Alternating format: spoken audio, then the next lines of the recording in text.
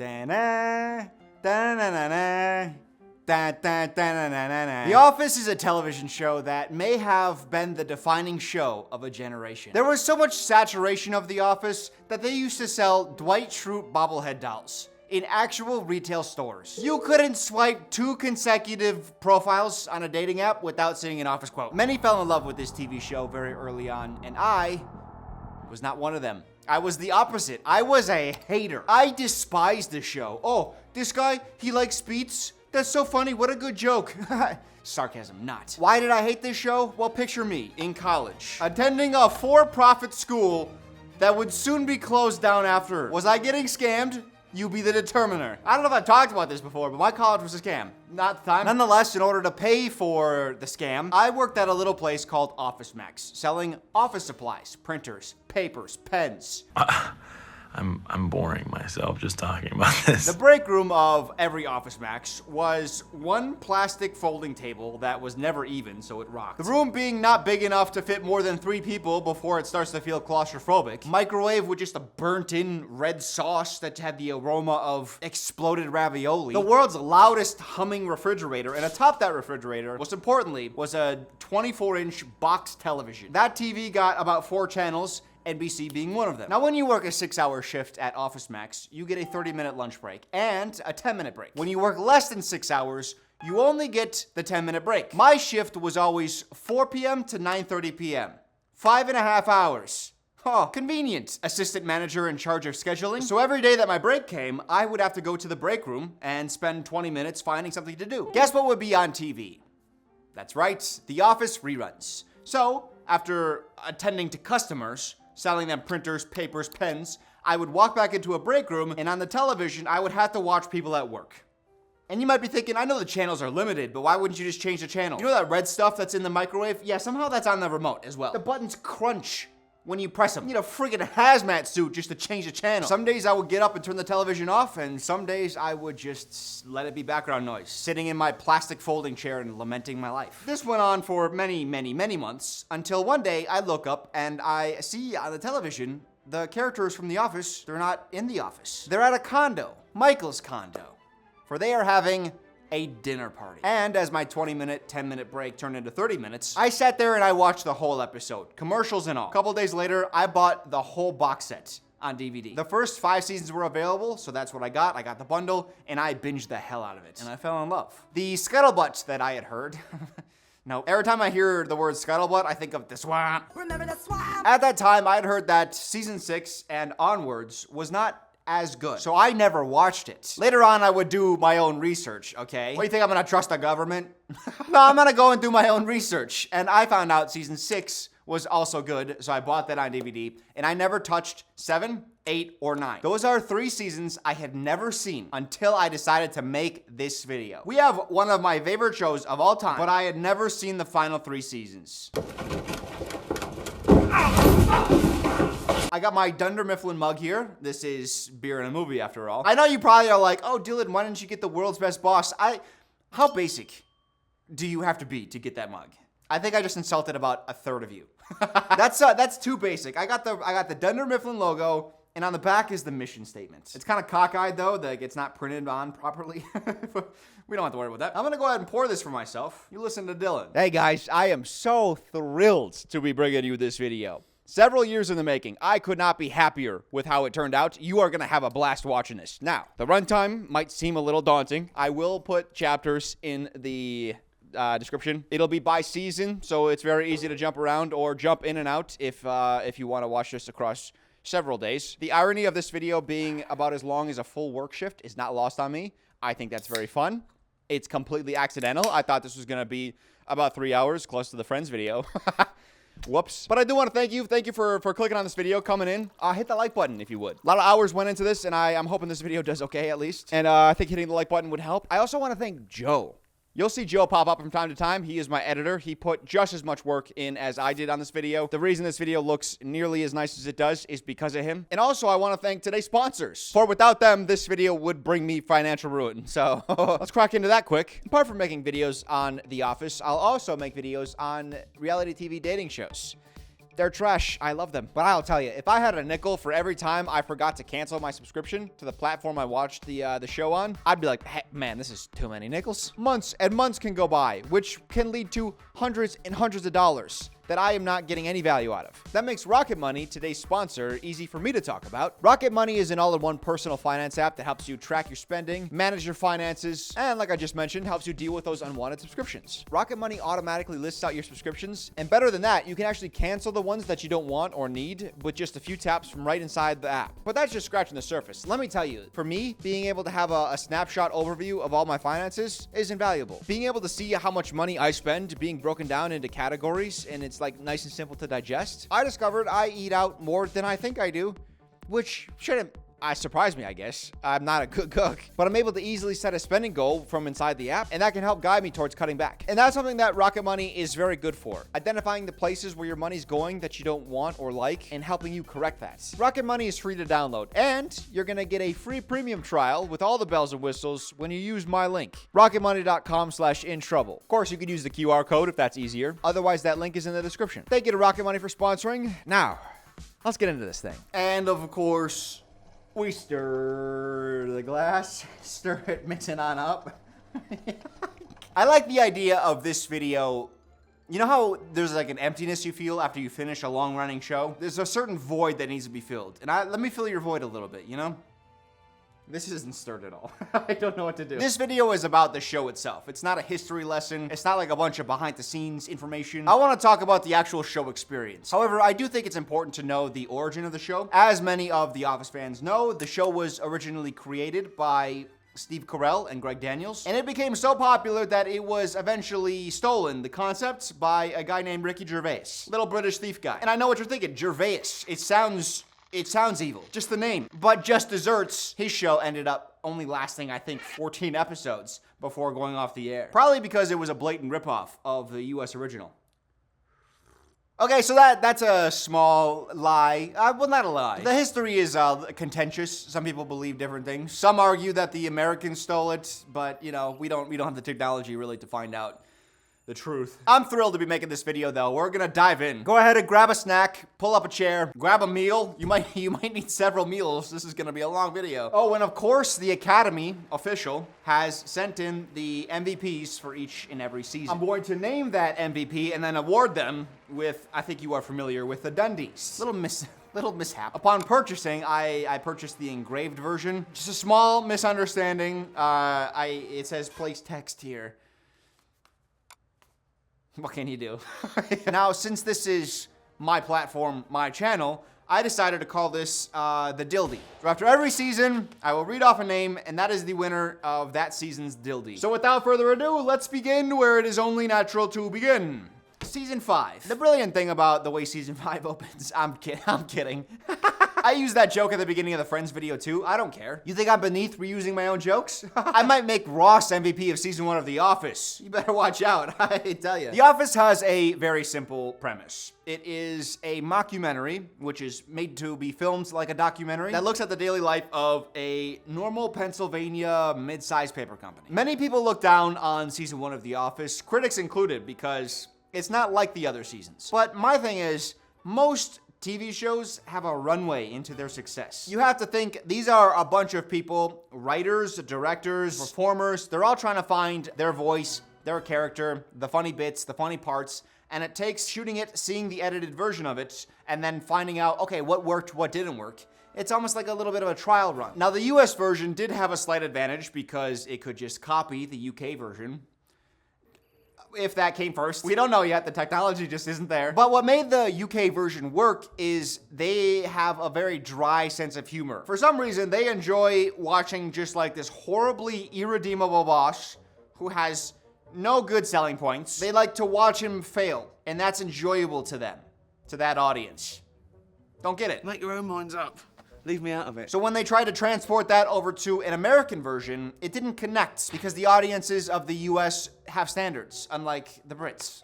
The pilot of the US version is almost a one-for-one remake of the UK version. It's not like they just brought over certain elements that were fun. Like, oh, wacky boss, mockumentary style. Let's take that premise and make it our own. No, that's not that at all. It is, what joke did they just say in their version? Okay, copy, paste, and send to studio. I will say that only applies to episode 1, which is probably the weakest episode of the 6 episodes that comprise season 1. Frankly, I really like season 1 of the show. I think being 6 episodes only, it's not like you had to watch them flub around for a long time before they find their voice. It's 6 episodes. Some are very good. I can understand the lack of relating to certain characters, especially Michael, who is so irredeemable. That's something we'll touch on at the start of season 2 because they make a change. But season 1 has a ton of very funny moments. Like episode 2, Diversity Day. Corporate has to send in a diversity officer because Michael recited a certain comedic bit from a comedian in which he says certain words that you should not say. Some ignorant ass. I take care of my kid. Episode 3 centers around having to downgrade the healthcare plan because corporate's trying to make cuts. They are, you know, it's a financial crisis. Crises?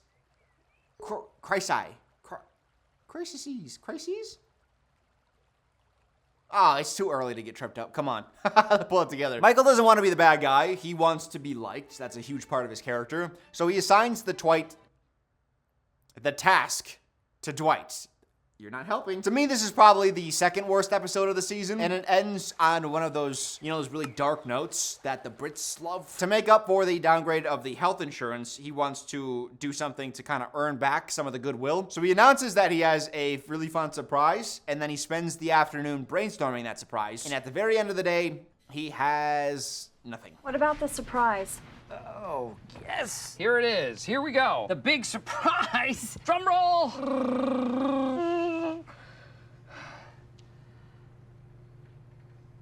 So as he's trying to think, they all kind of give up on him and walk out. And that's the end of the episode. It's really bleak. In the episode The Alliance, Dwight forms a pact with Jim because he wants to insulate himself from downsizing. He doesn't want to be, you know, one of the victims. So he thinks, like, let's get ahead of this. Let's strategize on ways to take out other employees so that they get downsized and not us. Part I like most about this episode is that it feels the most real. Jim's pranks on Dwight over the course of the show will become more and more elaborate and less believable. So getting him to just go and try to spy on the warehouse workers by getting into a box and taping it shut, that's just funny. But I think the best part about that is even though they're getting a laugh at Dwight's expense, Jim ends up coming right back down there with Dwight's because he's caught fraternizing with Pam. And up comes Roy, sees them giggling together, and he's like, hey, what the hell's going on here? Ew. What the hell is this? What are you trying to cop a feel or something, No, Hopper? dude, no. Dude, Hey, no, hey, dude, I was hey. just, listen, whoa. Come on. But Jim is our everyman. He is the one that, he's kind of like the cool guy. He's the one we want to root for most, especially because he has the love story. He has the unrequited love, too, just to give him a little extra sympathy. And it's nice to see that character not just be in somebody who just collects eternal victories. Final 2 episodes of season 1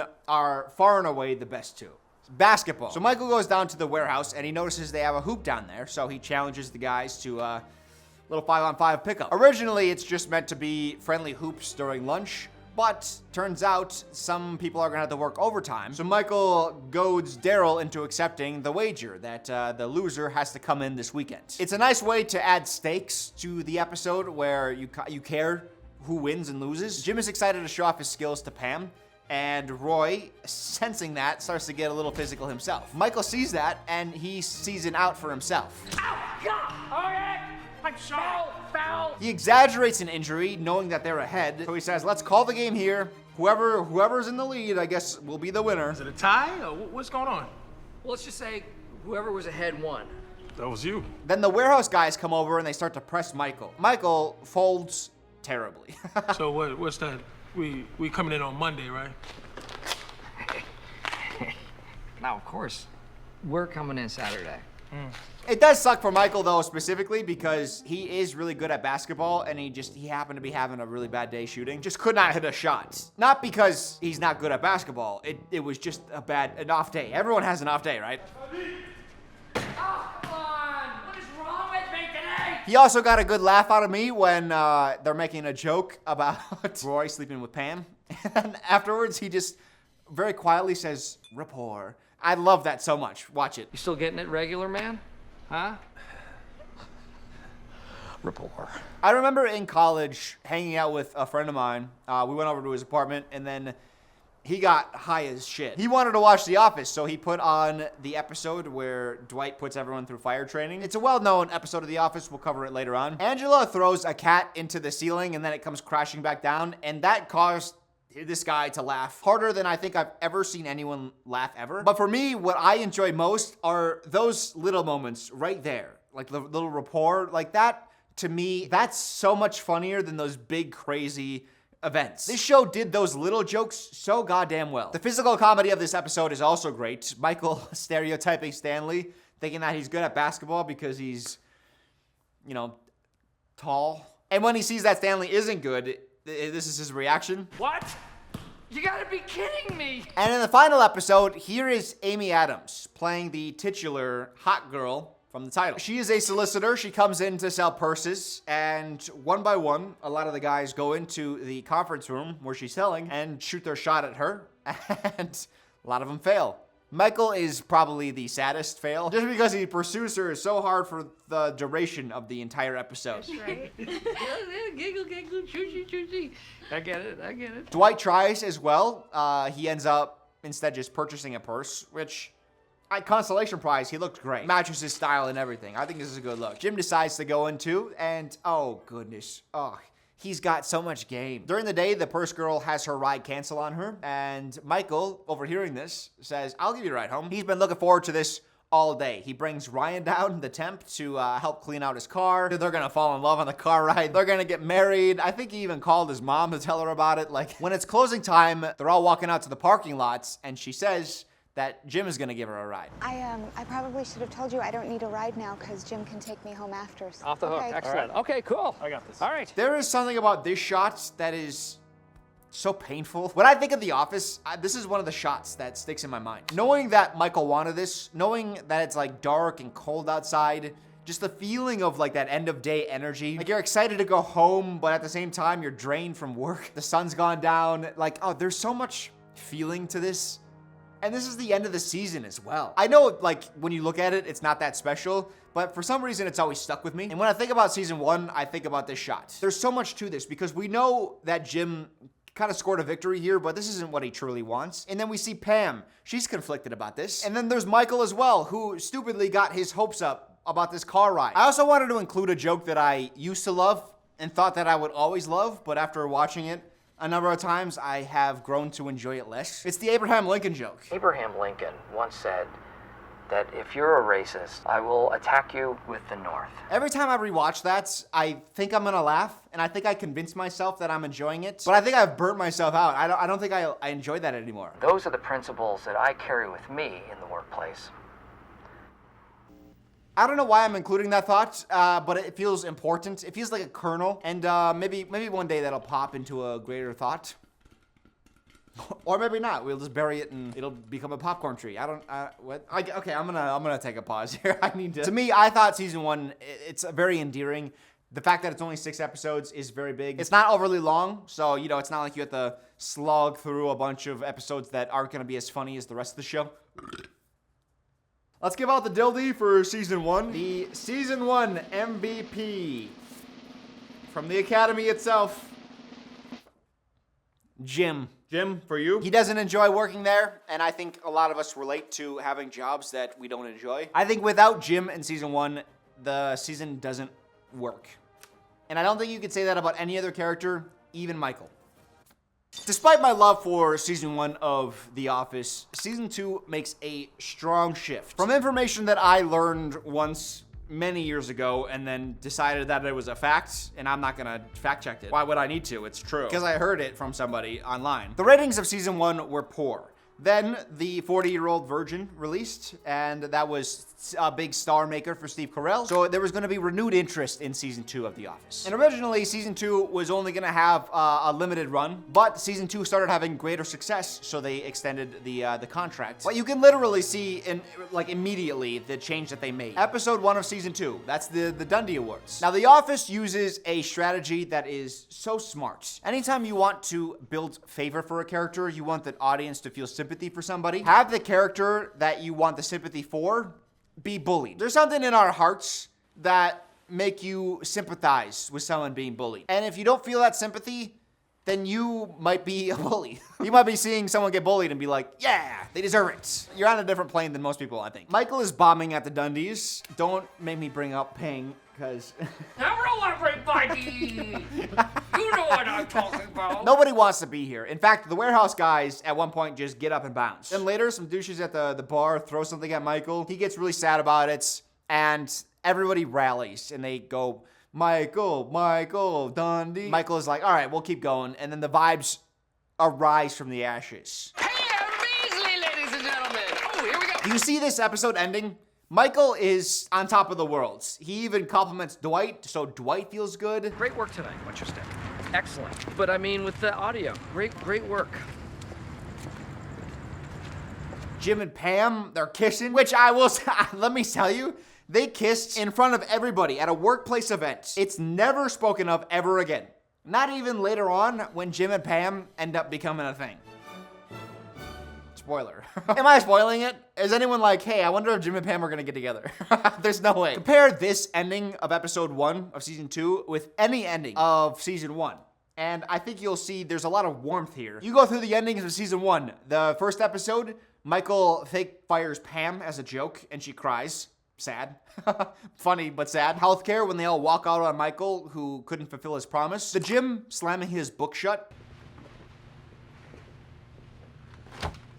He had like a binder or a bag or something that he slammed shut, and that always stuck with me. It felt very bad. Because Jim is like the lighthearted one who's not taking anything serious, and he's pissed. That's another moment that really stuck with me. The Alliance, down note. Basketball, down note. Hot girl, kind of a down note with Michael. Every episode except Diversity Day, which ended with Pam resting her head on Jim's shoulder, which made up for Jim losing out on a huge sale. Episode 2 is alright. They are having some smooshable harassment at the office. Dunder Mifflin corporate needs to step in. Toby wants to do a stupid presentation, which is redundant because Toby himself is stupid, so obviously the presentation would be stupid as well. And then Michael comes in and owns his ass. Did he tell you everything? Obviously he didn't, because you all still look relatively happy. One thing that I noticed on the rewatch that I can't not see any or hear anymore. So Michael goes down, he wants some kind of spicy jokes to tell at the office. So he goes down to the warehouse where things are a little bit more loose. And he's like, hey guys, can you guys give me some, some good material? They hit Michael with some really terrible jokes. Not funny for us. Those are some awful tight pants you have on. Where'd you get them, like, Quiz R Us? Michael takes that offensively, and as he's running away, there's a fucking sheep. Did you hear the sheep? I'm gonna play it again. Listen for the bleating of a sheep. What is that? What is that? Perhaps my favorite episode of season 2, and one of my all-time favorite episodes of The Office, Michael is purchasing his condo. It's a big day for him. However, he starts to have second thoughts as he's going through the condo because it locks you in for years. 30 years. Okay. Wow, you'll be paying this off in your mid-70s. All right. Anyone who's purchased a home, which is like 4% of Americans, you know the feeling of being like, oh God, I'm on the hook for a long time. Meanwhile, Jim is organizing the Office Olympics, it starts off as Jim just finding out a bunch of games that people play in the office. But the feeling of the camaraderie that the employees feel, Jim and Pam make an effort of getting everybody involved too, like so they're not trying to leave people out. It's just a wonderful episode. It makes you feel really good. And eventually in the A plot, which is the condo, Michael signs the paperwork and he starts really spiraling down into depression. Depression? Isn't that just a fancy word for feeling bummed out? I can't wait. Dwight, you ignorant slut. He comes back to the office. I do enjoy this moment as well where everybody just scatters and goes back to pretending like they were working because the boss just came back. But at the same time, like, this is Michael that came back. Like, are you afraid that Michael's gonna scold you for not working hard? Really? So instead, they decide to hold the closing ceremonies of their Office Olympics, and the gold medal they give to Michael. This, I think, cemented the show as something that was going to be special. He feels so loved and respected in this moment. He made a huge decision. When you purchase a home, you are basically putting roots down. And I think there's so much of Michael's life. He's, I don't know, maybe in his 40s when the show starts, but he's buying a home. He's locking himself here. He made a huge decision. He can't get out of it. But his coworkers, who he views as his friends and his family, they essentially rally for him and they kind of lift his spirits up when he's down. And that there's something so special about that moment to me. And the best part about this is episode 4 is just as good. It's an event episode, which is what I call any episode that primarily takes place outside of the office. Now, technically, this just takes place in the parking lot outside, but there's such a good feeling that I'm counting this as an event episode. There was a fire in the kitchen, so they all evacuate and wait for the fire department to come to, I guess, give them the okay, clear out whatever was the issue, and let him go back up to work. So the entire episode takes place in the parking lot. The episode begins, though, with Ryan looking for a letter of recommendation from Michael, and this is where Michael finds out that Ryan is going to business school, and thus beginneth an emotional roller coaster for Michael. At first, he views himself as a mentor, and he wants to give Ryan some insightful wisdom. So he coins, I have 10 rules of business that you need to learn if you want to be a successful businessman. There are 10 rules of business that you need to learn. And he's very clearly coming up with all these rules just on the spot. He hasn't thought about this. Wanting to prove that he is the master of business, he has Ryan quiz him, which of course Michael fails, but he doesn't want to, attack Ryan because he has a great affection for Ryan. I don't know what to call it at this point. Well, I would definitely have sex with Ryan.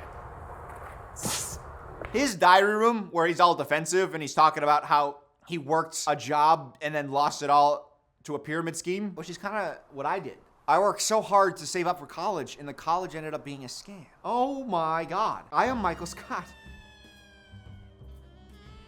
I'm Michael Scott. I worked so many hours at Office Max, making $7.50 an hour, all to lose it to a college that shut down.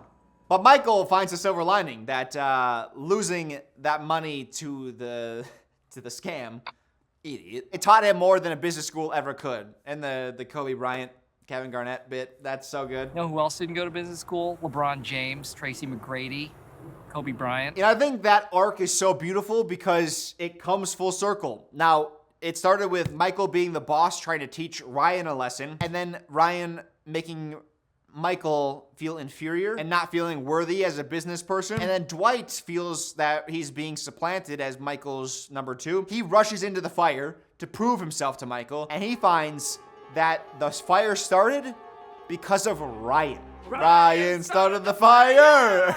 It was always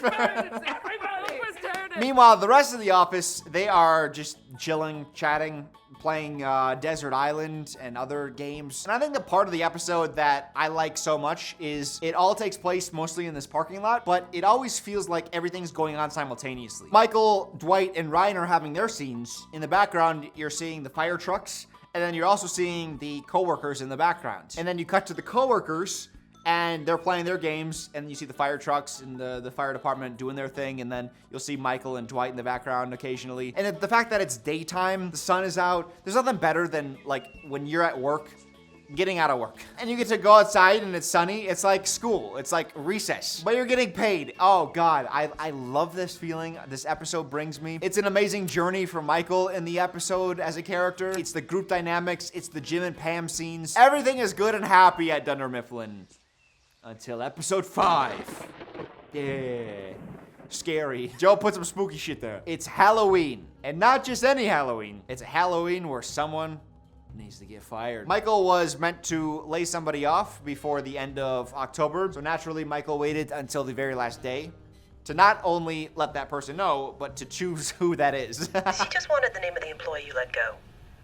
Well, I'm gonna wait till the end of the day. I just need the name of who you're planning to let go. I don't know yet. At first, it's gonna be Creed, so he fires Creed, and then Creed convinces him to not fire him, fire Devin instead, so then Michael does that. I have to fire someone today. Fire someone else. Fire Devin. He's terrible. His indecisiveness is terrible, but then he gives an olive branch to Devin, being like, hey man, we can still be friends. And Devin's like, no, screw you. And he feels hurt by this because he views his coworkers or his employees as his friends, as people he deeply cares about. Because he doesn't have a friendship group outside of his coworkers, nor does he have a girlfriend, a romantic interest. So his office life is pretty much his whole life. So having to fire somebody, it takes a toll on him. And the episode ending with the cameras following Michael home. Meanwhile, his voiceover's playing, talking about how much he loves Halloween and how fun certain Halloween parties are, while we're watching him be actually miserable. That dissonance, like it hit me like a brick truck. A truck made of bricks. Not a brick wall, not a Mack truck, but a brick truck. Good choice. This is your fault, you ass. I'm gonna drink you to punish you. We'll take another breather. This shot of us watching Michael through his window, contemplating, it does so much for his character. It shows how much he cares. Even if he comes off as insensitive, he deeply cares about the people he works with. And this tears him up. But the episode doesn't end there, because there's a doorbell. It's Devin. He's got a gun. No, I'm just kidding. It's the trick-or-treaters. So a bunch of kids show up at his door. When I first watched the episode, I thought Michael was going to make an inappropriate joke in front of the kids, and it's gonna deflate the moment, basically. Because that's kind of what happened with Phyllis at the end of episode 2, where he learns his lesson, and then he comes over to essentially be like, hey, Phyllis, you're being picked on. We need to stop this. I actually care about you. And then he deflates that moment. You know what? The only thing I am worried about is getting a boner. But not here. Instead, he pops open the candy for the kids. It spills everywhere. He's like, hey, that's all yours. Grab it, grab it. You know what? You guys are getting all of these. And then it cuts to black. Silent credits. Homie, silent credits is something that I can't believe TV shows don't do more of. It is one of the most powerful tools. I'm about to get heated. Okay, there is nothing worse than watching an impactful episode of television, and then when you hit the credits, it's always like, it's like, no, let me sit and feel the things that you wanted me to feel. The silence you sit in when you're feeling a lot of emotions is powerful. Like you're feeling the echoes of all the plot that you just experienced. But you immediately suck all the tension out when you do the ending credit songs. Of course, initially when I was watching through the show and taking notes, I mentioned that the silent credits was a genius decision. And then I went to go check, and every episode of season 2 ends with silent credits. So these early days of The Office, these episodes really feel truly like a mockumentary. Like we're watching average people's lives. Not everything needs a quip. Not everything needs a punchline. We're not here for the wackiness. Like we just want to experience what these people are going through. Cut to season 9 of we'll have Dwight bicycling on a single wire from the Dunder Mifflin roof to a telephone pole. Do we lose the realism a little bit between now and then? Doesn't matter, we have a lot of time before we get there. And by that time, I'm gonna be way drunker, so it's gonna be easier for me to get through. I don't wanna talk about every individual episode. I wanna only talk about the highlights.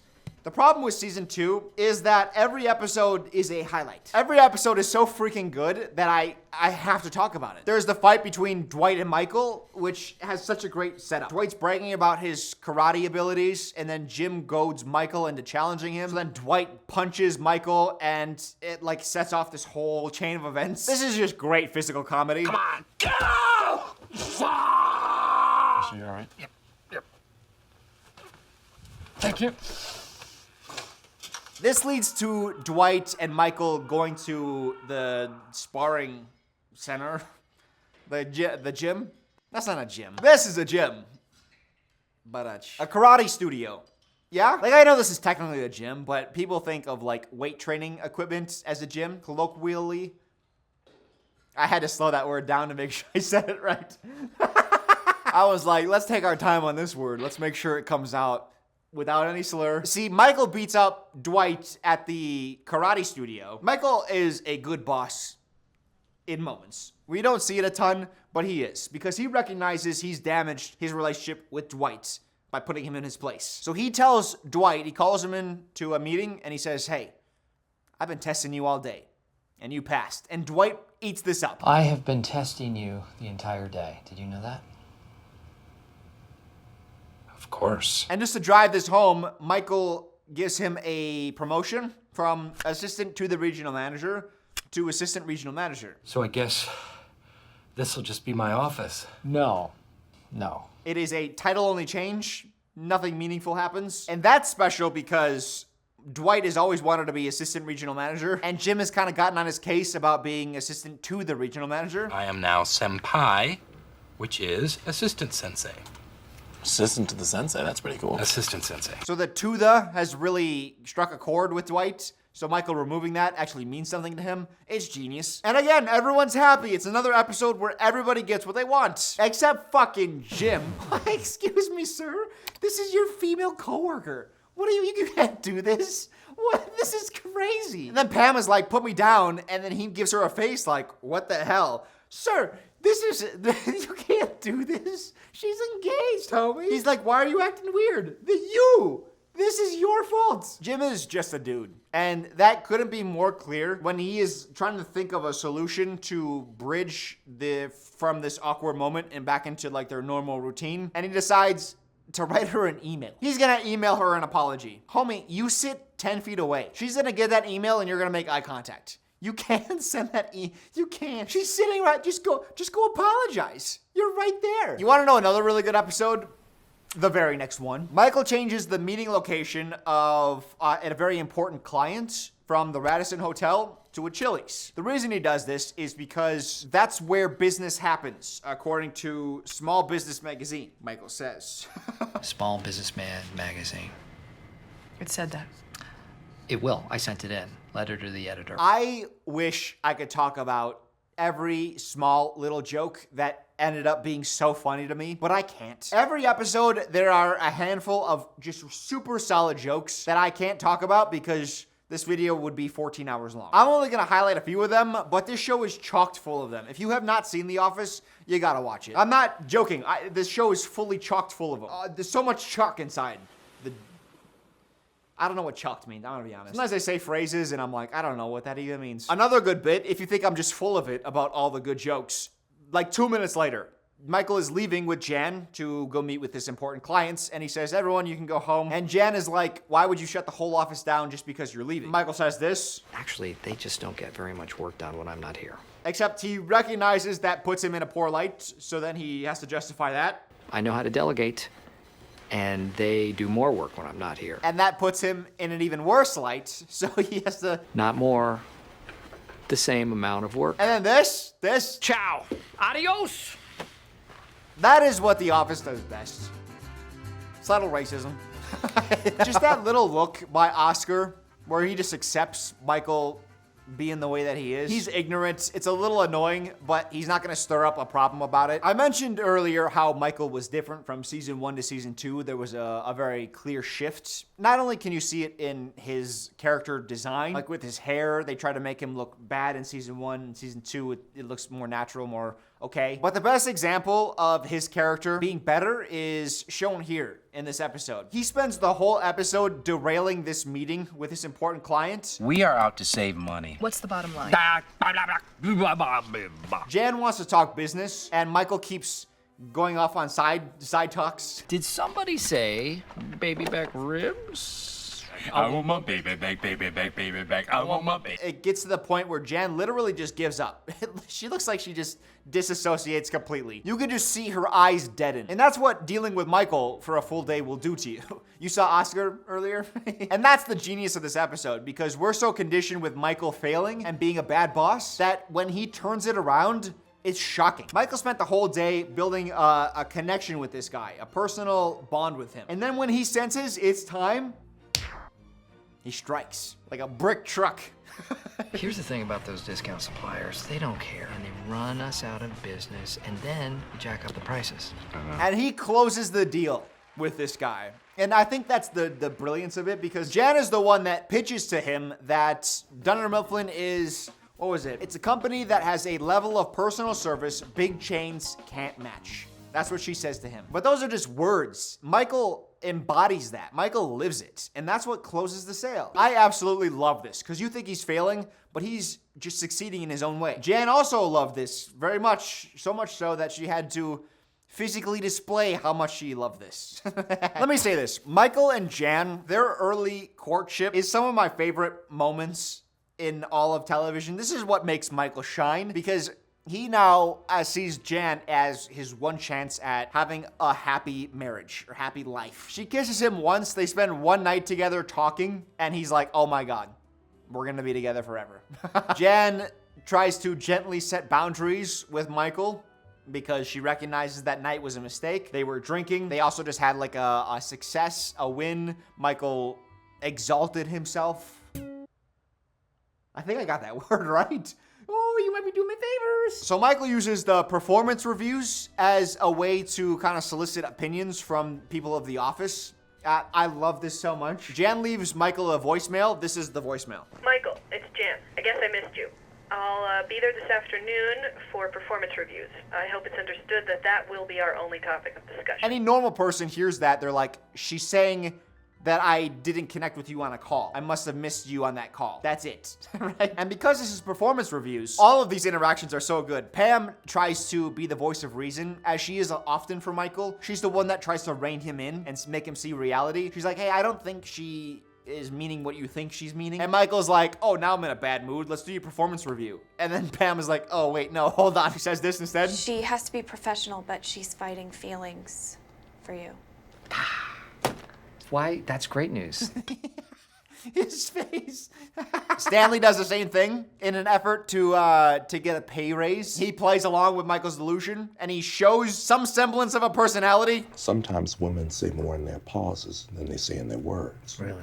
Oh, yes. Don't get used to this, because you're gonna see this about 4 times in the entirety of the show. 200 episodes, he's curmudgeonly, likes doing crosswords, and then in like 4 episodes, he'll have a scene where he's fun. Don't worry, I'll talk more about that later. Just laying the groundwork. At the end of the episode, though, Pam puts a little distance between her and Jim because she's still engaged. That's still a thing that's going on in her life. And then Michael is also dealing with Jan putting a distance between her and him. So they're both dealing with chasing a girl and getting rejected, which, by the way, Michael trying to dodge the camera, so going under his desk while he's on the phone with Jan, that is quintessential office humor. Love it. I don't understand. You want to see other people.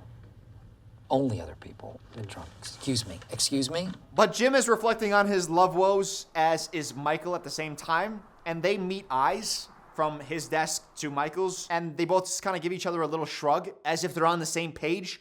Sorry, I love that. I love it so much. Nothing is said out loud. It's not Jim being like, oh, so you're dealing with what I'm dealing with, huh? This is tough. No, just that look. And then guess what? Hard cut to black, silence as you sit through credits. Oh, God, the silent credits. I don't know. I can't express how much I love silent credits. They are my favorite thing ever. Event episode. You want one? Because we got one. Jim is having a barbecue at his apartment where he's inviting all of his coworkers. Scratch that, he's inviting almost all of his coworkers. Everyone but Michael, who, of course, for the plot, has to find out that Jim is having a barbecue and awkwardly tries to get Jim to invite him. It's magnificent. You have plans? Mm-hmm. Yeah, no. Yeah, I do too. Improv class, hanging out with my improv Really? buds. Yeah, it is the best. I would not miss it for the world. But if something else came up, I would definitely not go. Pam is also trying to use this moment to uncover whether Dwight and Angela are hooking up, because she's got an inkling. Eventually, she lets this go because she asks Phyllis about anyone having a secret affair in the office, and Phyllis thinks that she's talking about Pam and Jim, and Pam gets a taste of her own medicine, like, oh, someone speculating on someone else's relationship might not feel so good. In a rare moments, the camera person becomes a character. Now, in most documentaries, they try to not influence the events a whole lot because they want to give you like a more natural view of what that situation is. So the cameramen don't try to intervene in a lot of situations, but they are here because Angela buys 2 candy bars at the candy bar station. What do you call it? The snack machine. Candy bar station's way better. But whatever. And then we see Dwight eating one of those candy bars. But Pam only realizes this because the cameraman runs up on her and, like, makes the camera shake. I thought that was interesting, and this is something we're gonna talk about much later. But I needed to highlight it now so that you knew it happened. With no invite to Jim's barbecue, Michael decides he's going to do what he normally does on a night like this, which is go to an improv class. The joke here is that Michael keeps playing the same character in every scene. What is the most exciting thing that can happen on TV or in movies or in real life? Somebody has a gun. Boo! Boo!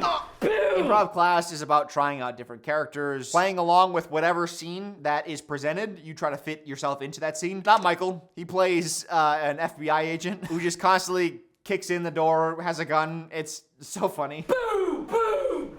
Boo! I'm not even in the scene! Michael eventually crashes Jim's party.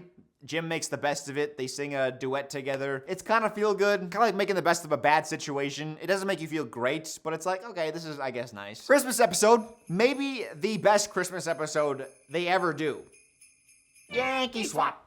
But I'm sorry, no time, because we have another event episode. We're going on a booze cruise, huh? This is a company trip. Michael's paying for this with company dollars. And so he's trying to work in vague metaphors for the company and leadership and teams. Trying to tie that in with like a ship, cruise, boat, captain. Really, it's just a great episode because we're on a boat, bitch. And finally, this is when Roy, it's been a long engagement, a never-ending engagement, some would say, because they have never set a date. But inspired by the ship captain, Roy finally picks a date, and Pam is overjoyed. I think enough is enough.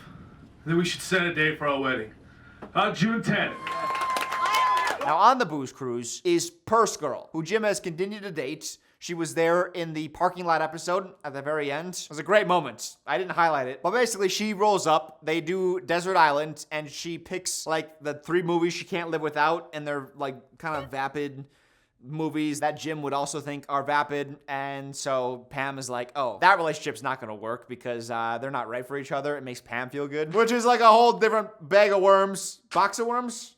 Can of worms. Can. That's a can. So distraught by Pam setting a date for their wedding, Jim breaks up with Purse Girl, and then he confides in Michael that he had a crush on Pam. I would have never put you two together. You really hit it well. God. Except bad news, Michael isn't exactly Fort Knox. He's more like Fort Knots. Fort do not tell him a secret, because he's gonna blow that secret load all over the office. He's gonna spill the beans, but he's not gonna spill the beans in the very next episode, which feels like maybe should have gone here. But the very next episode is Michael grilling his foot, which is one of the most beloved episodes. Michael likes to wake up to the smell of cooking bacon, so he'll wake up, put bacon on the grill, go back to sleep, and then he'll wake up naturally to the smell of bacon. But one morning he wakes up and he accidentally steps on the grill, grills his foot. He thinks he's disabled. It's so funny. He calls into the office because he needs someone to give him a ride because he's got a grilled foot. And nobody wants to help him except Dwight, who Michael adamantly does not want. Hold on, Michael! I am coming! Wait there! Dwight! Anyone but Dwight. But Dwight, in his haste to go help Michael, who's in crisis, accidentally drives into a pole, giving himself a concussion, which is a great plot because over the course of the episode, Dwight has a personality change where he's likable. He becomes friends with Pam through his concussed state. I don't know if you guys have seen the Friends video I've made, Beer in a Movie. Probably. You've probably seen it. If you're watching this one, maybe. There was a bit in, I think it was season 5, where Rachel does a cartwheel off screen, and it was just terrible. They played a crash sound effect, and everyone was just like, "Oh, ouch!" And then she comes out later like, "Oh, I'm hurt. Ow!" It was a horrible scene, right? The Office does the same thing, but they do it right. Michael goes injured into the bathroom, and everything is off screen. He falls off the toilet and pins himself somehow between the toilet and the wall, and we're just hearing it. Oh, I fell off the toilet. I'm caught between the toilet and the wall. He calls for Ryan, and Toby's like, no, Ryan is dead. Get Ryan. Oh, he needs to lift me. And he needs to clean me up a little bit. Ryan is, dead? No, he's not. Dead. I just saw him. No.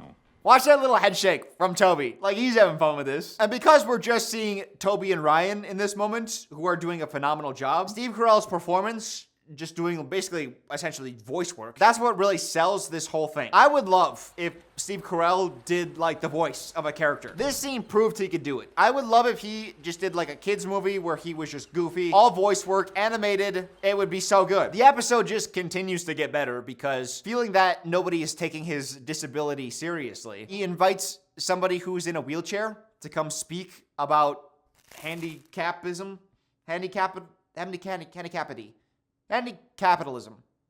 How long does it take for you to do something simple every day, like brush your teeth in the morning? 30 seconds. Oh my God.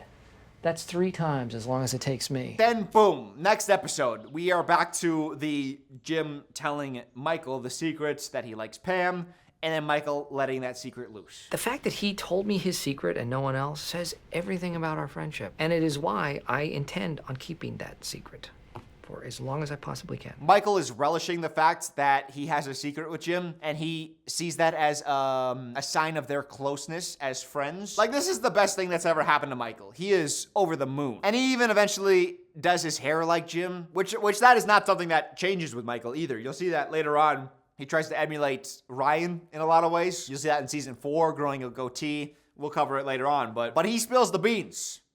He is in love with a girl he works with who's engaged, so just cut me some slack. Yikes. Jim is going to do damage control, so he approaches Pam. He's like, hey, just to let you know, I told Michael on the booze cruise that I used to have feelings for you. When I first started working here, not anymore. You're engaged. Why would I have feelings for you? So are you gonna be like totally awkward around me now? Oh, yeah. Yeah. Oh, episode 14, The Carpet. This is one of the weaker episodes of the season. See, I'm talking all this positive stuff. Let me hit you with some negative, huh? This episode revolves around somebody pranking Michael by pooing in his office, which is just gross. I'm not a poo person. I don't know how to say this in a way, like who is a poo person? You know what I mean? But like, I don't find poo humor funny. Oh. No.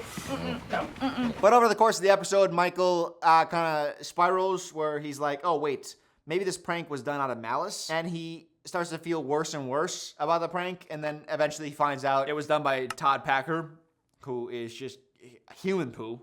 And I think that is the reason why I don't like the episode. It's just because it revolves around doo-doo. And I do not like doo-doo. Doo-doo. I do. Oh, I gotta make a video. Have you ever got lost in your own mind? What just happened to me? I had like not an out-of-body experience. I had an in-body experience. So episode 15, a great episode. Jan comes into the office. She's scouting for the female talent of the company. Just some stupid DEI initiative. Ugh. Deal with it. Okay. Translation, I have been banned from my own conference room so that Jan can talk in secret to all the girls. He feels like he wants to round out the boys. So girls are having their girl meeting. He's gonna have his boy meeting. So they go down to the warehouse. Very funny moment happens. Listen. White collar, blue collar. But I don't see it that way. And you know why not? Because I am collar blind. That's great. What a great joke. That head shake from Jim, that is so good. This episode also tackles Pam's uneasiness with her life. What I really like about Pam's character is in season 2, she is engaged for so long, and then Roy finally sets a date, and that makes her feel very satisfied inside. But I think having Roy not commit to a date, she's been chasing a date as if that's the thing that was gonna make her happy, and then now that he set a date, now she's starting to think that the wedding's coming up. It's like 5 months from now, and now she's considering her life a little bit more beyond, the wedding, because that's happening now. When Jan recommends that Pam do a graphic design course paid for by Dunder Mifflin, Jim encourages her. He's like, yeah, you gotta do this. It's Roy that talks her out of it. Jim tries to get her to see what her future could look like, and he says this to her. I mean, do you want to be a receptionist here always? Michael then goes to New York to meet with the new CFO, David Wallace. Love me some David Wallace. All the branch managers are there, and they're doing this because he is the newly appointed CFO, but also because Dunder Mifflin is struggling, and they want to figure out what the future of the company looks like. CFO wants to know the financials of each branch. So when it's Michael's turn to present, he plays a home movie about the faces of Scranton. We're in the people business.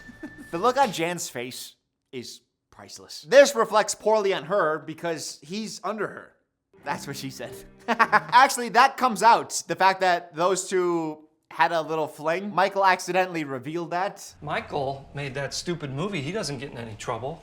Maybe I should have slept with you too. Jan and Michael have to go to David Wallace's office. And Michael, again, in this scene, uncanny. He becomes professional and well-spoken, and he smooths the whole thing over. You made a joke? I did. It was borderline at best. I'm really sorry, and it'll never happen again. And just when that feels like the final moment for Michael to realize he's been chasing a fantasy, that Jan doesn't want this, Jan kisses Michael. rips the stitches off, just pulls that wound wide open. We got more plot with these two. This season also brings us the Ryan Kelly romance, which, much like early Jan Michael, is just gold. They hook up right before Valentine's Day, and then Ryan finds out shortly after that Kelly is obsessed with marriage and children. Ryan's just entering his F-boy phase. He's going to business school. What family guy goes to business school? Peter Griffin. Kelly and I both agreed that we would just have fun. I'm learning that fun for Kelly is getting married and having babies immediately. There are a few decent episodes at the end of the season. Dwight finding drugs in the parking lot. You ever pooped a balloon? Have you ever pooped a balloon? Michael has a birthday while Kevin's finding out whether or not he has, you know, like a skin cancer. But the real fun begins with the last two episodes of the season. They intertwine somewhat because in the penultimate episode of the season, which means second to last, Toby is doing conflict resolution. And we find out that anytime somebody has come to Toby to log a complaint, Toby just listens to their complaints and does nothing about it. Thanks, Tobe. How useless is that? You're a useless guy, Toby. Not only in the office, but out of the office too. That's probably why your wife divorced you, Can't even conflict resolve. Michael can, though. He digs out all of those old complaints. And he's not just searching for a win-win solution. No, that's the easy way. We're searching for win-win-win. With win-win-win, we all win. Me too. I win for having successfully mediated a conflict at work. And in this episode, we get the very best "That's What She Said" in the entirety of The Office. Play it. You already did me. That's what she said. The camera swing to Jim is devilish. Look away, swing to Michael, come on. Genius. Here's where things take a turn. See, Dwight has logged 1 or 2 complaints about Jim daily over the last several years. And Toby, the lying, scummy guy that he is, told Dwight that he was sending these in to corporate. Turns out he has kept all these complaints in a box at his feet. Let me ask you a question, Tobe. Is corporate your feet? Dwight is insistent that Jim be fired. I cannot work with Jim anymore. Okay. Either he goes or I go. Dwight. You choose. Stop. Michael relitigates all of the pranks Jim has played on Dwight over the years. Everyone has called me Dwayne all day. I think Jim Halpert paid them to. One of the complaints is Dwight picked up his phone too fast and hit himself in the face, and he thought that was Jim. And it was Jim because Jim was putting coins into his phone, so it made it heavier. And then eventually he took the coins out, so he smacked himself in the face. That's hilarious. But he's eventually sobered by all the pranks he's played on Dwight over the years because that's years of his life that he's been sitting here pranking Dwight, doing nothing with his life, really. He's justified his years of time spent at the company as him pursuing Pam, but Pam is not only engaged, but they have a date for their wedding. Like, it looks like that's gonna happen. In fact, it was the Halloween episode 6, I wanna say, where they tried to prank Dwight by sending his resume to a different company because they knew Michael needed to lay off one employee, so they were trying to get rid of Dwight. And then Dwight totally flubbed that because they called him, and he was like, what does my resume say about my karate? And it's hilarious. Of course martial arts training is relevant. Oh, excuse me. I know about 1 billion Asians that would beg to differ. But then Pam suggests Jim go for that job. And the job is objectively better. Even Jim says that. But Jim gets weird about it because it feels like Pam is telling him to leave. And Jim in a diary room literally says he would leave for that job because everything about it is better if it wasn't for Pam. But now that Pam's wedding is nearing, what's the point of staying? So we end this episode with Jim going to New York to meet with Jan. Yes. What you're thinking is exactly what Jim's doing. He's trying to seduce Jan to make Pam jealous. No, okay, he's thinking about getting a different job within the company. So this leads us to Casino Night, an event episode, which technically, again, it's kind of like the parking lot thing. It's the warehouse, but it's designed all cool, and especially this episode, I think it's 28 minutes, so it's an extended episode. It's an event episode, okay? What a phenomenal episode. This episode has Jim confessing his feelings to Pam. I'm in love with you. What? How does she respond? Stay tuned. I'm just kidding. Play it. Play a response. You have no idea Don't do that. what your friendship means to me. I'm really sorry if you misinterpreted things. Tough. But does Jim take no as an answer? Listen, Jim. Fellas, take note. When a woman says no, it just means you haven't tried to kiss her yet. So go for that first. Go ahead and see what happens. It worked for Jim. Look, cut to black, end of season.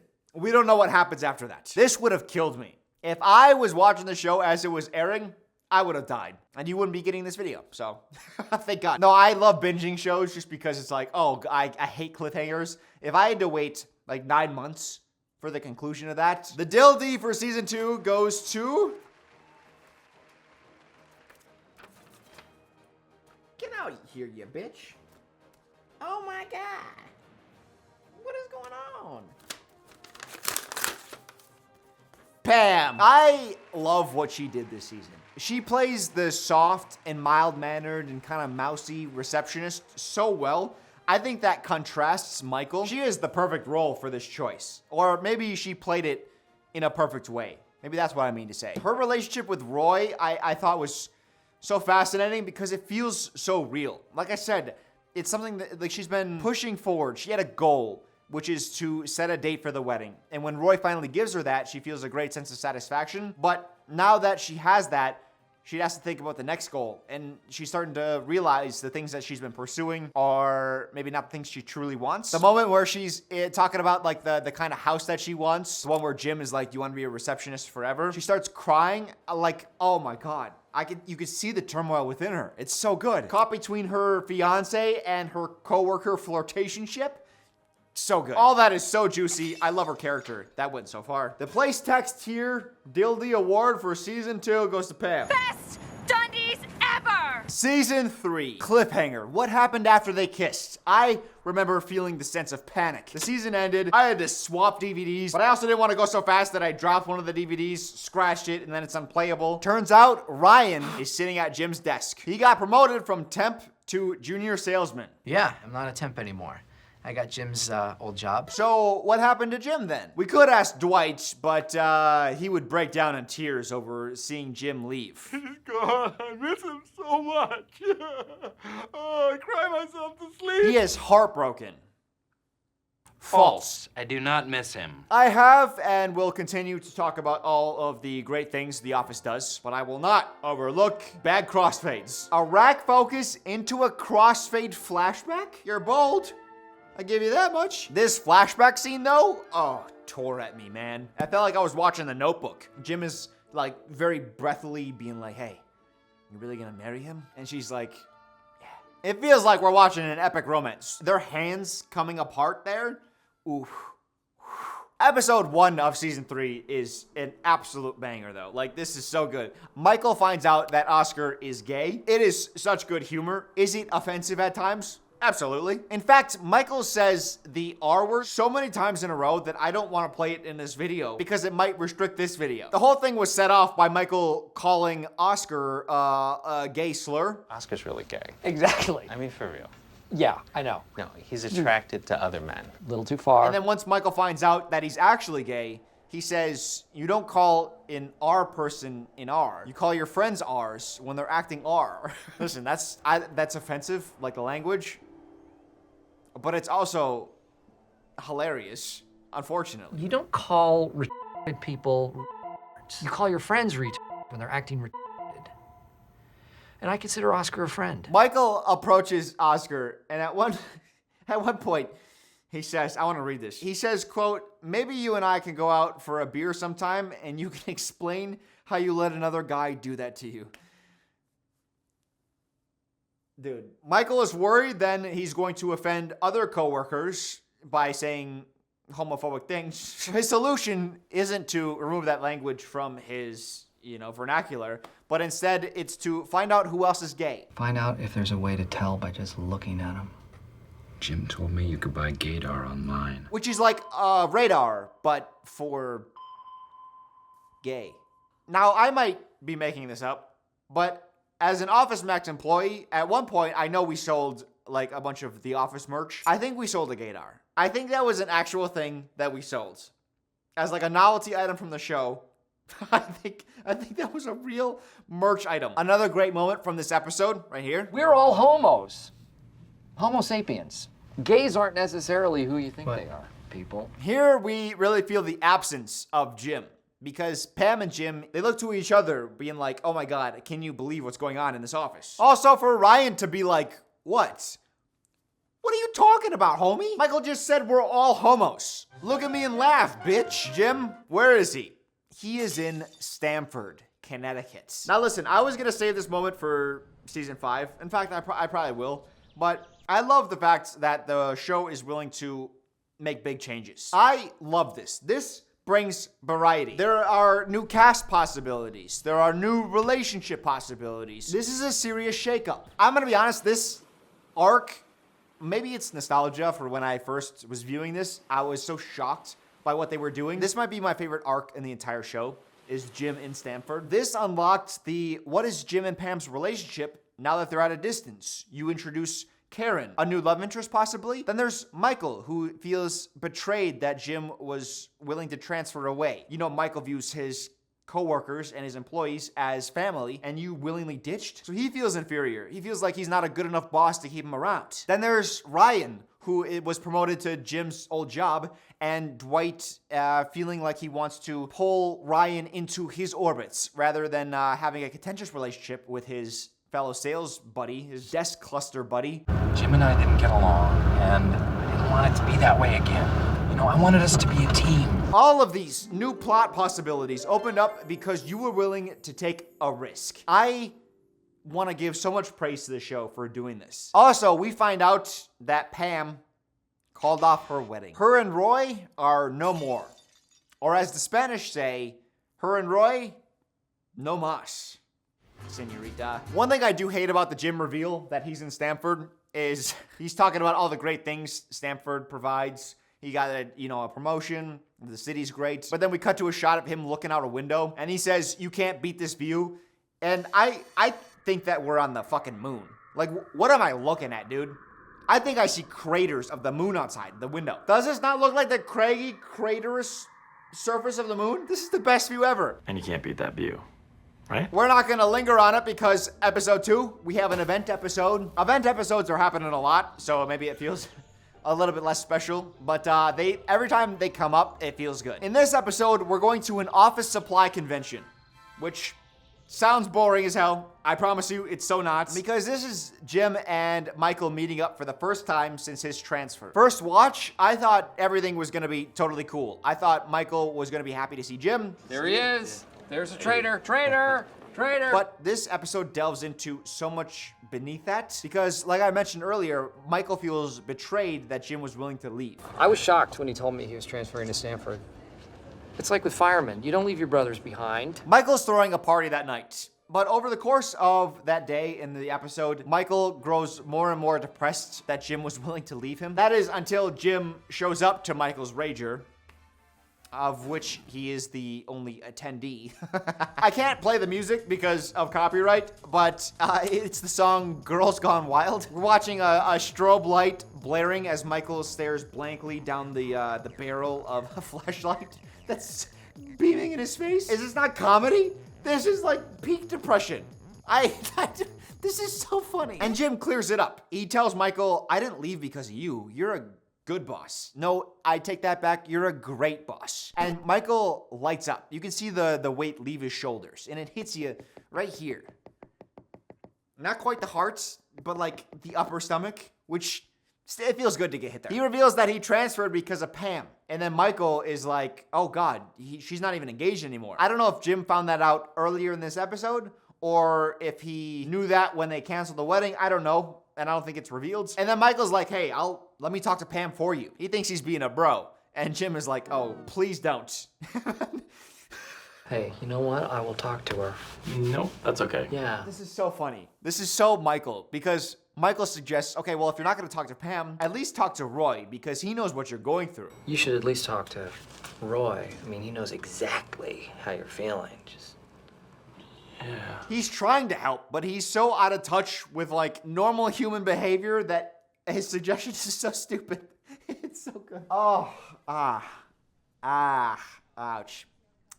I'm feeling a little bit. I recently had some dental work done by my dentist, Dr. Crentist. What's his name? Crentist. Your dentist's name is Crentist. After sensing that Jan is displeased with Michael, Dwight decides to make his move. He goes to the dentist. Not. Actually, he's meeting up with Jan to tell her that he could run the branch so much better than Michael could. He calls a meeting with her, picks a meeting location, and he eats those pancakes like an alpha manager would. It's a great showcase of everything Jan could ever want in a man. When Dwight returns, Michael calls him into the office and says, you'll never believe it, but I got off the phone with Jan. I have been demoted. And guess what? You have been promoted to my old job. They play it so well in like a kind of a Dumb and Dumber way, because it's two idiots doing something. You know what I mean? What? Arg! What is it? Twist. Dwight isn't actually promoted to manager, obviously. Why did I say that like it was a twist? Like you wouldn't know. She demoted me. No. Yeah. I guess that means that you are going to be acting manager of Dunder Mifflin Scranton. I can't believe this news. Michael was just saying that to test Dwight to see what he would do if Dwight was made manager and Michael was now his subordinate. And Dwight goes on a power trip. And as soon as Dwight disrespects Michael's Sebring, his car, Michael loses it. How dare you? How dare you, Dwight? I'll do your laundry for a month, for a I year. have a laundry machine. Dwight groveling when he realizes that his coup plan did not work out. At one point, he prostrates himself? Prostrates. Yeah? Prostrate. Lying stretched on the ground with one facing downward. That's exactly what he's doing. He's prostrating himself. He's face down, ass in the air. And I do wish we got a better shot of this. Just a better angle of his ass. I feel like we didn't really get how pathetic Dwight looks in that moment. I want to talk about Jim and Karen. And I'm setting this down voluntarily this time. Not after a mistake. Jim and Karen. I don't blame anybody who is a Jim and Karen fan. I've never seen one. But if you are one, I don't blame you at all. That was my favorite. I liked Jim and Karen better than I liked Jim and Pam early on. And it made sense because at first, Karen does not like Jim. What with his stupid Jim faces? He's always looking at the camera like this. What is that? But he eventually wins her over by being bad at video games. And at the end of that episode about the video games, he ends up doing this. Is that not true love? He throws the grenade because they're playing Call of Duty, which is a game with guns and grenades and war and all that stuff. So he throws the grenade and then she does the paperclip toss. They're so in sync.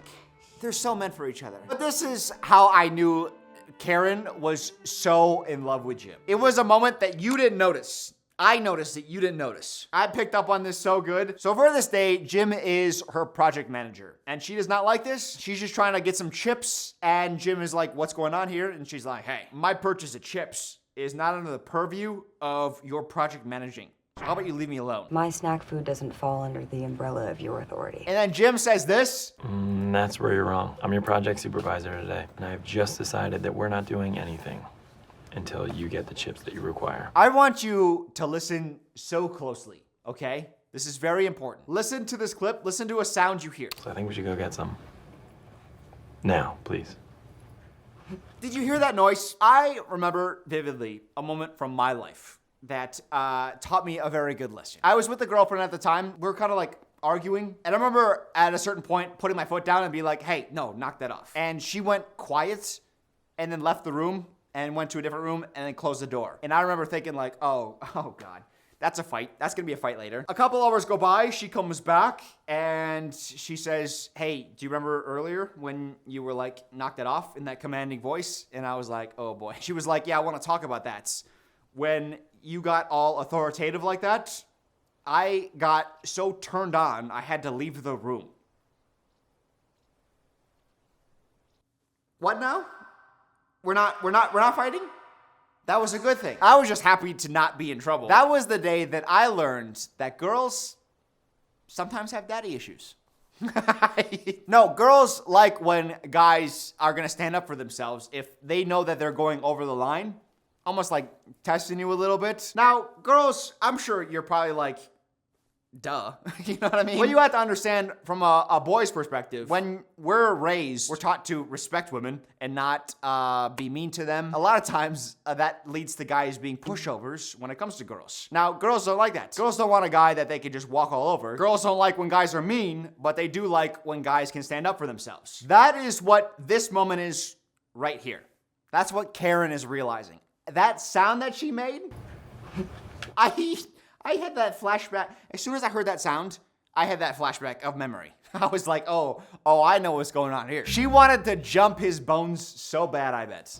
And I've just decided that we're not doing anything until you get the chips that you require. As you saw in that clip, Jim is trying to get Karen some chips.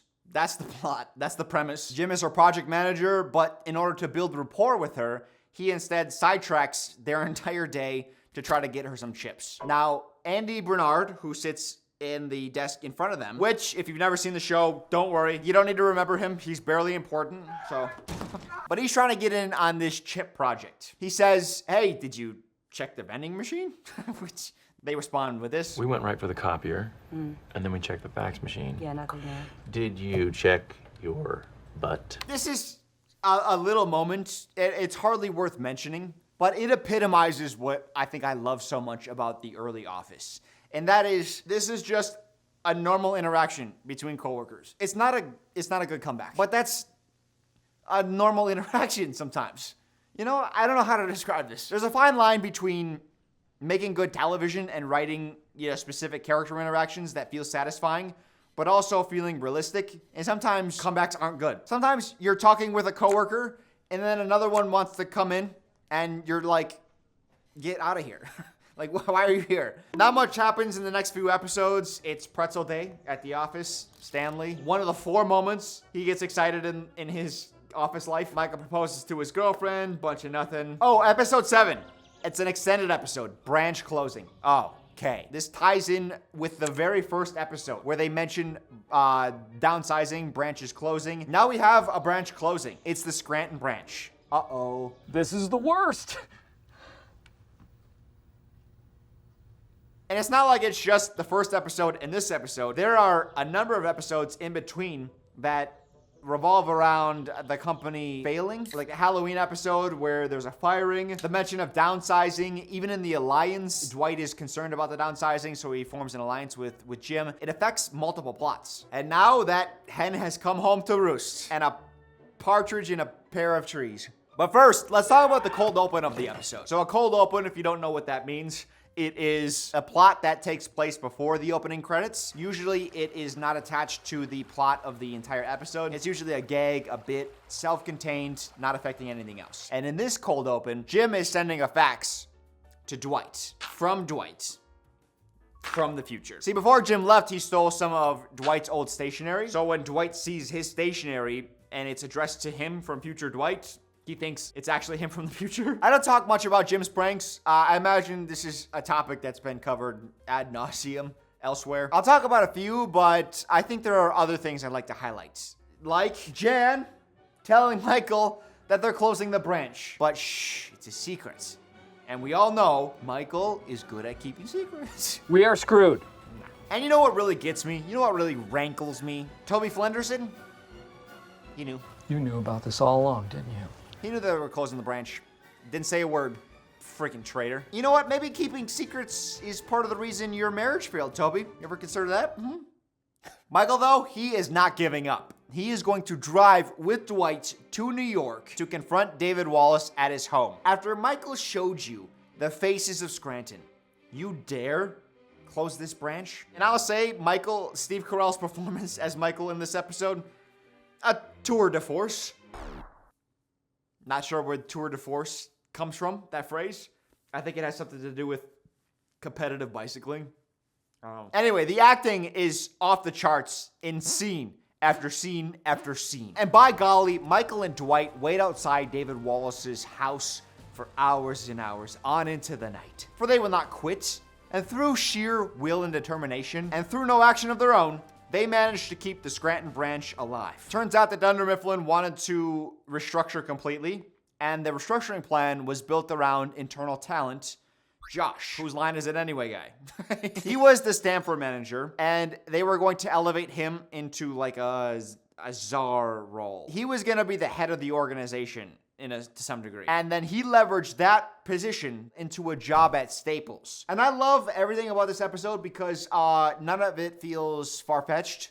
All this feels like, not normal business proceedings, but it's all plausible. Nothing crazy. It's all organic. Vegetarians love this episode. Wait, that's not right.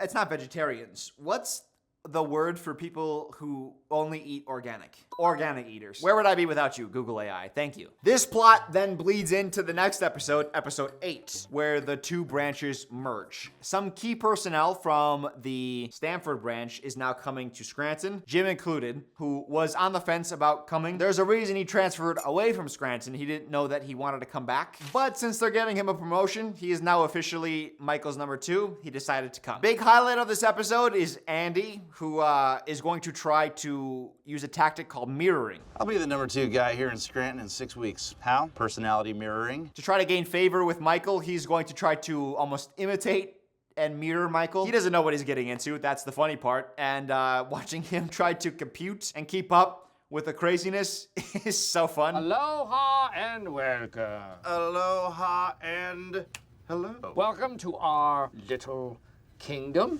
Michael, thank you for welcoming me to your little kingdom. This is a funny arc for Andy because at first Michael really likes Andy. You know who I really like? Is this guy, Andy Bernard. He has got this very likable way about him. But over the course of the next few episodes, Michael grows more and more disillusioned with Andy. He thinks he's way too much. There's a point where Michael hides behind the door of his office to escape Andy. See, Andy is just mirroring Michael the entire time, so he's acting how Michael would. So Michael is getting a taste of how Michael tastes. And Michael does not like the taste of Michael. Karen is also an addition to the Scranton branch. At first, Jim was trying to dissuade her from coming to Scranton. He said, instead of going to Scranton, why don't you go up to New York? It's so much more your vibe. And I think Jim realizes he messes up because he changes course. Scranton? It's not that bad. They offer you a job there. I think you should take it. Okay, yeah, maybe I will. She has a diary room then afterwards where she reveals that she kind of has feelings for Jim. I mean, I don't think he's into me or anything, but I'm kind of into him. Yeah, Karen, we know you have feelings for him. We all heard the noise. Play the noise again, Joe. Okay, so there's a brilliant point that I wanted to bring up about Karen, but the problem is I thought of this a different day, so you're gonna have to excuse the change of outfit. Some of you might get on my case and say, hey Dylan, how could you be Team Karen, you fool? But I would like you to imagine with me for a moment, dream with me a second, and think about what would happen if we had started the story with Season 3, Episode 1. Imagine if the beginning of Season 3 was actually the pilot, and that's where we started the show. I think that we would love Karen, and I think we'd have a terrible opinion of Pam. And think about it this way, okay? Let's imagine just for a second that the show started at Season 3. Right? And we're at Stanford. And the show began with a new guy transferring in. His name is Jim. The reason he transferred in is because he confessed his love to his years-long crush, and she rejected him. Karen starts out disliking him and then slowly grows more fond and eventually makes the noise. You remember it? The noise? He throws the grenade at her desk. She does the paperclip toss, like the grenade went off. That's the cutest. Like, if a girl ever did that, I would be like, oh, you're the one for me. I would propose right there. Then Jim has to transfer back to his old branch. Karen comes with him, and Pam is like, oh, Jim, you're dating someone else now? You'd be like, oh, I hate this Pam girl. But over time, I did come around because it's not... It doesn't matter who you like. It's who is best for the main character. And in this case, over the course of the season, we find out that even Jim, he's talking to Michael in Benihana Christmas about how rebounds are fun, but they're just a distraction from the person you really want. And he's clearly talking about himself. And as soon as he says that, it's like, okay, well, he's not that, like he likes Karen. He may even love her, but she's not Pam. And if he wants Pam, he's gotta have Pam. Pam! Season 1. I'll talk about it once it happens, but we still got some more Karen time. Let's appreciate her while she's around. Although Karen very specifically asks, are you still in love with Pam? And he's like, yeah. Which, bravo for honesty. But also, boo, lie. If your girlfriend asks you, are you still in love with your ex? crush? You say no. I don't care what the answer is. You say no, right? One of the most famous scenes from all of The Office comes from the next episode. The Felon, maybe it's called. I don't know for sure. I just decided it's called that. One of the employees that is transferring in is a convicted felon. They're just finding this out. Which one of the new employees is a criminal? There's a really good scene where they're trying to entrap Martin. So Dwight puts cash in his back pocket and then goes over to his desk and then bends over. That's so funny. But the famous scene is, Martin's talking about his experiences from prison. The workers are all making jokes that prison is so much better than working at the office. In an effort to curb that sentiment, Michael invites a guest speaker to come to the office to speak about his time in prison. And that guest speaker is Prison Mike. I am here to scare you straight! Oh, people probably want me to talk about Lazy Scranton. What? It's a decent bit. It's a little basic, but I don't want to talk about that. Instead, I want to talk about maybe the funniest moments in all of The Office. Are you ready for it? Jim Halpert. I'm so horny. Do I need to break down the humor? I don't need to, but I want to. We were rack focus, so we're getting fancy with our camera work. I think one of the funniest parts of that is Jim's posture, and then also the way his phone with the core. There's something hilarious about that that's hard to describe, which kind of defeats the purpose of me saying I'm gonna break it all down. But that turtle over posture, and then the way that the turn and look, it's so good. Okay, I can't help you with that. Oh, I think you can, Big Tuna. And then Jim gives the worst possible advice to Andy about how to win over Pam. He literally tells Andy all the opposite of what to do to get Pam to like him. And it's nice because that's like a little bit of an icebreaker between Jim and Pam getting back to their normal routine. And again, it's funny because Pam is looking at Jim after Andy does something weird, and the turn, the spin and look.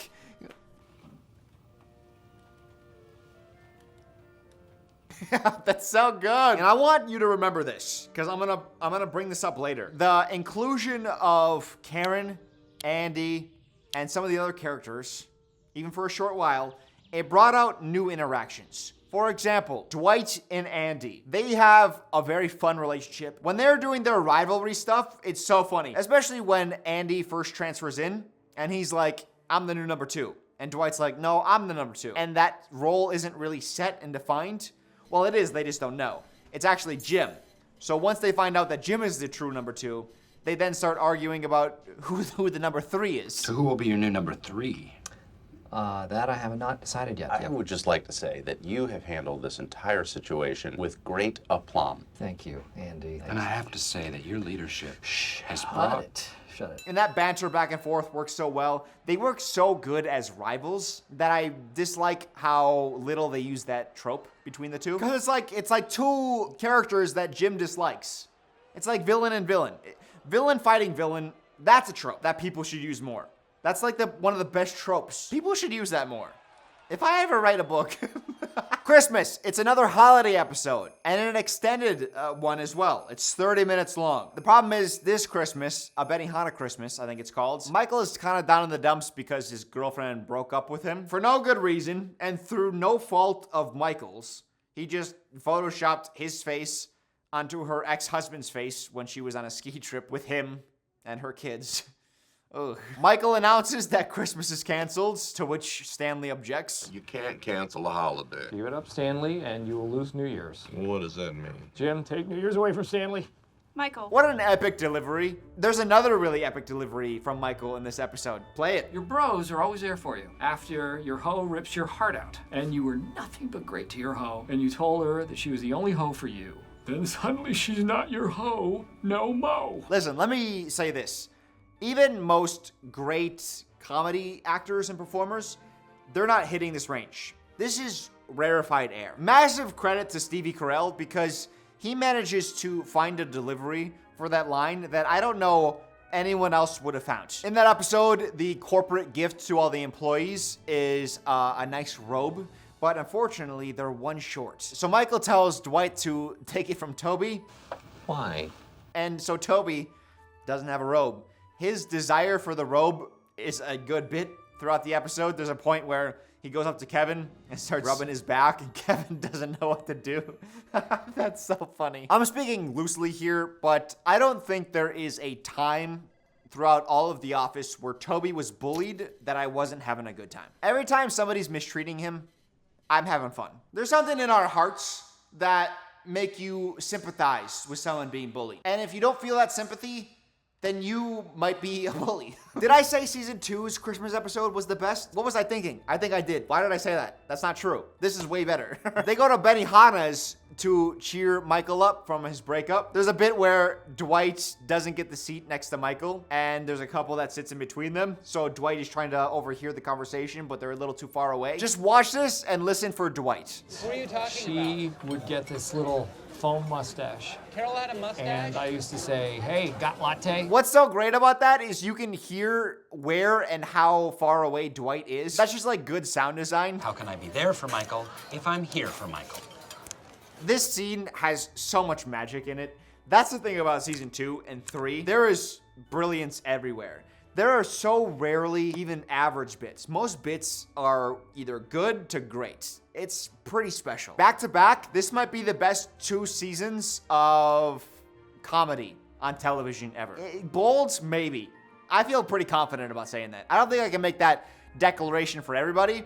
I think that's just how I feel. And how I feel is very important to the world, so I think everyone should feel that as well. That's an objective statement now. It is unfortunately bad timing because I'm now going to say something negative about this episode because they have such a bad joke. So Andy's trying to make Michael feel better, and he decides, let's get the waitresses back to our office party, right? So they're flirting with the waitress. It's kind of going well, and Andy's doing a good job of wingmanning for Michael. And we cut back to the office. Michael and Andy walk in with 2 brand new waitresses. This was not their servers, and we didn't see them at the restaurant at all. There is a joke later where Michael says all waitresses look alike. Check her out.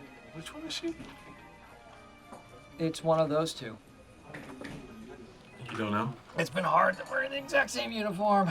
You know how all waitresses look alike. So I thought forever that this was a meta joke, that the writers were saying, well, all waitresses look alike, therefore those are the waitresses from the restaurants, or maybe Michael and Andy thought they were the same waitress. I don't know. I just assumed there was a joke and it maybe just didn't land. But I thought, you know what? I'm making a video about this. Let me go look up and see if I can find answers for this. And answers I found. Apparently, after intensive research, this is what I found. The implied joke is that Andy and Michael, they couldn't land 2 attractive girls. So they come back to the office Christmas party with less attractive waitresses. That's the intended joke on record from Greg Daniels, the showrunner. And I thought, okay, so there must be like a deleted scene then that we didn't see where they were flirting instead, or they like pulled an audible. No transition. There was just a different scene that we didn't see where they set their sights on different girls after getting rejected by the first waitresses or something. I don't think that's the case. See, the thing is, you're not gonna land every joke you make. And that's why I'm not gonna spend a lot of time highlighting bad jokes, especially when the comedy hit rate is so high for The Office, and that's why people love the show so much. It's because it's genuinely funny. But this just left me so confused. An implied joke. There's an implied joke? An implied joke, Greg. Really. They're gonna make me do the work. But the problem is, you didn't set the original source of the implication. There's no connection whatsoever. Like, there couldn't be a scene where they're at the Benihana's and then they look at the 2 new waitress girls being like, maybe them instead. There's nothing there. Imply. That's the problem. The problem is the implication is so weak that nobody figured this out until you did the interview. And we're like, hey, this was meant to be the joke. No one could have figured that out because there's no implication. I thought about that for years. I thought that was what the intended joke was. Another thing I thought about for years, feeling hot, hot, hot, feeling hot, hot, hot. When I recorded the Star Wars video, I said, yeah, kiss them on the lips. And I saw in a comment, someone was like, that was like a vocal stim I used often. And I was like, oh, is that what that's called? Where it's just like a sentence that sticks in your head and you just want to say it? Anytime there was like an awkward silence, anywhere, not related to The Office, sometimes I would just go, feeling hot, hot, hot. And people would look at me like I'm stupid. There has not been a single time in my life that I've dropped that and anyone's been like, oh, The Office. I had to like actively work it out. I had to work that out of my being as a person. Feeling Whew. Let's take a breath and thank this portion's sponsor, a favorite of mine for the past 7 years, NordVPN. Let me tell you this, I have been getting my mileage out of Nord. Nord helps with security, encrypting your internet traffic and also hiding your IP address. That just keeps you safer anytime you're online. Security, that's what it's about. And it's worth it. They have Threat Protection Pro, which can protect your device from malware. It blocks you from accessing known malicious sites. And they also have a nice ad blocker that blocks both ads and ad trackers too. But the mileage I was talking about, unfortunately, The Office is not available to watch on US Netflix. But I did know that it was streaming in Canada. So I could either sign up for another subscription, or I could use the one that I'm paying for now and using to connect to Canada with Nord. And now I can watch the show where I originally wanted to. For those that have never used NordVPN, it could not be more simple to use. Literally one click and you're connected. No worrying about phishing, scams, or malware. Just peace of mind anytime you're online. Head to nordvpn.com/introuble. You get 4 bonus months when you sign up for their 2-year plan. QR code here to make it easier to get started. Otherwise, the link will be in the description. They have a 30-day satisfaction money-back guarantee. So it is completely risk-free to try out. So give it a shot. And thank you to Nord for sponsoring this portion. Michael had intended to go on that vacation with his girlfriend, who broke up with him. But since they broke up, he had no one to take. So on a whim, he invited Jan. And Jan went with him. So he gets back, and he accidentally forwards a photo of him and Jan on the beach together to pretty much everybody in the office. Michael's panicking. It's inventory day, and guess who's coming in from New York for a visit? That's right, it's Jan. A woman who told Michael to keep their trip a secret. Oops, this is bad. Like, actually bad. You're supposed to disclose relationships. It's a fireable offense. Whatever it is I was talking about. It's been a couple days. My thought is, why stop in the middle of a season when you could stop in the middle of a thought? Let's pick it up another day.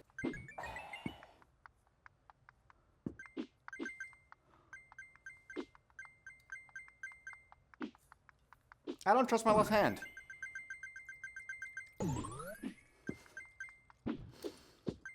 That's a lot. You should have stopped. White pants, red soda. And we stir. All right, where do we leave off? Jan and Michael. Michael has just accidentally revealed that he and Jan went on vacation together. Feeling hot, hot, hot. Still in my head. Michael's dreading speaking with Jan privately, thinking that she is coming to Scranton specifically to yell at him. And you can see that dread in the way he goes up the stairs. I would point, but I'm just so scared of spilling. I shouldn't have worn white pants. I wore a white shirt last time though, so I'm a risk taker.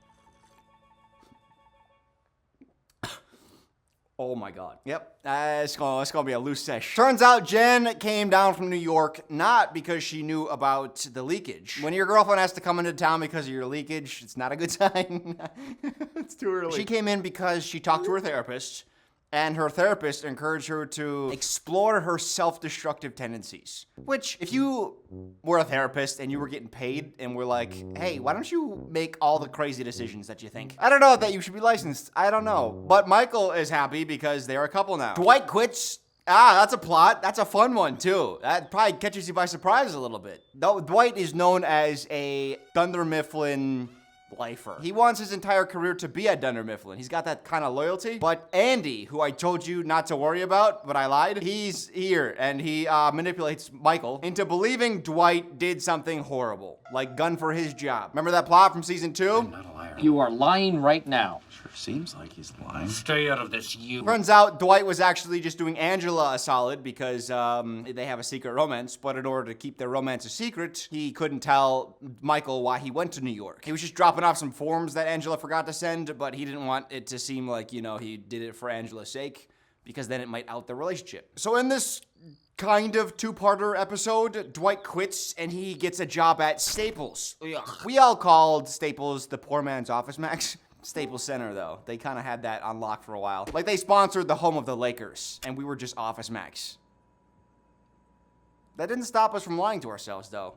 Poor man's Office Max, for sure. In fact, Office Max, I think, had to close, or no, they merged with Office Depot, which, like, that's like the really poor man's version. Staples is the poor man's version of Office Max. Office Depot was like, what are you doing here?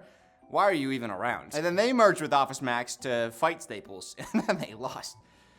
I don't care. I don't work there anymore. They won't give me the damn 6-hour lunch shift. Michael eventually realizes Dwight wasn't gunning for his job, and he misses Dwight. So he goes to Staples. He makes a grand gesture by showing up to Staples. No one should be got dead at Staples. If you're a real businessman, you go to Office Max. They end up throwing Dwight a return party, which is not actually his party. It's supposed to be a party for Oscar, who's making his own return. He was on paid leave because of all of this, which is apparently not appropriate in the workplace. But today he's coming back, and Michael wanted to throw him a party because Michael wanted to let him know, hey, listen, it's okay if you're gay. You're not defined by your gayness. You're defined by your Mexicanity. Why don't you have me riding in on a donkey into the office, Michael? Would that be a burro. Of course. Make the party more Mexican is the order. So Ryan, he does one of the swirly durlies over the N. I think that's what they're called. And that look to the camera, and then love that. At the end of the episode, when Kevin tries to put the blindfold over Dwight so he can whack the piñata, Dwight says this. No. I don't need it. Whoever wrote that deserves some sort of award. Unfortunately, dildies are only for on-screen performers. If I could give one to their writing rooms, I would put the biggest dildies inside of them. Episode 14 has the best cold open of any episode in The Office's run. You can't argue this. Well, you can, but you'd just be wrong. We see Michael on a grainy VHS recording. He is making a tape for his son in the event of his death. Here are some things that I want to teach you that your mother won't be able to. Like how to jump a car. And clip them wherever. Todd Packer. I should mention him. He's like Michael, but meaner. What's up, Halpert? Still queer? Uh-oh. You know how Michael's like ignorant? Todd Packer is not. He's just an ass. He'll come around like once every 25 episodes. He'll say like the craziest thing you'll ever hear on the show, and then he'll leave. And then you see him next season. His relationship with Michael I really like, and that comes to a fantastic conclusion in season 7. But for now, just know that Michael is very fond of Todd Packer. In fact, Michael almost idolizes Todd Packer because he looks at Todd Packer as a friend. And also, Todd Packer is able to get girls, and Michael, struggles? How do I say this politely? I'm Dana. Welcome to Hooters. We're not worthy. We're not worthy. There's a good bit where Michael sees Todd Packer as coming to the office, and he pretends to have a heart attack, and Todd Packer starts kicking him. And then Dwight kind of like leans up in his chair, uncertain if it's a joke or not. This is my favorite Dwight, by the way. The early Dwight, he's easy to deceive. He's too naive. He's ready to retrieve his pepper spray. Nope, not yet, Dwight. We're not there yet. I was just trying to rhyme, okay? Put it down. Packer talks Michael into hiring a stripper for the bachelor party that they're throwing for Bob Vance, Vance Refrigeration. Bob Vance, Vance Refrigeration, is marrying Phyllis. And Michael announces it's going to get a little bit nutty. Oh, you smell nice, like Tide. What's there? Smell like Tide detergent? I'm also going to talk about gym faces later. It's a huge topic that I want. Here's a great one. And then Angela, she objects to the fact that there's going to be strippers in the office. Shut up, Angela! Ugh. Meredith. As I was rewatching, I instituted a challenge. I wrote a note for me to remember that the next time Meredith made me laugh, the first time she made me laugh, I was going to do an in-depth breakdown of that joke and give her the credit she deserves. And then for the next, 6.5 seasons, I waited for that moment to come, and it never did. Not one single time. She is the only character in the entire show that never made me laugh. Her whole character is that she's a degenerate. She's a terrible mom. She's an Elkie loser. She's very loose with her poon. Of all the characters, I think I grew to appreciate and like a lot of different characters. Creed is another character who, when I first watched the show, I thought it was just like too out of pocket, too crazy. But it was actually this binge that I did where I was making the video that made me appreciate who he is and what he brings as a character. It is out of pocket, but it's never as far as I thought it was. I used to think that he was constantly throwing off the rhythm of scenes with some of his like crazy jokes. But that wasn't the case. He's a great character. He's so funny. I didn't realize that everybody here dresses up every year. Me neither. Episode 16. Oh boy, this is one of those ones. I don't think most of the fans of The Office think about this episode. This one sticks close to me. In this episode, Michael is excited because he is asked by Ryan to give a speech in business class. He gets bumped up a letter grade by having his manager come in, or his boss come in. We know Michael got his job as manager for 2 reasons. Number 1, he had a great track record as a salesman, and 2, he's extremely loyal to the company. Watching this classroom of people who want to know the nuts and bolts of business, and then there's Michael, who is nuts and bolts whenever there's a fire in the office. There's a little bit of a disconnect about what he can provide an academic bunch. Replace these pages with life lessons.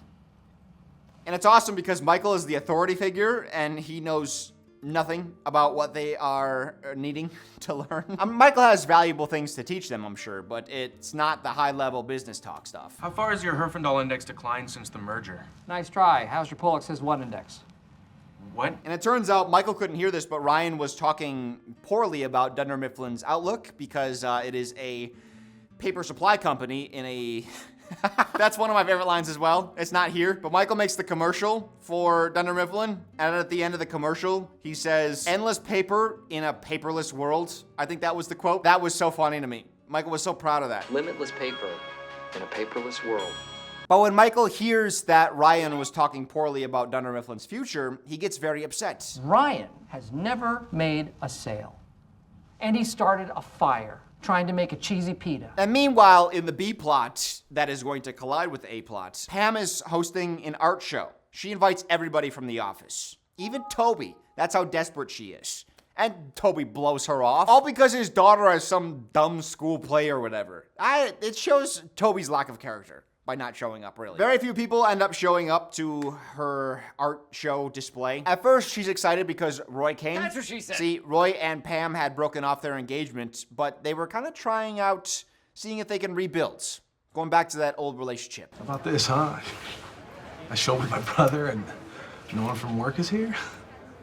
And Pam quickly realizes that Roy is only there to, I guess, get the credit points for showing up, rather than showing up to actually genuinely support her. Your art was the prettiest art of all the art. It's such a funny, that's so good. He doesn't know how to compliment her by being like, wow, I can see all the effort you put in. Instead, it's like, no, your art is the best art of all art. Oscar and his boyfriend showed up as well, but turns out Pam overheard them talking trash about her abilities, so that's fun. Real art takes courage, okay, and honesty. Well, those aren't Pam's strong points. Yeah, exactly. And finally, the last person that arrives is Michael, who raced across town to be here and get there before Pam took her artwork down and they closed. And he's super impressed by her artwork, genuinely. And he even offers to purchase one of her pieces. You want to buy it? Yeah, we have to have it for the office. That is our building, and we sell paper. I'm really proud of you. What I talked about before, the A and B plot colliding, that's what is happening here, because Michael is upset because Ryan questioned the sustainability of Dunder Mifflin, and in a way, Michael's future and the company that he hitched himself to. He finds meaning in his career and in his life through her art. And when he praises Pam, his compliment means more to Pam than just a simple few compliments. It deeply moves her because she was having a tough day, but to see somebody actually affected by her art, it means something to her. This scene is a buildup of 2 people who were having very tough days. They are colliding now. And their actions of supporting each other, even unknowingly, deeply moves the both of them. And you know what? If this was season 2, if this was the perfect iteration of the show that I wanted, it would have cut to black here. Silent credits. I feel like this episode would have been remembered more fondly. But instead we get a Pam saying, "Is that a banana in your pocket, or are you just happy to see me?" Like, legitimately, she does that cliche bit. Do you have something in your pocket? Not nearly funny enough to deflate the nice moments you had. If you're gonna deflate nice moments, it has to be with a banger. Maybe I'm glad it didn't cut to black, because there is one more joke in this episode that I really appreciate. And it was a joke that only is as good as it is because of the delivery. It is an inspiration. It is a source of beauty. And without paper, it could not have happened. Unless you had a camera. I genuinely believe if you brought in 100 of the best comedians in the world, and you gave them a day to work this scene, none of them could have done it nearly as well as Steve Carell delivered that. Something about that line delivery made me feel proud. I have nothing to do with the show. I just simply watched it. I was an audience member. That's all. And I wasn't like on the show early either. But something about watching that perfection, that just like absolute couldn't be better delivery, it made me feel proud as a viewer. As if this was my show. I can't explain the feeling. That was incredible. Event episode, David Wallace is inviting a lot of high-level employees of Dunder Mifflin to his house for a party. Would you be surprised if I told you that Michael is funny in this episode? Do you remember Michael Scott from Of course I do. Scranton Branch? How are you, Michael? Jan and I are lovers. Jan and Michael are making their relationship official, and in order to do that, they need to disclose their relationship status to HR. So they sign what Michael refers to as a love contract. You realize this is a legal document that says you can't sue the company. Over our love. And Jen is like, we have not said I love yous. And Michael is like, you didn't need to. The contract says it all. I love this woman! Oh, no. Dwight uses the party as an opportunity to test the structural quality of David Wallace's home. Funny little side thing. When he does a smoke detector, that's crazy. I mentioned earlier, Pam has decided to give it another chance with Roy. But if this relationship is going to work, they need to be fully honest with each other. They can't keep any secrets. So Pam decides to tell Roy about Jim kissing her. And Roy understands. He apologizes for the distance that they had between them at the time, and he vows to work hard to make sure that she never feels like she's not appreciated or cared for ever again. Psych, no, he breaks a bunch of shit. Don't yell! You kidding me, Pam? And then he ends the episode. We do a cut to black because he says this. I'm gonna kill Jim Halpern. That's a weird way to end an episode of The Office. Like with a threat. Next episode opens. Roy is pacing in the parking lots. He's got a grenade in his pocket. Or is he just happy to see me? See? That's not funny. Roy charges at Jim, and Dwight discharges some mace. Please call security. For a show about a workplace, this got me going. We only ever see white-collar confrontations, so to see some physical action almost take place, it was enough for me. I was thrilled. Episode 19 is one of the famous episodes. It's Andy coming back from his anger management training, which he had to go to because he punched the hole in the wall. Did I not talk about that? Oh, yeah. So Andy punched a hole in a wall. Yeah. Jim pranked him so bad that his anger lashed out. So he goes to a course, comes back a few weeks later. And I like it at the beginning. He's like, I am Drew now. Please call me Drew. And Jim is like, I'm not going to call you Drew. And he says this. I can't control what you do. I can only control what I do. But of course, Jim has to be kind of a dick about it. And he says this. Andy, Drew. Drew. The deliveries, man. Some of these deliveries are just like, they don't get better. Maybe this episode isn't as famous as I thought it was when I first said it several seconds ago. But there is a famous quote from the episode that is used in a popular Midwest emo song. So there's that. All of the workers go down to the warehouse to do safety training. And it's dangerous down there. They have a forklift. They have, what do you call these things? These aren't really that dangerous. Just don't crawl inside one. Is the only thing you shouldn't do. But then they go up to the office, and Toby is like, safety training, make sure you don't stare at your computer screen for too long, otherwise you'll strain your eyes. And the warehouse guys are like, okay, this is for babies. And Michael's like, no, I'm gonna show you how bad the office is. It's really dangerous up here. You could get depression. So he buys one of those big inflatable castles, and he thinks, I'm gonna jump off of the building into the inflatable castle, but that'll be hidden behind some trees, so people will think I'm jumping to my death. Which is not a smart plan. But it's Michael, so what do you expect? Here's that famous line that is in the episode. Depression? Isn't that just a fancy word for feeling bummed out? Dwight, you ignorant slut! Okay. And that was the bit that was used in the Midwest emo song called I Want to Kickflip into the Sunset and Disappear by Camping in Alaska. Midwest emo. I found it like a year or two ago, and it's been nice. It kind of reminds me of my angsty teen years, which were just a few years ago. So it's not like I've been that far removed from those years. Product recall. I'm not going to spend too much time on this episode, but the highlight of the episode is Jim impersonating Dwight in the cold open. Dwight is completely oblivious that Jim is doing anything until Jim goes over the top. Michael! Oh, that's funny. Michael! It's funny, but it's not nearly as funny as what happens in the next episode. we have a flasher in the parking lot. Phyllis is the victim, and she's pretty shaken up by it. So Michael decides to be Michael. He's back! He's back is one of the funniest. That's one of the funniest lines in the entirety of the show. It's so wrong. And then when he sees Toby, the what? In order to make it up to the women of the workplace, he takes them all to the mall. But they also start dishing about Michael's relationship. And he reveals that he's not even happy with Jan. And so the girls convince him to break up with Jan. And so he calls her to break up with her, gets her voicemail, leaves a breakup voicemail. Oof. I'm just calling to say that I think we need a little break permanently. But you know what? That's probably fine. Until she walks into the office to see him. Opens up her phone and realizes she was left a message by Michael, thinking it's probably something sweet. So she listens to it in front of him. Oh, just so you know, not me, it's you. Yeah, she doesn't look super happy. Let us hit the end of season 3. The last 2 episodes are linked. See, David Wallace informs Michael that they are looking to possibly promote him. There's an opening at corporates, and he wants Michael to interview. By David Wallace's initial call, it made it seem like Michael was almost a shoo-in for the job. He was certainly going to be the top candidate. Bring your first quarter stats and your recommendation for who'd take over the Scranton branch.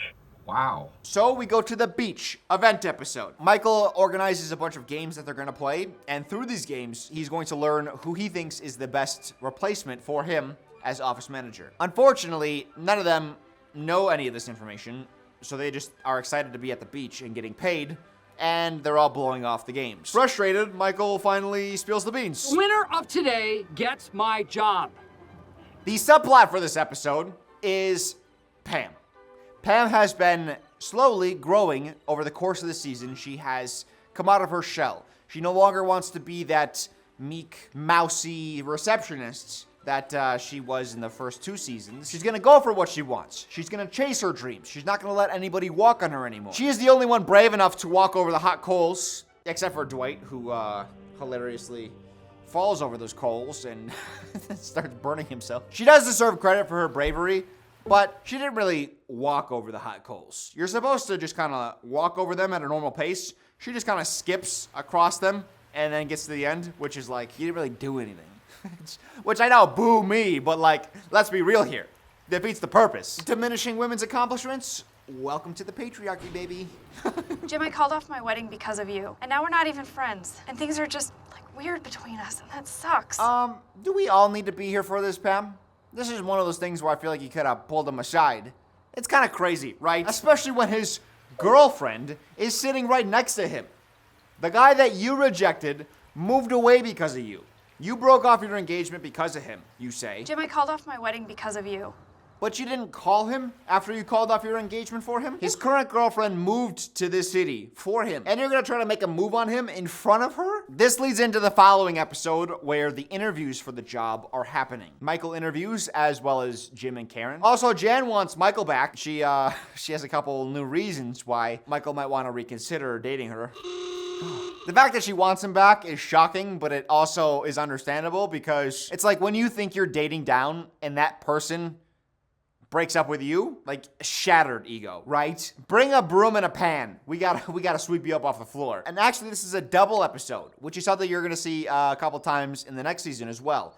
Double runtime, 42 to 44 minutes. Dwight is Michael's recommendation for a replacement, which to Dwight means that he already has the job, which is funny because Michael doesn't even have the job that he's going for yet. So the cart is way over there and we don't even have a horse. The next time you see me, I will be working for corporate. Starting tomorrow, Dwight Schrute will be running the branch. Michael, as a farewell, and they play this as a joke, he has a little recorder where he recorded a song. And it's like a sad going away song. It's like, goodbye, my lover, goodbye, my friends. And he plays that, and he's like, all right, I'm out of here. And then as soon as he exits, Dwight comes in, stops the music abruptly.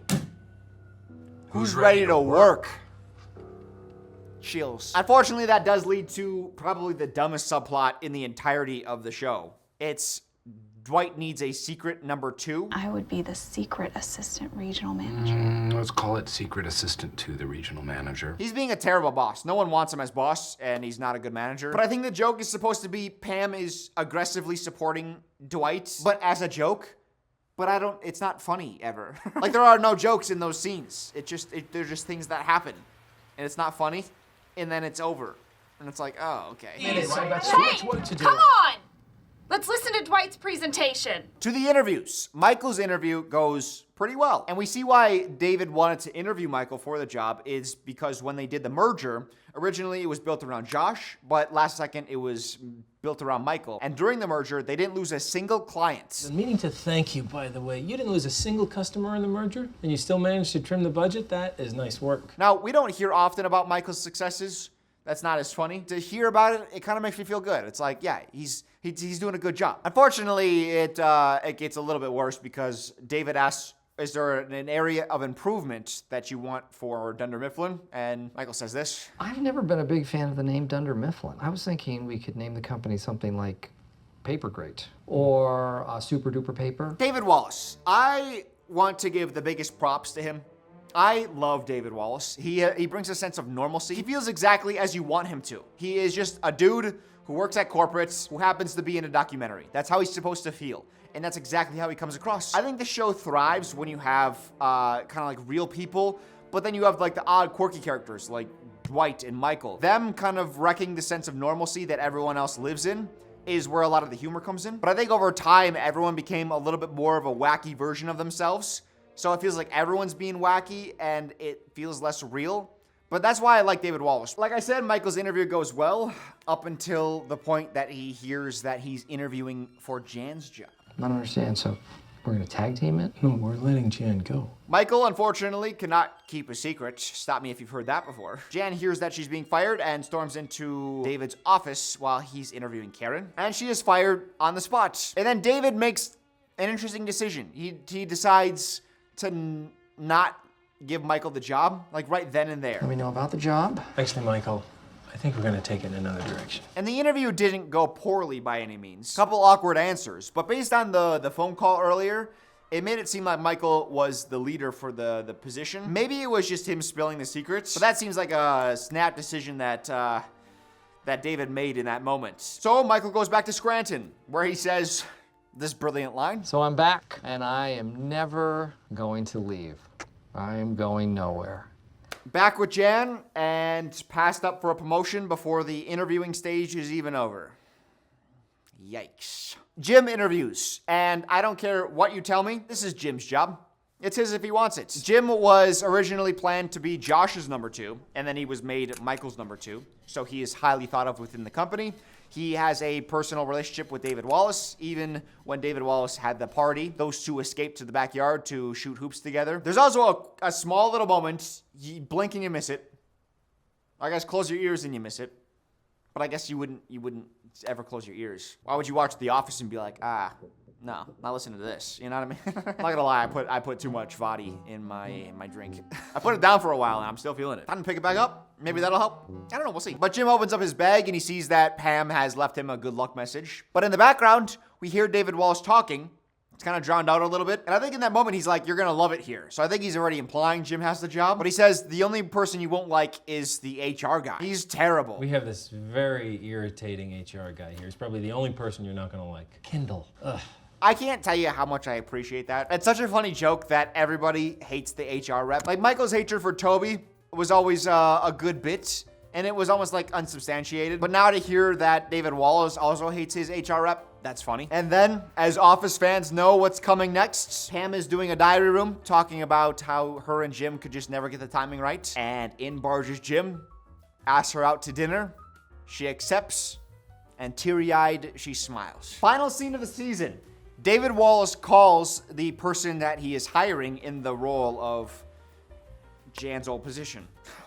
whatever that job is. Cut to Ryan, who's on the other end of the line, saying he's excited to accept. I'm very pleased to be able to offer you this job. I'm excited too. A shock twist. You didn't see it coming. But at the same time, the crumbs were all there. Of course, he was going to business school. He had bigger aspirations. And even the way he was dressed, on interview day. And I think there was even a bit, Michael's like, hey, Ryan, give me a coffee. And Ryan is like, I don't do that stuff anymore. And Michael's like, it's not for you, it's for me. Which is funny, because he thought I don't do that stuff meant I don't drink coffee.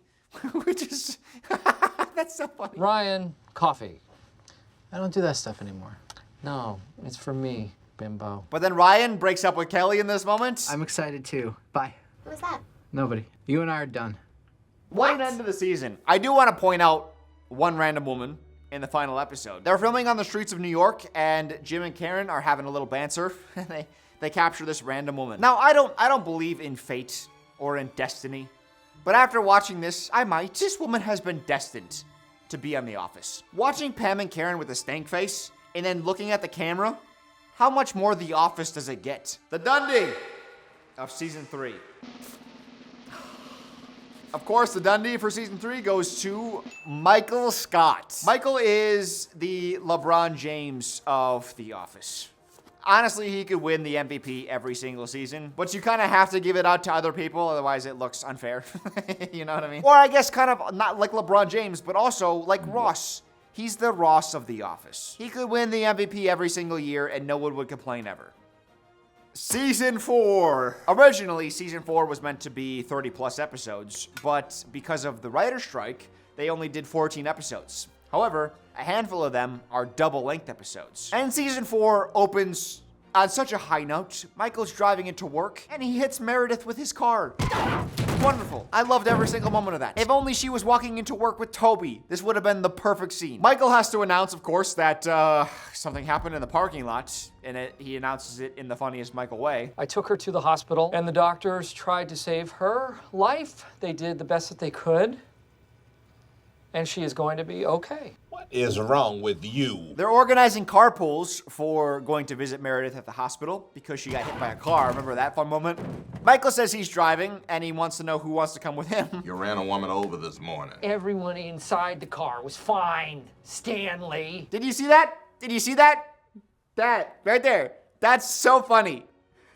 Come on, Stanley. This does not count as a Jim face, but if it did, it might be the funniest Jim face ever. Turns out it's a good thing Michael hit Meredith with his car because she had rabies. From the time that Dwight trapped a bat over her head with the bag, which maybe I should have talked about that. It's one of the funniest pranks Jim ever pulls on Dwight. There's a bat in the office. Jim pretends he got bit and that he's turning into a vampire.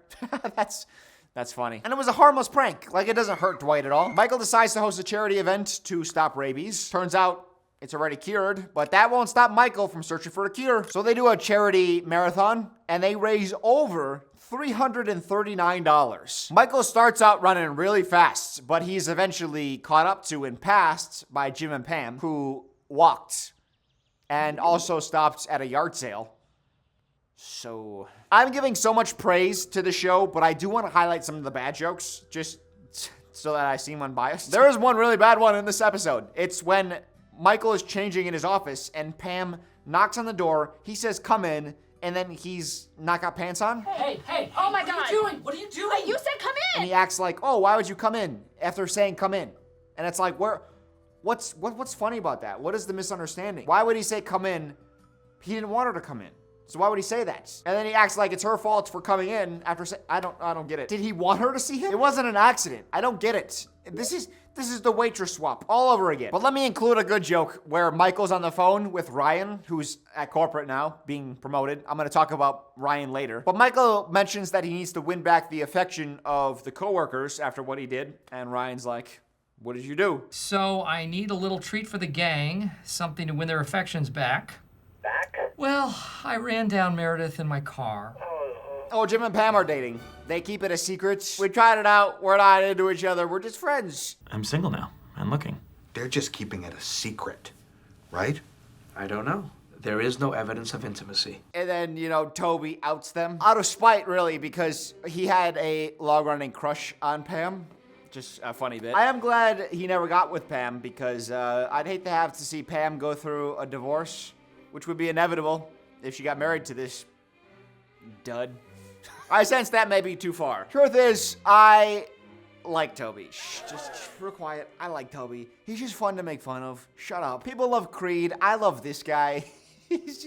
He's just like the perfect foil for Michael. That adversarial relationship is such a highlight for me. Shut up. You shut up. Stop making fun of Tony. Shut up. All right, let's bring it back to Ryan. He had that moment talking about Dunder Mifflin's bleak future in front of his class. But now he wants to bring a new initiative. It's probably the reason why David Wallace hired him is because he's bringing fresh ideas. And I think it's smart. Michael finds it ageist, however. He also is finding out what ageism is. It's fun. New ideas are fine, but they are also illegal. This culminates in a battle of ideologies. Michael is very old school, old business, and Ryan has his new school of thoughts. And this battle of old versus new ends up with Michael driving his car into a lake. Stop, Kelly! There's no road here! Something about that windshield getting hit with water, that brings me so much satisfaction. Kelly feels some type of way about Ryan being back. Kelly? What? Did I mention Ryan and Kelly much in the first?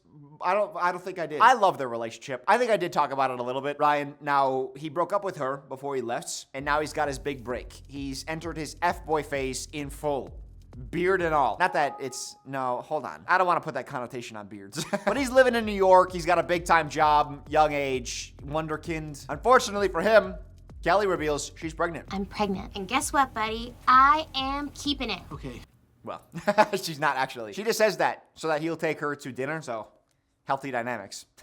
Then we have Dwight and Angela. They break up this season. Angela is upset with Dwight because Dwight accidentally killed her cat by putting her cat in a freezer and closing the door.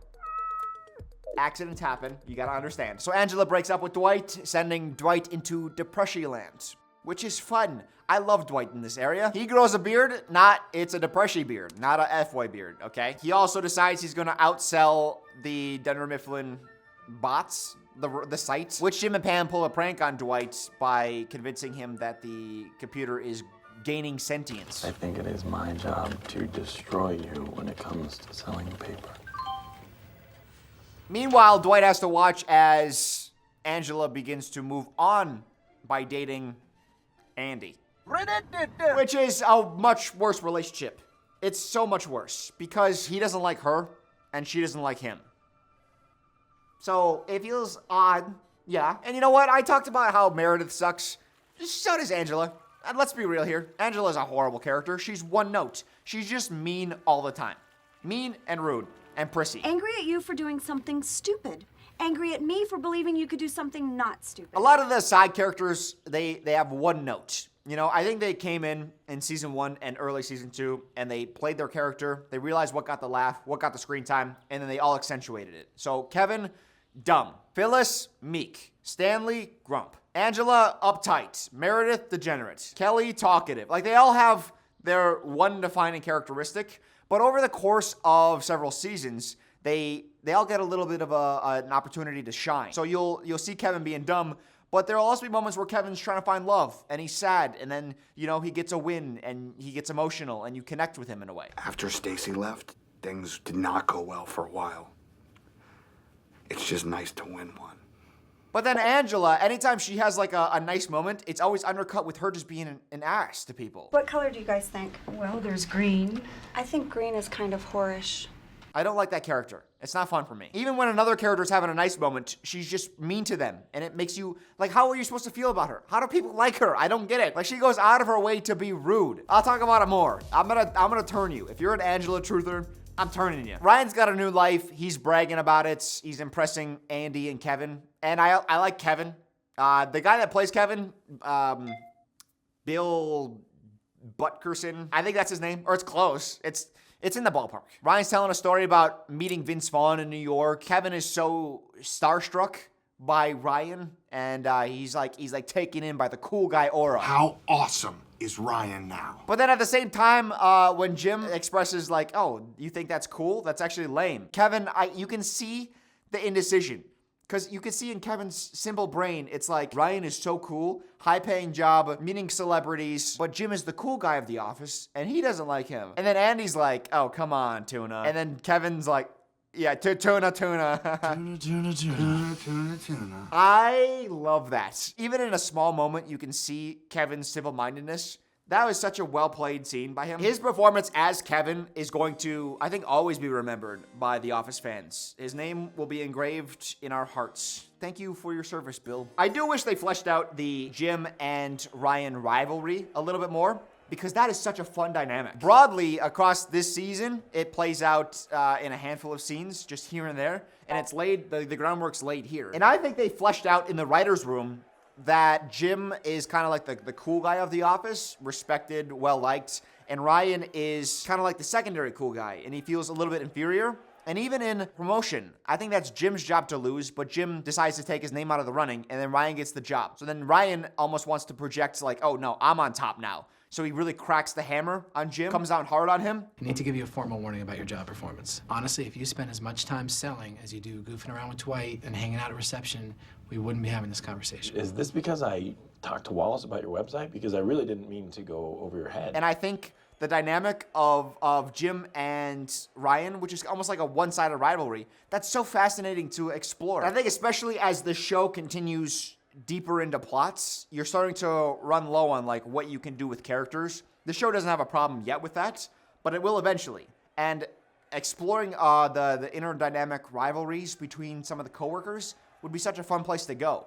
And they laid the groundwork for it. They just never really pushed beyond that. Their rivalry could have been almost as good as Dwight and Andy's. Now there's a good rivalry. It starts with Andy driving Dwight out and getting him to quit. Then I think they become friends a little bit, and then he starts dating Angela, and they become rivals again. A little bit of a love triangle, and their rivalry is just so, it's so rife.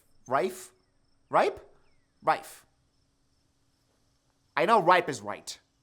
It's ripe with humor. But is it rife with humor? What else? Let's see. Oh, Michael kidnaps a kid and holds him for ransom. So that's a fun little plot. What else? Oh, episode 4, money.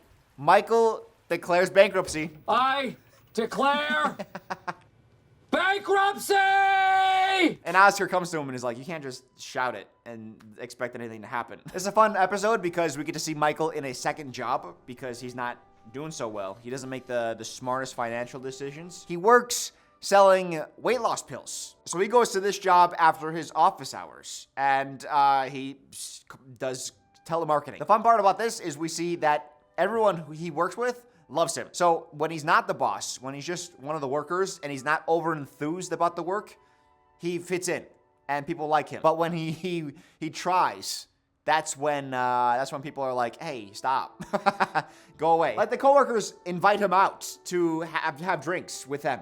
Like they're inviting him out, they want to see more of him. And he struggles so hard to get people to want to come over and hang out with him when he's at the office. That is such good writing. Oscar convinces Michael that he has to tell Jan because they're living together. So, but Michael, he doesn't want to seem inept to his girlfriend. So he has Oscar tell her, but he says to reveal the information that makes him seem, that puts him in the best light. This is how Oscar delivers that news. Due to Michael's clever financial maneuvering, he finds himself tremendously in debt. I love that little thumbs up. That just shows Michael's character. He gets distracted by the flashy language. It doesn't matter the final point. Jan is berating Michael for his decisions, so he decides to hop on a train to the next town and start a new life. And by hop on a train, I don't mean a passenger train. I mean a cargo train. And this shot is another one that always sticks with me. Jan is consoling Michael, and they're just sitting there, and they showed the shot of the legs dangling as they're sitting on the train. I don't know why. That's such an artsy shot. You don't see that often, even in this show. I loved it. Episode 5, it's the first episode of the season that is a normal runtime. The first 4 were double episodes. Episode 5 is Michael creating a commercial for the company. And I mentioned that earlier. Limitless paper in a paperless world. That's so funny. They tell Michael we're gonna shoot a commercial, so he gets a bunch of ideas, but then he realizes there's no creativity involved. It's just them waving to the camera. So he instead decides to shoot his own commercial and spends all night editing it. Obviously, they don't use his garbage commercial, but it turns out better than you would think, but also worse than you would think. Either way, I think everyone, it's like a bonding activity. They all worked on it together, and they all praise Michael. They're all excited about it, and then he buys them all a round of drinks. It's a feel-good ending. I like it. I like that part of it. And while that is one of the weaker episodes of the season, the show blesses us by following it up with two straight bangers. First, branch wars. Peeing in this empty can. Oh my God, man. That is disgusting. Oh, Michael, watch the road. Hey, you're making me spray. We are reintroduced to Karen. She's back. Where did she go? We never got the answer. Well, now we do. She was promoted to branch manager of the Utica branch. Karen is trying to poach a salesman from Scranton, Stanley, and Michael does not want to give him up. So instead, Michael decides, how about I give you another top employee of mine, Toby. This is very hard for me, but I'm going to give you my best man. You may have Toby. The best part of the joke is that Michael immediately folds. He can't even like sell the premise that Toby's a good hire for her. He's very, very smart and funny. You know, I can't do it. Toby is the worst. His hatred of Toby is greater than his love for Stanley. That should say something. So his new strategy, he's gonna poach one of her top employees. If she's gonna come after us, we go after her. So he has Pam get the top salesman on the phone. And there's, this is so funny. Hi, Michael. I'm going to cut right to the chase here. Do you like magic? Come on, that's so good. I'm gonna cut right to the chase. You like magic? The guy's first question to Michael is, aren't you the guy that hit his employee with his car? Aren't you the guy that hit the woman with your car? Get out. Oh, that's so funny. Once that plan fails, he moves on to plan B, which is to sabotage the entire Utica branch. Do not tell Karen about the industrial copier. Copy that. Survivor Man, next episode. After not getting invited on a little work retreat, a little camping trip with Ryan, Michael decides he doesn't need all that frill that they went with. I'm gonna do a retreat of my own, but like a real man. I go out into the woods alone with nothing but the clothes on my back. So we get an episode of Michael roaming around in the woods with nothing but a knife and some duct tape, which he uses to cut the pants and sleeves off of his clothes. But then he uses the duct tape to tape it back together later once it starts getting a little cooler outside. That's hilarious. I can understand if some people don't like this episode. It's a little bit different, but I find it a breath of fresh air. Because he's outside in the woods.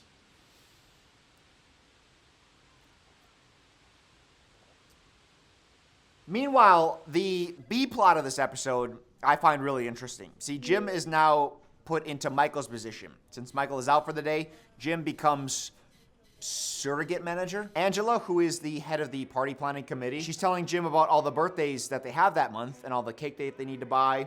And Jim is like, why don't we just take everybody's birthday, put it into one party, and then we don't have to have a bunch of different parties, which is an objectively dumb idea. And this is the first moment of several moments throughout the show where we get to witness Jim being a terrible boss. It's not for him. There's another moment later in the season where Jim suggests instead of coming in on Saturday, why not work a few hours later on Friday and then they can take the whole weekend off. But he forgets to tell the security, so they get locked in. Did you not tell the security guard we were working late?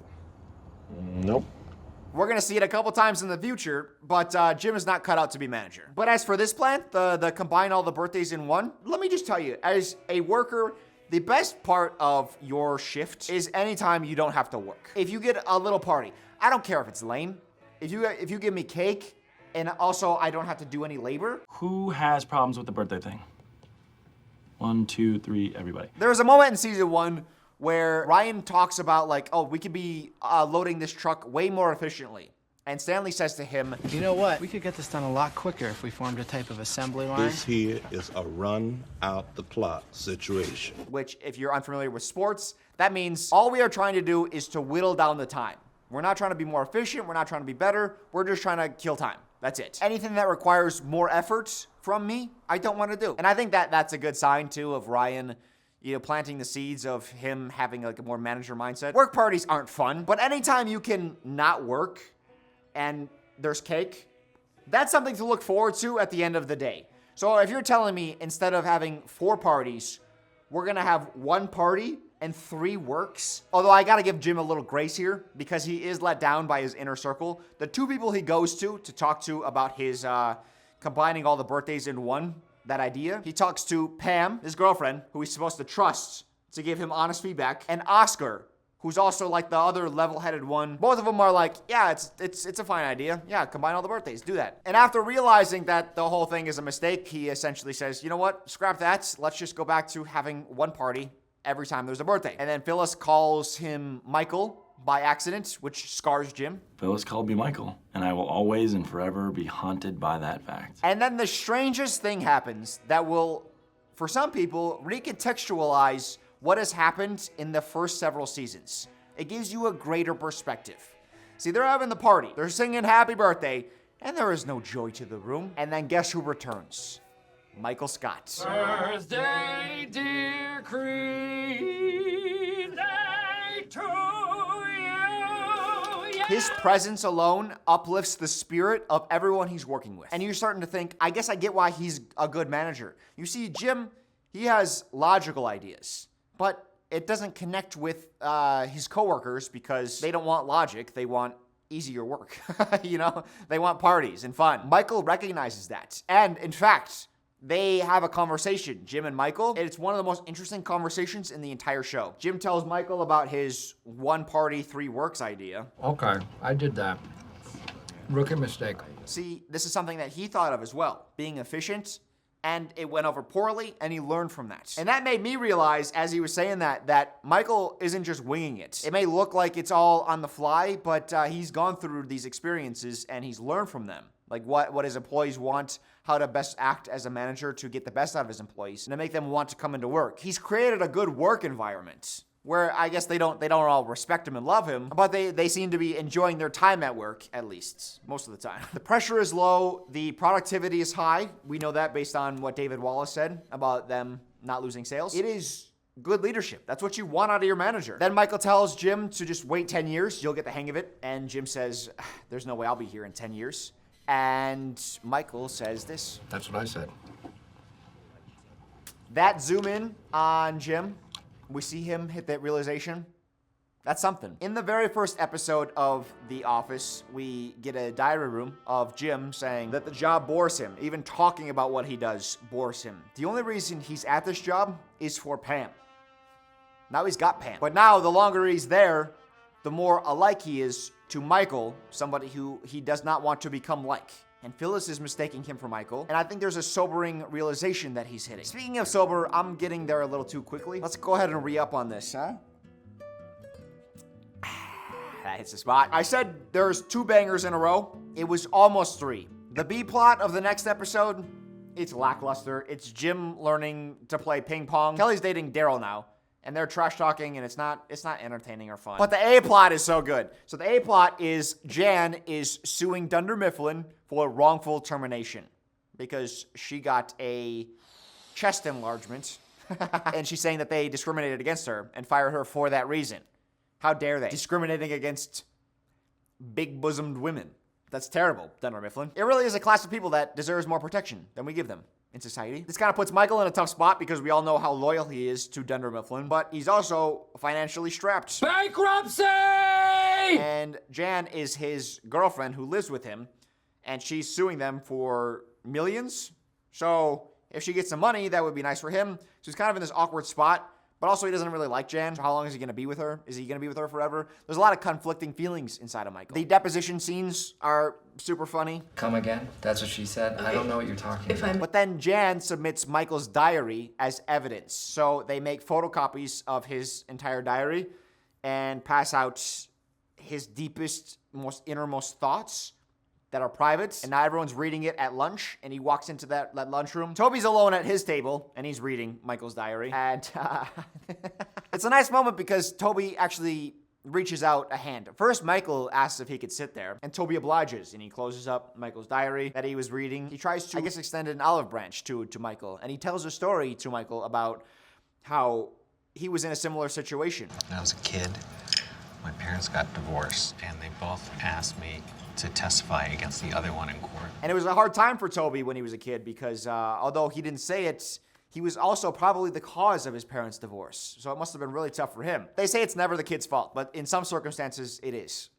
And despite his cold, some would say freezing attitude towards Toby, you can see Michael is actually listening and taking this in. And as Toby continues, Michael reaches out a hand and pushes Toby's food tray off the table, sending it clattering to the floor. He then picks up his tray and walks over to a different table. I am going to remember this scene for the rest of my life. Talk about breaking expectations and then breaking them again. The fact that Michael is even considering something Toby is saying, but then he acts in the way that you would expect him to act. And that is surprising. Some unflattering things come out during the deposition. One thing I didn't understand, I guess, is he finds out David Wallace was never really considering Michael for promoting him to Jan's position. But that's not how the phone call sounded when David called Michael to tell him to come interview for the job. It sounded like Michael was going to be a serious candidate. Bring your first quarter stats and your recommendation for who'd take over the Scranton branch.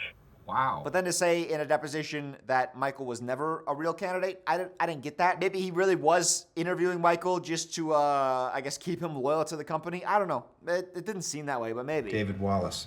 What do you want me to say? Come on, he's a nice guy. Was he being seriously considered for the corporate job? David Wallace? No. Then Michael is given some of Jan's scathing performance reviews over the years, back when she, before she was dating him. I think even as she was dating him. But he has to make a decision on who he's going to side with. Is he going to side with Dunder Mifflin, or is he going to side with Jen? And in the end, his final call is to side with Dunder Mifflin. And another special moment in that decision is when he was finding out that he was never a real candidate, that David never considered him for the promotion. One of the things David Wallace said at being deposed was, "What do you want me to say? He's a nice guy." And then they asked him again, and he's like, "No, he wasn't a real candidate." And at the end of the episode, Michael says this. I think you're a nice guy, too. Thanks, Mike. That's what Michael took away from David Wallace overlooking him for a job that he might be not entitled to, but certainly deserved a fair shake at. What he took away was the compliment that he was a nice guy. And it wasn't even like a genuine compliment. I mean, it was a little bit, but it was that compliment was used to deflect away from giving a real answer. I just found that fascinating. It just shows Michael's character. That brings us to episode 9. Dinner party. Okay, you're getting into my head. Undisputedly, the #1 most famous episode in The Office's run. The episode that turned me from a hater to a fan. Michael invites both Jim and Pam and Andy and Angela to a dinner party. He wants to invite Dwight, but Jan doesn't want him there.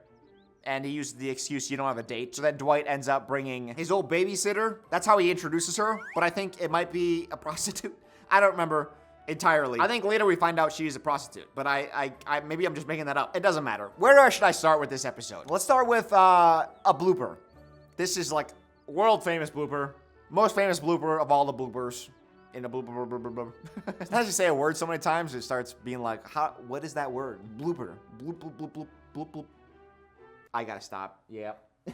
Michael gets a tour of the condo, and they end up in the living room where he's showing off his plasma TV. I guess what surround sound means is that, right over here, Jim. Check this out. Phones. Right into the wall! This episode also gives us a unique Jim face after Michael says, Okie afterbirth. Sort of an Okie afterbirth. That's another fun one. They also play a dinner party game where they have to guess certain places, names, things. So Michael picks up the paper, and his first clue is first name is Tom. Obviously, super against the rules. Jan calls it out. No names, no rhyming, no sound alike. Okay. The next clue he gives is he goes on a cruise. Jim can't get it, and Michael panics, so he discards that one, picks up a different name. Rhymes with Arnold Schwarzenegger. No rhyming. Rhymes with Arnold Schwarzenegger, which is funny, and then Jim acts like he can't get it, so he guesses Tom Cruise. Tom Cruise. No! Time! God! The crux of the episode is the combative relationship between Michael and Jan.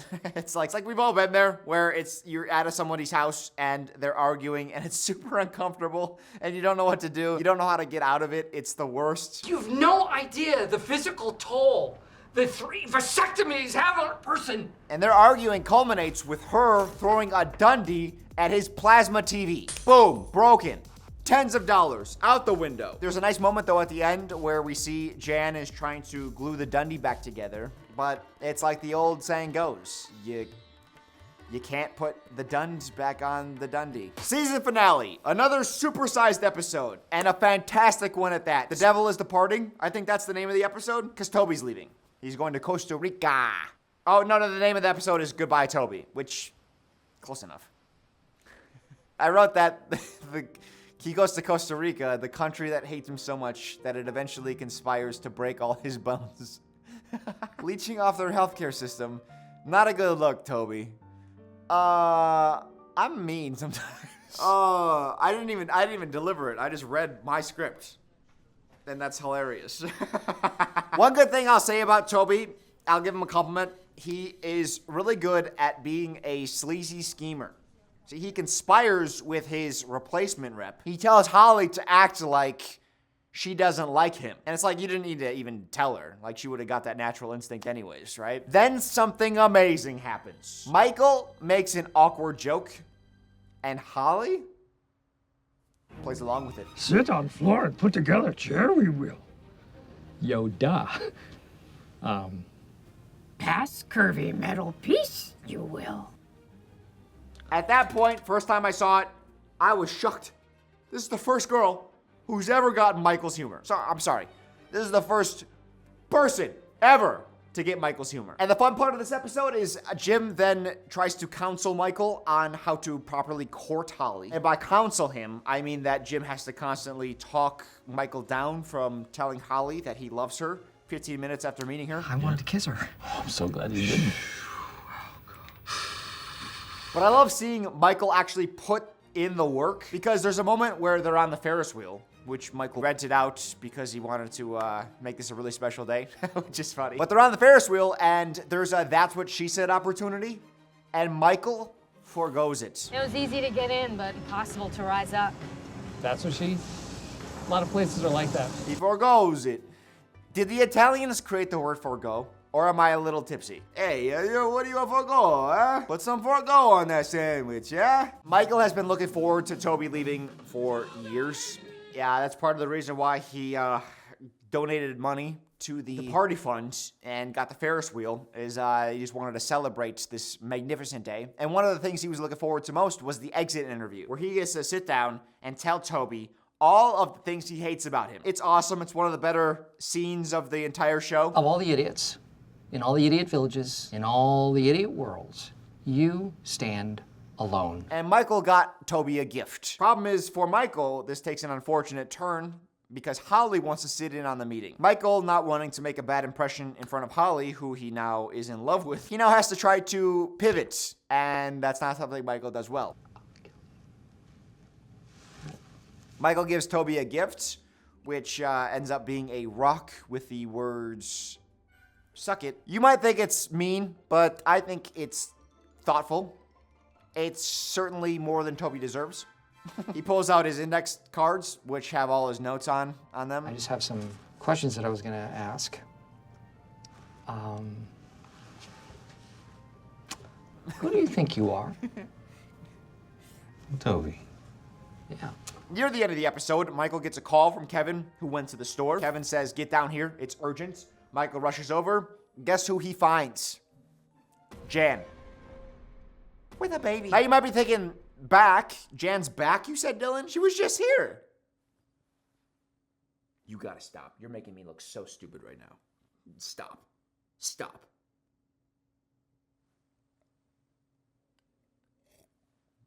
I love you too. It's only been 5 episodes that she's been gone. But in those 5 episodes, she got pregnant and then gave birth. And if you ever want to know what the process of birth is like, just show them a clip of me doing that with my hands. You ever have a birds and a bees talk with children? Show them my hands. They'll get the gist of it. You would think then, since it's only been 5 episodes, that Michael's the father, but no, that is not his DNA. You cheated on me? When I specifically asked you not to? Sorry, Michael. She went to a sperm bank and hit randomize. Proposals. Now, Jim and Pam, they've been going strong all season. Jim wants to marry her. So he goes to Phyllis, who's planning the party, and says, I'll give you a little bit extra. How about you get some fireworks? But then Andy steals the thunder and proposes to Angela because the mood is right. Andy and Angela. They don't like each other. There's no point of even talking about them. I'll talk about it more in season 5. They're not fun. Even when she accepts Andy's proposal, it's mean and snide. Okay. Into the mic, sweetie. I said okay. Like, just say no. If you don't want to marry him, why are you saying yes? I don't get why the writer room wanted to pair them up. They don't have comedic chemistry. They don't have romantic chemistry. It is so dry and so not fun between them. And then that episode ends with her hooking up with Dwight on her engagement nights. which is gross and so scummy. There are two specific jokes that I did want to point out before we finish this episode. The first one is in hazing the new girl, Dwight tells Holly that Kevin is slow. So when she walks into the break room and sees him at the vending machine trying to figure out what to purchase, she wants to lend a hand. Hey, Kevin. Hi. Do you need some help? So she asks, oh, well, let's figure out your options. Why don't we see how much money you have? So he shows her what he's got in his hand, and... 50. This is a button.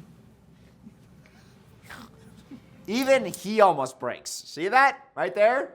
The silence after she says it is golden. The second joke I wanted to point out is Toby wants a memorial. That's not the right word. He wants a memory. He wants a photo of him and Pam. That's the words I'm trying to say. Because as a going away gift, they got him a photo of everyone in the office. But Pam was the one that took the photo. And we know that Toby has an unrequited crush on Pam. So he wants a photo of her. What was he gonna do with that photo, I wonder? It doesn't matter. He's gonna look at it fondly, I hope. So he asked for a photo of him and Pam. And he asked if Pam has a camera. She doesn't. Do you have a camera here? Does anyone have a camera here? That turn and yell, that is the loudest he gets in the entire show. That joke is only funny because of the delivery. Good job, Satan. Toby. The Dildy for season 4. Who's it going to? Who has earned this? Who has the Academy bestowed this honor upon?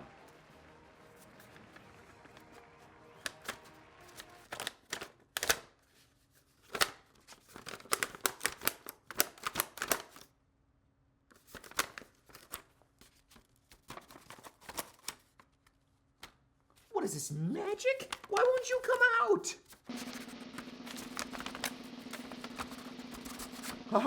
The Dildy goes to fucking gym. This was awarded to Jim by the Academy because a thought occurred to the Academy as they were watching Dinner Party. If Jim wasn't in that episode, would it be as funny as it was?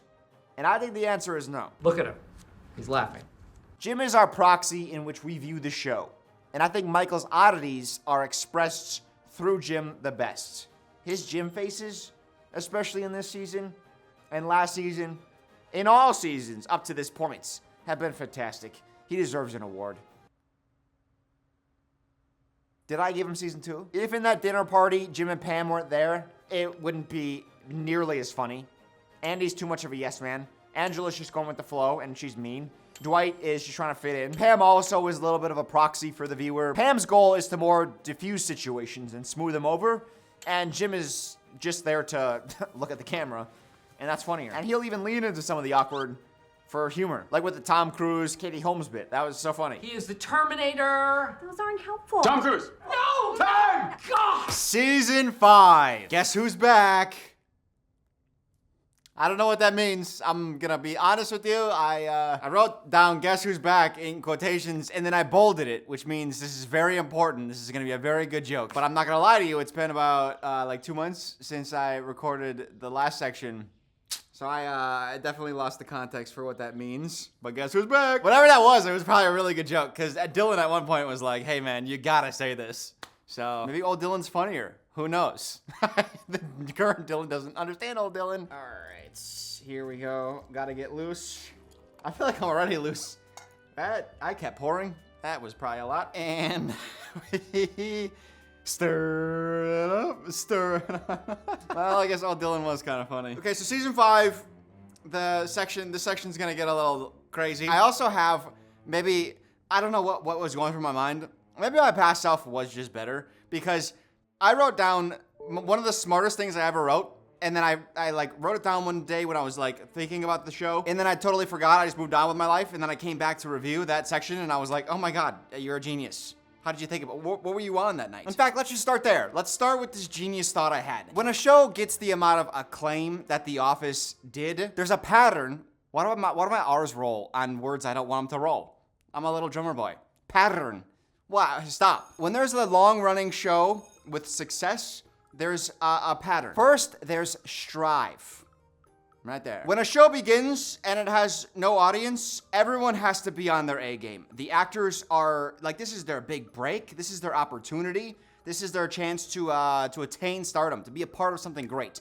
If you've seen, there's just like a laundry list. So many actors who've been on television shows that just get canceled. In fact, when I was doing the Friends video, I saw like behind the scenes of Chandler and Rachel, not the characters, but the actors. They were on other like failed pilots and sitcoms, shows that ran for just like a handful of episodes before they got canned. A lot of shows end up that way, unless everyone puts in the work. So the actors, the writers, showrunners, director, like everybody is striving. After strive comes thrive. See, now after all the kinks have been worked out, you got renewed for a second, maybe a third season, everyone's thriving because now they can see the work. Some time ago, I went on a dating show and this guy is an idiot. I didn't know what I was doing. I was stepping into a foreign zone. And I thought after I finished shooting that and I saw how it came out, I was like, oh, if I had a second chance at doing that, it would be so much funnier. And I think when you deliver a performance, especially as an actor, and you're able to see how it's cut into the episode, where they cut, what they accent, what they left on the cutting room floor, what they got rid of, you see how, oh my God. I had a thought, I was like, okay, so in order to not spill, I thought I was a genius. I was like, let's just not put the full soda into the cup. But then because I only put about half the can of soda in here, there's just, it's just the alcohol volume got like doubled. That's some quick math for you. Whoopsie daisy, I'll spill, I don't care. You get the second point though, right? Thrive, because there's another one. The next step is survive.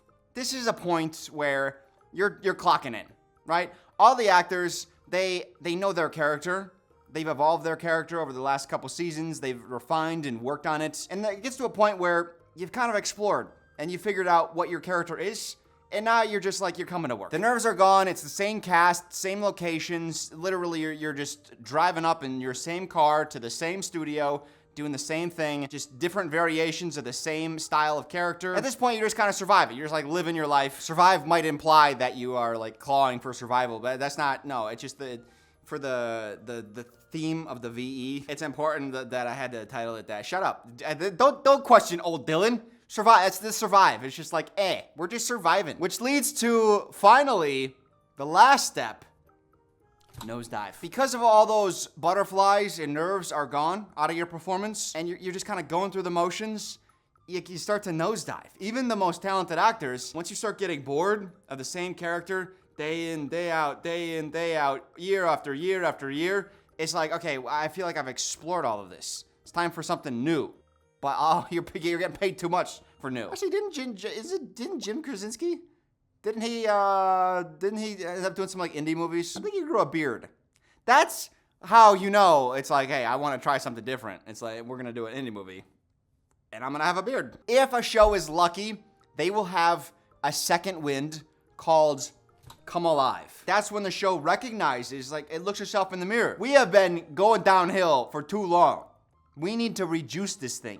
And then they figure it out. They recommit and they give you a good performance. Here in season 5, I noticed the beginning stages of Survive, specifically with Jim. I started seeing him survive at the tail end of season 4. He had the MVP locked up. He knew what he was doing. He wasn't committed to the championship. He had the MVP. He's Joel Embiid. John Krasinski is Joel Embiid. Why am I making sports references? It's such a waste of time. Like 75% of you are quilting right now. I know what you're doing. You're making blankets, all right? You're like, what? Who is Joel Embiid? That's a name. Didn't get better. I noticed this. Here's an example. Episode 2, the season opens up with a two-parter called Weight Loss. And in episode 2, just watch this Jim face and tell me if it lacks something. What are you doing? Fair question. It's a lazy Jim face. I said it. Before his Jim faces, you could see the majesticness of his Jim faces in his eyes. It used to be like, but now it's like, now he just looks. All right, dude. The magic's gone in your eyes, and I see it. What are you doing? Fair question. Thanks, Jim. Like, talk about how delivering a line can just give me absolutely nothing. It can add no point. Remember when Toby, at the end of season 4, delivered the line about the camera? Is there a camera? She was so good. Does anyone have a camera here? That was good. That was a case of performance elevating a stupid line. This is a stupid line. But you can elevate it and make it funny with your performance. And Joel Embiid did it.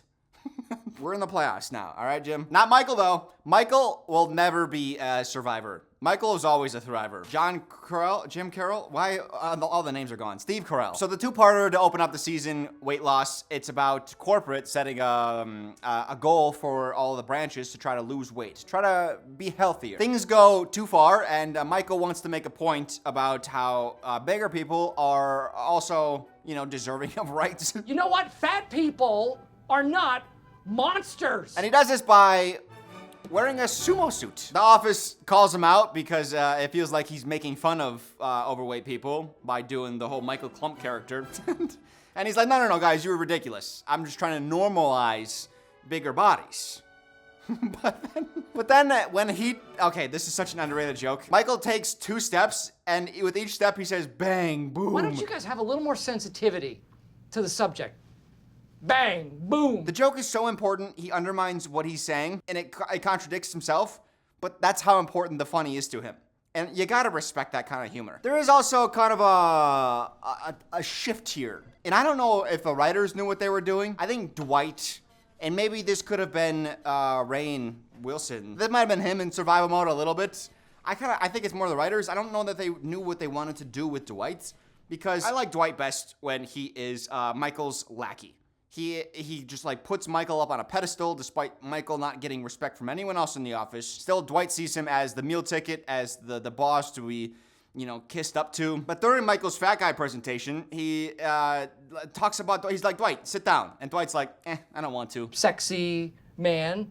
Vamping. Hey, why don't you just sit down, please? Yeah, I've been sitting all day. I never knew what to make of that scene, because I thought here we're gonna start seeing a shift in Dwight, right? So when I was going through this chronologically, this feels like a moment where Michael's saying, Dwight, do something, and Dwight doesn't jump into action to follow Michael's command. Instead, he says no. What? That's not Dwight. That's not the Dwight we know, at least. So maybe he's shifting, maybe he's changing. That was my thought, and I was kind of excited for that. As much as I like the early Dwight, if you want to progress your character and bring him on a journey, then hey, choo-choo, I'm aboard this train.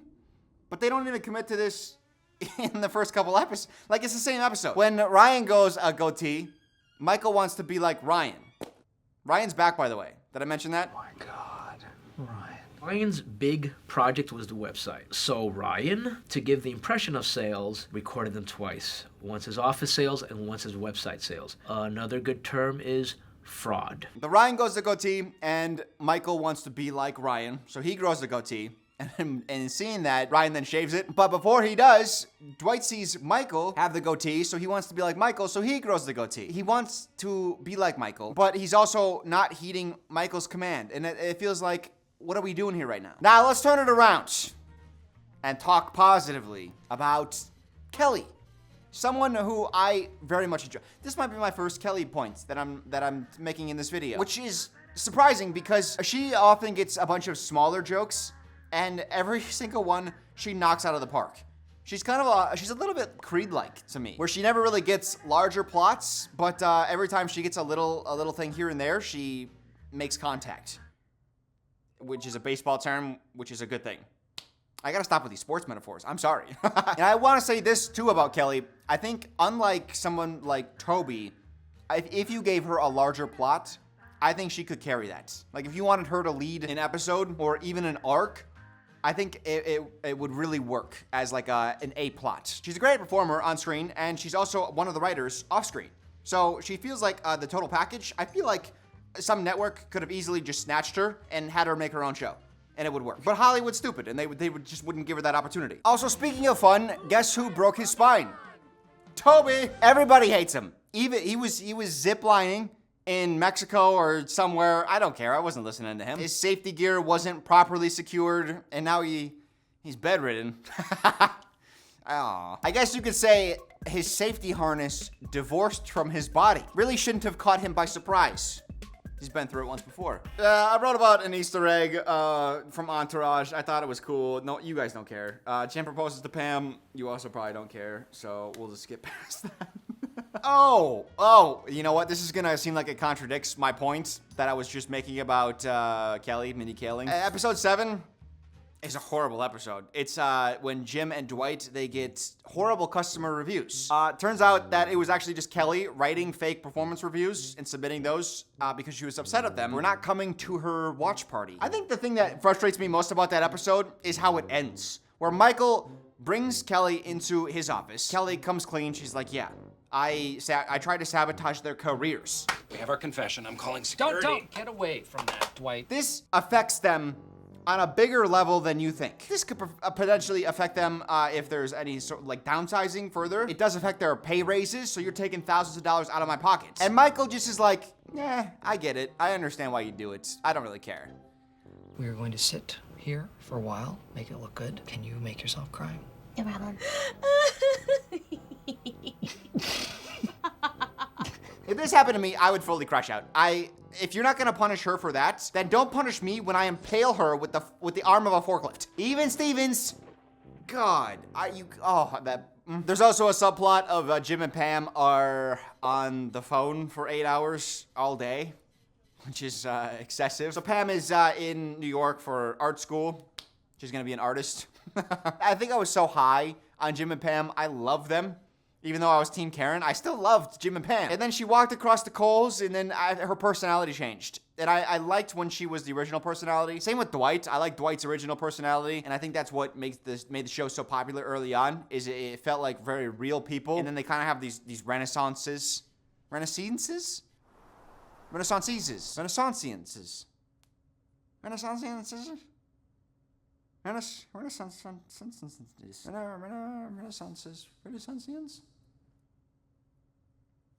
Where am I? What am I doing here? Renaissances. I don't care. It doesn't matter. Each character had a renaissance. That's the form of the word I know. I just think there's more comedy to a character when she wants to bite her tongue to not make waves. Like season 2 and 3, Pam. And like, what's this? What up, 212? What up, 212? Where's the humor in that? Oh, okay, wait, hold on. I did say that episode 7 is kind of a downer, but it does have one of my all-time favorite bits, and that is when Michael thinks that Jim and Dwight are having poor impressions on their customers. Michael brings them into the conference room to do a mock call with the customers. It's so funny. Now, Jim is going to be the client. Dwight, you're going to have to sell to him without being aggressive, hostile, or difficult. Speak up a little bit louder. I'm hard of hearing. He's hard if he's an old man. Our prices have never been lower. Louder, son! Bud Liquor! Our prices have never been lower! Stop it! Michael gets so lost in the bits, which is so in line with his character. We know he loves to do improv. Boo! Boo! Boo! He gets so funneled into this world that Jim, as a customer, says, if you fire Dwight, I will buy $1 million worth of product. And Dwight is like, don't do it. And Michael's like, it's $1 million. That's so funny. I'm gonna buy $1 million worth of paper products today. There is one condition, Michael. Yes. You have to fire the salesman that treated me so terribly. Don't do it, Michael. It's $1 million sale. Episode 8 is wonderful. I will say that. I am skipping over Michael's pretty much his whole relationship with Holly. I'll talk about that more in a second. But at this point, Holly has transferred to another branch, and Michael and her are no longer together. Good news is around the corner for Michael, though. Things start looking up.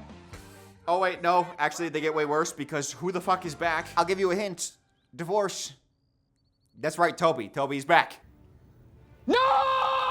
When I went into this episode, I recalled not liking it. And then I watched the episode and I was like, oh, this is actually a good episode. And then I realized what I don't like are these two guys. These guys suck. They're awful. They are barely in the episode and I just want them dead. Is that bad or? Jim buys a house for Pam. He wants to surprise her. Very elaborate gift, but also a risky gift, which Jim learns through the course of the episode. He's like, uh-oh, kind of made this big decision by myself. But there's a very funny Creed clip. Let me play that for you. Oh, it's on Linden Ave by the quarry? Cool beans, man. I live by the quarry. We should hang out by the quarry and throw things down there. To think I used to be so wrong on Creed. He's such a delight. There's the world's worst green screen, which, hey, I'm familiar. But in the episode, the duel, look at this. It looks like a Daily Show bit. It's the worst. The lighting doesn't match at all. Hey, man, season 5. How many tens of millions are you spending on each season? You couldn't light one green screen properly? The episode is called The Duel because Andy finds out mercifully that Angela has been cheating on him. Dwight and Angela are having an affair. They've been sleeping together for some time. All right. See you later.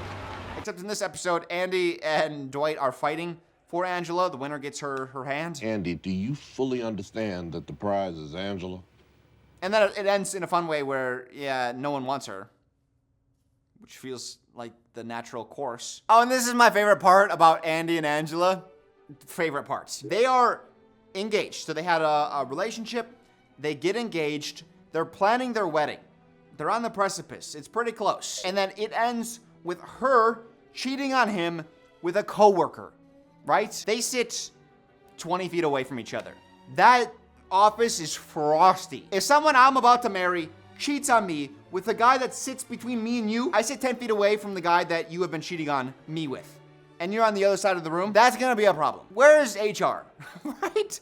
I guess Toby's back. He's in HR. Of course he is. He's not doing anything. He's used to broken relationships and not doing anything about them, except escaping to Mexico. Andy tried to run Dwight down with his car and succeeded. He ran him into some bushes. Just you removed all your weapons from the office. Of course I did. I swear on my great aunt's grave. No grave. And you know what happens? Do you know what happens after Andy calls off the engagement with Angela? They never address their relationship ever again. Well, in like the third to last episode ever of the show, I think they bring it up. What we had was great. But they don't address it ever again. And it's not weird. There's no tension ever. And I'm like, have you ever seen a workplace romance fail? It is not fun. There's gossip all the time about it. It's a huge event in the lives of like a normal person. You were cheating on me with my coworker. Dog, 6 months, we're talking about that every break. I was just so pissed because the show made us endure this relationship for so long. And then now they're just giving us the middle finger by being like, yeah, it's almost like it didn't happen. If you're gonna act like it didn't happen, I would have rather it not happened because it wasn't fun.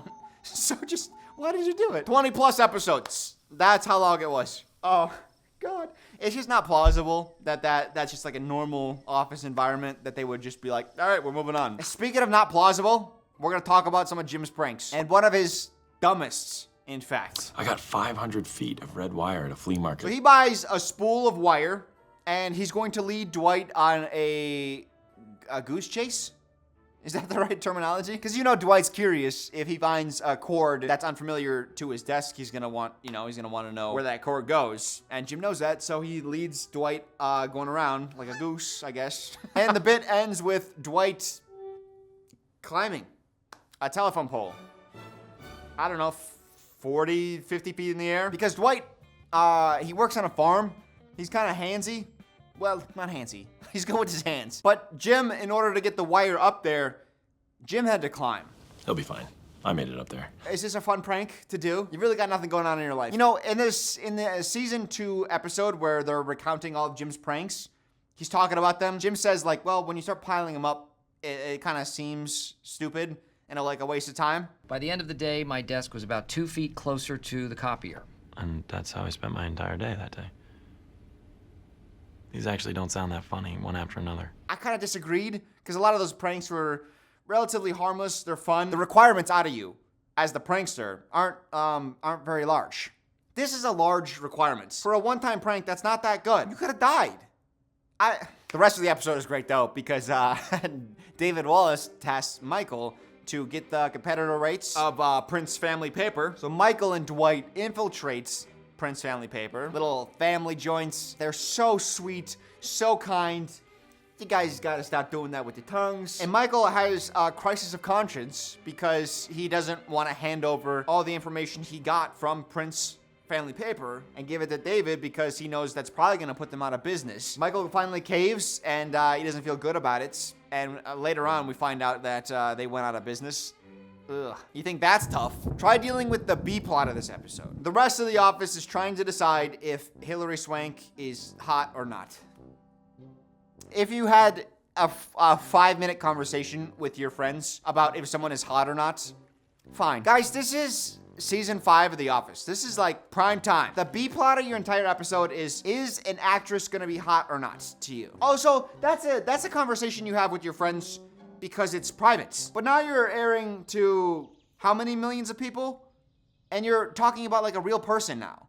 And it's like, why are they hot or not? It's like, guys, you were a fucking TV show. It's different than if like a YouTuber did it. Even then, it would be a little weird if like there was the whole video about, is this person hot or not? But this is a plot of your episode? Oh. 2-part episode. Episode 14 and 15, stress relief. They are amongst the funniest episodes of the entire series. Dwight lamenting his coworkers not taking safety very seriously. He simulates a fire. And by simulates, I mean he starts a fire to see what they would do. And he locks a bunch of the doors. And this is what I was talking about earlier, several months ago, when I talked about my friend geeking. Yeah, this is the scene. Save Bandit! The chaos Dwight creates makes Stanley's heart go berserk. Heart attack. Although if we do look at Stanley's diets, it's not so much an attack, it's more of a revolt. Wrote that joke. I don't think it's that funny. I was giving past Dylan some praise.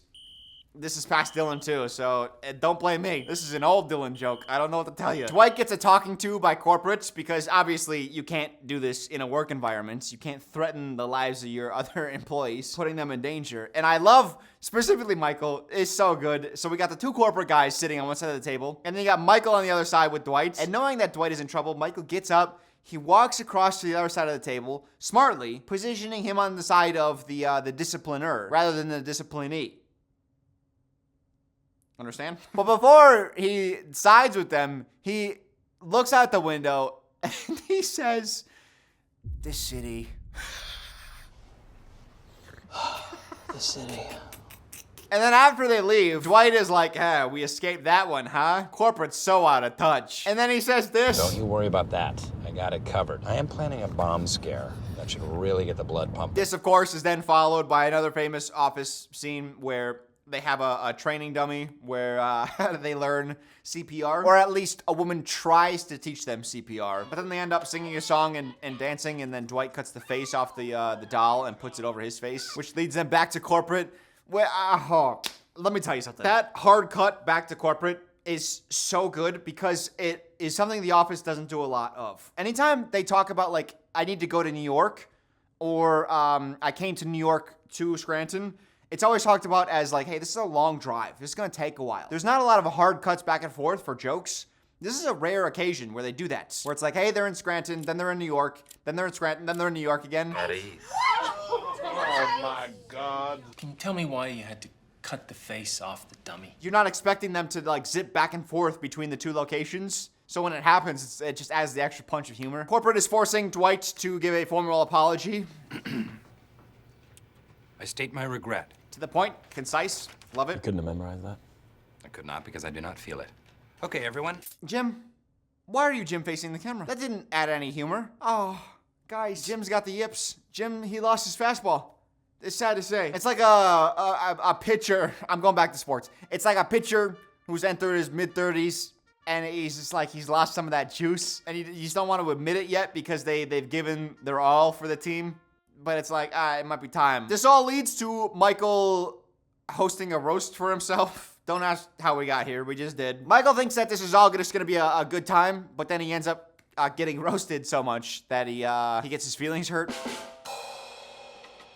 And I haven't said this yet. I've been saving this one. It's a golden bullet, and I'm giving it to you now. Michael Scott is the greatest sitcom character in existence, bar none. Somehow, despite watching him fumble and bumble his way around, he's insensitive, he's often disliked, and yet somehow he has found a way into our hearts. And I love his character so much because everything ties in, everything makes sense, and I think that's due to the writers. But I also think that's the acting expertise of Steve Carell. It took me a minute. I don't care. I had a brain lag, happening more frequently. Probably don't need to talk to anybody about it. Doctors, stay away. But how he wants to be loved by the people of The Office because he doesn't get that in his personal life. And then how that eventually comes full circle, which we're going to talk about later. Calm down. Holy shit. There's just little moments where, like, for instance, later this season, Michael's gonna give blood. As he's on the waiting room table, he's so nervous that he's not thinking about talking to a cute girl. So he's just like his natural organic self, and he's fun to be around. And then he eventually passes out, and he throws like a Valentine's Day soiree. I don't know German. I don't know what that word means. Like a fancy party, I think is the terminology. But the thing is, Michael tells the story about meeting the girl at the blood drive in the parking lot, and everyone in the office is rooting for him. Even the people over the years he's insulted, offended. He outed Oscar. Stanley thinks he's incompetent. Apart from maybe Kevin, who hasn't clocked that Michael's not a good boss yet. It's not clocking to you? Oh, that's not gonna be relevant by the time this video comes out. He's standing on business. I don't care. Shut up. This is my video. But the rest of the office are similar to how we feel, which we want Michael to find love. We want him to feel that. And we root for him, even though of all the stumbling and bumbling he does all the time, causing messes everywhere, we still love him. Now, the roasting episode, that all culminates with Michael coming back to the office, and he's got some roasts for everybody else. He starts going around, boom, roasted, boom, roasted. And as soon as he gets a laugh, it like completely lifts his spirits. Just a great 2 episodes. Karen is pregnant. Not to bury the next lead. Is that Jim's? What? Michael's asking the good questions. Someone did this to her. Turns out she's married. Married. And look at her husband. Doesn't this guy look familiar? Yeah, that's right. He kind of looks like Michael Scott. Suspicious much? I don't really care about that episode like a ton, but the C plot of Jim and Dwight being in charge of the planning a birthday party. They're in charge of the party planning committee because of all the turmoil that happened that I didn't talk about. Don't worry about it. You've seen the show probably. But I love it because there's so few plots on the show where Jim and Dwight are working in tandem. And oftentimes it's on a sales call. And you see them when they're working together side by side, they nail it. Dwight's weird and Jim knows how to play into it. And they're both great salesmen. It's so fun. But now this is them out of their element. It is your birthday with a period. The other plot, though, of the episode, Andy, he is attracted to a woman. He's coming off of the, not divorce, because he's not Toby, but the broken engagement. So he's trying to get back out there. Stanley has a client. He wants to swoop in, and he instead ruins the sale, makes this woman uncomfortable, and it's awkward and horrible. And the thing is, when Michael does that, it's fun. Because Michael knows how to play into that. Andy is not that character. And I think I'm going to say something now, and it's going to correlate to later. I'm probably going to forget by then. But just remember that I said this. Andy cannot do Michael's plots. You cannot just have Andy stand in for Michael. That's going to be important to something I say later. Oh, and also, since we're here, like the previous episode where they had Jim and Pam were trying to watch a movie, and then Andy's listening in. He's like pirated the movie. I don't know. So this is a stupid plot. I wanted to like that whole thing because it's like, oh, it's Jack Black and they're trying something new. But I couldn't get there. There's just nothing fun in that episode. But then again, that could be like a Chandler goes around kissing everybody in the room. I didn't think that was very funny. And then I said that, and the comments were like, hey, Dylan, that's like the funniest thing in the entire show. And I was like, oh, sick. A bit of fun, though. Episode 19 is the golden ticket idea. So Michael, inspired by Willy Wonka, he goes around and he puts a bunch of 10% off in clients' paper boxes. So when they open it up, they find 10% off. They can call and redeem it. Except Michael put it all in one order. So one company, their biggest purchaser, has gotten 5 10% offs, which is a total of 75% off. It's actually Blue Cross from Pennsylvania. It's kind of a big claim. You found 5 golden tickets. And does it say limit 1 per customer? Nope, it doesn't. And David Wallace is pissed because, hey man, we're losing a lot of money from our biggest purchaser. Michael realizes his error and he tries to pit it on Dwight. He says it was Dwight's idea to do the golden ticket thing. It's on him. And Dwight is uncertain if he's gonna take the fall for Michael. Jim is like, don't do it. It's not your idea. It's not fair. Dwight has the loyalty though, and he wants to protect Michael. We've seen him quit Dunder Mifflin for Angela previously, so you know he's willing to leave the company. I will say this about Michael, like how we're rooting for him and we love Michael.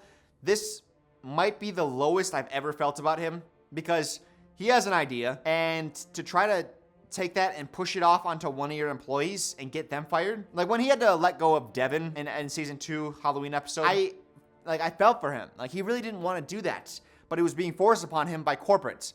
But now, here he has a chance to try to talk his way out of trying to do something good, you know, like trying to justify it. But instead, he's like, no, someone's going to get fired. It's not going to be me, so you take the fall. And I don't know. That just, it doesn't feel really in line with Michael's character. And it makes me feel bad about him. Apart from Toby, which his anger is justified, he's never trying to hurt people intentionally. But this is a time where he's trying to hurt Dwight intentionally. And I think that's why I feel so not good about it. We don't know if Dwight is going to accept to take responsibility or not, because when David Wallace arrives, he says, the golden ticket idea, brilliant. Why? Because the company that got all the golden tickets, they were so happy with the gesture that they entered into an exclusive contract. So they lose a little bit in the short term, but long term, they get a huge sale. So good job, whoever thought of the golden ticket idea. I just want to say that this golden ticket idea is one of the most brilliant signs of initiative I've ever seen at this company. At this point, Michael has already told David, it was Dwight. How about a big round of applause for Mr. Dwight Schrute? But the problem is Michael now wants credits because it turns out his idea was actually good.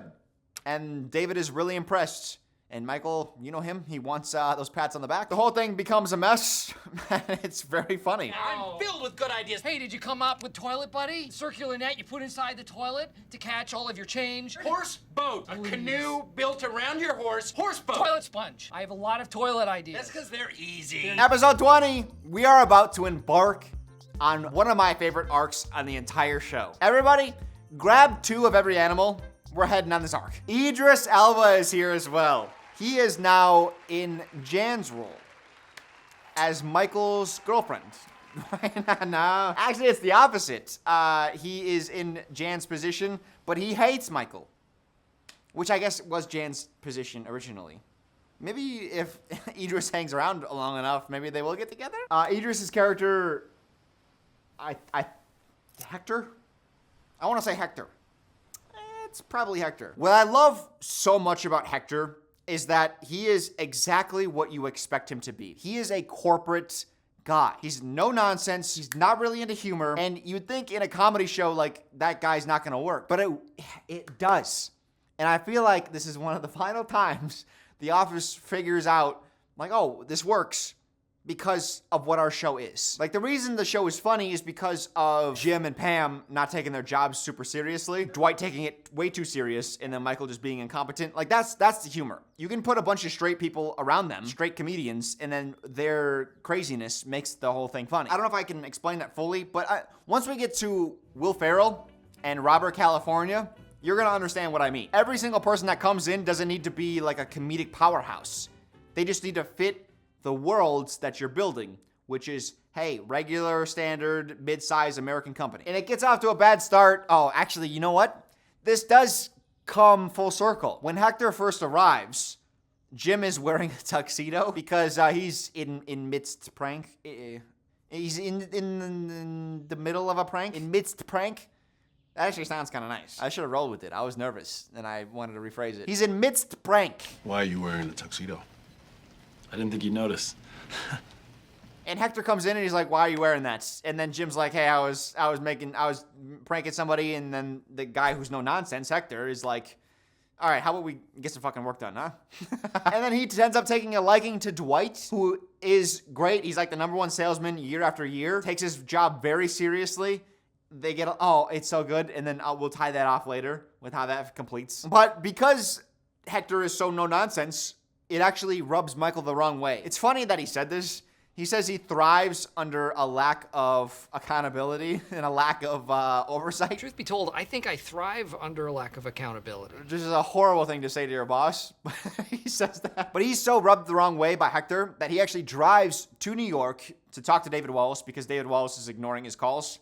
Michael is annoying, but I can't stress enough how important to Dunder Mifflin Michael is, at least in David Wallace's mind. You didn't lose a single customer in the merger, and you still managed to trim the budget? That is nice work. And not only that, Michael is chosen to go around to every single branch and literally talk about what he's doing right, because his branch is the only one that's profitable. Apparently, Scranton has the best sales of any regional branch, so David Wallace has asked me to go to all the branches, and I'm telling them my secret recipe for success. All the other branches are failing, and David knows how weird Michael is. He passed him up for the job. He literally avoids him. At every possible turn, he's trying to keep as far away from Michael as possible, but he still chooses Michael to go around to talk to every single person. He knows it's probably going to be a disaster, but he has no choice because Michael is overperforming, and all the other branches are underperforming. The Buffalo branch, I think it's later revealed in the season, they're closing. Like, they're not doing well. Michael's is the only one doing well. And at this point, for Michael to be disrespected, like, David, I can't even get a hold of you.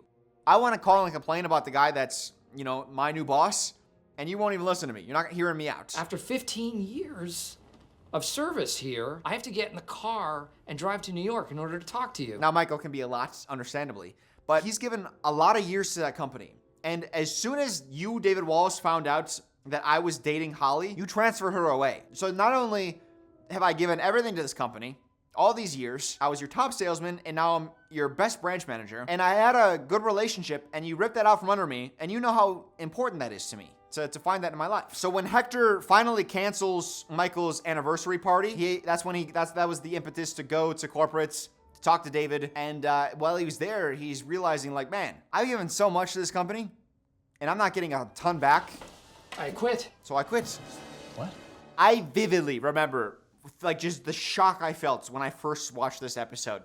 It was incredible. On a show that things don't change, they were willing to try to shake things up. And thus beginneth perhaps the best arc in the entirety of The Office. Michael is currently living out his 2 weeks notice, and if you thought Michael didn't do a whole lot of work when he was trying, this is him not trying. It's bad. But soon he realizes that although the decision felt good in the moment, he felt like he needed some change.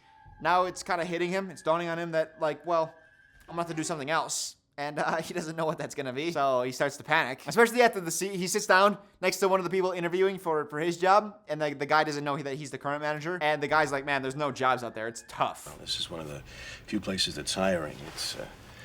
It's brutal out there. But one bold decision begets another. Michael decides, well, if it's difficult to find another job, I'll just create one. It's pretty smart. If you were dumb. The Michael Scott Paper Company. And Michael tries recruiting other members he values at the office. He goes to Jim and Oscar, and both are like, hey man, you shouldn't do that. This is a bad market to get into paper. But crazy enough, Pam is won over by his charm and his promises. I think Pam has been on the evolution journey. She's been growing as a character. This is another step in her direction. She's like, I'm sick of being a receptionist. I want to try to conquer something new. And they're excited. Like, they're leaving. They're starting the new journey. And I remember the shot of them, like, rounding the corner, leaving the premises. They're all smiles and excitement. And then the camera hangs on them for a little longer. And all of that excitement and nervous energy just becomes nerves. And that's so good. Of course, Michael needs to assemble a whole squad, a roster. And he decides to go to one of the most talented people he knows, Ryan, who is not the same guy who committed corporate fraud. He's a different person completely. He's got frosted tips now, so different guy. Vikram joins and then unjoins. Don't worry about him. Michael's freaking out, and then Pam consoles him, and then Pam freaks out, and Michael consoles him, and then all of a sudden they're working in the Dunder Mifflin basement. Sorry, not in the basement, in a closet. They're working in a like a storage closet. I would like to invite you all to come along with me on a journey.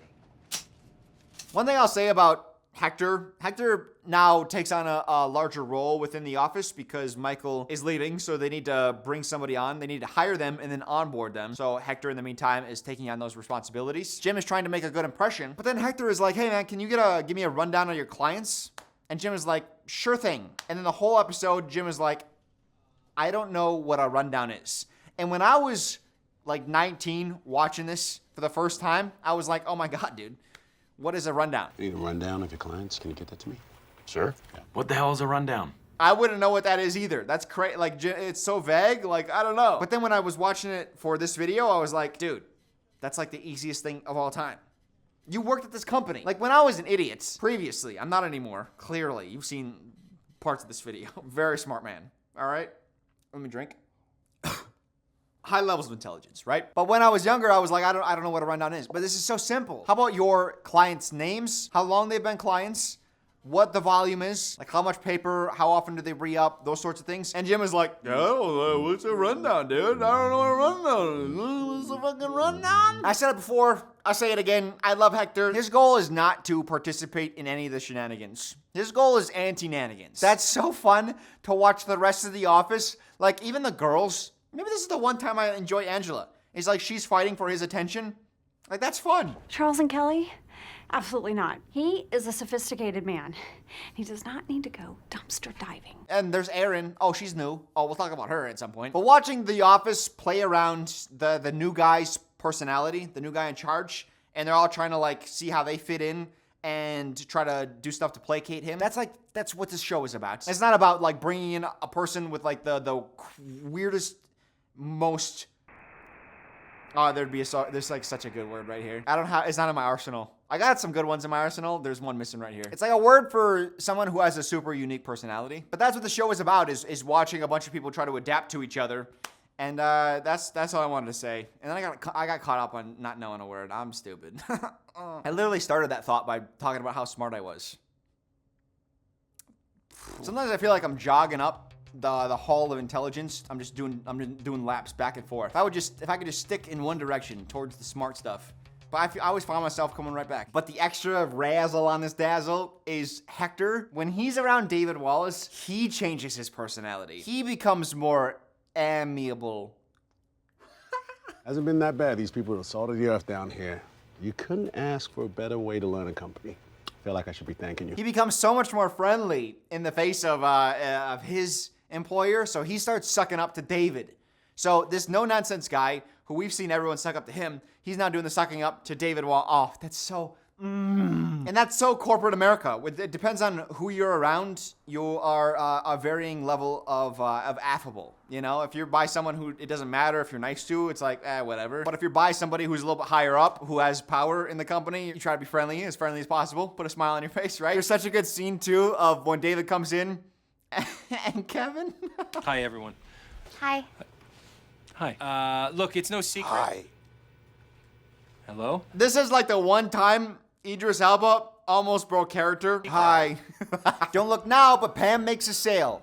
Oh, vibes are starting to get high at Michael Scott Paper Company. The mood is lifting like a tidal wave. At first, when you heard Michael Scott was starting his own paper company, did you have faith? No, you didn't. But look at him now. Are they pulling it off? No, they're not, actually. They're going bankrupt. Even though they're going bankrupt, they're still getting a bunch of sales. At first, with the help of Dwight, who is still has that loyalty to Michael, so he's still trying to help Michael with his sales. But then once Hector starts giving Dwight some like better treatment, he starts giving Dwight respect. Dwight turncoats, and he actually turns Michael in, and they meet by the dumpsters, and Hector is like this. And I want you to leave Dunder Mifflin alone. Do you understand? And then Michael drops this gem. I understand nothing. The Michael Scott Paper Company plot is almost finished. I think it's about 4 or 5 episodes, and it's just wonderful stuff. There is one moment within the plot where in the office, Jim pranks Andy by pretending that he's depressed. And then Andy's like, hey man, no, you're a great guy. Don't be depressed. Like, that's the whole bit and prank. Like, Jim's prank is like, hey, I'm gonna pretend to be sad. And then Andy's gonna cheer me up. I said forget it. And there's no punchline to the prank. There's no punchline to the bit, the joke. Maybe they wrote something and then they cut it out. Because I'm like, Jim has been spending the entire episode pretending to be sad. And then Andy's been trying to like raise his spirits. And then Andy finally gets in front of the office and is like, hey guys, let's treat Jim better. And everyone's like, no, you idiot, you're being pranked. But what's the prank? This is Jim's way of helping Andy through his breakup. But I don't know how, dude. This is one of the dumbest things I think in the show. The plot with the Michael Scott Paper Company ends when Michael Scott realizes he's with the accountant. They're not going to be able to feasibly continue their company. But because they have stolen so much of Dunder Mifflin's revenue, and Michael knows that the company is struggling, and Michael was the only profitable branch manager of all of them. He knows that they're in a tight bind. Your company is losing clients left and right. You have a stockholder meeting coming up, and you are going to have to explain to them why your most profitable branch is bleeding. Hector has chosen at this point Dwight to be the number 2. He likes Dwight's work ethic. He likes the way Dwight thinks. He's very loyal, so he's gonna trust him, and he wants him in the meeting with like how to solve the Michael Scott Paper Company crisis. And David Wallace is like, are you sure? I like Jim. You like Dwight? That doesn't make a whole lot of sense. He shows promise. And Jim, I know, he's been a disappointment. And then Dwight ends up proving why he's not good for that role, because he says, like, how do we destroy the Michael Scott Paper Company? How do we get rid of them as a competitor? What if we put bees in their office? There is a hive of bees outside the front door.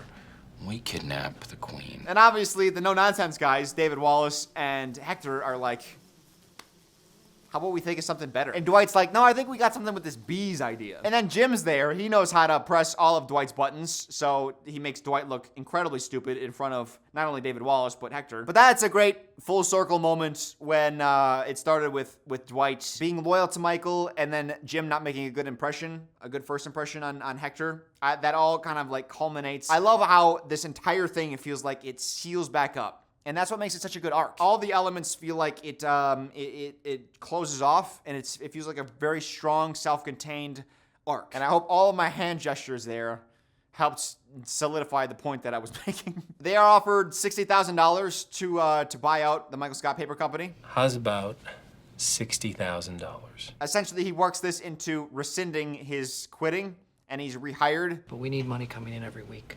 We need jobs. I'm satisfied with this.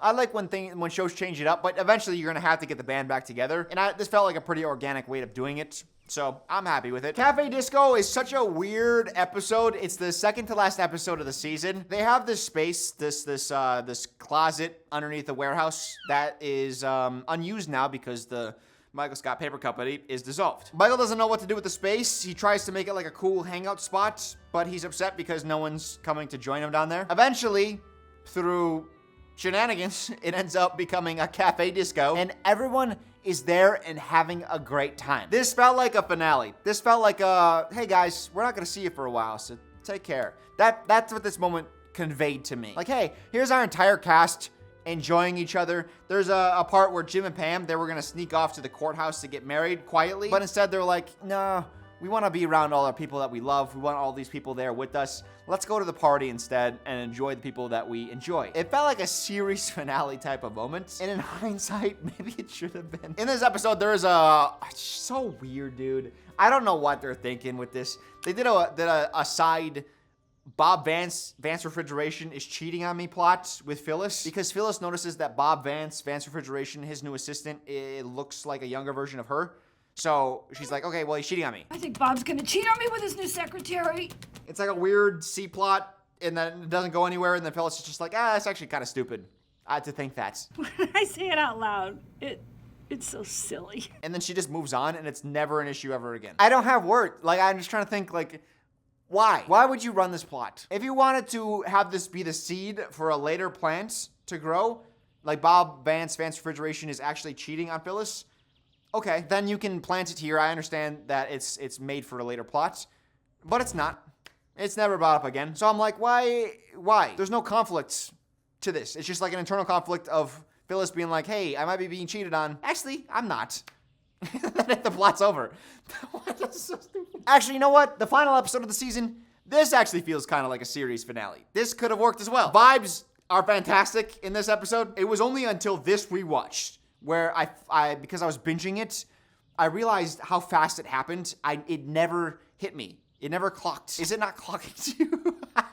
I don't care. Go back in time with me. Holly and Michael, in my head, when they got together at the start of season 5, they felt like they were together for a while. Like they got really close fast, and then they were like a strong relationship until she was eventually sent away to a different branch. Holly was introduced in the tail episodes of season 4. In fact, I think it's the very final episode of season 4. For 4 episodes at the start of season 5, they are in a will they, won't they thing. So they're not dating. When they get together, guess how long they date for? Guess how many episodes? 1 episode. They date for 1 episode. Crime Aid. That was insane to me when I realized it, because in my head it was always like they were together. It felt like they were together for like a whole season and then they broke up. But good job on them by making it feel like it was such a special relationship, because I thought they were together forever. They were together for 20 some minutes of screen time. That's crazy. Oh, of course. Then there is during the circuit episode when David Wallace sent Michael on a circuit to talk to all the branch managers. He goes to the Nashua branch where Holly is, but she's out on vacation. So he goes to her desk and cuts the sleeve off her sweater to keep. And then he also steals a file off her computer that's titled Dear Michael.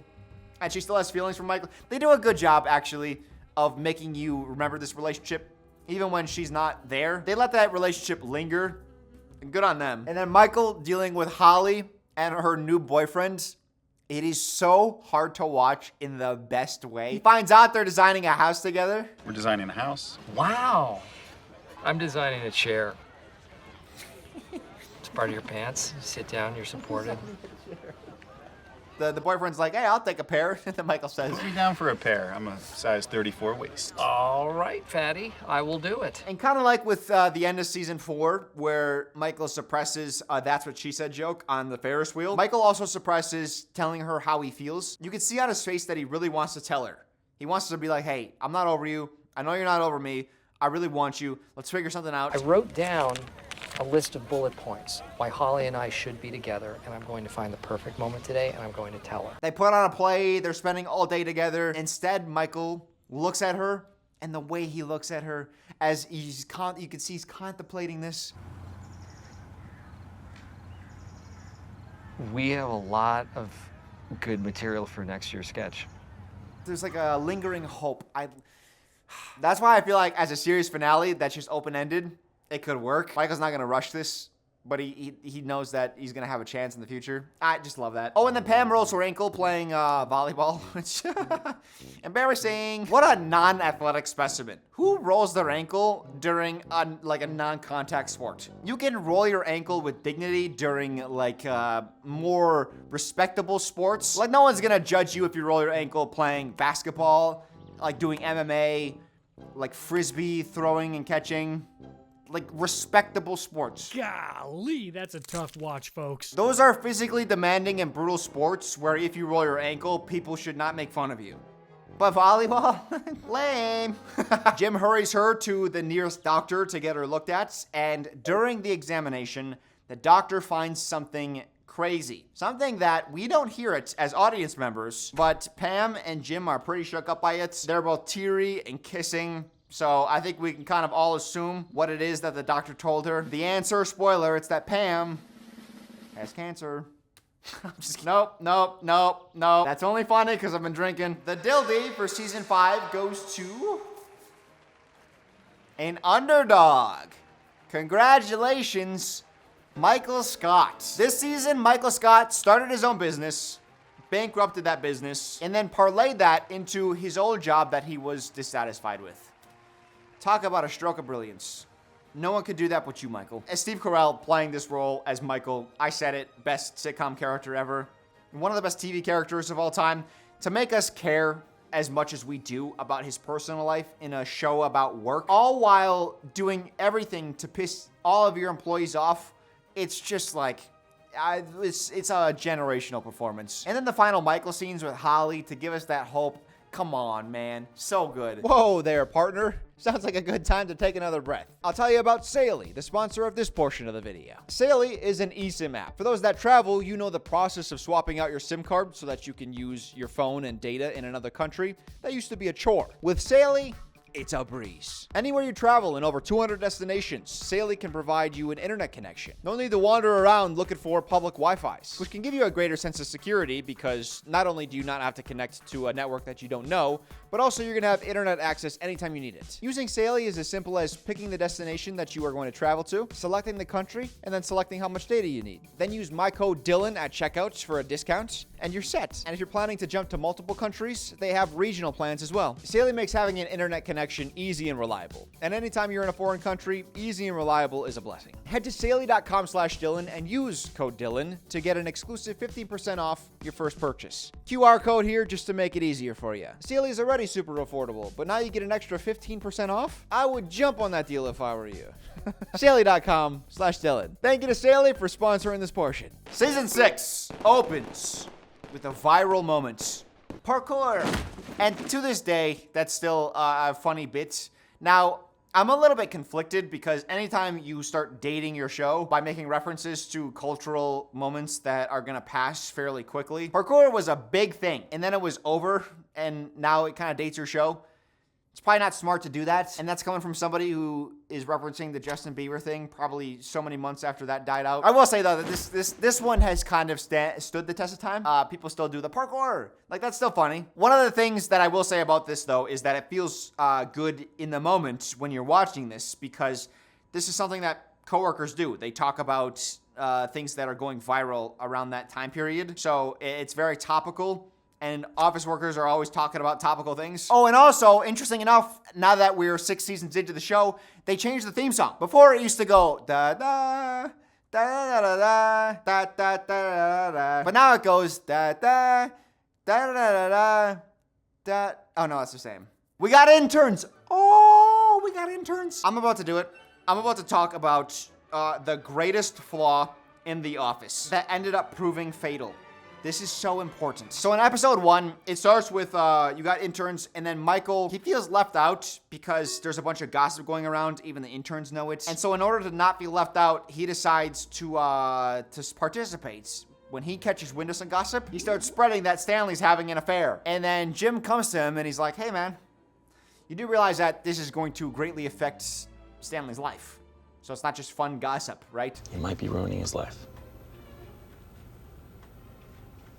What Michael Scott does next is genius, and you're gonna think that I'm being ironic. I think this is actually the smartest thing you could do. He released one piece of information and he regrets it.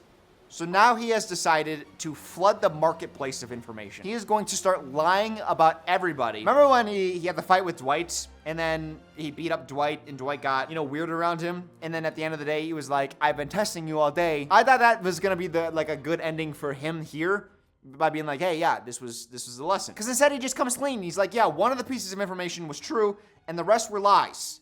And then everyone obviously is like, hey, so then what's the true one? He should have just been like, yeah, they were all lies. Oh, it was so close to being brilliant. One of the best bits of the episode, though, is when they're all comparing the notes of the rumors that they've heard about themselves. The camera spins to Toby, and he's like, how could I be a virgin?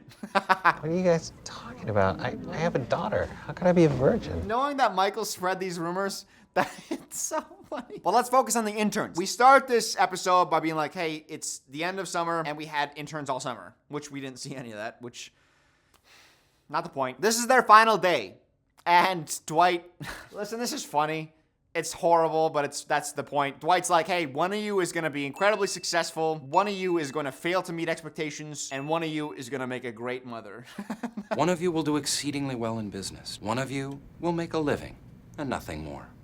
And one of you will make a great mother. That's just like, it's horrible, dude. But it's so funny at the same time. I don't know what to tell you. So what's this flaw? What am I talking about? Do you know what happens in an average American workplace? People quit. New people get hired. This is the most normal occurrence. Every year, there's just like an influx of new people. You have your lifers. You have people who are going to be there for like the long haul. And in a show like this, you want to keep a lot of the same people around. Over the course of now 6 years, 6 seasons of the show, through it all, through downsizing, through branches closing, cost cutting, an overstaffed department. That was a plot, I think, in season 1. Where they were like, hey, we have too many people in accounting, and everyone knows Kevin's stupid. It's a joke in the show that Kevin can't really do accounting well, and yet they keep him on staff. That doesn't make sense? Well, I looked through all the budgets, and there is one department. Yes. That has 3 people doing the work that could be done by 2. Everything remains the same. It's the same employees the entire time.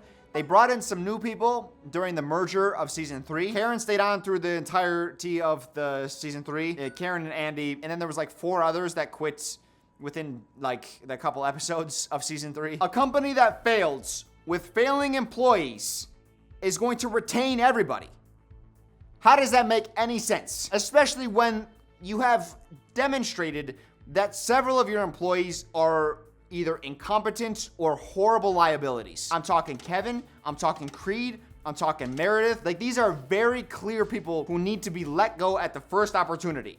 And you're doing an internal review. When you take over a new company, if you have new management or if you're sold to another company, you're doing a top-down review of every single employee. You're figuring out what they do, what they bring, what they're worth. You're letting go of the people that aren't providing enough, which is gonna be the majority of them, and then you're gonna onboard people who are good at what you need them to do. But instead, no, nothing ever changes. The company is sold and everything's the same. It's like, what's the point then?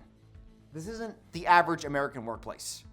Like, that's just not what happens. Even a company that doesn't have management changes that is successful, they still have new employees. People retire, people move on to different opportunities and different jobs. And the arguments to keep those people would be, well, they bring something from a comedy angle. So even though it's not realistic, it's still important that we keep them in the rotation.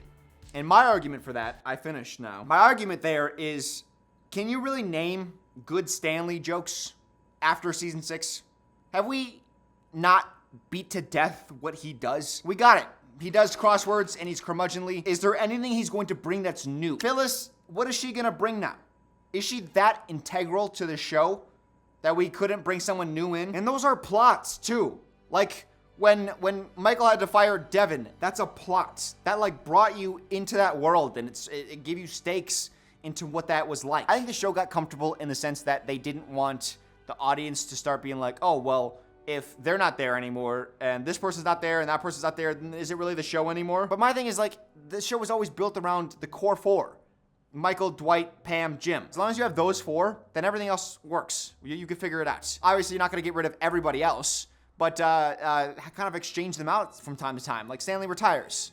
Boom. How easy of a plot is that? Is him retiring, bringing in somebody else that, causes problems. You don't also need big bombastic personalities to come in every single time someone leaves or someone comes in. Kind of like the convict episode, it's like, oh, well, there's something interesting about the new hire.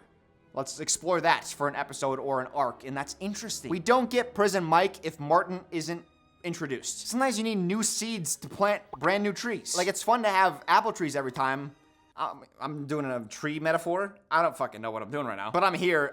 Every time you're plucking apples, and eventually you're gonna get sick of apples. Sometimes I want a blueberry tree, or I knew this is a bad metaphor. I knew it from the start, and I stopped myself, but I was like, nah, I'm on this train. Let's just keep riding it. What else grows on trees? I thought bananas at one point, but then I learned bananas actually grow from the ground most places.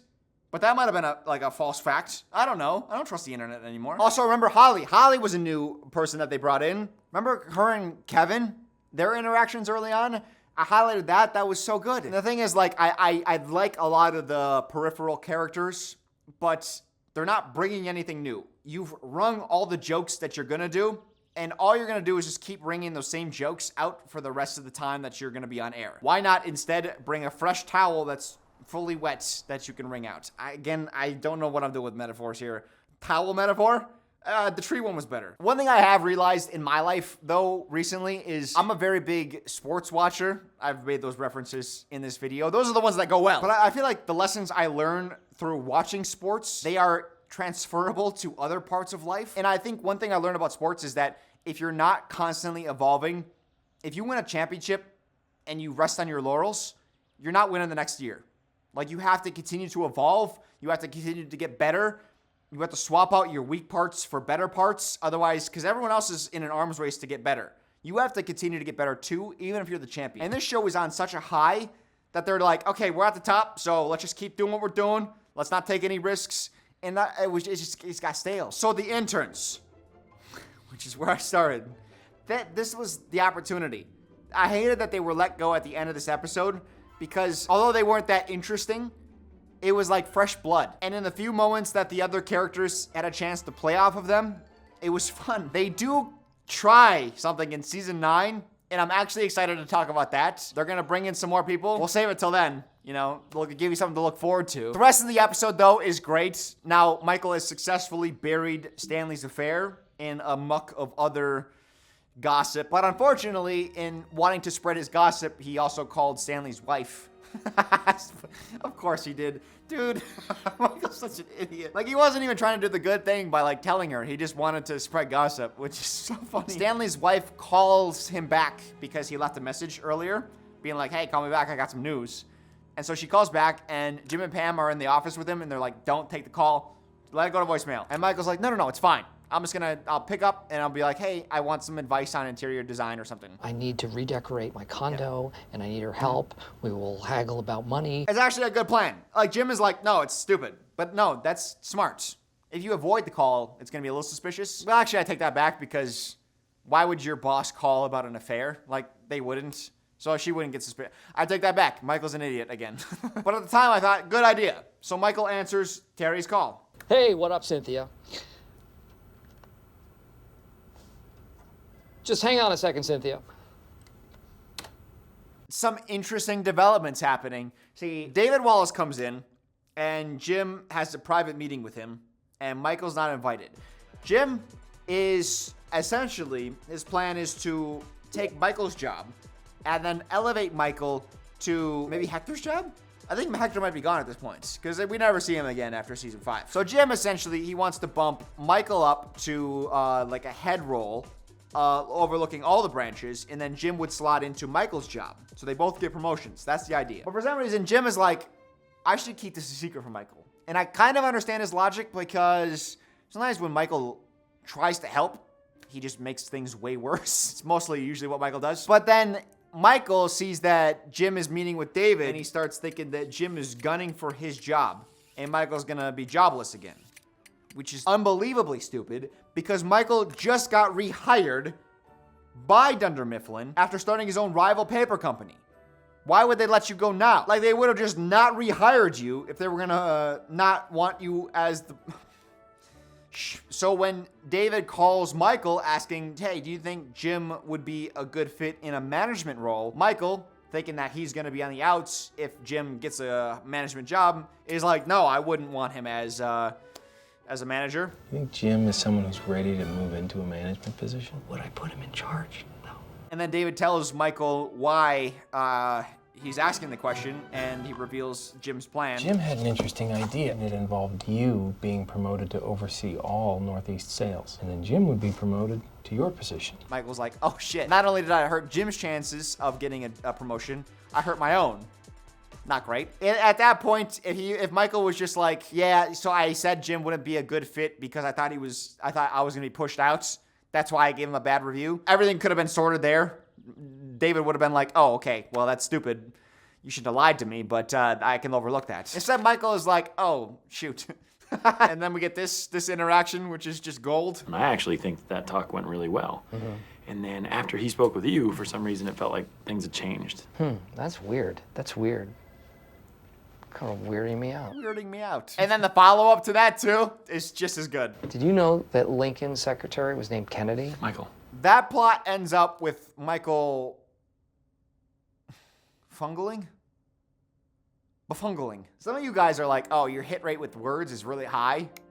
And then sometimes I know I search for a word and it's just not there. He befungles this whole thing up, and David's like, well, Jim has another job offer. So either we make him co-manager with you, Michael, or we let him go. And that begins Michael and Jim being co-managers of the office, which goes on for quite a while. Now that there's no cup in my hand, I don't know what to do with my hands as much. They're going everywhere. Jim as co-manager. Do you remember the Michael Scott Paper Company? How well that went? How good of an arc? This is like that. If it was the opposite. This is awful. What I believe happened is Jim is out of plots. He's one of your core people, and he's got nowhere to go. Jim, unlike the other characters, it was important for him to have growth. Because Michael, he can stay stagnant. He's the comedic center of the show. Dwight is his second in command. Jim was kind of like our everyman. He was supposed to be someone we fit ourselves into his shoes. He was our eyes. He was our vehicle to view the world in a way. Season 1 and 2, he's chasing the girl. Season 3, he gets the girl. Season 4, he's dating the girl. Season 5, he's engaged to the girl. Season 6, he's married to the girl. But that happens in episode 4 or 5. And they do the Chris Brown dancing down the aisle thing, which was, again, a super viral moment. And that did not age. The parkour thing aged This did not age well at all. One thing I did like about that episode though, of when Jim and Pam get married is some things are going wrong at the wedding. And Pam is like, oh my God, things are not the way I expected them to be. It's not going as perfectly as I wanted. And Jim takes his scissors and he cuts his tie. Dale. There. Now we're even. I'm thinking like, wow, what a gesture. That's so cool to show like, Pam, it doesn't matter that things aren't going as perfectly planned. My tie's cut. That's horrible, right? But we're still gonna get married, we're still gonna love each other forever, and we're gonna have an amazing life together. But now I'm thinking like, if your bride-to-be is already upset about things not going the correct way, and then you make it worse, oh, that's a risk, my guy. I gotta tell you. I did write down a funny moment was when Michael is waking up in his car. That's super hilarious. And then I went to see what I meant. Like I wrote that note down, and then I went to go try to find the scene. And I kept searching for like maybe in the morning, like when he's unable to secure a hotel room. I couldn't find it though. But then I finally found it, and this is it. I searched so hard for this. Here, laugh. Oh, God. Wow. Oh, I was asleep. What? No way. Those glasses are super dark. But back to Jim. Well, actually, no. Back to Michael again, because Michael thinks he's getting shaken down by the mob. An Italian man comes into the office to pitch some sort of company insurance to Michael. And then Michael says, take a good look. This is how the sausage gets made. Crazy day. You've seen how the sausage gets made. And then this. Come in the conference room and I will show you a finished sausage. This plot only works well because of Michael. Like, he is just naive enough to believe that he's being shaken down by the mob. It's weird with Andy because there's some parts of the episode where he's very funny. What am I supposed to do here? When somebody threatens you, you give in right away. And then there's some parts where it's like improv comedy level, like what is happening? Like he dresses up as a mechanic. Why? Basically, he wants an excuse to have a crowbar in a crowded restaurant with an Italian man when there's 3 of them. Like, you do know kitchen utensils, like a fork and knives, like they're pretty sharp. You could use those. You don't have to be a mechanic. And I'm conflicted a little bit because a woman is like, hey, is there a mechanic around? My car battery it needs a jumping. And then everyone's like, oh, you're a mechanic, clearly. Can you jump my car? And then he tries, and it's funny. Like, it is funny. It's a good bit. But at the same time, this isn't Andy. Like, this isn't a real person. This isn't a sketch comedy where every scene you're somebody different and you're playing different characters. Like, you are supposed to be a normal person. They're trying to evolve Jim's character or give him something to do. That's why making him co-manager was one of the plots that they implemented. One of the arcs of that, though, is they want to give Jim something to do. And earning the respect as a manager the same way Michael has it they just won't stop, baby. Earning the respect of his coworkers as a manager is an important role for Jim. That's one of his next arcs. And that comes to a head in episode 7 when Michael falls into a koi pond. It rained. Michael, can I get you something? A towel, some cocoa. Nothing. Cocoa. Jim specifically wanted to take the lead in a meeting as manager, but Michael wanted to come along as well because he doesn't want to relinquish his role as like the head person in the office. And I think there was a great moment in that episode where Michael falls into the koi pond. Everyone hears about it. He comes back dripping wet. That's so funny. And Jim says, hey, one thing you got to learn is to joke along with it. Become part of the joke. That way the joke will just die off. So Michael tries this. And he says like, oh guys, wasn't it stupid that I fell in a koi pond? And they're all like, yeah, that was pretty stupid. And it works. They all kind of just like move on from it. It's not all your fault. I mean, who puts a koi pond in a lobby? Well, you know what? You're right. But Michael, he can't stop. He keeps I'm going. a world-class moron. Michael, is the problem. please stop it now. You're embarrassing yourself. And going. In high school, the girls' volleyball team always used to throw me into the frozen lake. And going. A couple weeks ago, I went to get a new cell phone, and I wanted one of those packages where you have the 5, the friends. The guy was like, we're your 5 friends, and I'm like, I didn't even know. I couldn't even think. Oh my God, it was so embarrassing. I was like, oh, well, I guess I'm a loser. A loser. It's one of the funniest moments of the entire season to me, just because it's so Michael. Like, hey, you learn a lesson, and you can see him actually like visibly learn the lesson, go along with the joke, and then he does, but then he doesn't know when to stop. Like, he doesn't have that awareness level. That's so good. But with the koi pond plot, Jim just wants to be seen as an equal to Michael, which he doesn't feel like he's getting that same respect around the office. And even Michael is like shaking his head when when Jim is like, we're equals. Well, there's actually been a few changes in the company, and Michael and I are actually at the same level. So But the weird part about this plot was it wasn't even about management. It was a sales call. Jim just wanted to go on a sales call alone, which he did already as a salesman. So this has nothing to do with management. Really, you could have done this plot at any point in the previous 5 seasons, and it would have made sense. But the twist, at the end of the episode, they finally get footage of Michael falling in the koi pond, and Jim is really adamant he doesn't want anyone to see this, because the twist is Jim didn't catch Michael when he was falling into the koi pond. And everyone's like, oh my God, Jim, what the hell, man? This is on you. You're such an asshole. And I'm sitting there like, what is everybody talking about? Hey, what's up, lifeguard? Jim, I think I'm in your way. When you're walking along in your own mind, and I think his hands were in his pockets even, when somebody starts flailing their arms wildly, you don't rush at them. Jim did like the natural thing of being like, whoa, wait, what is happening? And then he fell. You're in a business building lobby, not the edge of a cliff. If you're falling, have fun on the way down. Me trying to catch you is probably just gonna make it worse. Yes, I'm a self-preservationist. Do something about it. One plot that I really did like this season is Michael dating Pam's mom. Oh, that is good. I usually don't like recastings. Anytime a character is recasted from previous seasons, it always kind of feels like, I don't know. I would rather just do something else. But this is probably worth it. Michael meets her at the wedding, and they hit it off. They start dating, and Pam is really excited because she has always supported Michael. She's wanted Michael to find love. Michael has to break the news to Pam that he's dating Pam's mom, and Jim finds out first, and that's such a... All those reveals are so good. Here's Jim finding out. You did not have sex with Pam's mom. Oh, big time. What kind of car does she drive? She drives a green Camry. And then here's Pam finding out. It's okay. No. Oh my God! Oh my God! Pam forbidding that Michael continues to date her mom, and then Michael being like, I'm gonna date her even harder. That's so good. You know what? I'm gonna start dating her even harder. What's that supposed to mean? You know what it means.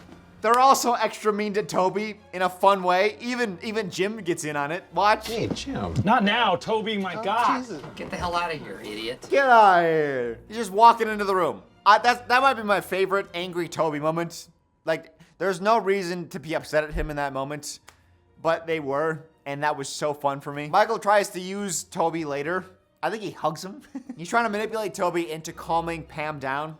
And when Toby fails, which was inevitable, I don't know why Michael expected any less, Michael drops the act entirely and he calls him a jackass. I always knew if Michael just took the time to get to know me, we'd become friends. Buddy, I think that... you're a jackass. Hey. And I'm gonna give Jim some props here because I've been on him as a nosediver, but he's got a good delivery. So at the beginning of the episode, they start out talking about their honeymoon. They're talking about a story, meeting a couple, Frank and Beans. That's a thing. Frank and Beans. It's not funny, but it was fine. Whatever, I was gonna look past it. But it ends up being a callback, which is good. When Pam later finds out that Jim knew ahead of time that Michael was dating Pam's mom, she gets mad at Jim. You were right, Jim. Should have listened to you. Should never have told her. You knew? Jim does this. Frank and Beans. That's good. That's a good delivery, Jim. It's just that quiet delivery that is like, yeah, I already gave up on this. It's a Hail Mary that you knew has no chance of succeeding anyways, but you're like, I gotta try it, and you can't even get the heart to try it. It's so fun. The end is near. Not of the show, but of Dunder Mifflin. They get an email saying like, hey, everything's just a rumor, and everyone's like, what was that? Why are we getting a corporate email about things are just rumors? So they check Wall Street Journal. Turns out Dunder Mifflin is declaring bankruptcy. Bankruptcy could mean a lot of things. Maybe they're just restructuring to get out of debt. Right. Oh, that sounds awful. What does Michael, as the leader, do in that situation? He solves a murder. I'm the dead body, and these are my brain chunks. Hey, shut up, you're dead. A role-playing game. It's like they all get clues, and it's like a whodunit type of game. Jim is clearly frustrated all episode. He just wants answers, and he finally snaps at Michael, and then Michael snaps back at him. Today, of all days. You shut up! They need this game, Jim. I really like this moment because it shows Even though what Michael's doing feels unorthodox and almost just like avoidance, there's a method to his madness. He's clearly doing this as a distraction because if we're just all gonna sit here and be anxious all day, that's just gonna take a larger toll on morale than us all hanging out playing a game. If no work's gonna get done anyways because the company's closing, then why don't we just all have fun? Oscar tries to, this is funny. Could be a problem with liquidity. What's this strange Yankee accent coming out of your mouth? Yes, this plantation. We're running low on greenbacks. Dunder Mifflin just doesn't have money, which is also true of Michael G. Scott, which is unfortunate because he has promised a group of students that he would pay for their college tuition. Yes, we are here, Scott's Dots. Not one of the more famous episodes of The Office, but an infamous episode, because it is hard. When they were in 3rd grade, Michael made a promise that he would pay for the college tuitions of a classroom full of students. If they were able to graduate high school, he would cover them. He would cover their expenses for college. He would essentially give them a scholarship to give them a full ride through university. Now, you would think that the school would vet their investor a little bit more closely, especially if this is gonna be like a newspaper article. There's like reporters on this. It feels like betting should have been happening here. Because he is just like a manager of a paper company that's middling. He's probably making like 42 grand a year. How is he gonna pay for college tuition of 20 plus students? Doesn't make sense. Nonetheless, D-Day has come. Graduation day. G-Day, I guess. They sing for him, they dance for him. It is a day of celebration. C-Day, I guess now. The beautiful thing about this plot, and one thing I can always say about Michael, in almost everything that they do with his character, it feels like it all just fits. There was an episode, I don't know that I'll be able to find it, but there was an episode ending where Michael talks about like a fantasy he has about donating a wing of a hospital when he's on a yacht, you know, like he's like, who's that anonymous donator? It was me. It's just like a funny bit at the end of an episode. So he's always had like fancies of being somebody that helps out a community of people. Who donated that hospital wing that is saving so many lives? I don't know. It was anonymous. Guess what? That was Michael Scott. But it was anonymous. How do you know? Because I'm him. Michael wants to give back in a big way. And now we find out he made a huge promise to a bunch of children. And there's so many good gems in this episode, little lines. Tuition is valuable, but so is intuition. And tuition is very valuable. But you know what's invaluable? Is intuition. And after coming clean and everyone's disappointed, he says, guys, well, I have a backup. I'm prepared. I can't pay for your college, but there are online schools that are just as good.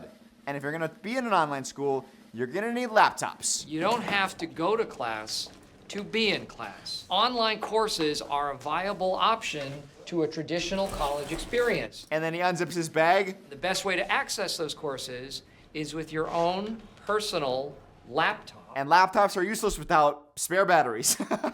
Which is rendered useless without batteries, and I have one for each of you. That's so funny, dude. That's why the episode's so good. He got them spare batteries for laptops that they don't have. And then this line, they go crazy, and he's like, wait. Hold on, they're lithium. They're lithium? As if that changes anything. There's also a really good subplot that is probably more subtle than it needs to be. And in fact, I'll probably talk about this later. This could have been juiced more because it's such a good plot. Michael and Aaron. Aaron is the new receptionist, and Michael just hasn't taken a liking to her. But Aaron desperately seeks Michael's approval because she's got a good character backstory where that it all fits. And again, I'll get to that later. But she keeps trying to impress Michael, even though Michael just like openly insults her in the beginning of the episode. You have to tell them. Would you come with me, you know, like old times instead of... But they're in the car driving back from the school, and Aaron is consoling Michael, and she says this. 90% of Scott's tots are on track to graduate, and that's 35% higher than the rest of the school. So I think that if you hadn't made that promise, a lot of them would have dropped out. Because of Michael's false promises, a lot of the students that he promised to support later on in college ended up graduating, like a 30% over average. So he ended up doing a really good thing by lying to them. And I really internalized that lesson. Big, grand lies are good. It's okay. It's why I've been lying about my name ever since starting YouTube. You all think that this is my name, Dylan Matthews. That's not my name. This isn't who I am. I just pretended like this was my name. For years, you have been calling me this, and it's been wrong. And that's fine. Lies are fine. Everything is okay. Nobody talk about this in the comment section. This has been my own personal joke for many years. Ever since I started YouTube. Do you ever have your own joke that only you are in on? This is mine. Anyway, episode 13, Christmas episode. We're moving on. The first 4 minutes of the Christmas episode is just Jim and Dwight failing. Jim? Ooh, you didn't decorate it. No. Why would you wrap it in a sheet if you're not covering anything up? Supposed to applaud you for taking a giant dab off a fake tree. This was a successful unveiling. Go back to work. I'm just hit with like a sense of dissatisfaction. Jim, if you put half the effort you put into your pranks into being a good manager, you would be a good manager. To not even decorate the tree, put effort in, my guy. When Jim was just like a regular guy and it wasn't his responsibility, it's funny. But this is your responsibility. You're supposed to be the sane one, the one that we see the world through. When you're half-assing things, it's like almost like a reflection of us. It's like, why? Come on, man. That doesn't feel good. And I'll tell you, the first 4 minutes of the episode, they feel like 20 minutes because Michael's not here and you feel his absence. When he finally comes to the screen, it's like we're coming up from underwater and our lungs are filling with air again. It's like, oh, thank goodness. Him competing in this episode because Phyllis wants to be Santa and Michael wants to be Santa. So they both dress up and it's like a dueling Santas. And Phyllis wouldn't let Kevin sit on her lap. So Michael's like, well, come on. I gotta tell you, this is a top 10 scene in The Office history. There we go. Oh my God, nobody's ever let me sit on their lap before. All right, just say some toys, please. I think even better is the deleted scenes. I love in a comedy show when the actors are borderline breaking or they're like turning their heads because they don't want to be seen laughing. I love that shit. In a serious show, no. But in a comedy, absolutely. They have to zoom in because Kelly's in the background breaking and they don't want to show it. Kevin almost breaks. And the deleted scenes, it's extended too because after Kevin gets up, Michael, he starts like having a dead leg. Oh, God. My whole leg.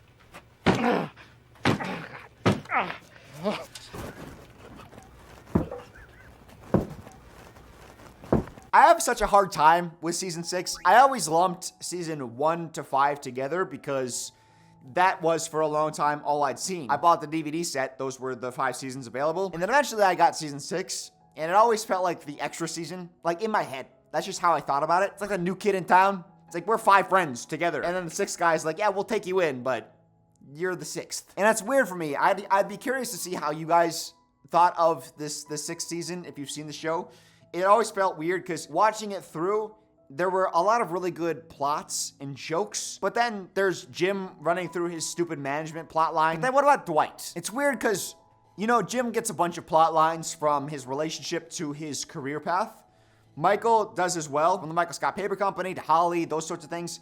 What does Dwight have? Can you name any of his plot lines? I think about season 1 Dwight, where it's like basketball. He's trying to fit in. He's got his early romp with Angela. Even in season 3, like training Ryan, and then is like dueling with Andy. Both in like when he's like hit with the car, but then also in like the interviews, like he wants to get into Cornell. Those are really good moments. But now in season 6, it feels like we're starting to shoot blanks a little bit. And there is nothing more blank than a recap episode. Not technically a recap episode because there's some new scenes. I think they're called bottleneck episodes. Nah, damn it. You guys told me the terminology for this one and I forgot it. I'm sorry. A clip show. There are some new scenes, but it's mostly just like highlights of the first 5 seasons. And it's like, come on, guys. What are we... Season 6? No one's forcing you to make episodes. God damn. I guess NBC probably was forcing you. But I do want to give credit again because episode 15, very funny moments. Michael gets a box And he tells Aaron to scissor him. And she throws the scissors at him and he catches it like this. I love this so greatly because what we had previously, Pam was always the one that kept Michael in check. But here we have a different dynamic with Aaron, who just wants to go along with everything Michael says because he's the boss, he's the authority. So she'll do anything. It's a different dynamic, but then you have Pam there. Oh, that's so good. I'll talk a little bit about Aaron since we're here. Like, I think she was exactly what I was talking about. We needed fresh blood into the show. And this was it. Her backstory is so good. So she was an orphan, and she feels like she's just coming into like a tight-knit group because she is. Everyone that works at the company is going to live and die at the company, apparently. That's how this normal American workplace works. I'm not angry, you're angry. Shut up. But she just wants to fit in and get approval from the boss, which is kind of like the father figure. And there's so much, they do a little bit, they kind of nibble at these plot lines, but they could have really just like sunk us deep into it. But then they also saddle her with Gabe. Oh God, the dweeb Gabe. I was talking about new blood, I didn't mean this. This is a different kind of blood. This is a blood with some sort of infection in it, okay? And I guess The Office didn't learn its lesson with Andy and Angela, where it's like, they didn't want to be together, but they were forced to for plot. This is the same thing. Erin doesn't want to date Gabe, but she thinks she has to because he's her superior. Thank God he's my boss, because I would not have said yes to a first date if I didn't have to. But that's just gross. I don't like that. Why do that? I think they just wanted her to have something to do, so she did Gabe. Which I don't want to think about that imagery either. Dunder Mifflin is bought out by Sabre, which they sell printers and paper. And Dunder Mifflin selling seems like it would be a big thing.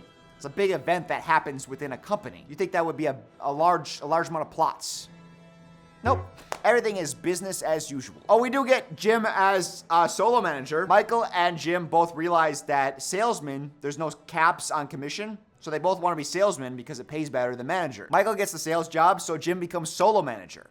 Okay, now we're mixing things up, except that only lasts for 6 minutes. Jim is solo manager, and Michael is a salesman again for 6 minutes.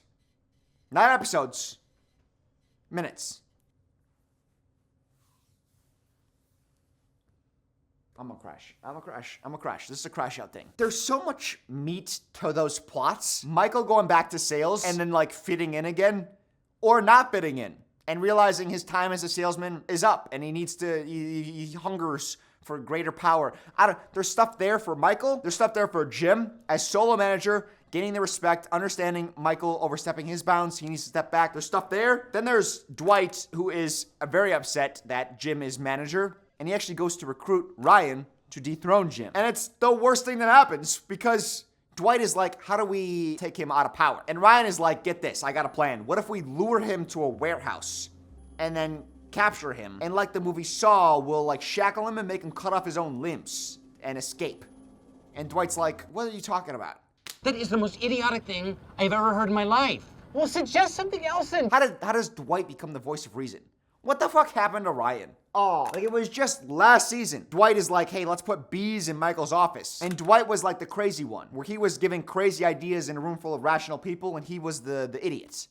But now, one season later, Dwight is hearing a crazy idea, and now he's like the smart one? And the idiot is the guy who was previously like the Wonderkin character.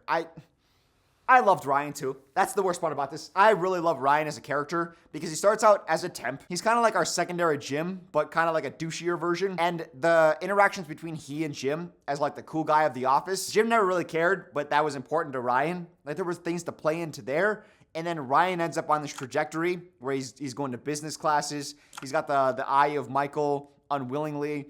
There's so much there. And then he ends up getting the job above them all, starting as the temp. And then he ends up becoming all of their bosses. And then as soon as he is like removed from that position, he's in like company fraud, he's made the temp again. So he's gone full circle. Where do you go then? I'm thinking like if I had that character at that time, what do I want to do with him? I want to bring him back up.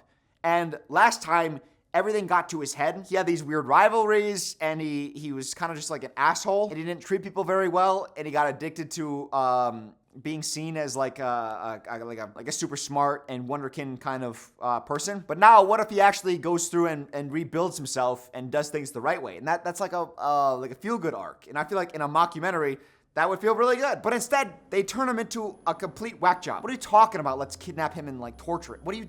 Why is that a serious suggestion? You're an idiot. To me, wouldn't it have been cool if when a certain someone leaves, if Ryan, who builds himself back up after doing a bunch of awful things, he makes amends with Kelly, he kind of gives up his rivalry with Jim, and then he kind of like becomes like a good person, and then he takes over, maybe as manager. Like, I don't know, there's stuff there to do, and I think that it would really work, but I don't know. Instead, they just took the cheap route. And maybe there's reasons why they didn't do that. Maybe the actor, BJ Novak, maybe he was doing other things, other projects, he didn't want to be more involved. That's possible, I don't know, but I don't know. It just feels like the worst way to go with his character. I also would have loved to have seen Ryan and Dwight become friends, because that could have came full circle. At the start, when Ryan got Jim's job, Dwight was so obsessed with making sure him and Ryan were good, because he didn't want another bad relationship with his desk mate. It's just Jim and I didn't get along, and I didn't want it to be that way again. You know, I wanted us to be a team. Like, Dwight would help Ryan quit his quick ladder climbing ways, and he would try to like kind of rein him in and ground him a little bit more. And then what does Dwight say in the very next episode? I've been noticing a gaping hole in my life. Gaping hole in his life. He's got a gaping hole. Dwight has a big gaping hole. Ryan could have filled it. What if, just kind of spitballing here, what Ryan does well is like, he's more social. He kind of helps Dwight fill some of his holes. You know what I mean? Come on. What's next? Andy and Aaron. Nope, not today. Not today. Nope. Today I will not be making the same mistake I made a few days prior. We gotta be very measured, very careful, and very measured. That's enough. No. Yeah, we gotta get a little litty, huh? What the fuck up tonight? We're talking to the office. Little taste test? Nope. First, we gotta stir it on up, stir it nice and... I wanna say I'm running that joke into the ground, but it was never funny, like the first time. So, it's been on the ground, I'm just pushing it harder into the pavement. That's better. I wanna keep it a little bit tighter this time. Also, hey, I didn't realize this was gonna be a 5-day shoot. Friends was 3 days. This video is getting away from me. I thought it was gonna be just as long as the Friends video. I'm starting to get scared. But it does give me an opportunity to wear 5 different outfits. What do you guys think of this one? This one might be my best one yet. I want to hear you in the comment section. You guys let me know, day to day, which ones, let's go ahead and rank them. I'm just in a great mood. What can I say? I'm just excited to kick this off. About to wrap up season 6. Where do we leave off?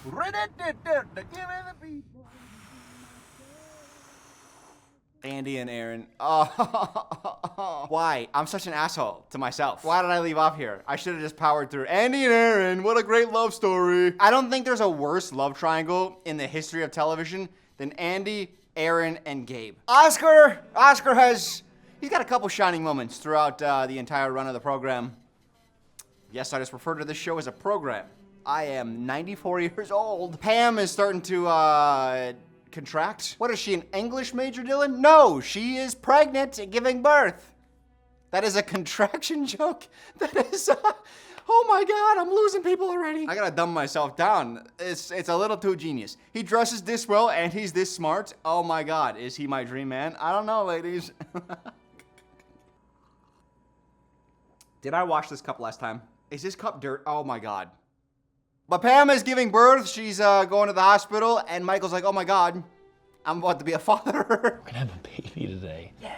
A really awesome baby. We're gonna have a baby. He's really into it, obviously, because he doesn't have a whole lot going on in his life. So he gets really excited, and he's like, I gotta fill my to-go bag, and he's like, oh wait, should I bring a dictionary? And then Oscar says this. Oh, hey, should I bring a dictionary to the hospital? The hospital will provide dictionaries. Bring a thesaurus. I love when characters, instead of chastising Michael or Jim facing, sometimes they just play into whatever's going on in Michael's head, and it's funny. I love those moments. This is one of them. Good job, Oscar. And since the vibes are high, right now, I'm gonna ride it. I'm gonna skip right on past Aaron and Andy for now, and I'm gonna instead go to Date Mike. Hi, I'm Date Mike.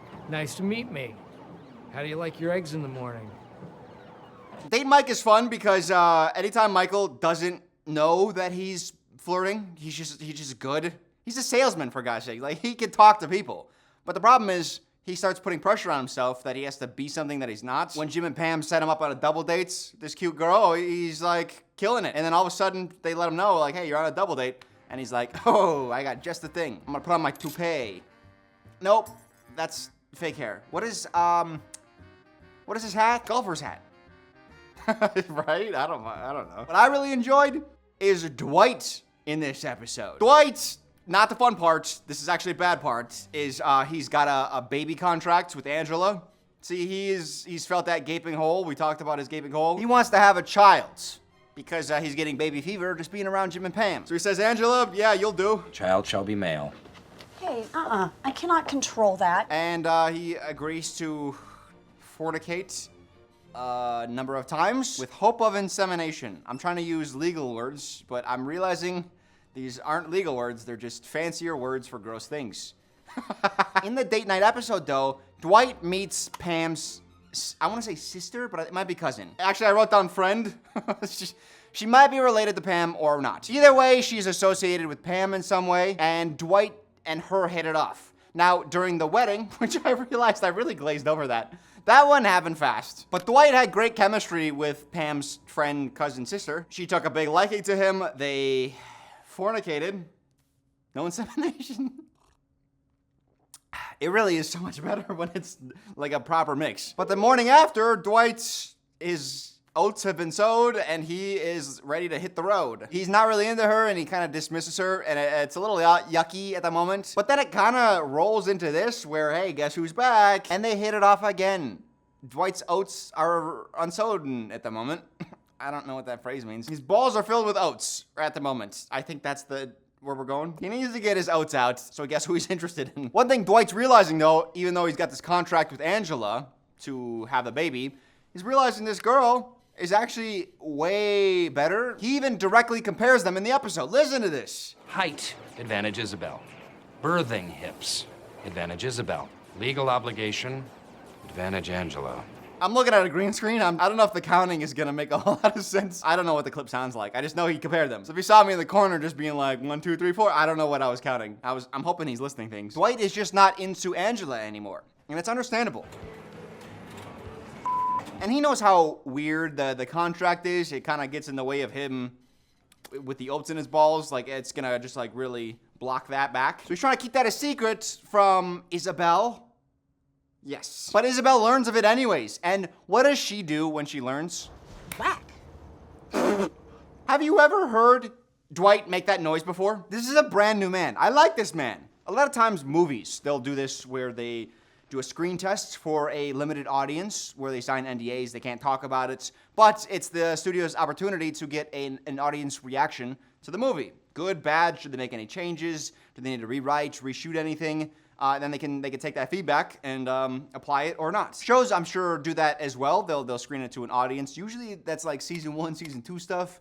Usually season 1 only. I kind of wish, though, they did like a think tank session. They got like a bunch of people outside of the world of The Office and they brought them in and then they were like, hey, what do you think? Because if I was asked, I would say go this way. In fact, you know what in one of the last episodes, it might even be the finale of the entire show, is Andy, he says, I wish you could know you're in the good old days while you're living through them. Something to that effect. I wish there was a way to know you're in the good old days before you've actually left them. And I think Dwight and Angela is them trying to retread the old days. They're trying to grab back at that magic by being like, hey guys, remember they were fun?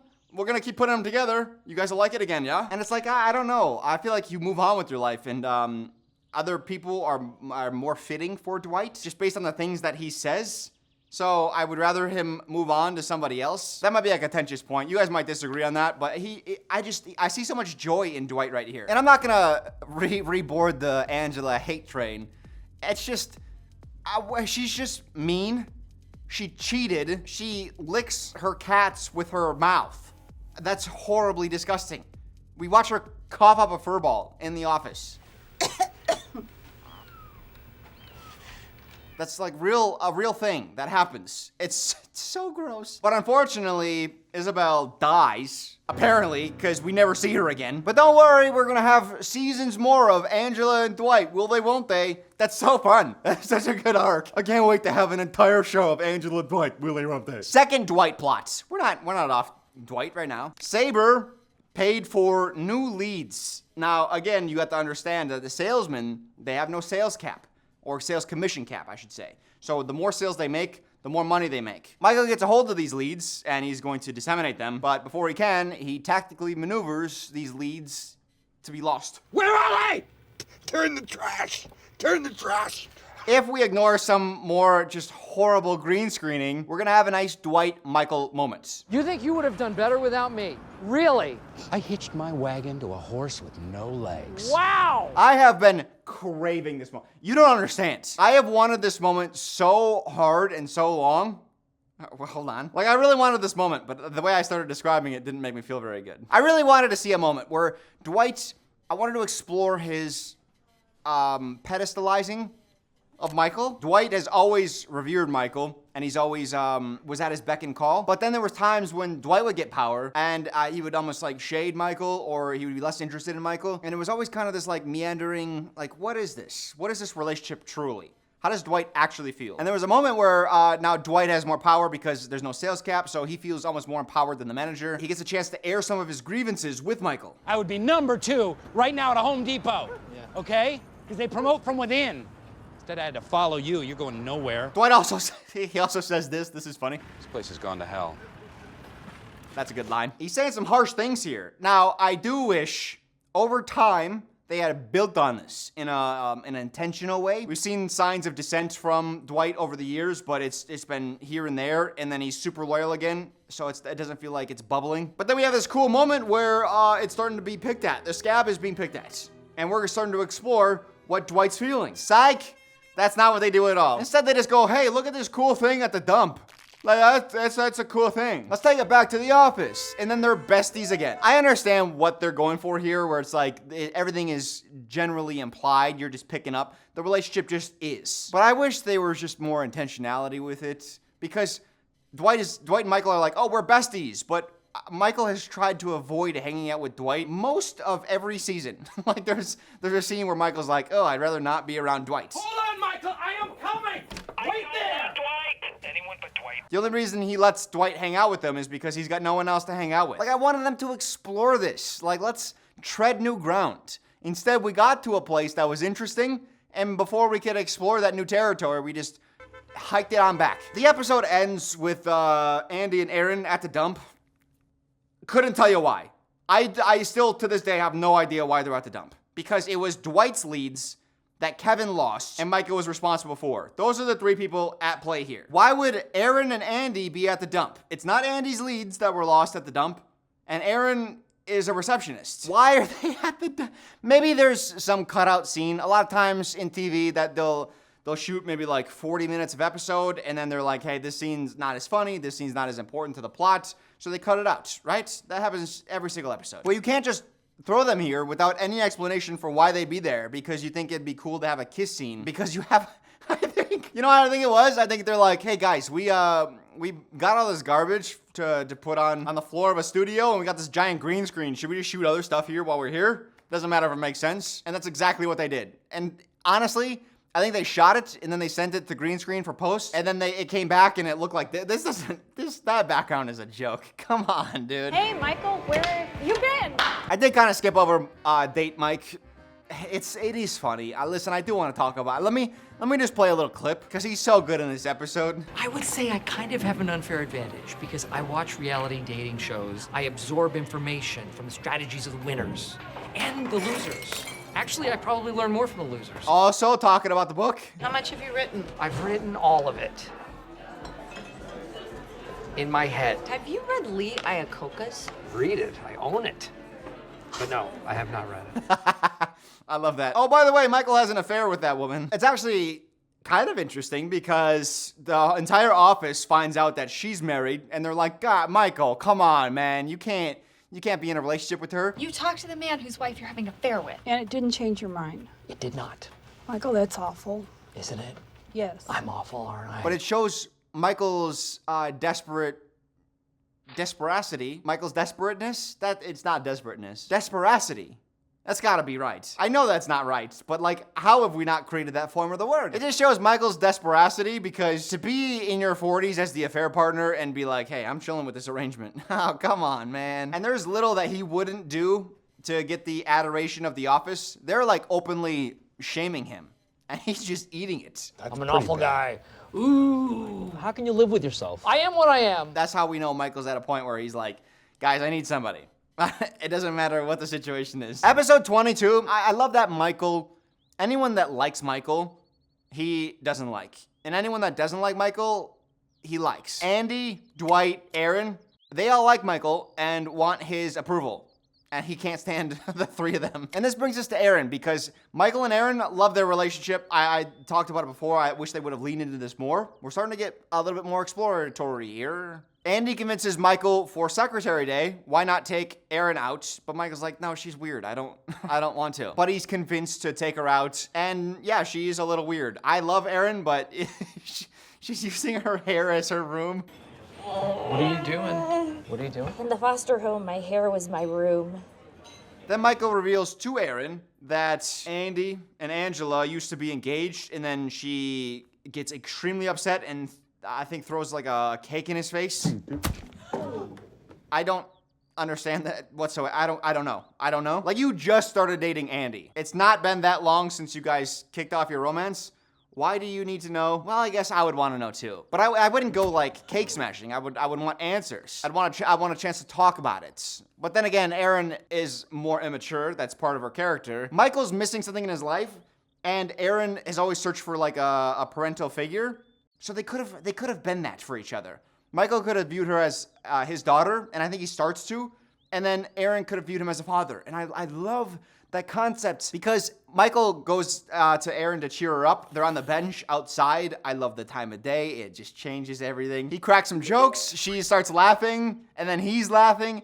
The sound of their laughter just fills me with such joy. You tricked me.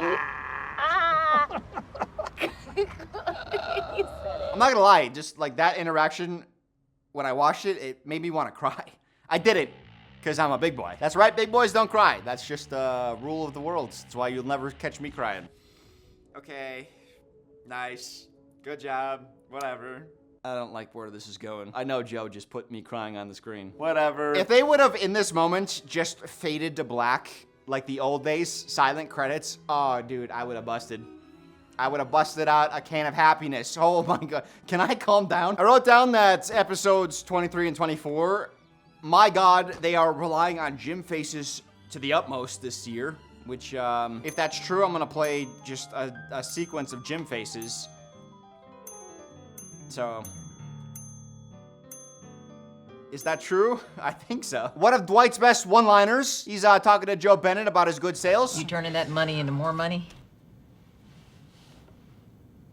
Are you referring to alchemy? This is where Dwight, it gets put in his head that he should buy property. That fits Dwight's character, and it gives him something to do. It feels like an achievement, a step in some sort of direction. And I like that for Dwight, because, frankly, he's not getting made manager, which has been a plot for a long time. He wants to climb the ladder, but he just can't do that, so he needs something. Oh, God. There's another, what are we doing?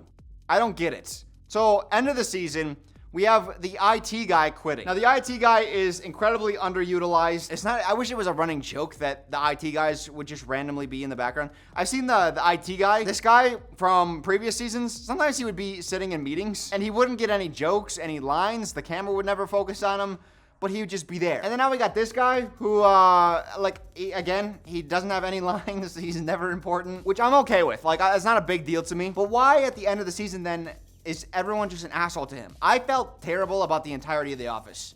They all treated him poorly. He gets a different job at the end of the year, so he's like, hey guys, I'm resigning. And everyone's like, yeah, we don't care, loser. Get the fuck out of here. We don't like you. Not now. Oh yeah, it's just my friends are on the car waiting, so I thought I would. We're in a meeting. With Toby and Michael, I understand, like, you build on that animosity, why it's there. Michael doesn't like HR because he feels like he's just gonna get in trouble with corporate, and the HR manager is just like the medium to report him. But why does everybody in the office hate the IT guy? He didn't build it. So it's just a bunch of people being mean to somebody for no reason, and I don't Ugh. What's this guy's name again? I don't know. Is it Shadow or Garth? It's something weird.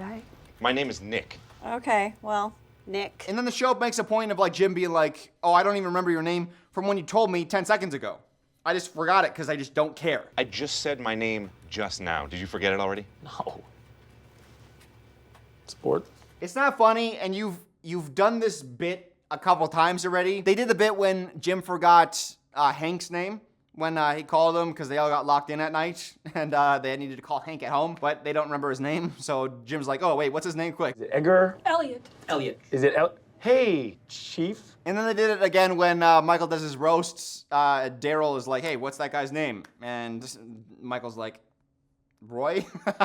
And his name was Michael, which is funny. I don't believe I have had the pleasure. Michael, I gave you a ride home last week, and we spent an hour in traffic. Number one, don't rehash a joke. It feels a little rehashy. Number two, don't give this guy a big scene. He hasn't been around. We don't care about him. But it's okay for us to not care about him because he's a character. But these people in the world, which is point number three, don't have them be mean to him. They work with him. They see him all the time. Why is everyone in the office and ask? This isn't Always Sunny in Philadelphia. Like, these people aren't garbage people. They're like, that's your coworker. It's just, why would you be mean to him? You guys have 15 parties a week. You can't learn my name? Hey. None of us have spent a lot of time getting to know you, okay? We like the last guy, Sadiq, because he kept to himself. The guy's actually funny, too. Like, when he delivers some lines, and they're well delivered. I saw all your hard drives, and guess what? You're not a photographer. Daryl, man, you're on Facebook. Why you been telling people you're not on Facebook? People want to be your friend, man. But why would we explore new comedy when we could just do Meredith being trashy and Kevin being gluttonous for food again? Like, we've used those jokes 100 times. What's 101, right? Let's get, the 101 is gonna be way more funnier. I'm sorry. Like, I needed... Since we're at the end of the season, let me just kind of recap what I really like. Erin is a little spark plug for the show. She brings so much juice. Wonderful addition. Michael, greatest character in sitcom television, so he works.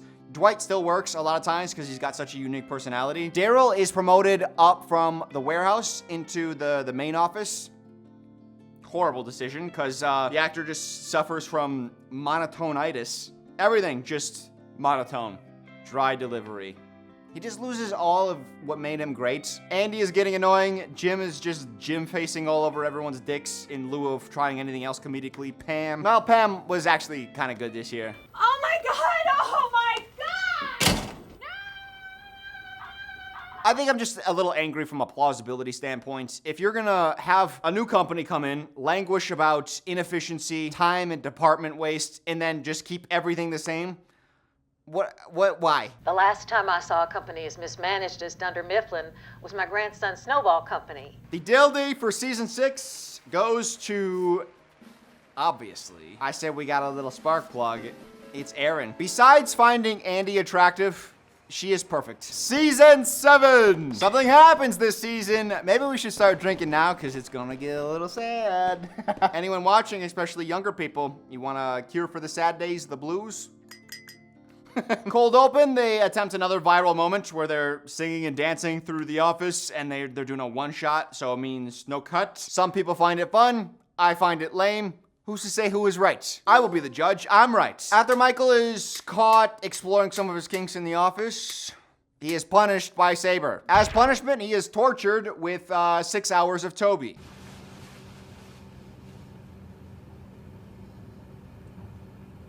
I know you've seen a couple of these memes. They've been around. Eventually, Toby gives up on trying to help Michael. So he says, you know what? Let's just burn the rest of the hours. Mandatory. Let's play some games. You are the worst. I hate looking at your face. I want to smash it. You're right. You win. This is pointless. Why don't we just run out the clock by playing games? And Michael starts talking about how he went to a baseball game once. He got really sad when the starting pitcher was pulled from the game and they had to go into the bullpen. But Jeff said that the manager was making a really good move by taking the pitcher out. He really respected the manager. Genius. We're just probing at the layers of Michael. Pam returns to Dunder Mifflin after working at the Michael Scott Paper Company as a salesman. Now, Pam is not very good at sales. So when Saber takes over and looks at her sales record of her not being able to sell anything, they fired her. Yeah, right? Why would an efficient company that could buy another company ever do something smart? That would be dumb. Instead, Pam bluffs her way into a fake job that she creates for herself called office administrator. Well, as I'm sure you know, for the past few months, I've been the office administrator since right before you guys took over. Right, of course. Like, I get it. We're 7 years deep. We're bottom of the barrel. We're scraping for stuff, but I'm just gonna say this. I would much prefer watching something that could actually happen rather than just somebody faking like they have a brand new job. Oh, I'm office administrator, and then the person in charge, Gabe, is like, hey, yeah, so that job doesn't exist. You're not an office administrator. But then Pam is like, okay, well then look me in the eyes and tell me I'm lying. And Gabe doesn't have it in him to be like rude, so he just lets her be office administrator. Say it. Say that I'm lying, or say I have the job. Make a definitive statement, Gabe. Why couldn't you just have a plot where they need an office administrator and Pam's like, oh, I'll do that? Why couldn't we just approach this in like a real human way? Like a way that a real office would work. Episode 3 starts with a musical opening, which is rare. We haven't seen The Office do that since 2 episodes ago. The Demon Barber of Fleet Street. I hate this episode because it's Andy. Andy, and he's singing a lot, and it's like, God. Oh, another fun little tidbit here. Dwight just outright says he's not attracted to Angela anymore. Don't like her anymore. Not attracted to her anymore. Just contractually obligated to make a baby with her. Just says it. Michael is forced to go and talk to all of his former lovers, which is a fun way to go down memory lane. This is their way of working Holly back into the folds. Holly tells Michael, you romanticized our relationship. We weren't as great as you thought we were. Like, we were good, but you've built this thing in your head of how great we were. And Dwight's there nodding along, being like, yeah, you do that. You made us out to be more than we were. Maybe we were more than we were. I don't know what you're getting so upset about. We had a fun fling a long time ago. And Michael thinks about that, and later on in the episode, he calls her and he's like, well, he's talking to a voicemail. But he's like, voicemail. Maybe I did romanticize us, but you know what? Actually, I didn't, because I know what we had, and we were great. Michael even says that he remembers like every second that they spent together, which shouldn't be hard because it was about 27 minutes. So I know that I might be in the minority on this, but I feel strongly, and I've pitched this before, leaning into the serious moments when they're serious. I think that's the best thing you could do as a comedy show, because the more we care for your characters, the more invested we are in their humor. Like, I think a lot of people laugh at my jokes the more that you watch my videos, because you understand where my humor's coming from. Pain and trauma, mostly. Oh. When Michael's leaving the voicemail for Holly, he mentions like seeing all his exes. It was a bunch of freak shows, and it's like even Steve Carell didn't really know how to work the joke into that serious moment, and he's a fantastic performer, and I thought it was a bit clunky. I ended up seeing a lot of the women that I used to date, and in my mind, they were all great. And then when I actually saw them, it was mostly a freak show. Just in general, this whole episode could have that. Like, the way it ends. Am I gonna talk about the way an episode ends? Like, give me a serious moment? You know what, Holly? You're wrong. I remember every second of us. I don't feel for them anything like what I feel for you. And I don't know why you downgraded what we had, but I did not make us up. After the voicemail, he leaves Holly. He should have just hung up, and then we move on. Like, leaving the episode on that note would have stuck with us. In the way that, remember, like, Michael and Jim, when they were having trouble, girl trouble, they looked at each other. Like, this could have been similar to that. And I think leaving us on that note, it makes the further plots more potent, because that's the note we're leaving off on. But instead, they cut back to do one final joke about the time Michael kissed Oscar, because Michael is going back through all of his exes. I've already contacted all of my ex-lovers except for you. We were never lovers. I will say, though, that the moment does have a really funny joke where Holly's telling Michael he romanticizes things, and to prove her point, she says, you once cried at a movie tagline that you made up. And then Michael recites it. You cried at that tagline for a movie you made up. He had no arms or legs. He couldn't see, hear, or speak. This is how we led a nation. I wanted to bring in a nice little fun moment like that, because I'm about to depress you with the entirety of episode 5 of season 7, which might be one of the worst episodes of The Office ever. It's maybe my least favorite. Actually, this isn't the farm, but it's close. It's bottom 3 for sure. Dwight and Jim are on a sales call together because this is an important account. So they're there, and all of a sudden, a legendary salesman walks in.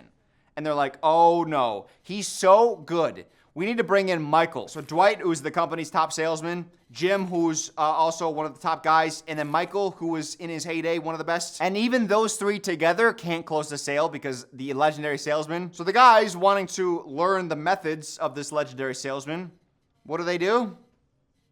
They set up a sting operation. You know what this is? This is a stinger. The what? I think you mean the sting. Now, if they were playing this kind of serious, I still don't think it works. It's not that fun. But the goofs and gags of this episode are just, they're just a joke. The goofs and gags. I got caught on the goofs and gags because those words together are funny. You guys want some goofs and gags? Those are good words together. You ever find like a trio of words that are like, ooh, you guys ready for some goofs and gags? That's fun. You say it out loud. I'm just goofing and gagging. Sorry guys, I'm just messing around. And this episode kind of comes across similar to how Andy was when he was the mechanic. It's like a bit comedy show. They decide to do like a secret camera, hidden camera sting operation thing like I mentioned, and they have Meredith play a fake boss. But Meredith is so attracted to him that she's going off script and trying to like seduce him and bang him on camera. It's weird. So they're like, okay, well, let's go get Ryan in there. Oh no, at first it's Oscar. And then she curtails it by being like, that's our cleaner. And then Oscar has to play along with it for some reason. Which is not an improv thing, man. You could just go in there and be like, Meredith, this is enough. Leave, I'm your boss. You know, like, you can take command of the scene. Meredith. Oh, Manuel. This is Manuel, my cleaning man. Whatever, but he goes along with it. He's the cleaner, and then Ryan comes in, and then he's also the cleaner, and it's just like, it's goofs and gags. But the joy is gone, because I'm thinking about the episode, and it's not fun. It's so stupid to be like, hey, this guy doesn't speak English, and then a second guy comes in, this guy also doesn't speak English. This is Esteban, another cleaning man. He doesn't speak English either. Oscar came in speaking English too. That's the worst part. He came in being like, hey, how's it going? And then she's like, oh, he doesn't speak English. And he's like, okay, I no comprende. I'm gonna punch a hole through this fucking episode. And Ryan's gonna get pushed around by Meredith of all people. Really, prideful Ryan. Michael tracks him down after he finds out it's a hidden camera sting. And Michael's like, hey, work for us. And he does. The guy starts working at Thunder Mifflin, or Saber, or whatever. And then what do they do with him? Nothing. If you guessed nothing, you were correct. Actually, they do have a plot. I wish they did nothing with him. There's a plot where Pam and him went on a date. Maybe like even 2 dates or something like that. It's like you guys had some long relationship, right? 2 or 3 dates. It was 2. We had plans for a third, but then I don't know, you never called me back, so. Ooh.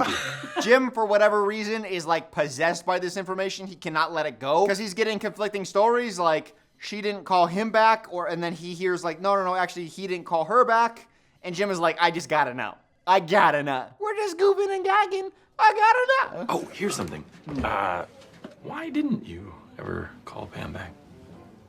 Serious? Yeah. It doesn't matter, Jim, because it's not interesting, nor is it important.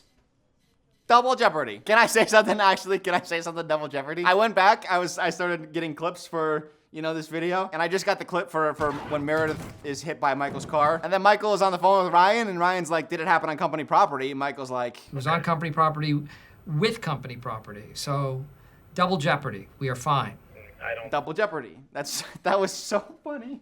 And I wish I pointed that out. Going and collecting some of those clips, it reminds me of how the hit rate on those episodes was so freaking high. I skipped over so many good jokes. But if you have never seen the show and you're just relying on me, you should totally watch the show. And I'm saying that even after talking about season 7, episode 5. One of Kevin's all-time funniest moments comes in this season. Michael is upset Daryl went over his head. So when he sees Kevin talking to Gabe, he's thinking, Kevin, maybe he's going over my head. So he goes in hot. I am your boss. And if you have something to say, it goes through me. And then Kevin's so, frazzled and apologetic. I am so sorry. Are you sorry? I just thought... What did you just thought? Gabe asked me if there were any really cool Lady Gaga moves.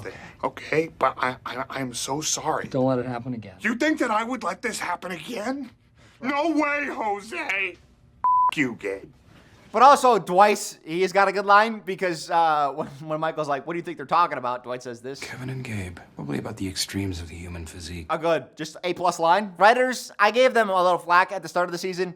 Good line there. Oh, and then this is the same episode that Jim and Pam are like obsessing over the new sales guy. This guy is so nice about it. It's so weird how, and I get they want to evolve and devolve characters in a certain way to explore different parts of them, but they're making Jim and Pam the unlikable ones here. I thought that was an interesting choice. Jim and Pam are supposed to be like our dream couple. Even in the end of the episode, they're going back to that angle, but it's weird to watch them harass a guy. Just tell her the real reason. Do you honestly want to know why I didn't call her back on a date over 4 years ago? Hey, she had a nice time. It seems rude. And after harassing him time and time again over hours, he's finally like, hey, okay, fine. You want to know the truth? I just think she's a little dorky for my taste. He didn't want to say that. In fact, he has gone out of his way to try to quell your concerns, fears, whatever. He has tried to be cordial. I didn't call you back because I thought you seemed a little dorky.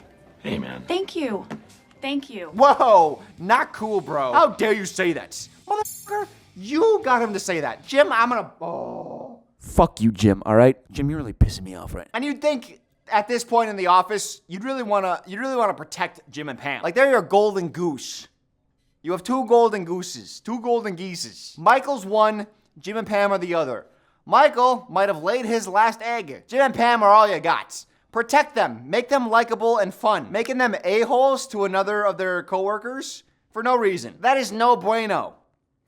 Oscar, just for the ending of the episode to have Jim be like, well, she might be a little dorky, but she's my dork. Thank you. You thought I was a little dorky, you know? Okay. Who doesn't call a dork like that back?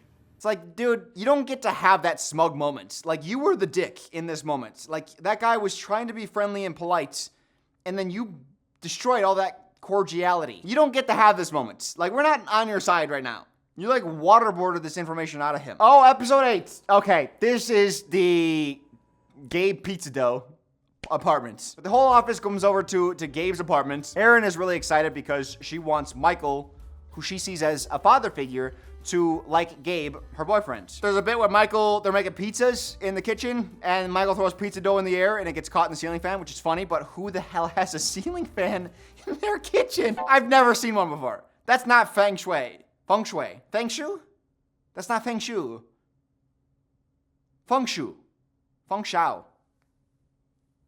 That's not feng shao. You can't have that in your kitchen. But the highlight of this episode, actually, doesn't Andy, like, eat some of Gabe's stuff and get, like, really sick? Oh, that's so stupid. Dude, I hate Gabe and Andy. Oh, that doesn't matter. But the highlight, it's when Michael is like, hey, why do you care if I like Gabe? I'm not your dad. And even Michael can see how that affects Erin. Why do you care whether we like him or not? I care if you like him. Why? I'm not your father.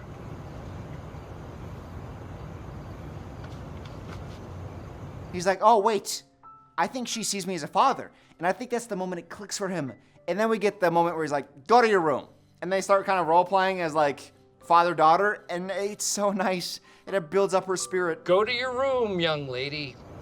I'm not going to my room. You are not to see that boy anymore. You listen to me. You are not to tell me what to do. Even though they're fighting, they're like play fighting because this is a moment in her life that she's never had. She's never had a father like look after her and care for her and discipline her. And I love that so freaking much. I think that's what I wanted Michael's character to be. Like, Michael didn't have a lot in his life, and he's always viewed his coworkers as his friends and the extension of his personal life. And if he had a coworker who was looking to him as a father, and like he could have like a surrogate child and be able to act out and like have that for real in his life, that would have been really nice. We didn't really explore it much beyond this moment, but I really like that when they did it here. I just wish they would have carried it through. But back to Ryan. At this point, he's just kind of been neutered, which is a pun because he actually creates an app called woof.com. Send a woof. It goes to your home phone, cell phone, email, Facebook, Twitter, and home screen. Woof.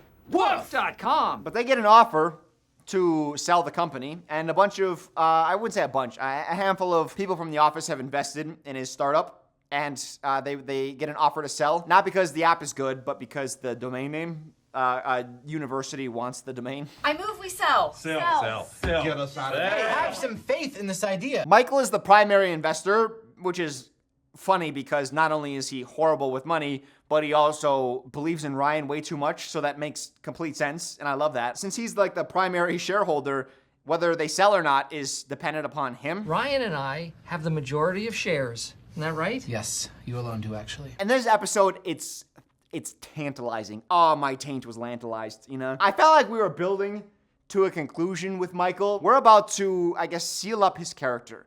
And they take this kind of serious with a number of the different characters in Michael's plots. They really start to wrap him up. And I thought this was gonna be a moment where Michael is wrapped up with Ryan. Because Michael still believes in Ryan. But Ryan is aimless. Everyone can see Ryan is mostly a con man at this point. I don't even want to think about selling until our numbers get into the billions. At least. I thought Michael was about to finally see Ryan without the rose-colored glasses on and see him for who he truly is. And the reason I believe that is because Pam quite literally sits him down, and Michael trusts Pam. Of all the people in the office, Pam is probably the person that has kept it the most real with Michael. He truly values her opinion and words, and she lays it out for him. You know this special bond that you've always felt with Ryan? I think that feeling only goes one way. And I think that Ryan knows that and he's taking advantage of you. This is a serious line delivery. Like, Pam is trying to lay it out for Michael that Ryan has taken advantage of Michael, and Michael is intaking this. He's allowing it to kind of hit him that maybe the relationship isn't quite what Michael thinks it is.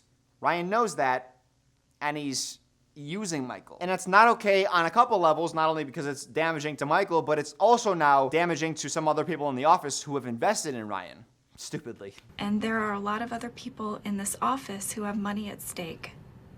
Other people you care about. On top of that, Michael then confronts Ryan. See, Michael goes to Ryan and he's like, Ryan, you need more funding for your business? What if I take out a second mortgage on my house? And Ryan encourages him to do that. A lot of people are doing that, and there don't seem to be any consequences. And they say the rates have never been lower. We're gonna be so successful, we're gonna be hanging out, best friends. Think about this. You and me on our private plane, flown by our private pilot, eating our private meal. And Michael's not buying it. Michael's like, well, we could hang out now and we don't do that, so why would we hang out if we're rich? So he knows that this is all a con. He recognizes that. And that's why I thought, here's the conclusion to Michael and Ryan. Michael's gonna stop giving Ryan grace, and he's gonna be like, okay, I clearly see what I think you are to me, you're not thinking I am to you. And even after bombing this test, Michael quadruples down on Ryan. You're gonna lose all of our money. Only if he fails. And you know what? Ryan, I believe in you. It made me angry on several levels. One level because we're starting to see what Michael's becoming. Like, this is his final chapter, and this was such a beautiful moment for him to have a moment of growth, and he refuses it. Now, I do understand the other perspective of, well, he's still Michael. He's still somebody who is going to champion the people he believes in and the people that are his friends. But then again, Ryan has proven that he's not Michael's friend. And he also is written as a horrible person who is not going anywhere. So Michael's wrong on both counts. If Ryan still had some potential, I can understand Michael's optimism and his faith, and that would be uplifting. But I think it's genuinely the wrong route. Ryan doesn't care about him. He's using Michael. And then Michael is just like blindly optimistic for no reason to the detriment of other people that he cares about. And then worse is the end of the episode. Ryan decides the pressure is too much. He's just gonna sell. So Michael quadrupled down, supported him, saying, no, keep the company alive, keep working on it. And Ryan's just like, nah, I can't do it, sell it, we're selling. And then Michael says this. Decided to sell company. Thanks, bro. Hell of a ride. Thank God. Thank God. If I couldn't be any more pissed off. So you wanted Ryan to sell. Why didn't you stop supporting him then? If you thought him selling was for the best, for not only Ryan, but everyone else, including yourself. It actually made me think less of Michael. He wouldn't stand up for himself or other people that care about him because of his blind support of Ryan, who doesn't even like him. It was such a nice episode because it felt like we were on our way. We got in the car and we were almost at our destination, which was Disneyland. And then all of a sudden, we're right at the entrance, and then you put the car in reverse and backed up into your driveway. And it's like, oh, we were right. Why wouldn't we go inside? Why couldn't we hit Splash Mountain? I wanted to see the Haunted Mansion. Come on, really? Episode 10 has an interesting premise. I think the episode's called China. So Michael knows a fact that Oscar doesn't. Michael says something, Oscar's like, no, that's wrong, but actually it turns out Michael is right. Okay, now where were we before I bested Oscar? And that gives Michael an inflated sense of ego, and everyone in the office, they know that Oscar, being somebody who likes to be seen as the intellectual, they start chiding him, being like, maybe we should ask Michael for his opinion because he's clearly the intellect of this office. And it gets under his skin a little bit, and this, of course, gets to Michael's head. That's a fun setup. Well, on the plus side, all this worrying about China has made you smarter than Oscar, Michael. Great. I was wrong. I'm wrong. Is everyone happy? I don't know if this is true or not. This entire episode feels like a spec script. And if you don't know what a spec script is, it's when somebody who's not a writer on a show will write an episode for the show and then send it in. A lot of writers do this because they want to be like, hey, look at what I could do with your characters. I should be in a writing room somewhere. This felt like that because the premise is there, but then the second half of the episode, it goes nowhere. So Oscar, feeling a little bit humiliated, he's like, Michael, let's have another academic duel. Let's debate something. And then they talk about some stuff, and at first Michael seems like he's doing well, and then Oscar seems like he's doing well. But then it's just like it's over before there's a conclusion. That as long as people like you and me don't stop talking, nobody can stop the USA. And everyone's like, yeah. And then they go back to work, and it's like, what is the conclusion? There is none. I hate the ending of this episode. The B plot of this episode, though, is good. We're leaning into now Dwight growth, because Dwight, as the owner of this building, he invested in real estate. The real estate being the building complex that the land is built on, their office space. He bought that, and he starts enforcing some cost-cutting measures. So like the toilet paper, some of the lights and stuff like that. But then Pam, as the self-created office administrator, they started getting into negotiations because this is part of her job duties. Apparently. She's got a fake job, but apparently this is part of her duties. She threatens Dwight, if you're gonna keep doing this stuff, we're gonna go lease another building. And so they get into a back and forth, and then Dwight gets the complete upper hand, and then Pam is like, I'm such a failure. I don't want to fail. Again. You didn't fail. That's what you said about art school, and that's what you said about sales. Because she failed art school, she failed being a salesman, and now she's failing as being an office administrator, which is a job she created for herself. How do you create something for yourself that doesn't exist and then still fail at it? It's tough, man. And then Dwight overhears her being like, hey, I feel like a failure, and he decides to take one on the chin. He's gonna roll back some of the measures and give Pam the victory so that she gets a boost in her spirits, which is a nice moment for Dwight, because him and Pam, they are friends. I mean, like, they know what they're doing. Like, look at this lighting. This is like warm afternoon sunlight. This feels nice. This is feel good. This is, hey, we're 7 seasons deep. We're a family. We look out for each other. It feels good. Good job. You one bad text away from getting blocked. You accept these terms? Oh, it's on. Oh, God. The C plot of this episode is the worst, dude. I'm just so sick of Andy, and Daryl's lame as hell. Basically, Andy starts texting Daryl too much, and Daryl's like, hey, the next time you text me, if it's something stupid, I'm blocking your number. And then Andy texts Daryl like, hey, come outside, and there's like birds on the ground or something. Oh, it's 2 pigeons eating ice cream. And Daryl's like, yeah, this is worth a text. And that's the fucking plot. I hated it, dude. I think what they're trying to do is they're trying to build upon the friendship between Daryl and Andy to kind of give them a comedic duo type of thing. And I don't dislike the idea behind that. The problem is, Andy, you hear my throat? Andy and Daryl are not funny together. They're just not a good comedic team. Andy and Dwight, good comedic combo. Andy's pretty good with Jim as well, as Andy's a little bit crazier, and then Jim's the straight man in that setting. With Dwight, it's more like they're both the crazy cuckoo ones, whoever's the kookiest. That's also a fun dynamic. With Daryl, though, I don't know what they're trying to do or trying to be, and it's just usually a lot of swinging and a lot of missing. I really like Daryl in his warehouse arc early on, when he was kind of like the lead of this other world, and then sometimes the corporate guys would go down into the warehouse area, and it'd be like a clash of different ideologies. And Daryl, because he's the manager of the warehouse, he kind of has an equal position to Michael. Daryl, what is your biggest fear? My biggest fear is that someone will distract us from getting all the shipments out in time. Episode 11, Stanley smiles. That's it. I wrote that down specifically because it's such like a rare occurrence that Stanley is not in a bad mood. Oh, and Toby has jury duty. So guess who is back? That's right. Hannah. What was her name again? Please tell me I wrote it down. I said, guess who's back, and I didn't. Oh, I just expected me to know the name. What was her name again? Holly. Oh. I'm not talking to anybody. I don't need to see a doctor. Cold Open, episode 13. Good setup. So Dwight is holding a Knights of the Night meeting, which is they go out at night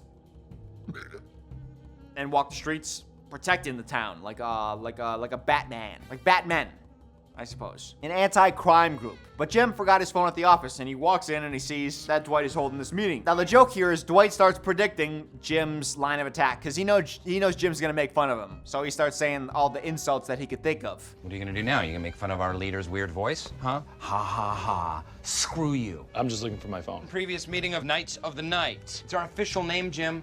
Sounds good. And then Dwight reveals that they played a little flashlight tag, and Jim's like, hey, that's pretty cool. It sounds fun. And Dwight's like, yeah, it is fun. And then Jim gets a call, and then he leaves.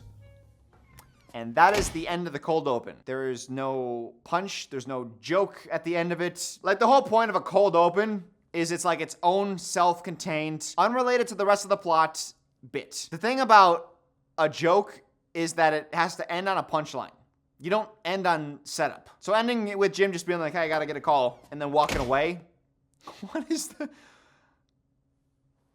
Like, it gives me a brain freeze a little bit. My brain's freezing right now. How? In the Friends video, listen, I'm not gonna relitigate, but there was the Catwoman bit. Monica is Catwoman and Phoebe is Supergirl, and I'm like, this is the stupidest thing ever. And then people in the comments are like, no, Dylan, you just don't get it. You don't get it. And no one made any sense. I'm still right about that. This is another moment where I think people are gonna be like, no, Dylan, you just don't get it. And they're gonna try to explain it, and you're wrong. You're just wrong. I know I've been drinking, but you're wrong. All right? Oh, boy. Dwight. You see this? Nosedive mode. This was a line that was written for season 2 to 5 Dwight, delivered by season 7 Dwight, meaning it lacked all the magic. It was out. It was gone, dude. Listen to this line delivery. I know I did sour the well a little bit, but listen to it and tell me if you found the Dwight magic in the line. We set out to capture the Scranton Strangler. Mission accomplished. Not by us. Right? Do you feel that? There's like no magic in his eyes. It feels like it's been beaten out of him. It was such an empty, cold delivery. It's a good line, and the humor comes from you undercutting what you're saying by being like, hey, we accomplished our mission through no effort of our own. Like, that's the funny part, is the second part being like, hey, well, admittedly, we didn't do anything. But you have to deliver it in that way. You just kind of read the line. Mission accomplished. Not by us. And I kind of think, in a weird way, this underpins a bit where Dwight's at in his life. If this was like a large intentional choice, I would buy that if you continued to build in this direction, because I think Dwight is still feeling a little aimless. He thought buying the land would fulfill him, and it gave him something to do for a while, but he's not really interested in Angela anymore. The baby contract's dissolved. That's gone. Dwight just he's not happy. He's not getting promoted like he once thought he would be and thinks he deserves, which frankly, with his sales record, I can understand why he thinks that. He obviously doesn't see how he's like a menace in the office. So he doesn't have that like self-awareness that would be like, hey, well, I can see why you're not getting it. He doesn't have that.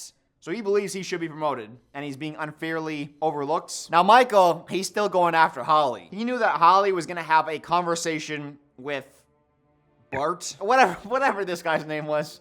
Her old boyfriend, the fatty with the pants. Yeah, you remember him. All right, fatty. But he made 2 home videos where one, if Holly broke up with Bart, he would celebrate with himself. Funny. But also a second video, if Holly's still with Bart, it's talking himself down so that he doesn't do anything crazy. Holly is engaged to somebody else and you want to kill yourself. That may seem like a good idea, but it's not. And he has a great moment with Erin. I'm gonna be completely honest. Erin, maybe it's because she came in season 5, she's still in strive mode. And I love when Michael bounces off somebody who's still trying really hard, because that brings out a good side of Michael too. Anytime someone else is in cruise control mode, it just kind of makes you want to slow down too. But I like when Michael's with someone who's striving. It is also kind of messed up that Michael is celebrating Holly's broken engagement. You know who else is a striver? Kelly. She is fantastic always. Anytime she's on screen, she's striving. One of the funny parts about Michael and Holly is they both do the same stupid bits and they play into each other's jokes, and sometimes it goes on for too long. E.T. phone Holly. Holly like phone? Holly misses old phone. Why? New phone is confusing, gets bad reception. And clearly they're going on for too long, and then you hear Kelly in the background. Reese's Pieces. Reese's Pieces. Oh God, please stop. That got an audible laughter from me. Speaking of audible, I'm just kidding. Michael is taking his anger out on Holly not breaking up with Bart, on Kevin. I will say Kevin is also another person, like Kelly, never lost his fastball. Still a striver. They do make him do a really bad fart joke. Ryan. This is another thing I talked about in the Friends video that kind of translates the character that just progressively gets dumber. I've always had a soft spot for that character ever since Eric Matthews, my favorite guy getting dumber over time character of all time. Was today's word exception? No, today's word was pertinent. But I didn't think that was having anything to do with the situation. Of course, that applies to Joey and Friends. Love those plots because there's something about somebody who's dumb that gets hurt. So anytime you do like a heartfelt plot with somebody who's dumb, it just hits harder. I don't know why. It's like the dumber you are, the more I care that you have a good life. I don't want you to be sad when you're dumb. Like that might be double jeopardy. They did make Kevin though like exceptionally dumb. Like at the beginning of the show, he's just a little slow, and by the end of the show, he's not moving. Like that's how slow he is. Why are you eating stem first? This is a new food for me. How else should I eat it? I also think they didn't really give him the emotional punch moments that I was looking for. Like the Boy Meets World, oh my God, did they end with an emotional punch. There's only like a couple episodes left of the show and he's doing like his big emotional thing. The last one I can remember is like season 5 when him and Andy get like some parking spots back and they're like celebrating it and then he's in the diary room like it's nice to win one. Like that didn't really hit me, you know? It never connected with me. But I will still always defend the dumb guy getting dumber over time trope. I love that. Oh, okay, but I did also write down that the show must be positive that we love Andy. I don't know where they were getting their information from. And maybe it's true in the fan base. People loved Andy because, you know, he got cheated on and it felt unfair. It felt like the show was trying to give him wins. And there was an episode where he hosted a seminar. I also don't know why anyone attends the seminar for several reasons. Number one, the poster for the seminar has typos. Number two, the speakers at the seminar, they don't even have average credentials. Why would anyone want to hear them speak? I think the plot could work if the seminar starts on a high note and it's going well and then the wheels slowly come off. But the seminar starts with like Kevin throwing up. It is off the rails from the beginning. I don't know how everyone just doesn't leave. Cause like it never improves. It's a seminar that's bad and it continues to be bad. The whole thing is just an elaborate sales pitch for Andy to sell them stuff and it works. And I hate that the episode tried to give him a win at the end. There is a fun subplot, though, where one of the seminar's attendees actually knows Jim. Jim is trying to avoid him. Because they used to be friends in, like, elementary or middle school, and Jim's parents made him stop hanging out with him because he wasn't smart enough. But how'd you say it? My mom thinks you're too dumb to hang out with. And as much as I like that subplot, the first joke that they do with that subplot comes with 3 minutes left to go of the episode. You work here, huh? Sales. Must be a front for some kind of famous laboratory, because you're so smart. It's a funny joke, too. The episode's over. There's nothing, they can't go anywhere because it's over. They had something, too. I'm disappointed there. I think something was ruined for me when I watched, I think I watched a clip of Buckerson, Kevin. He was talking about how they didn't have makeup for the first season and into the second season because they wanted it to look natural, organic, not like a TV show, but like a real office. But after he pointed that out, that's all I could think about because I looked at Jim and his friend in this episode and I'm like, oh, I see the makeup all over, dude. I can't not see the makeup. And then I started to notice the makeup on everybody. And then I started noticing the camera work. Every time they have a zoom, it was always perfect. It was always the perfect zoom on the right person at the right time with the right amount of focus. And I'm gonna talk about Michael next, so we're gonna get into some good stuff. But I wanted to point this out because it felt important to me. I think a lot of times in the past, it felt very much like we're capturing part of their normal lives, right? Like the camera wouldn't always be in the right place and it would kind of whip around and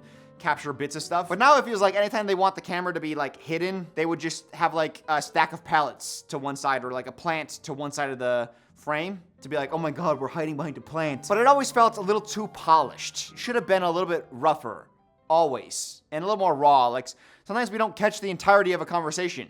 Or sometimes we don't always have like the perfect focus on an actor, you know? Like there should be a little bit more of like a mockumentary feel. And it started to feel a little bit too clean. I think some of that rougher edge to it early on was what gave it the magic. It really sold the world. I'll probably touch on that a little bit more later on, but I want to dive back into Michael because we're approaching quickly, hastily, with rapidness.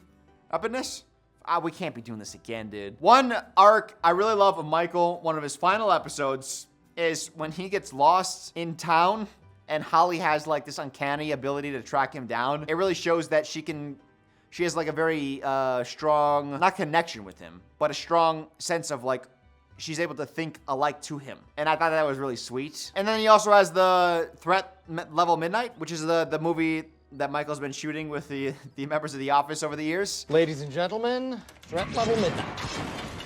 And he's doing a premiere of it. Holly thinks it's not very good, which upsets Michael because he's dedicated years of his life into this. And he's also got that optimism that this is actually his thing. He's supposed to be a movie star, a movie writer. And that was always his dream. He's gonna make it big. Oh, this is so good. Maybe the most important moment in Michael's character happens here when he sa's this. If I don't have this, what do I have? I have nothing. Really? That hits like a ton of bricks. Like he's poured his all into two things. Dunder Mifflin, which he feels like he's hit the ceiling of that, and into like writing and directing a movie. And now he's realizing maybe I'm not very good at that. So what does he have? Because this was Michael's gateway into living the rest of his life, purchasing hospital wings, donating money for kids to go to college. Like this is where his money came from. This is where his success, this is where he saw himself as this big, huge phenomenon in the world. And that was always a byproduct to get him the things he really wants, which is friends and a girlfriend/wife. So if he doesn't have the movie stardom, then how could he have the friends and the girlfriends? As he starts watching the rest of the movie, he starts ribbing the movie. And he starts realizing, wait a second, what do I have? And he takes a second to look around, smells the flowers, as they say. And he realizes what the movie was, just because it wasn't what he wanted it to be, it was still a great time that he was having with his friends, and they still enjoyed the end product of it. And then he goes to Holly at the end, and she apologizes because she realizes that it hurt him to call the movie bad. But then he's like, no, you're right, it is bad. Because he recognizes the blessings that he does have, Holly and the others. It's a very nice moment. It is good. No, it's not. Eat the gold. It's not, but they really seem to be enjoying it. Well, I guess. And honestly, Threat Level Midnight is way funnier than I thought it was gonna be. As like a gag on the show, I mean. Not the actual movie that Michael Scott made. But I always thought that the home movie would be really bad. Like there's a way to do intentionally bad well. And I thought they would do it poorly, but they did it well. And it was actually a fun time, so kudos to the show there. And then finally, to complete Michael's character change in his arc, Todd Packer, Michael's idol. Michael has looked up to and he's seen Todd Packer as a great friend. I do know how to read, though. Yeah, you know how to read a menu. This guy. Todd insults Holly to Michael's face. I'm gonna tell you something that none of these people have the stones to tell you. It's your girlfriend. She's uptight. And you could see it like just boiling on his face. And at this point, Jim and Dwight have tricked Todd to driving to Tallahassee, basically quitting and going down there. And Michael lets him. He lets him drive on out of his life. And I thought that was great. A final way for Michael to kind of, stand up for himself. He's just kind of grown disillusioned with Todd Packer. And I thought that was a great moment. And if we just had the Ryan thing, if he had just stood up to Ryan and, taken off his rose-colored glasses there, because he does it with Todd Packer, and then he does it with his hopes and dreams, which sounds harsh, but it's true. He was never gonna be a movie star. Instead, if he could just focus on what he does have, he's got a pretty good life now, and I love that. I think it was a great way to send him out on his final season. He's not gone yet though. I'm getting a little ahead of myself. I just wanted to talk about the completionist of Michael Scott because in his final episodes there's still a bit more. But episode 19, I wrote that it was a monumental episode. Although the plot's about a garage sale, so... Okay. The plot of this episode is they're having like a company-wide garage sale. So they all go down to the warehouse and sell each other stuff, which defeats the purpose of a garage sale, which is to get rid of a bunch of useless stuff. But instead, they're all selling their useless stuff to each other. What is the point? The jokes are good, though, and Jim has a good prank on Dwight. This is one of those slow manipulation pranks, which is good. He's not climbing a large telephone pole. No. Instead, he's like slowly tricking Dwight into believing that he has magic beans. That's funny. Dwight is gullible. That's a good prank.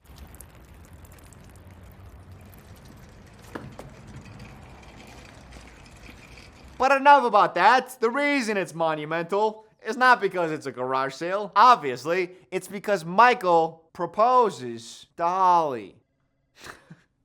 Can I tell you guys something? So this script is already long. I knew that.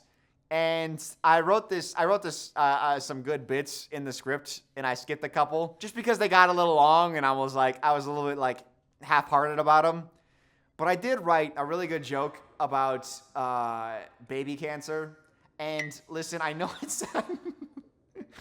it sounds crazy, but like there was a really funny joke. At some point in the script, I was like, "Hey, there's a joke about baby cancer," and I was like, "Wait, I can't do that joke. That's a little too dark."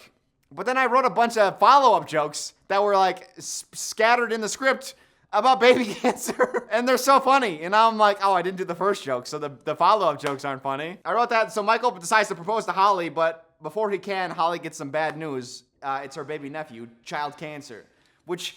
Not fun. That's not funny. That is not funny right now because I didn't do the setup joke. But it's really funny. Knowing how I was going to set it up, that's really funny to me. And I'm just like, I should have did it. Anytime you can make jokes about children having cancer, you just got it. You should do it. I think that's the lesson I'm learning here. The whole thing is so distasteful now because I didn't do the setup joke. And now it just looks like I'm horrible. Not only did I write it, but now because I didn't do the first joke and the ones in between, which were all really good, now I'm just like ranting about not talking about children with cancer. The amount of times I've skipped over child cancer jokes in my script and every single time I'm like, if I did the setup, but I had to skip it. There's like 6. I think there's like 6 moments and they're all progressively funnier. And I think this is the last one, hopefully, because if I skip another one, I'm going to be so sad. No cancer. Instead, her dad is in poor health. She wants to go, I think it's to Colorado, to go be with him because he's in need. She wants Michael to go with her. And, of course, the fire sprinklers go off because of all the candles and the proposal. It's very nice. And that's when Michael announces to everybody that he's leaving. Holly has to go back to Colorado. I'm going with her. I'm leaving. I was going to originally, I had an idea where I was gonna pretend like, yeah, get out. No one wants you here anyways. Leave. I'm not hurt. You're hurt. But I don't have the heart to do that gag because it's like, Michael Scott is such a fun, lovable character. The greatest sitcom character in existence.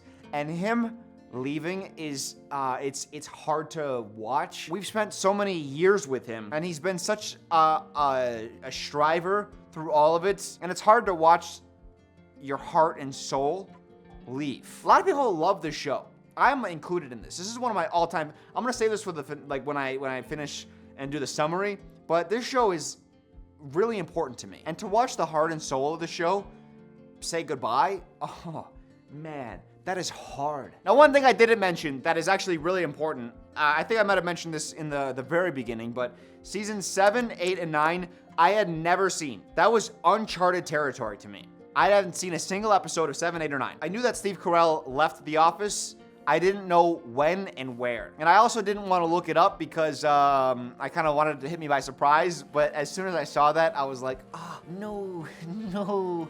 Please, no. I also knew that Will Ferrell was going to be replacing him. And I was really excited about that prospect because I find Will Ferrell very funny. But I have also seen Everything Must Go, where he has, speaking of garage sales, he has a movie where he's playing a serious guy who's sad because his wife, or he's got kicked out of his house and his wife is divorcing him. So he's got to sell everything on his front lawn over the course of like 72 hours. I know that he could play introspective and sad, like that kind of character. He's great comedically, and he can command a room. But he's also, if he needs to tap into a serious side, I know he can do it. That's why I was very excited about Will Ferrell to replace Michael. Even if it's a short, limited time run, I was excited about those episodes. Hey. No! Uh-oh. There is a cross-pollination between Michael and Will Ferrell. Michael essentially is training Will. They actually meet at a bar, it's a funny scene. Running late? No, I'm here. I'm at the bar. I've been here about, over half an hour. Okay, yeah, me too. Sorry. It's a little far-fetched that they couldn't figure it out, but at the same time, they both were playing it really well. So I did enjoy it, so I forgive the far-fetchedy. We're not doing this again. Forgive how far-fetched it was because I did enjoy it quite a bit, so I'll forgive it. This line particularly got me. Do not tell my fiance I'm drinking on a Wednesday. I won't. I don't know her. How exciting is this? We got two top comedic performers in the industry together for a few episodes performing. What a blessing. One other element to this is, of course, Will Ferrell is going to be the replacement to Michael as the manager, which means that Dwight is not going to be made manager. And this crushes him. But I can't do it. I can't do it again. I just don't understand why I wasn't even interviewed for the job. No, what's wrong? I'm totally qualified. And I just don't know. I don't know what do they want to do with this character. They want to depress him. Eventually they're going to lift him up, but then they're going to bring him right back down. I just don't get it. It's a great episode otherwise, as Willie comes in and he kind of wants to set the tone of the office, and he tells Aaron, answer the phone like this. And Michael's like, nah, well, that's not how we answer the phones though, right? And Willie's like, hey, you're not the boss anymore, mother. I think a change would be nice. You could do the old way or whichever one you want to do. It is a great episode. That's what I wrote, assuming that it was just gonna carry on and continue being a good episode. I spoke too soon. I wrote too soon. This episode slows to a crawl because Michael is jealous at all the love that Willie is getting, but then they make up and then they do this hug thing for way too long. And this is one of those things that you cut. It's like, we had an idea, it didn't work. Let's cut that and put a different joke in during the episode to hit the runtime. Oh God. Willie's character early on is quite interesting because at first he's dumb, kind of like Michael. He's very stupid. But then Jim and Pam are attempting to suck up to him by using baby photos, and he just calls it out. He's like, I understand what you're doing. Not into it. They were trying to get some brownie points from him. He said no. Enough about your baby, okay? I think she was just trying to... No. I know what you're doing. Just quit it. No, dude. All right, this is kind of a baby cancer thing. I said that Willie shut down Jim and Pam's attempts to leverage their baby. Their fully healthy baby, no medical issue baby, into some brownie points. I did write that, and that's funny, but I didn't do the setup, so it's too late. It's too late, but that's funny. You understand? Do you know how many funny jokes that there have been like this that I had to skip over? It was almost... I can't... Do I have to reshoot this entire video from day one? I can't do it. But just know that there are some gems in the script that you didn't get. But back to Willie, we're setting up his character where he was stupid, but he didn't like to be sucked up to. But he also cared about not stepping on other people's toes, so he was conscious and kind in that way. He didn't want to be mean-spirited. So we're kind of setting what his character is going to be up in this first episode. Oh, and also bold in his management decisions. That was another point that I wanted to make that we were building on his character. He's willing to say, Michael, I want to do this because I'm manager. So he's willing to be bold. And I like that. That whole first episode, kind of like when Hector came in and people were sucking up to him because he's the new boss. That was what the first episode was with Willie, where everyone wanted to be on his good side. So they'd do anything to get in his good graces because he's the new boss. And then episode 2, which, hey, he's still the new boss, right? It's only been a few days, and he says something out loud, and he gets no laughs from anyone. I'm not much of a performer, unless you count singing in the shower. Boy, okay. Are we done sucking up? Are we just not? We're all done. We're all just set into our routine of back to normal office stuff. Yesterday, you were desperate to please him, but now you don't care. It's especially jarring because when Michael cracked a joke in the last episode, They wouldn't laugh. And then Willie cracked a joke and they all laughed, and that upset Michael. No clue. It's D'Angelo the whole time. It's kind of embarrassing. Yeah, that story makes you sound stupid. D'Angelo, I was just telling him about last night. Where's the guy I'm replacing? I don't know. Why don't I look to my left? I know. He's sitting right there. I know. Well, that's what I was just saying. And then in the next episode, Michael tells a joke, they laugh, and then Willie tells a joke, and he gets no laughs. That is the literal opposite of what you were trying to set up. You and I have a lot in common. You lost 200 pounds, and I lose my car keys every morning. I know I can fix one of those problems. For me, it's portion control. For you, you need a keychain. Michael getting a laugh is rare enough, but to do it because you wanted to do the opposite of what you were doing last episode, where Michael makes a joke and didn't get a laugh, and then Willie gets it. My brain just froze again. The funny thing is, the previous episode, Willie went from a guy who was willing to make bold decisions, and he commanded a room and gained everyone's respect with a certain amount of gravity. That is so badass. Yeah, very cool. Real power move. And then in the very next episode, he has a crippling fear of public speaking. It's weird how you just like completely deconstruct his character one episode into introducing him. You just set him up. Why are you, you're just speedrunning him. What are you doing? Why is he a completely different person now? And the worst part is, Willie just tells a phenomenal joke. And I'm gonna play it for you. Michael is trying to help him get over his fear of public speaking, so he pulls him into the conference room. Listen to this freaking line. Are we having fun tonight? Having a great time. Oh, good. Thanks, Good. yeah. Where were you on September 11th? No, gosh. No, Whoa. no, stop. Remember what I said about Hector, where he came in and he felt like he filled his role as a corporate guy, and it fit the world perfectly because that's what the show needed?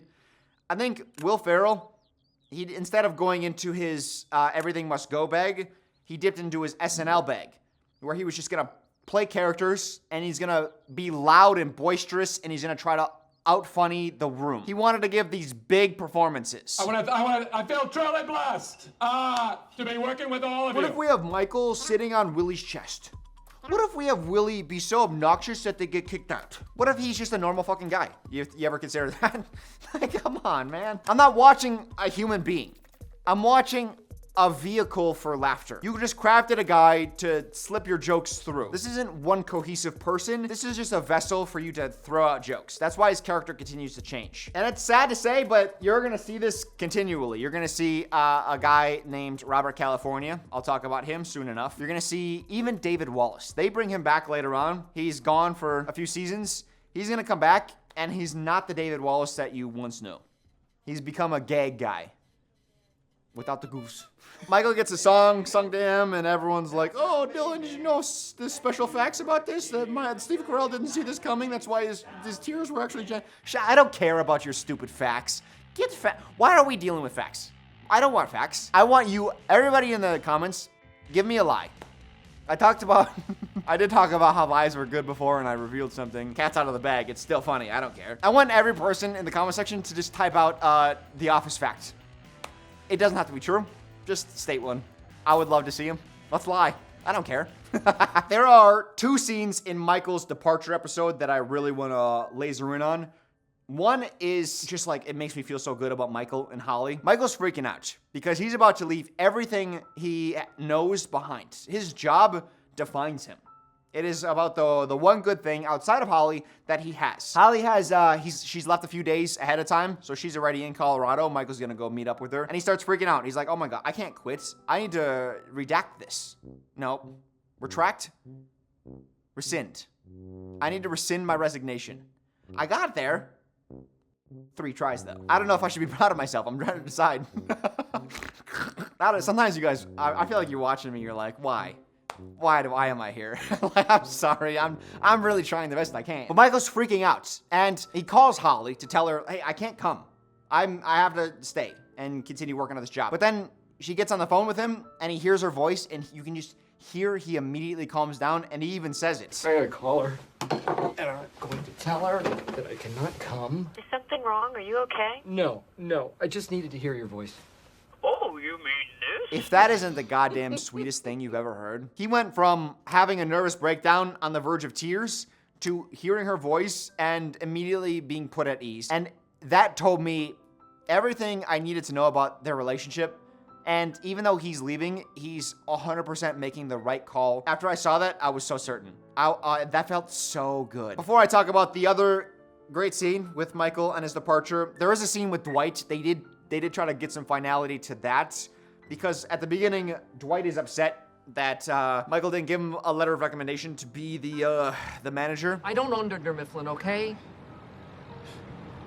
The job was not mine to give. But then Michael manages to, instead of addressing it, he finds a way to divert Dwight's attention into talking about bears. Like he knows how to, I guess, push Dwight's buttons to get the reaction he wants, which is good to show Michael's growth in a way. Like he understands Dwight and his personality. I was just thinking that maybe I should keep a salami in my pocket in order to feed the bears. Especially if you think that life would be better without legs. But he also didn't have to like have a hard conversation with Dwight, which is what I wanted. They almost tapped into it at the dump episode, and they forgoed it. They forewent it. I'm serious. I'm not doing this. Eventually, Michael does give him the letter of recommendation, but it doesn't work. But that's not enough for me. Michael, you already did that. Remember when at the end of season 3, Beach Day, Michael gives Dwight the recommendation for manager, and Dwight, in his mind, he's like, well, Michael's all powerful, so of course I'm gonna get this job. And then he paints the office black, right? And he also interviews Andy, which is funny. Another good moment. That's when I enjoy The Office, is when I reminisce about the good days. But he already gave Dwight the letter of recommendation, and then he's doing it again. And it's like, is that gonna satisfy you, really, Dwight? That's it. But he also has a goodbye with Aaron, has a goodbye with Pam. That's the one that's like most celebrated because she rushes off to the airport. Michael also says to like, hey, let me know when this comes out, which is a funny little line. And it reminds you that like, oh yeah, you're watching a mockumentary, that this is supposed to be something that is going to air at some point. That's a nice little reminder, because we're 7 seasons deep, and it's like, what is this for, even? You know, and they don't really talk about it, which is a point that I'm excited to talk about in season 9, because it's going to come home to roost. The one goodbye that's bad is Kelly, because Michael goes to say his goodbye to her, and she's busy, like, texting, and she's like, what, go away? And he's like, is me going away the best thing that I could do right now? And she's like, yeah. And he's like, okay. Yes, please go away and stop using that weird slow voice. And the tone of it just feels like not heartfelt, and it feels bad, because it's like, hey, this is his final moments. It's like, imagine if someone's dying and you're watching someone be dismissive. It's like, you're never gonna see him again. Well, I mean, he's just leaving. He's going to Colorado. He's not dying, but it's not like he has child cancer. It's not too late to start. We can start that train. Is it too late? I think it is too late. All right, we're back off that train. Because, oh yeah, I didn't mention this.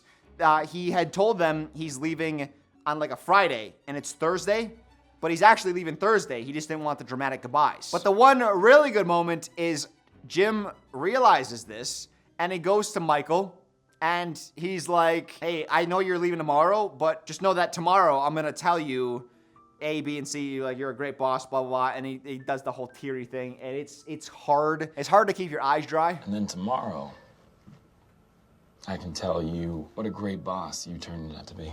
Best boss I ever had. Also, the moment with Creed, when Michael's leaving, Creed's like, see ya, boss. I don't know why that hits me so hard. That's also just, like, super underrated, and I don't know that they meant it to be what it was, but that... See you tomorrow, boss. And then Jim does the little nod, like, go on, get out of here. And, oh, God. It also reminds me of the time I put in my 2 weeks notice at a job. I worked there for like a year and a half, maybe. And I put in my 2 weeks notice, and my manager asked me like, hey, do you want me to keep this quiet?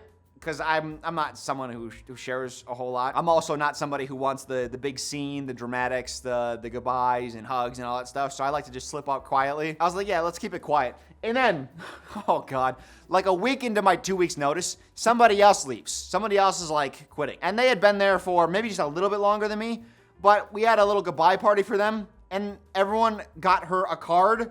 And in the card, everyone had pitched in like $5, and there was like 30 employees. I remember she opened up the card and money fell out, and I was like, wait, guys, I got some news. Maybe that's also why that the scene brings tears to my eyes, just because it recalls memories of me not having not having $150. Now that Michael's gone, we have Will Ferrell, who is on a sales call with Andy. And Will Ferrell's got some good bits. He's funny. He's a good comic actor. None of his performance fits the show whatsoever, though. 2 episodes ago, he was a no-nonsense manager. 1 episode ago, he was a pathetic guy with stage fright. Now he is a guy who has no common sense and doesn't know how to sell or talk to people. And then I think in this episode, they also reveal, like, he's never managed before. Walking along, out of work, again. I only got enough cash to buy a sandwich or get drunk. I see this guy trying to steal this lady's dog. So I grab the dog. She's so grateful, she hires me. At one point, he pitches the guy that they're trying to sell to, like, hey, working with us might be the worst mistake of your entire life. You go with this guy, you could be making the biggest mistake of your life. It's either gonna be the best thing you ever did or the worst thing you ever did.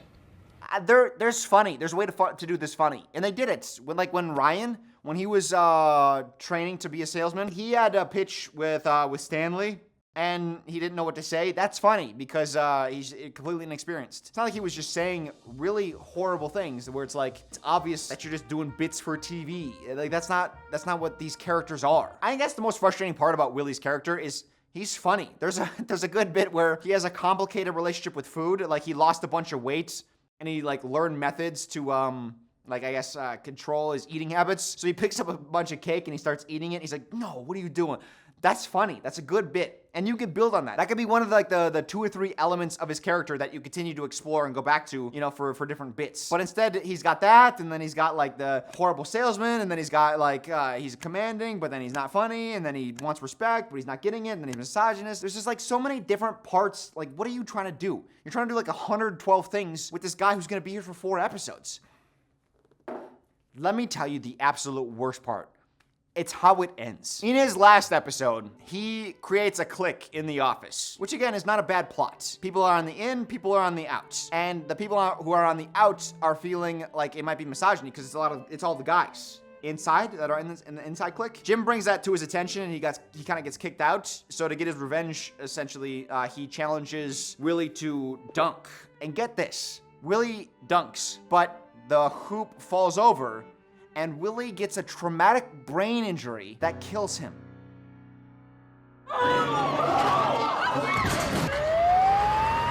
Yes, that is the very end to his arc.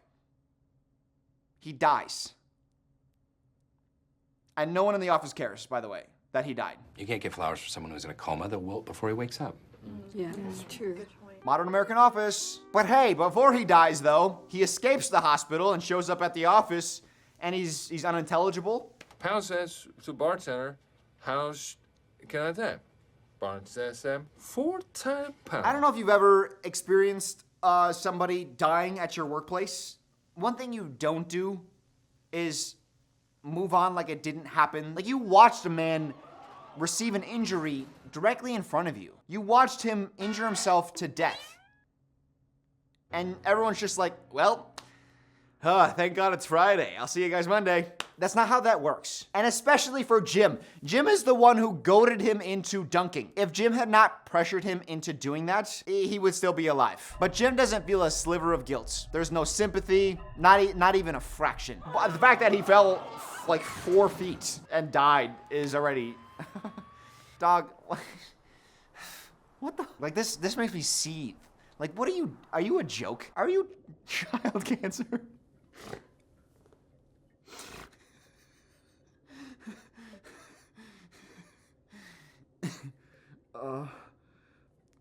Worse than anything is, like, the very next episode after this guy suffers the brain injury that leaves him...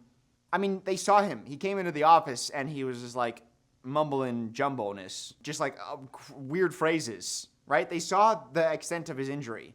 It's bad. And the very next day, Jim's just like, it's kind of nice not having a manager. We actually work really well with that one. Well, I really appreciate the offer, but I'm just happy the way things are. That was Joe asking me if I wanted to take over as acting manager while they find a replacement. So as it turns out, unless you're a young child, you don't need anyone supervising you. It's like, don't celebrate. You just caused a major workplace injury.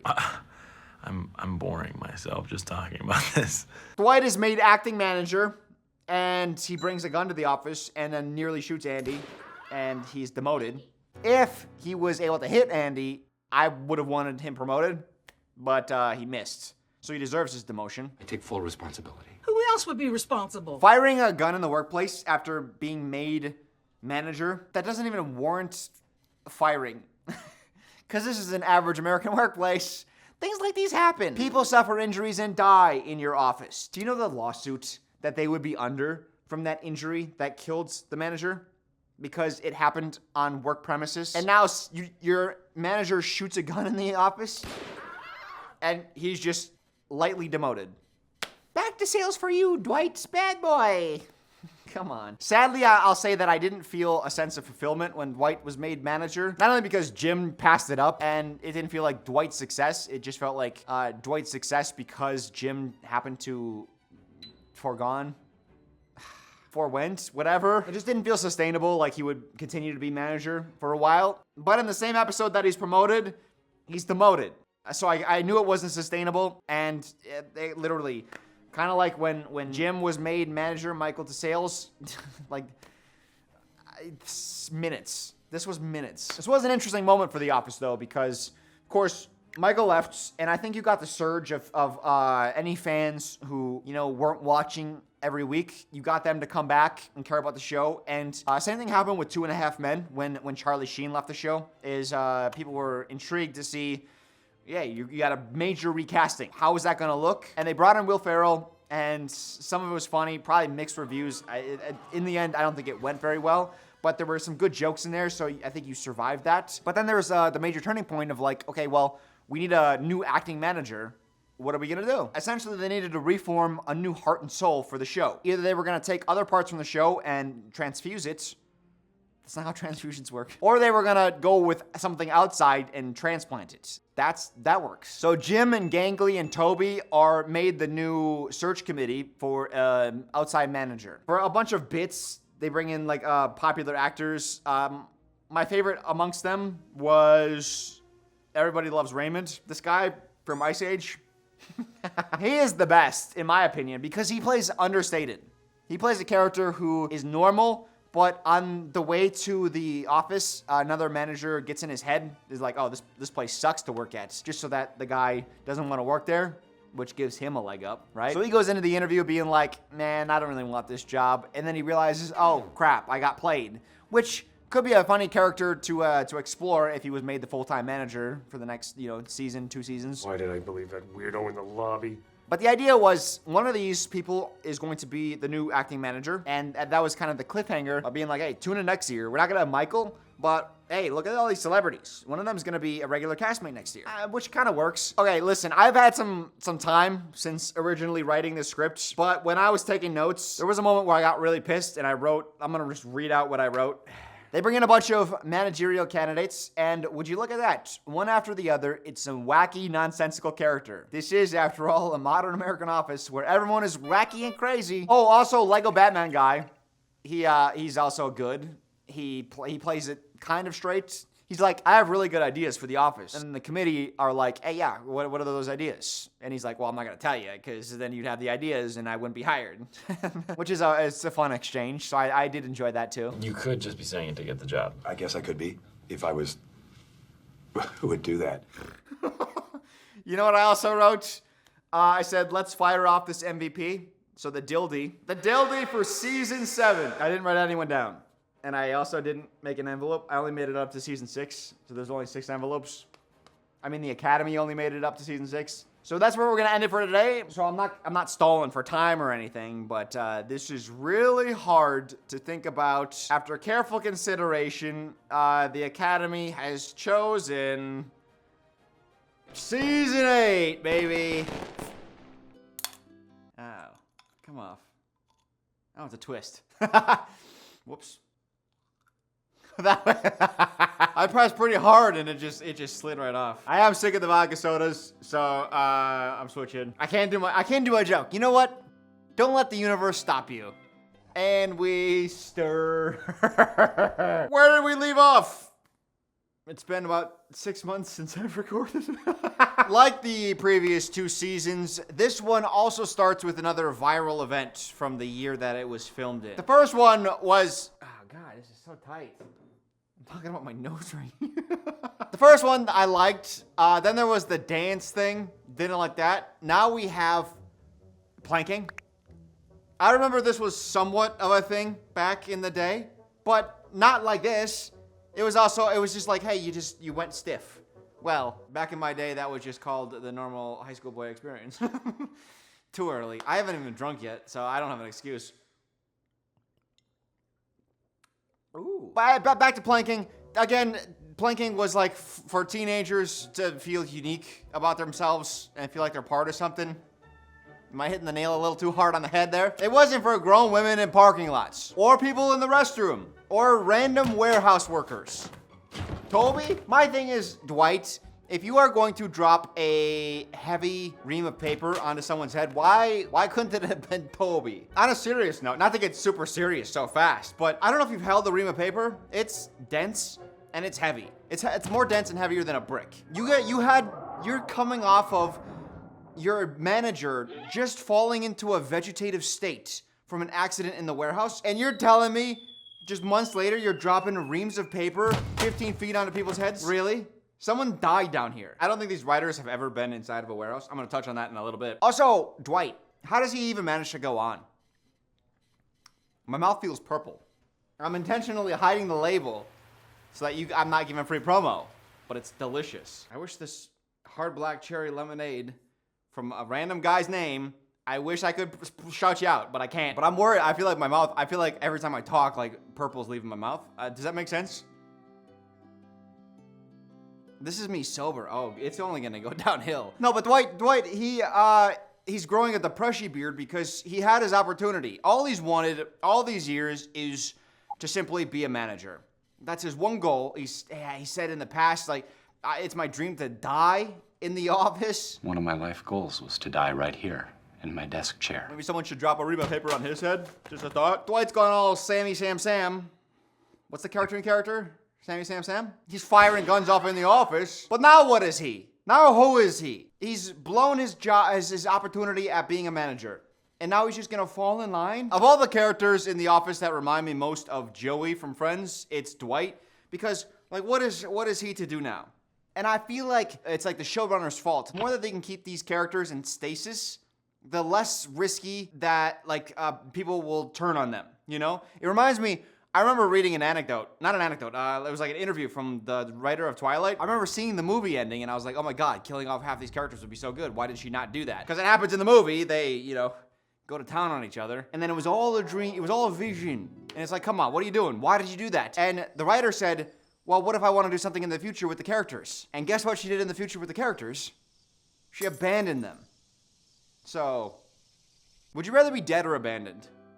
There's some alcoholic father out there who I just gave the worst idea to. It's fine, we can do dark jokes. We're like 6-7 hours in already, like who cares? You really have to like me after 6 hours. You're spending 6 hours with me? You can let one dark joke slide under the rug, okay? But Dwight, he just reminds me of a toy that you're excited about, and you're like, oh, well, if I take it out of the packaging, then it's going to lose its value. But it's so much more fun to take it out of the packaging and play with it. I just want to play with Dwight a little bit.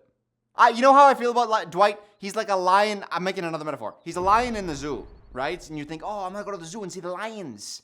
And then you go to the zoo and it's like, it's sad. It's a sad lion because it's in captivity, just to be observed.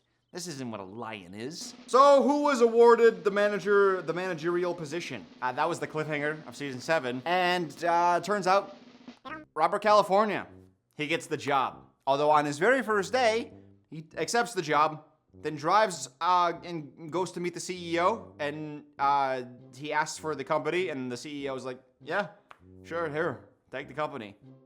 So now Robert California's the CEO. As much crap as I give The Office for not adhering to normal business politics, normal everyday office happenings, this is something that happens at normal American offices. If you get hired for a job, you can just walk into the CEO's office, and more times than not, they'll just give you their company for no reason, for free. So, can't really hate on The Office here. This is what happens. In reality, we all know what's happening. Kathy Bates, the actress, she did one season of the show. She didn't, she had other projects or just didn't agree to come back.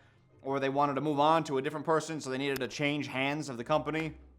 They didn't really. She could have just been gone, and we would have been fine with it. But they needed another big guest star, so James Spader comes in, and he's like, I'll sign on for the job. And so they're like, okay, well then I guess you're the owner of the company now. And I wish they could have had like a power transition where we could have seen Robert California becoming the CEO in some fashion or form, but nope.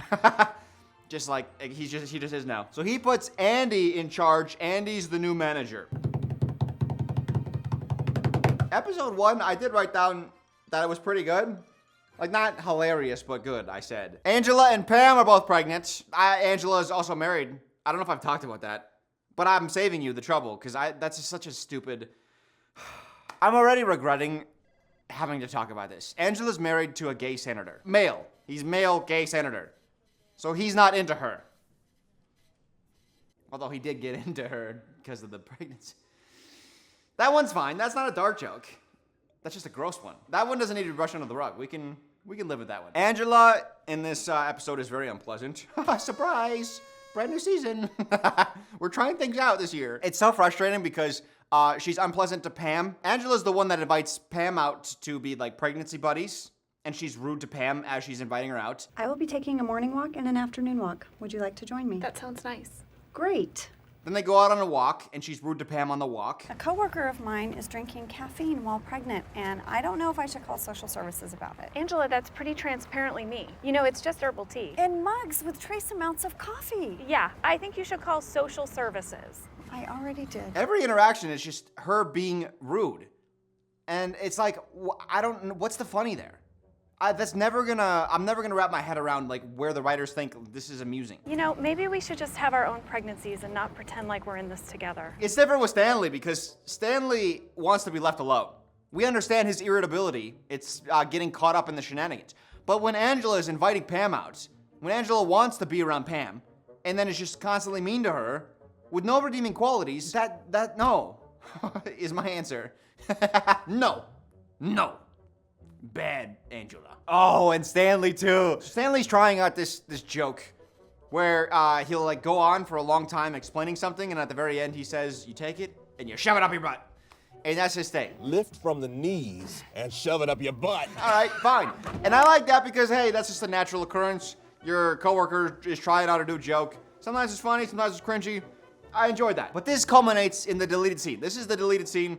Jim took, he had some jury duty, so he took off. It come to find out he actually only had jury duty for like a day or two, and then the rest of the days of the week he just skipped and pretended like he had jury duty. And when everyone finds out, they're upset with him because all his workload fell on them. You should never put your load onto other people. Nah, that's not that fun. I was trying a load joke there, and I just... There's something there, but I don't know if I want to think of. You should talk to HR if your coworker puts his load on you. I don't know. There's I don't like that I did that. Jim gets on everyone's bad side because, they all find out. So the way he makes it up to them is to buy black licorice because no one likes black licorice and it's like blocking the red licorice in the vending machine. So he's like, hey, I freed that up for you. Do you know how easy it is to win back coworkers? You take them out for a meal. Or you bring in food. You bring in donuts. There is an episode. The salesmen are all making a bunch of money, and they're thinking about having to give a certain percentage of their new funds. That's when Saber took over. And then they just bought a bunch of food for the rest of the employees, and that smoothed everything over. Jim. Simple plans. But then Stanley is starting with his shove it up your butt. He's starting that train, and Jim recognizes where it's going, and he jumps in front of him. Take those black licorice, then go get some of those red licorice. Take them in your hand. And shove it up my butt. Damn it, Jim! I'll kill you. I'll kill you dead. This Stanley is funny. I have lamented that Stanley has just been monotone, one note, one joke for years. Angry Stanley, when he was yelling at Ryan in season 2, that was really funny. Angry Stanley should have come out a lot more. Did I stutter? That's another great episode. Well, not great episode, but it was another great Stanley moment. Imagine having Stanley with a personality. That's what I want. Is that so much to ask for? Episode 2, a feel-good episode. Robert tasks Andy, the new manager, to like double their sales. I gotta say, working like a run-of-the-mill job, just like corporate America, any job, if your boss is like, hey, I need you to put in a bunch more effort for no reward other than I'll get a tattoo, that's the reward. And then to watch them all jump up and be like, yeah, let's get to work. And then they work really hard. Like, I don't know. Have you ever been in an office? The only reward is like, I will give you money if you work harder. That's the only way I'm gonna work harder. But they all like jump on it and they're all like, yeah, we're gonna get you a tattoo. What a reward. It's so stupid. But I understand what they're doing. They're showing up for Andy. I think just the episode needed a scene where they're seeing how difficult Robert California is making Andy's job, and Andy's like kind of having difficulty treading water. So they see that and they're like, okay, let's come through for him. And then they get the promise of the tattoo and they're like, you know what? Let's do it for him. I think that would have helped flesh out the episode a little bit more, given the workers more motivation to work harder if we understood like this is it's more about like helping out Andy. Oh, episode 3's cold open. I love this cold open. This is fantastic. This is just regular coworker humor stuff. So they walk by and they see a dog in the in the parking lot. Sorry, I'm laughing because I'm picturing Dwight. He has like a slushie or something, and he puts it through the sunroof because the dog might be thirsty. That's hilarious. But just like the witty banter, and I love it so much because there's one problem at hand, and it's just all like crisp dialogue. It's not in direct sunlight. So what, Andy? You want to just let him die, you scumbag? Here, we're losing cloud cover. Oh, don't try to get in on it now, Michael Vick. Hey.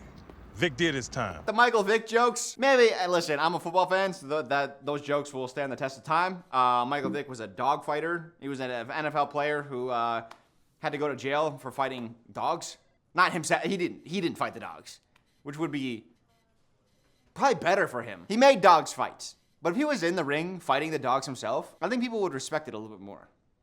And I say that like partially joking, but I also think that's true. I think if he himself fought the dogs, I would have a higher opinion of him if he fought the dogs. Even if it was like a team match where it was like him and 2 dogs versus 3 dogs. I'm in too deep. It doesn't matter. And then the button of that bit is where Kevin earlier in the scene's like, hey, I'm gonna go to my car, and as soon as it's too hot for me, I'm gonna press the horn. So that's how you know that the dog is gonna be too hot, right? And they all go inside and Kevin's passed out in the car and the horn's honking. That's great stuff. This is everyday, normal situation that you could run into. And I like when the office stays grounded.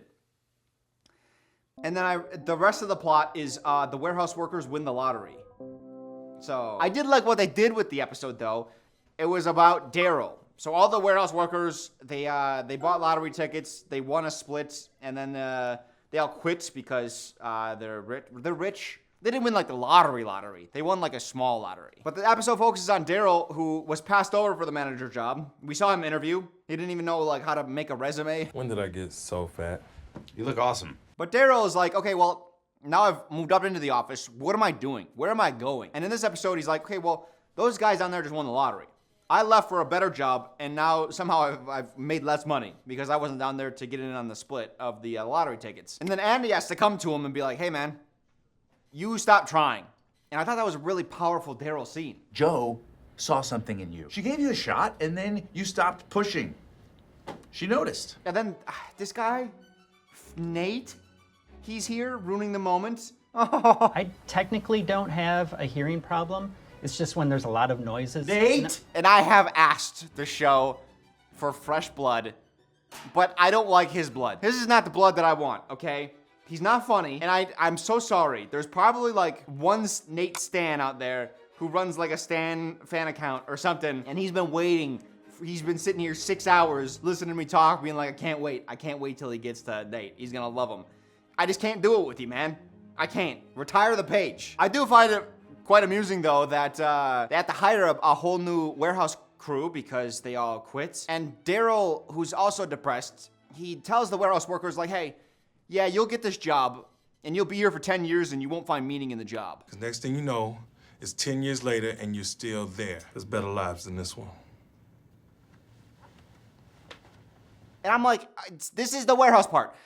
I worked in a warehouse. If you told a bunch of prospective warehouse applicants that they're gonna have a stable job for 10 years and they just won't find meaning in their job, they'd be like, oh my God, sign me up. That sounds incredible. They do not care. Warehouse workers are different. You can't take your Hollywood privileged mindsets and apply it to just like everybody. Warehouse people are different. Okay, let me tell you something. One warehouse job I worked in, it was like a newer building, probably like 3-4 years old. And as they were building the warehouse, one of the guys was up on a lift high up in the air, and he had a hammer, and the hammer left his hands, and it came down, and it scraped some guy's face off, another worker. And one of the workers that was there for it, that I was talking to, was like, yeah, I literally had to drive him to the hospital.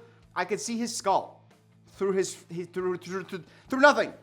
His skin was gone. The claw of the hammer scraped his face off. There was another guy, like 2 years after that incident, who was impaled by a forklift. And we all knew this.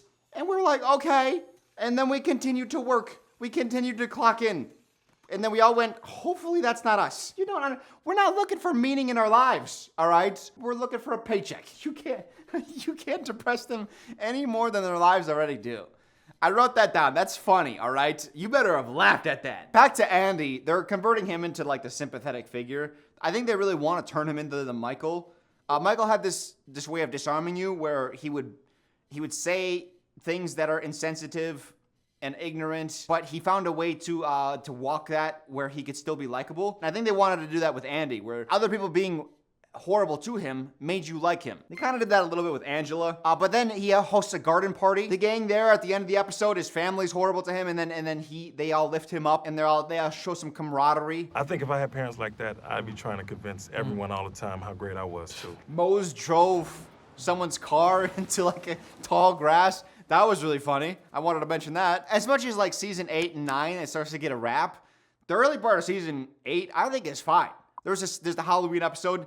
Episode 5, Robert California, he starts collecting people's deepest fears during the course of the episode and through the night of their party. And then he starts weaving that into a tale, a scary tale that will hit everyone's fears.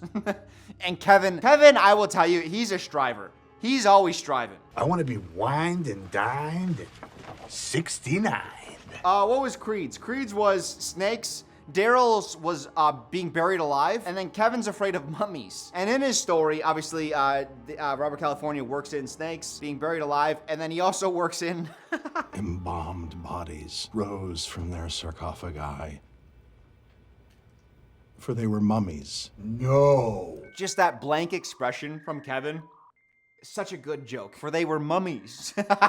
Kevin also has another good bit. It's a little bit elementary, but I don't care, because I just appreciate Kevin's performance. Dwight creates like a doomsday bot where if they don't hit certain markers for efficiency in the office for a day, an email gets sent to Robert California, which will put all their jobs in jeopardy. In order to not let Kevin do any of the tasks that would set off the doomsday bot, they tasked Kevin where one of the clients really needs to know where paper comes from. So they task him, Kevin, find out how paper is made. And then at the end of the day, they failed the 5 tasks. They got 5 strikes in one day. And Dwight is like, what did you guys even learn today? Kevin, what did you learn? And Kevin says this. What about you and your fake task? Can you tell me now where paper comes from? The man tree puts its penis. Okay, all right. Oh, cold open. Episode 7. It happens. Andy tells Aaron to come in and interrupt his meeting and tell him that he has an important call. The idea is to show that the person that they're meeting with is prioritized, because Andy will say, put it on hold, I'm with an important client. That sound familiar to you? Because it happened before. Hey, buddy. Michael had Pam do this. It's the same bit. And it's a slight variation where they do a little bit of a different joke at the end. Manager asks the receptionist to interrupt a meeting to tell the manager that they have an important call. Manager turns it down, but the one across from them encourages them to take the call, and they have to pretend to go through with the call. And now that I say that, not only is that joke reused, there's another joke that was recently reused. Remember when the warehouse workers all quit? I hope so. I just said it like it's like a minute ago. You're like, Dylan, no, you didn't really cover that. That's on you. You're not paying attention. Hey. Focus. Isn't that a bit? Toby's like, Michael. Please don't throw these out. This is a radon test kit. Please don't throw these out. This show is so good, dude. But basically, all the warehouse workers quit. So it's Dwight, Aaron, Kevin, and Jim that all go down to the warehouse to fill in. And Jim is the only competent person there. Dwight's competent in specific things. He's very specifically, what word did I just use? Competent. I'm not competent with the English language, I'll tell you that. This is not an area where Dwight is competent. And Jim, if you put him around idiocy, he tends to devolve. His brain just kind of like smooths, you know? And this is one of those situations. They're finally confronted. They decide to like, the best way to load a truck is to like oil the ground and then slide the paper, which is like, obviously a terrible plan, right? But then near the end of the episode, Andy and Daryl go downstairs and they see what's going on and they're like, what is this? They press Jim for the name of the operation and then why it's named that. All we were trying to do is we thought we could come up with a more efficient way to do things. And we did. I don't know. Jim, tell them what it's called. That's all right. Jim, tell him what a name is. Doesn't matter what the name is. Senor Lodenstein, that's stupid. Senor Lodenstein. Does that remind you of anything? If you're an Office fan, it probably should. It should remind you of Hector. When Jim is trying to make a good impression of Hector, and Michael is sitting with Dwight, Jim, and Pam, and they're coming up with, was it anniversary for Michael? That was the reverse petting zoo. Go ahead. No, I'd like to get back to work, actually. What you got, Please, Jim? please. No, What is a two-way petting zoo? You pet the animals, they pet you back. That's essentially the same delivery. Same joke. Except that worked there because Michael, or rather Jim, he was trying to get on Hector's good side. He was already in bad graces with him. So having to reveal that he was essentially just messing around in a meeting, that's a bad look on him. Here, Jim, oh no, Andy and Daryl are gonna think a little less of him. Maybe he'll get fired. We don't know. Shut up. There's no stakes to this, right? Like he can do stupid stuff around the office. Andy's not gonna fire him. Daryl doesn't care. And that's why I talk about the stride. This is Survive, right? The reason I say that is because right now we're just sprucing up old jokes. That's the way we get comedy. What did we used to do? How can we do that with like 5% difference? It's the same stuff. Okay. I'm gonna say this. I wrote this down. This is a sentence that I wrote, that I scripted. And I just need you guys, I have to say it. I just know you guys aren't gonna like it, and I'm sorry, but I'm gonna say it now. A joke that they haven't done, but should have done more of, is Dwight grabbing Jim's penis.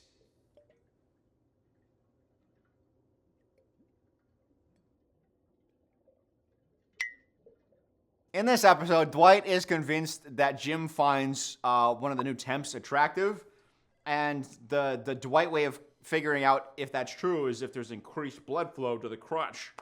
And the only way to feel blood flow is with your sweaty palm. I'm stumbling. I need something to grab onto. Hey, are you okay? I'm fine. I'm totally fine. Listen, I have lamented like standard business practices, but it is deeply inappropriate and probably cause for firing.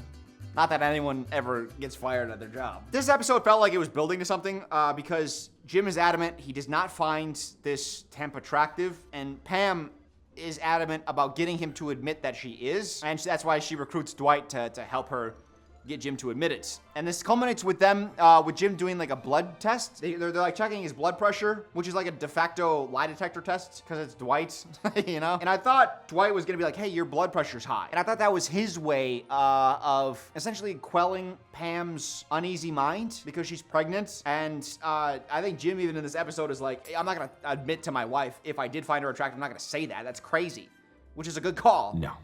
I'm not gonna tell my 9 months pregnant wife that I find her replacement objectively attractive. And I thought Dwight was gonna kind of be on his side. We're into the final 2 seasons, and I'm gonna talk about this more in season 9, but the friendship between Dwight, Pam, and Jim, it is kind of a highlight.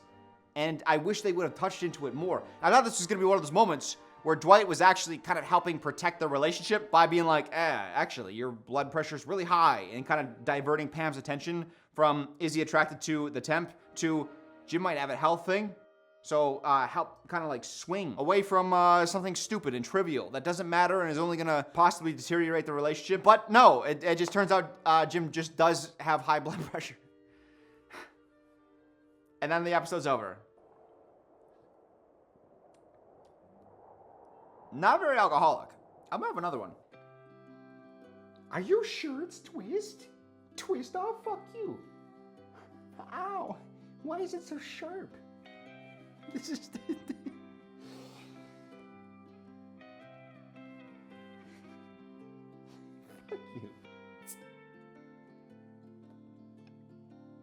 How did they get it to taste so purple? It's incredible work, guys. Oh, Gettysburg episode. I'm so happy you guys are here right now. I don't understand something. And maybe one of you, I'm hoping this video gets a lot of views so we can get a lot of eyes and a lot of minds on this. They go to Gettysburg as a field trip type of thing, which is just, it's no booze cruise. But they wear DM does GB hats. Dunder Mifflin does Gettysburg, right? That's Andy's idea. Little merch that he made for the field trip today. This is apparently a joke of some sort. It seems like it's implied to be like a dirty joke. I've been getting weird looks all day because I'm pretty sure DM does GB means something kind of sexual. What are you talking? No. I'm hip. I know the lingo. I know the slang. I did the Justin Bieber thing. It's not clogging to you. I've done those. All right. So I'm pretty linked in. But what idiot writer thought that this was like a well-known acronym? DM does GB. No one knows that. I looked it up, and there was a subreddit who also didn't know, but they were guessing. All right, that's where we're at. We're guessing at the joke you were trying to make. Season 8 of The Office. I think the top comment was, Dunder Mifflin does gangbang? GB is, no, that's like Green Bay. And also DM, you wouldn't know, what is that, Dungeon Master? Which is Dungeons and Dragons. Or DM isn't like send a message. These aren't the words you think they are, writers. I'm gonna fast forward a little bit through some of these episodes. So far through this part of the season, it's fine. I mentioned that, it's fine. It's lacking the special. It's missing the heart. I feel like it's like the body doesn't know it's dead yet.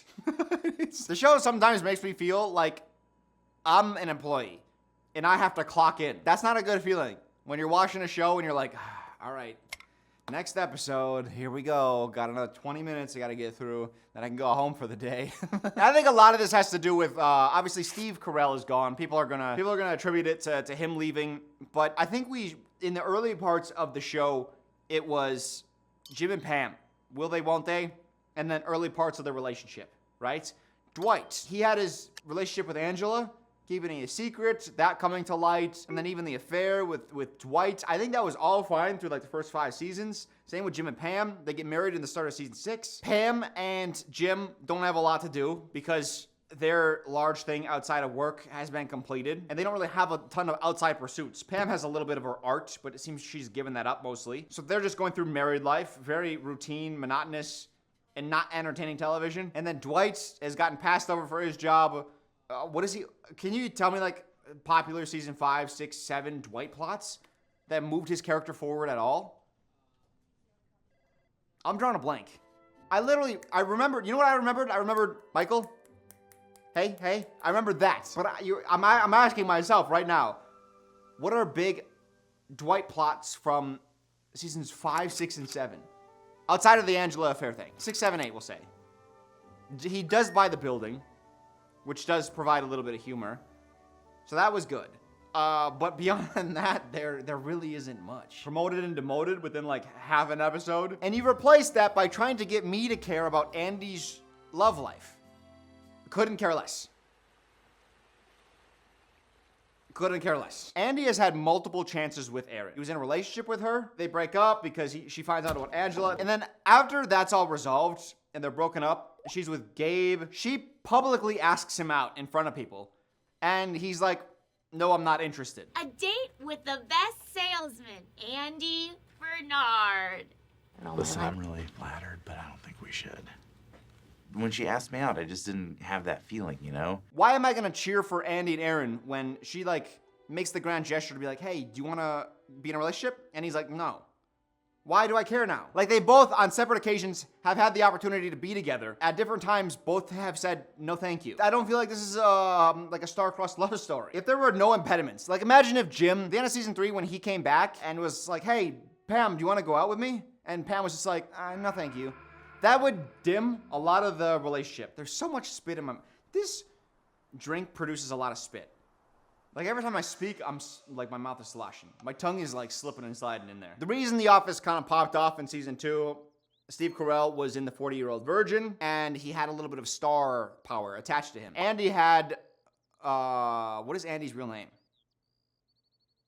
Steve. Steve something probably. Yeah? Steve... The more I say it, the less I'm confident in it. Steve had the Hangover movies, which were very popular comedies. Bradley Cooper, Zach Galifianakis, and Steve Zubacher. I'll call him Andy because the more I say Steve. They just never figured out as a show what they wanted to do with Andy. The first plot at the start of season 8, Andy is like, I don't know if I can live up to the expectations of the manager position. I don't know if I'm good enough. And then you kill that tension, like episode 2, where Jim specifically has a heart-to-heart with Andy by saying like, hey, we all think you're good enough. So it's like, okay, well, damn, that's solved. I'll tell you this, everybody else is having a lot of fun. And you did that. Hey guys, meatballs.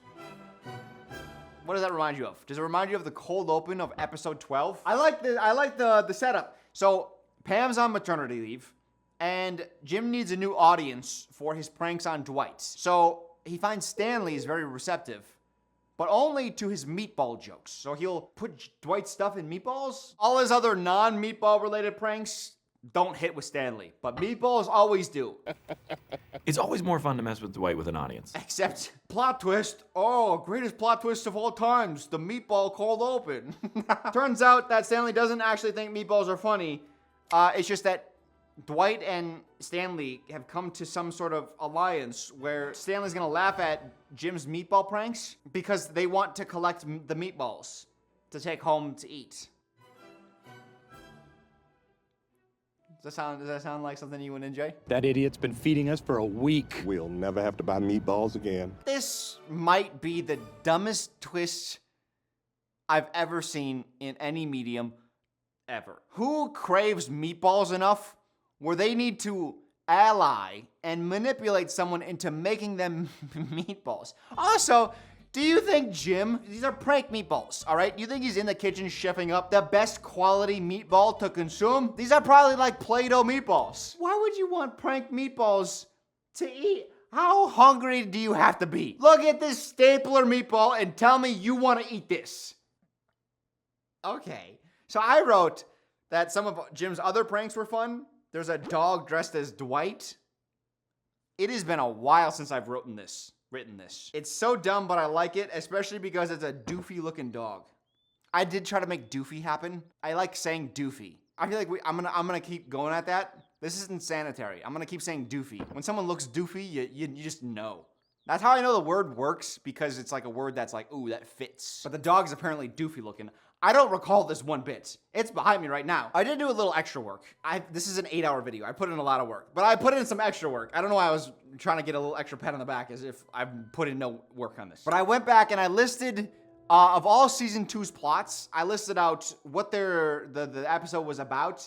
Primarily, what is the plot about? And in season 2 of the 22 episodes, 21 of them felt very grounded in realism. And I'll just kind of, I'll listen, this doesn't look like a lot of work, all right? And it wasn't, all right. I realized I had to show my work, and it's not impressive, okay? But then I also listed out the plot for the first 12 episodes of season 8. 6 of the plots are wacky. They're not grounded in realism at all. 6 of the 12. Robert California, there's a semblance of a good character. I understand why people like him. If that's your humor, it works. It was always just too smooshable energy. It's just all the time. Like, let him have just like a little bit more of a personality. It can be funny in bits and spurts. Well, I don't want to talk about smooshing and spurting. Maybe I do. Sorry. I'm so sorry for that. Pam says something in episode 13. Oh, you know what it is? She comes back to the office after being on maternity leave, and she says, I really thought I'd be more excited to be here. Well, I really thought I'd be more excited to be here. Oh, whoa, game face, baby. Game face. I think in the lottery episode, it might have been a different episode.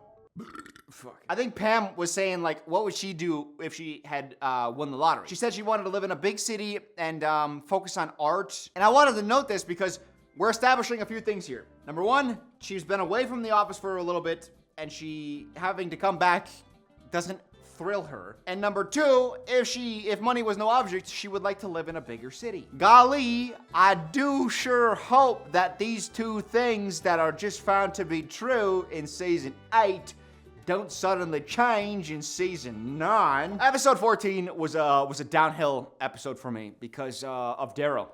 Daryl, the less I saw of Daryl, the more I liked him. I liked Warehouse Daryl. I've made that point clear. I don't think he's that funny. But in episode 14, so much spit again.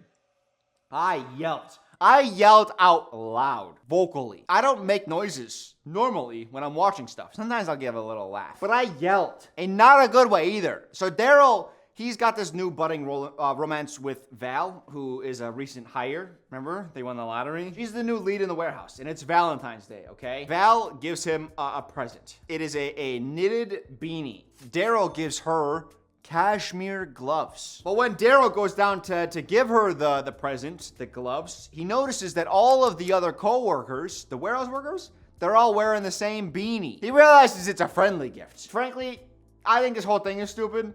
Like, do adults really give Valentine's Day gifts to their crushes? Are we 14? You give Valentine's Day gifts to your partner, sure. But then when Val notices that he has a gift, she's like, is that for me? He's like, no. And then he gives it to Nate. To Nate, he's back. Oh, Daryl. I am glad to be in your life too. Nate wasn't the problem here. He wasn't the reason I yelled. He was not the propeller of the yeller. I yelled at Daryl during this scene. Can you give me anything? Can you give me anything? It made me realize that I just don't think he's a very good actor. Craig Robinson. With the Steve thing, I was like, I'm not gonna get any names. Craig Robinson. He had a gift that he wanted to give Val to express his interest, and then he realizes that the gift she got him wasn't as meaningful as he thought it was. So he instead is like, no, I'm gonna give it to the next nearest person. Gives it to Nate, and it's cashmere gloves, which is a weird thing to get another guy. But either way, look, there's just nothing on his face in this whole scene, and there's nothing in his voice there's no humor. Oh, this is a gift for a man Nate here. What? Yeah. This is called packing it in. You wanted to give your female coworker a present to signal interest, and then you, at the last minute, to not feel stupid, you divert, and you're like, no, it's for you. So now you've created a bigger misunderstanding. And this is your face through all of it? Where's the effort, my guy? And then he tries to jim the camera, but also like just give the gift to her if you wanted to get it for her, right? They're gloves. They weren't like a pack of condoms. Like, what? They're gloves. She got you a beanie, you got her gloves. We're equal. And then I yelled again, but not at Daryl, at Jim. So Robert California, they have a sales pitch down in Florida, and he wants Jim there for it. Jim doesn't want to go. He decides to send a text message with 2 question marks, and Pam is like, no, just do 1. And then Jim faces the camera. 2 question marks is kind of aggressive. You know, it's like, well, what? Just do 1. Buddy, that's your wife. What are you looking at us for? I don't know. I don't even know what your problem is. Why are you looking at me like, hey, you're on the same side as me, right? No! My wife said something weird. You figure it out with her. This is pissing me off. I don't even know why that bothered me. I think the lack of heart in season 8 is just making everything a little rough around the edges. You Jim face when there's something crazy that happens in the office that's outside the norm, and you're like, hey, we're on the same page.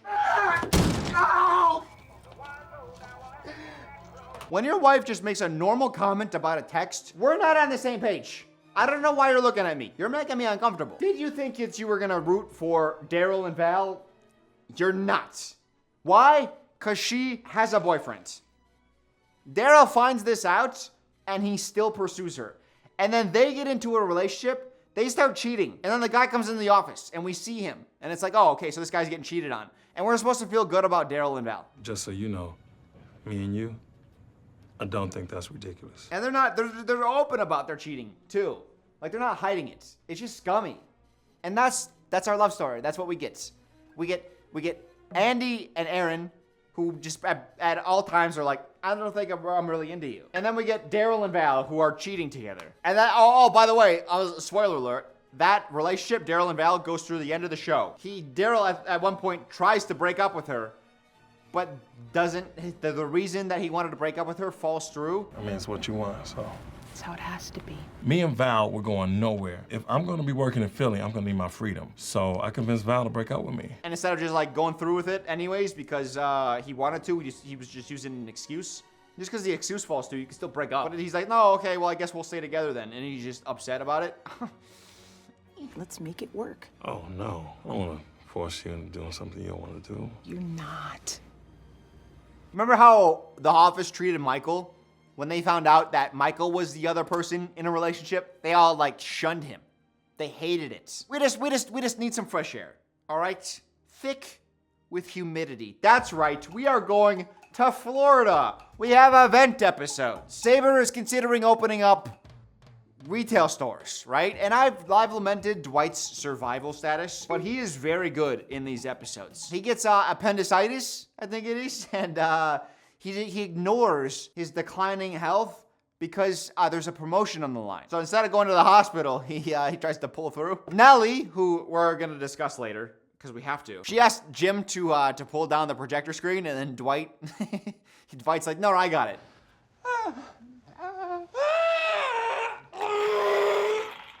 When Dwight finally succumbs to his appendix going bang boom inside of his body, he is on the gurney and he says this. Don't remember me like this. Remember me as the man who pulled down the screen. Want to hear another funny joke? Dwight is chosen to lead the chain of retail stores. So he's gonna be staying in Florida. Andy gets the call, Dwight's staying in Florida, and this is how he breaks the news. Get ready to laugh. Dwight is no longer with us. What? He's gone, damn it. He's been promoted to VP of Saber Retail, and he's staying in Florida forever. I'm sorry, I must have missed the episode where they summoned the soul of Michael Scott into Andy's body. Michael made this exact joke. And the doctors tried to save her life. They did the best that they could. And she is going to be okay. That joke, it's like stands the test of time because of the situationalness, the situationarity of it. That joke works in that situation because he hit Meredith with his car and he was trying to obfuscate that information so that people wouldn't hate him. Andy being upset that Dwight will be leaving and then using words and language that gives off the impression that he died, that's not Andy. Andy is not like Michael in that he's so ignorant of what he's saying and doing. We know as the audience that Dwight is fine and he's going to be in Florida. Right? So us, the audience, understands this. When Michael hit Meredith with his car, we don't know because that was the cold open, hit her with the car, credits, and then he comes up into the office afterwards. We don't know her state. So us as the audience, we're kind of hanging on with bated breath like, wait, what did happen? What is wrong with you? If maybe his appendix bursts in the office or in the meeting and then they do the joke, like maybe it could work there, but that was like 3 or 4 episodes ago. Well, the way you said it made it sound like he was dead. How could I have been more clear? He had a massive stroke of good fortune, and he is now in a better place. Are we supposed to believe that Andy just doesn't understand how his words come across? Because that's not his character. That's Michael's character. And just because Andy's in Michael's position doesn't mean he's in Michael's brain. And Michael's brain is in his. They don't tell you that the second lemonade really starts hitting your head a little bit. Everything is back to normal. Dwight got picked to be the VP of regional stores or whatever. And then Jim sabotages him, but just because Jim knew that Albert California was gonna DOA the project, he wasn't gonna open retail stores, so he would have had to just fire Dwight, and he tackled Dwight, and then none of it matters because we go back to Dunder Mifflin, we go back to Scranton, and everything's back to normal. I get to Aaron. Well, first Aaron. Aaron decides to stay in Florida because she's looking for a meeting. She's put her heart on the line to Andy, and Andy's like, no, I think he's engaged. Or he's thinking about getting engaged. Either way, he's moved on. Aaron has made her feelings for him clear, and he's like, no, thank you. And he's in a happier, healthier relationship. And then Aaron decides to stay in Florida, and Andy's like, you know what? I'm gonna go down to Florida and win her. So Andy's not into Aaron. He's had every opportunity to be with her, and he's declined. And now, all of a sudden, she's like, you know what? This is overwhelming desire. I need to be with her. They didn't even have that much chemistry. It'd be different if it was like, ooh, they feel like meant for each other. They don't. Which, don't worry, because they're not. But now, Andy's going to risk his job. He's not going to tell anybody. He's just going to go down to Florida, which leaves Nellie to just walk into his office, and she's like, I am the manager now. I am manager. We have a manager. Do you really? I've been in this chair for an hour and no other manager has come and sat in my lap. Oh, what's that, Dylan? Robert California has decided she's going to be interim manager? Nope. She just walked into the office and said, I am your boss now. And everyone's like, yeah, we'll go along with that. You weren't hired. No one vetted you. But yeah, you manage now. If you've watched my video on Friends, you know that my least favorite character was Emily. And if you take the letters of the word Emily and scramble it up, you get the name Nellie. Coincidence? I don't think so. I hate her more than I hated Emily. Robert catches wind that Nellie is impersonating the manager, that she's just like crawled into the office and declared herself the manager. Robert gets wind of this and he's like, well, I'll allow it because it's an interesting development. Can't you do something about this? Sometimes the flowers arrange themselves, Jim. They don't try to make Nellie likable at all at the start because Robert is yelling at Pam for showing up late to work. She's like 15 minutes late. And then Nellie comes in even later and he's like, oh, welcome into work. Oh, you're not late. Don't even worry about it. I've never believed willpower was very important in a woman. That's not even her job. She's late for a job she doesn't have. You're just allowing her to be in and you're paying her. If you're gonna get mad at Pam, you get mad at her too. That's just gonna make us as the audience not like her, which maybe we're supposed to, but maybe not because they do try to make her likable. Oh. The show does this thing. They do this manipulation tactic, and it's not working on me, the show. The Office. Jim and Dwight are ordered by Robert to help her move. As they're helping her move, they come to find out her boyfriend broke up with her or something. And because she had a rough breakup, they're like, okay, well then we'll respect you as manager now, and we'll support you. Originally, their plan was to find out things that Nellie hates and then try to do those things to make her feel unwelcome, which good. I hate her too. I would love to make her feel unwelcome because she is. She hates magicians. They find that out. So they hire a magician for her welcome party. But then Jim and Pam feel bad for her because of the breakup and they then like sabotage the magician's performance. Sir, will you please shuffle the deck? You didn't just do that on purpose, did you? I used to work at a rope factory. Not true. That's not a real knot. When you pull on it, it disappears. What the hell? Which is like, great work, good. Nellie doesn't feel as bad. But also, in order to make Nellie feel good, you made another person feel really shitty about himself. What if in the next episode, the magician came back and we found out that he had a rough breakup? Well, would you guys hire somebody and then treat that person like trash too so that the magician feels better? And then in the next episode, the person that you hire for the magician, maybe you bring them back and they have a trouble past too, so then you hire someone else to make them feel bad? I feel like a deep sense of hatred. And I'm so glad she doesn't exist in real life, because if she did, I understand why people run hate campaigns. You know what I mean? Andy gets back, finds his job has been taken, and he feels bad because he's like, he wants it back, but Robert's not a competent boss, and he's like, I don't know what to do. You guys figure it out. And Nellie feels bad for Andy because she stole his job. And ever since Andy got back, he hasn't been able to perform with Aaron in the bedroom. I guess I do have to explain because he does perform like local theater. That's not, he still can do that, but no boner, that's the problem. So what does Nellie do? She feels bad, so in order to try to make it up to him, to make him feel better, she holds a meeting about impotence and then singles him out that he's impotent, which makes him feel better because now that all his coworkers know that he can't perform. So they spent the first half of the season building Andy up into the likable boss, and then now they're tearing him down in every conceivable way. This all leads to Andy quitting / being fired. I don't know. This whole thing is a huge lawsuit, right? And Andy seems like the litigious type. He definitely would sue them. You didn't think I had litigious in my bag. 2 hard lemonades in. They call it hard lemonade, but it kind of goes down nice and soft and smooth. Toby also then just like admits that HR is a joke. Boom. Instant win. Go to court. Toby, doesn't HR have some rules against talking about this kind of stuff? Aaron, HR is a joke. I can't do anything about anything. But Andy doesn't go to court. He does the other logical decision, which is to go to David Wallace's house and convince him to buy Dunder Mifflin, and then pretends to be the lowly janitor who then, when David Wallace comes in, is gonna promote Andy to manager. Wow, from janitor to manager? Yep. It's quite a Cinderella story. Don't you guys love when an employee gets fired, when he comes back as a janitor and smells of booze, and then he pretends to mop the floors? Don't you guys love that? That's just like a common American workplace experience. Oh, the old coworker's coming in pretending to be a janitor again today. That's allowed. I think the biggest thing that trips me up too is when Andy tried to get Aaron back when he first went to Florida. He was like, hey, I love you and I want to be with you. And Aaron was like, no, thank you. Andy, you broke my heart. We're not meant to be.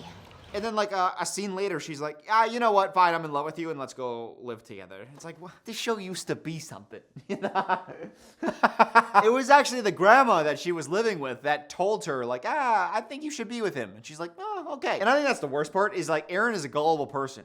Part of the reason she was with Gabe, which felt gross, was she felt like she had to be with him because Gabe was their boss. It's just nice to have some time away from Gabe. Why don't you want to eat lunch with your boyfriend? I really don't like spending time with him. She's gullible and goes along with things. So is she going along with this because she feels like she has to and she's just making the best of it? That feels gross. So David Wallace, who again, he was forced out because the company was sold to Sabre, and then he made a bunch of money doing other things, and then he was convinced by Andy to come back and buy the company, buy Dunder Mifflin, which is a company that failed so hard that they had to sell to another company. And now he's gonna be like, oh, I could be the one to save it, even though you were there as CFO and couldn't save it. You think it's the wise decision to buy it now?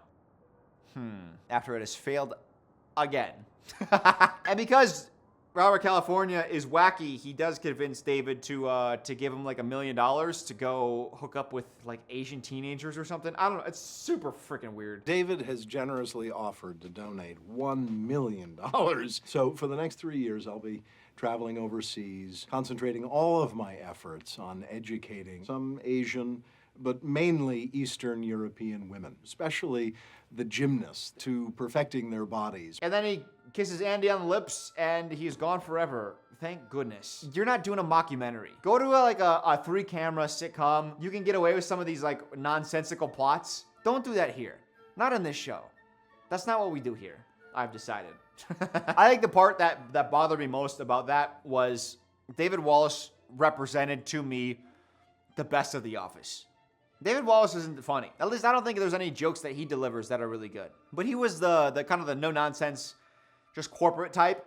And then the shenanigans around him from your main cast, that's what carries you. And David Wallace might present situations as the straight man to bounce comedy off of, but he wasn't the comedy himself. So when David Wallace, you find him getting tricked by some scam artist, like you're not someone who falls for the hijinks. You're above that. You look down on that because that's how we feel. This is like not a good, healthy environment for a workplace. You're supposed to be with us, David. You're not supposed to fall for these stupid tricks. That bothered me. I'm a David Wallace truther, all right? I'm a Puritan of David Wallace. He can't be this. He has to be this. Season 8's MVP. I think I've given up on the MVP stuff. Season 8's MVP, Ross. Friends. Deal with it. Season 9, the final. You know what? Let's top her off. I can do this. I'm gonna reclaim my manlyhood.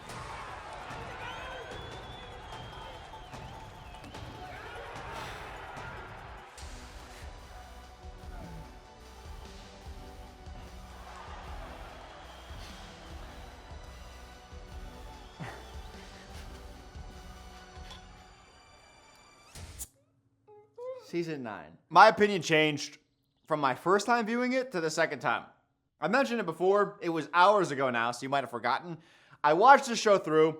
I hadn't seen 7, 8, and 9. I'd seen 1 through 6 numerous times, but I always never watched the final seasons. And then I watched it. I wrote out notes, and then I instead decided to watch Friends and record that video. And then when it was time to come back and do this video, I was like, oh, I kind of forgot all the things that happened in 7, 8, and 9. So I watched it a second time. And in my second viewing, I had a more positive impression of season 9. Or no. That's not what I said. That's not what I wrote. I wrote that my opinion changed, especially with how it ended. See, the mockumentary concepts. Hey, this is a documentary crew. We're recording the average American workplace, and they're releasing the doc. That all comes full circle. Full circle in this final season. This season also contains one of the most like, do you hate me show? Why would you create this plot? They have one of those plots this season. Yay. But the season starts actually with some catching up. See, Angela's baby, not Dwight's. Dwight's leaking like some sort of car coolant or so. He's like throwing up car coolant everywhere. I don't know what's going on. I didn't talk a whole lot about that. Dwight thought maybe the baby was his. We'll touch on it maybe a little bit later. It's stupid. I hate it, but we will cover it. Ryan and Kelly are gone, by the way. They were OGers and also writers, and they're like rats fleeing the ship. Also, we get new guys. We got Jim Jr. and Dwight Jr. I like this. This is fun. We have new blood. This is the new blood I was looking for. Nate, get out of here. I know you're behind me. I need you to leave right now. I don't want to see your face. Take your cashmere gloves and exit the building. The Jim Jr. and Dwight Jr. plots, they work so well because it gives Jim and Dwight something to reflect on. They see themselves as, or at least Jim does. He's like, oh, where have I come from and where am I at now in my life? That's kind of what he sees when he looks at Jim Jr. With Dwight Jr., Dwight is paranoid that Dwight Jr. is coming for his job, that's very Dwight. That's so funny. Like, he's being replaced. You want my leads? Yeah, I'll just give it a glance. I'll give it a read. Because you're interested in going into sales. I am.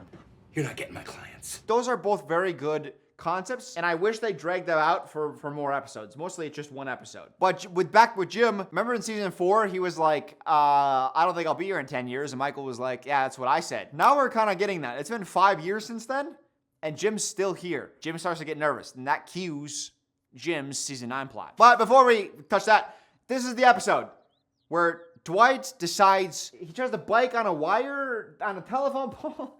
I understand entering the season with a bang and getting people talking, but like, no one cares. No one watching The Office is like, oh, I gotta tell all my friends that Dwight tried to bike across a wire with a bunch of paper boxes underneath to create just like saying the words. Sometimes I get through a sentence talking about the show and I get depressed talking about it. This show has plots that even recounting them depresses me. This episode also has the can't eat cats, Kevin bit. I'll play that. They're fun. Angela's cats are cute. So cute that you just want to eat them. But you can't eat cats. You can't eat cats, Kevin.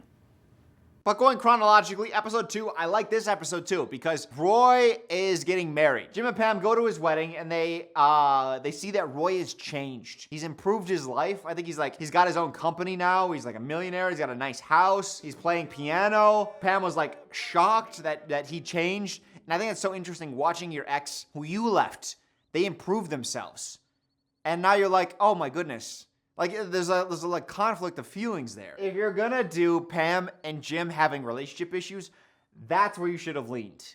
Like, why are you jealous of Roy? Bring Roy back for more than a spot episode. Bring him back for a larger plot. And have Pam say, why couldn't you change for me? Pam is dissatisfied with her ordinary life.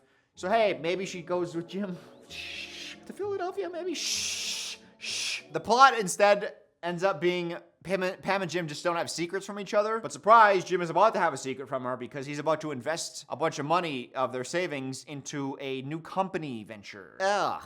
I just realized the B plot or C plot, whatever it is, it's Dwight Jr. is trying to prey on Aaron, which this is gross. I do remember this because he says like, oh, you want to record an audition? Wear really skimpy clothing and come over to my apartment alone. It's like inherently predatory, which isn't really Dwight Jr.'s character for the rest of the season. You'll just come over, put on a little lipstick, loosen up with a glass of red wine, and then we'll just run through a few stories. A couple different ways with a couple different outfits. Which just makes him instantly dislikable.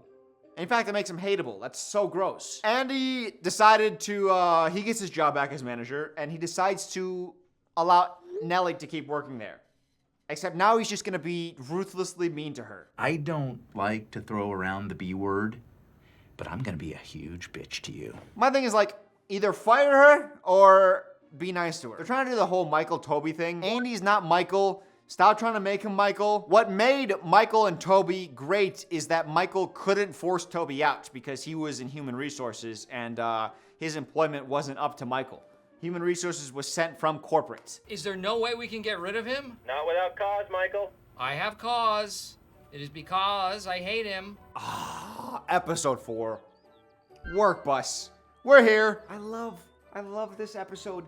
Almost. So Jim is trying to do something really nice because Pam has found out that against her opinion, Jim just like blindly invested a bunch of her money and his money into the company, and she's not very happy with him. So Jim is like, let me do something nice for her. He's gonna try to get her some time off by convincing Dwight that there's like radioactivity in the office. It's a funny prank. But instead, Dwight gets a work bus. They're all gonna do work inside the bus as they fix the office. Jim, not to be deterred, he's like, you know what? I'm gonna try to get Dwight to move the bus to a better location. Because the work bus isn't very much fun for Pam. It's just causing more stress. It's not a fun work location. It's fine. Pam, I'm really sorry. I'm really sorry about all that. And Dwight is happy about this because he knows Jim's up to something and he's not going for it. Really? Smirking? You forced me to spend money on needless repairs, and now you're locked in a prison bus, and your woman drips with beverage. So Jim got Dwight, it was pies. He got Dwight to, I guess he almost created a mutiny to like go get pies. And Dwight was like, fine, we're gonna go get pies. And then they get into some car trouble, and then Dwight and Jim get into like a really big tiff. Like an actual fight where they're both like yelling at each other and they're both angry. Help me out? Can we maybe take this thing somewhere or do something to not make this the worst day ever? Are you kidding me? Dwight, come on. You win. We have been battling for a long time, but you know what? You win, because you are the winner. You are the alpha male. There you go. Now, anytime Dwight's angry at Jim, it's because Jim is pranking him, so Jim is always kind of doing like the cheeky thing. And Jim is almost never mad at Dwight. So to see them both upset with each other, we were like on the precipice of like a real moment here. And then Dwight like just removes himself. He goes through the roof hatch. Look at the shot. We got golden hour. I thought we were gonna get something incredible here. We were right there. We were right on the edge, man. My skin was tingling with anticipation. I thought this was gonna be the Jim and Dwight scene. The one I'll remember forever. That like almost like the capper of their relationship. We still have more episodes of season 9, but I thought this was gonna be it. He mentions their long battle. That's why I thought we were coming to a culmination. But now we find out what truly is bothering Dwight. I had congress with Angela, and the child that she bore did not issue from my loins.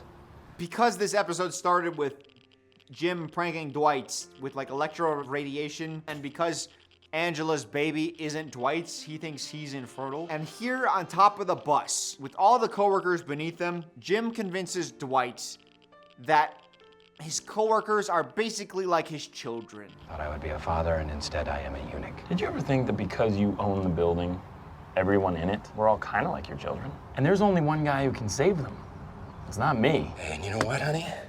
I'm gonna get you that rhubarb pie. If you were to tell me Dwight is convinced that his coworkers are his children, I wouldn't believe you. Like that's not Dwight. Dwight tolerates his coworkers. He doesn't love them. I wanted more because Dwight for years has been a shell of himself. He's needed meaning.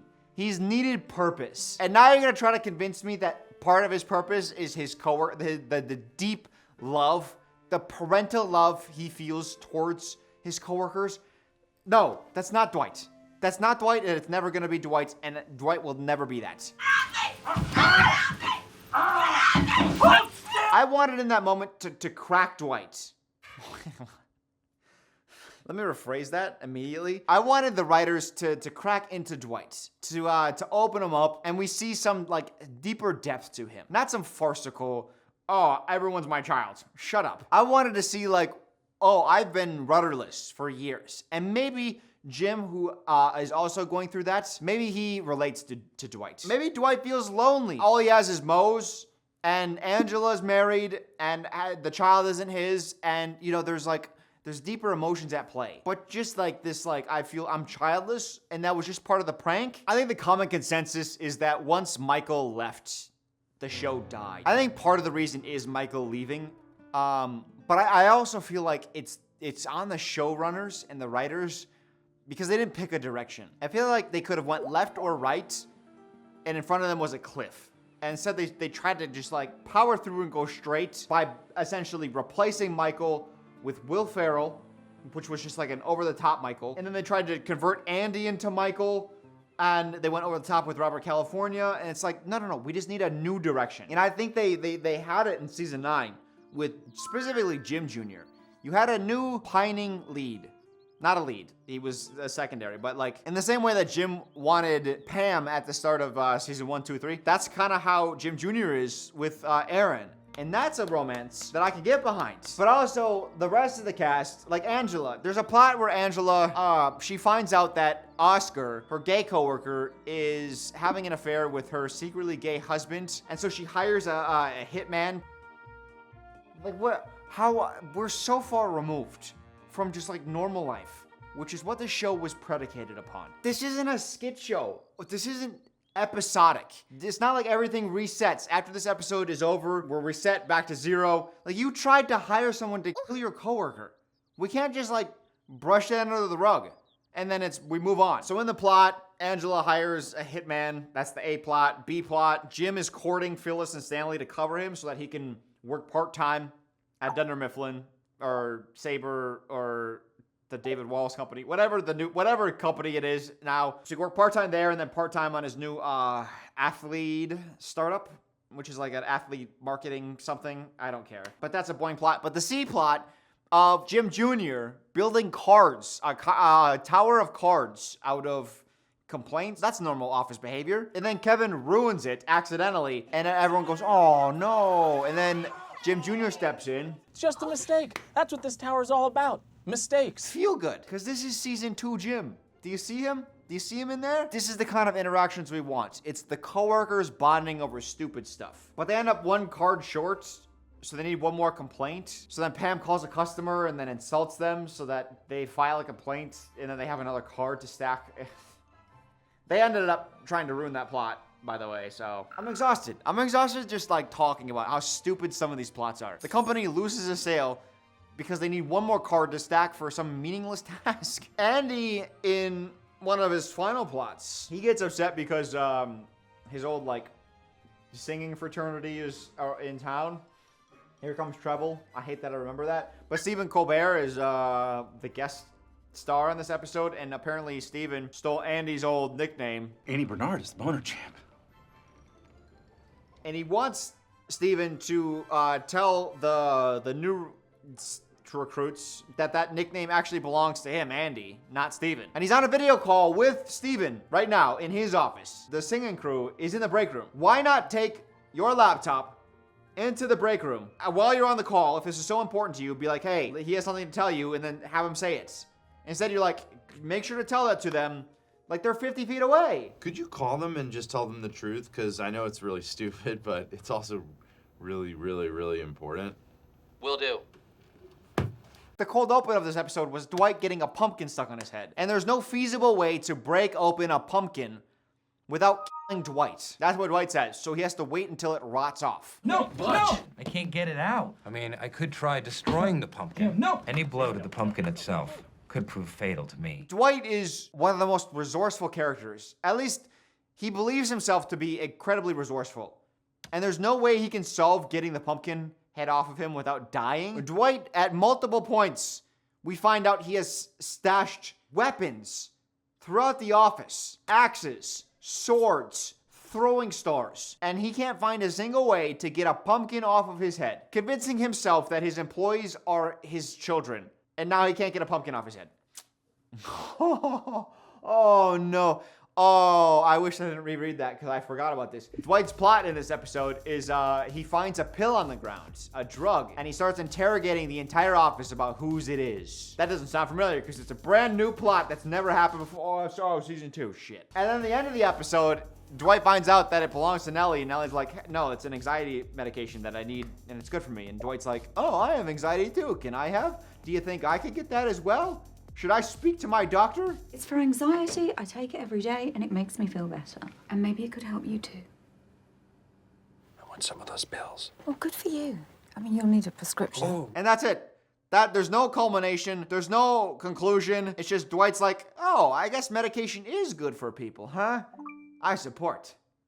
It's so weird. It's like an after-school special episode to not be mean to people who take medications. There's also Toby, who sees Nellie dressed as him for Halloween. It's Nellie's personality inside Toby's body. That's what I'm looking at. It's absolutely disgusting. So he's attracted to Nellie, which is the joke. Toby is narcissistic and he is attracted to himself, which that's not Toby. That doesn't track. That's new information, certainly. And then when Nellie takes out the wig, he like throws the flowers in the trash. It's like, yeah, she didn't get surgery to physically look like you. It's a costume. What are we doing? How about we give a compliment to the show? See, episode 6, there's a good joke. Andy has to sell his family boat because apparently they're going bankrupt, and this is his delivery. Yes, the boat means everything to my family, but we need the money. Got the memories, don't need the boat. Can't cry about it. What are you gonna do, cry about it? Excuse me. Good, right? Toby gets the annex guys to grow mustaches, and Toby, hey, he's kind of funny in this episode. Smile if you love men's prostates. Smile if you love men's prostates. Even after the acapella episode with Andy, they tee up a moment where Andy's sitting in the conference room and he's realizing, like, why does this nickname matter to me so much? And Aaron's there to console him, being like, hey, like, who do you want to be? You're not the acapella guy. Like, what's important to you? And Andy's like, you're right, I do need to figure out my priorities. The things that matter to me most are my acapella days. If I am not Boner Champ, I don't know who I am. You know, you could just... Make a donation. Well, I was gonna say be a mentor. Yes, I'm gonna make a donation. In a way, it is a little funny to set up a moment where it's like, hey, you need to figure your stuff out.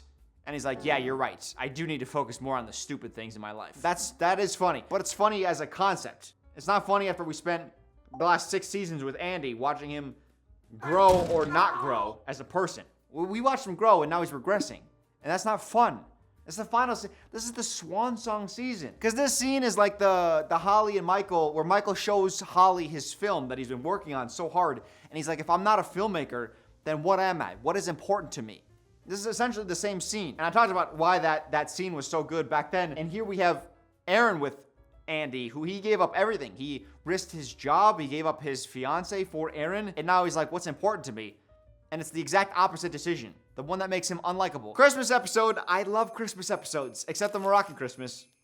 And also this Christmas. Jim and Pam, they manipulate Dwight into throwing a horrible Christmas party where the food is bad, the decorations are depressing, Dwight dresses like this and then hits people.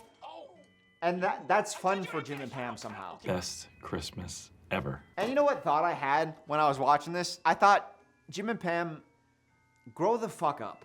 You're in your mid-30s. Unlike me. You have 2 kids. You have a family.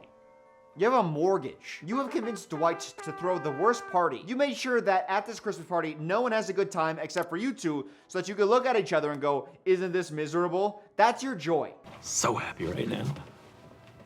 I hate both of you right now. If I was an employee at this company, I would be so pissed at Jim and Pam. Mostly Jim, because we know Jim is the one encouraging this. We get 1 Christmas party a year where, hey, Christmas music, whatever, we just get to hang out, not work. But now, with our Christmas party has horrible music. We have to deal with Dwight doing his shenanigans. He's hitting people. I don't want to be here. I'd rather just do regular labor. I'd rather just go back to work. I would hate working with Jim and Pam. And keep in mind, Phyllis and Stanley, I brushed over it. Jim asked them to cover for him while he's working part-time. So this is how you're going to repay me? Is by convincing Dwight to throw his shit Christmas? And Jim is out there like, oh, this is the happiest day of my life. Dwight's doing some crazy shenanigans. Oh, I love seeing it. Shut up, Jim. You need a hobby. The more I'm talking right now, the less I respect Jim. You have spent so much time, money, and effort on just doing these simple pranks. If you had just gotten a hobby, you wouldn't be in the rut that you're in. And he knows this because when he came back after getting promoted, he went over to Stanford and he got the promotion. And then when he came back, Pam was like, hey, I got a great prank for Dwight. I got so much spit. I'm sorry. And Jim was like, no, I don't want to do that stuff because I feel like I'm going to fall back into the malaise of just like pranking Dwight and going nowhere with my life. For the past few months, I've been sending Dwight letters from the CIA. There's his application. I really don't think I should be doing this stuff anymore, though. If I fall back into the same kind of things I used to do, then what am I doing? And then by the end of the episode, he's back to pranking, and then he's going nowhere. Meredith gets lice. The Office puts her in the worst bald cap I've ever seen applied to a person. She looks like a cone head. Oh, episode 11's kind of fun. This is exciting. So Dwight takes Dwight Jr. on ironically, a father-son sales call where Dwight Jr. pretends to be Dwight's son. He's not actually, by the way. I don't think I need to say that. He just kind of looks like Dwight. That's why we call him Dwight Jr. And the show did as well for just like a second, and I thought they should have carried it through more. But I like the new hires. This guy's funny. Apart from the Predator thing, the C plot, I'm pretty sure is an espresso brand deal. Like I think they're promoting a product in like an actual canon episode of The Office. Not in like a digital episode. I think they're promoting Nespresso, which is insane to me. In the final season of The Office, on a national network, you're doing a brand deal. My friend has one of these. Foolproof espresso every time. All right, I put my drink down. We gotta do it. We have to discuss it. One of the most contentious plots in all of sitcom history, mockumentary history, you know what I'm talking about. It's the Jim and Pam final season plot. So just to recap, Jim has felt aimless for a long time. At the start of season 9, he had an opportunity to invest in a couple of his buddies' startup. And he'd also work at the startup as well, where he would he invest $10,000 and then work part-time to do what he likes, which is like athlete marketing. Pam, who has, over the course of the entire show, she's done a couple things. She's tried art school. She went to New York, she failed, flunked out, thought about going back. She's been somewhere between hesitant and opposed. And the more time Jim puts into the company, the more time he's away, because it's taking place in Philadelphia, and they're in Scranton, it's about a 2-hour drive, 125 miles. And they have newborn kids that require a lot of maintenance. Ay, ay, ay. By the way, she's working full time as well. But also, she doesn't want, I have my hands now. So used to handling bottles. I got hands. But also, Pam doesn't want to move to Philadelphia. All right? Despite the fact that she's always wanted to live in a big city. Not anymore. And you know what the funny thing is? Not only was it last season where she was like, I thought I missed this place more after being on maternity leave. Maybe let's just chalk that up to material changes. She's had another kid. Maybe she's more entrenched in the communities. She wants to be around her family. We can overlook some of that stuff. We think about Michael, who loved his job. He left his job to pursue greener pastures for his relationship, for his future. He took a risk, took flights to move to a bigger city. Pam, opposite. She's saying, no. Let me entrench myself deeper into my dead-end job. Either way, there's a little bit of tension, but it really pops out when a major investor pulls out of the startup. And they're scrambling on Jim's side, his company.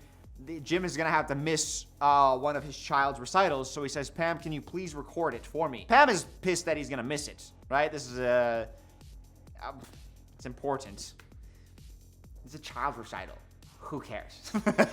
No, it's important for parents to be there generally for their kids, especially whenever you see a kid, they're looking out at the crowd and they see their parents and then they light up, you're like, okay, it's important to be there. But obviously there's sometimes things come up. But then Pam accidentally messes up the recording, which Jim said, hey, make sure you don't mess this up. And Pam was like, I know how to work a recording. And then she messes it up. You sure you know how to do video on the phone?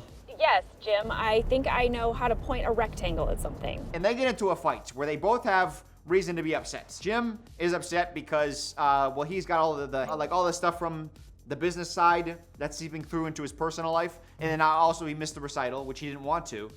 But then now he doesn't even get to see the recording because Pam messed that up. Pam on her side is like, I didn't have a say on you going to live in Philadelphia part-time and working at that company part-time. You invested without my consent. I'm forced to go along with it. You missed the recital that you were supposed to be at. And that has nothing to do with me or our children. And now you're blaming me for like all this being a mess. Right? So they both have kind of cause or a reason to be upset. You understand why they're upset at least. And as they fight, I remember watching that thinking like, if this was season 7, yeah, sign me up. I can get in. I can get on board with this. This is season 9. This is Swan Song season. This is, we're just like, we're going out on a high. That's what we're supposed to be doing. But there's like what, a dozen episodes left?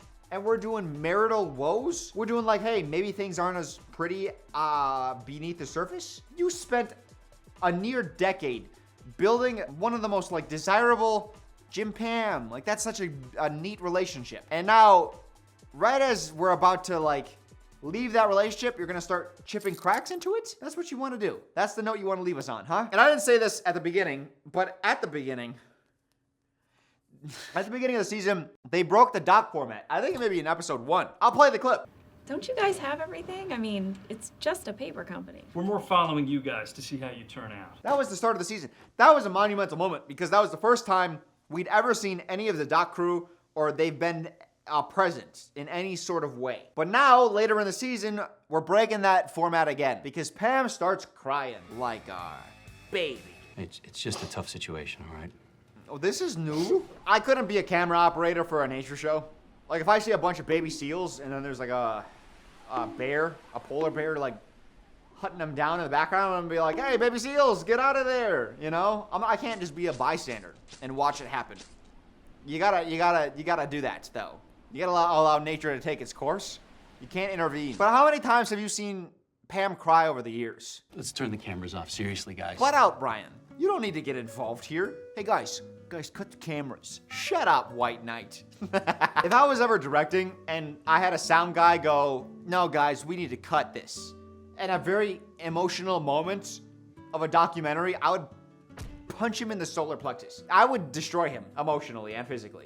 Well, that sounds weird. I would ravage his body. I would penetrate him with so much guilt. Now, the episode following picks up, same with that, like, oh, we didn't mean to capture this type of style, which is brand new after 9 years. All right, and we're on the floor, the camera's on the ground, and Brian's like, That's fine. It was my first slip up in 9 years of miking you. it's my first slip up in 9 years. Brian has been here since the start. Is his name Brian? Because I just gotta decide that. I'm pretty sure it is, though. And apparently he got in big trouble for this, for intervening. Homie, you understand this is a 9-year documentary about an average American workplace. Who's gonna watch this shit? You know? Like, the show that we're seeing isn't the documentary. At least I don't think so. We're gonna cover that later. I don't know what the documentary is. But like, you intervene one time in 9 years, and you're gonna get a stern talking to? Relax, producers. We get a bit of an interesting moment here in episode 13 with Dwight.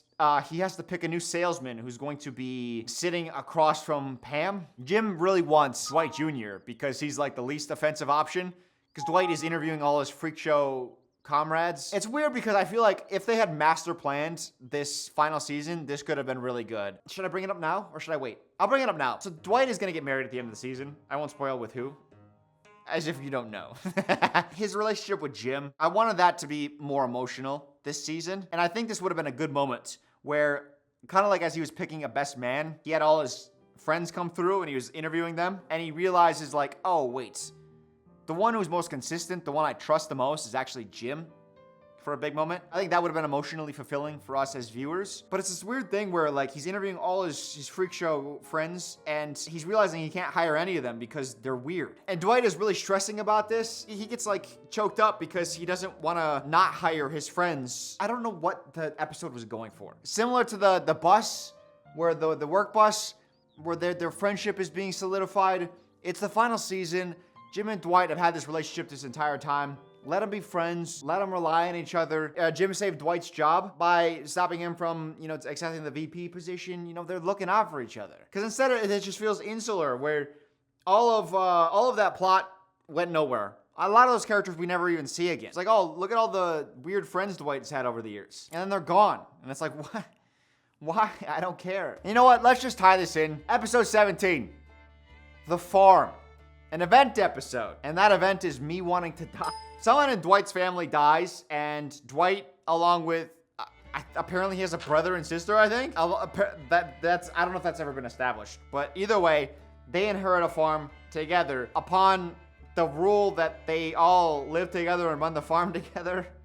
Messy. That's just a messy will. Whatever. It's like there's a contingency in the will for just a plot of land in Pennsylvania. Rural Pennsylvania? It's like, how valuable can that land really be? It's a lot of acreage. But it's farmland. They're holding the funeral for the one who died. Maybe it's an aunt? An ant? It's not an ant, because an ant is like a bug. An aunt is the proper pronunciation of the relative of your parent. There's a guy who drives into a grave hole. It's so, I don't want you to laugh at that, because, it's not funny. Like, the way I said it, and the way I showed you, it's so random, it's funny. Like, Lele Pons 2017, that's this humor right now, okay? Don't laugh right now. Remember when Michael trusted technology so much that he eventually drove into a lake That was the driving into the lake was the culmination of that plot being set up, and that was the payoff. This isn't a payoff. This is the first time we're seeing this guy, and he's just driving into a grave. The pastor, death orchestrator guy, he asked, like, hey, you guys got any final words? Would the family care to say something? And I just need to prepare you, prepare you. This is gonna be aggressively unfunny, and I'm sorry to show you, but here. You had black hair and then gray hair. You were the aunt to my cousins. Most of your life, you were 5'4". At the end, you were 5'1". They're a descriptive people. I'm sorry. I have to apologize. I didn't make this.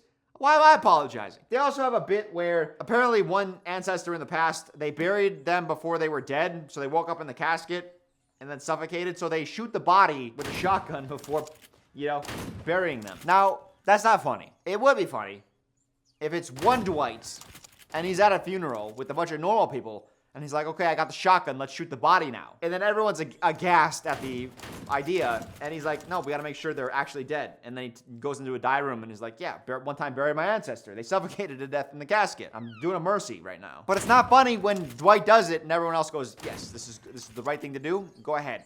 And only one person, Oscar, who's here for whatever reason. I don't know why Oscar's here. I'm gonna be so honest with you. But Oscar's like, what the hell's going on? And then everyone else is like, yeah, this is normal. See, that's the problem. The reason The Office works, the reason Dwight's funny, is because he's the outcast and we're witnessing it with the knowledge he's the outcast. But when Dwight is around a bunch of Dwights and we're the outcast, that's an uncomfortable viewing experience. The farm episode, I mean, I could talk about it for a while. It's best just to let it rest. They end the episode, they're like cresting a hill and then looking over the farm. It's like bright, warm daylight out.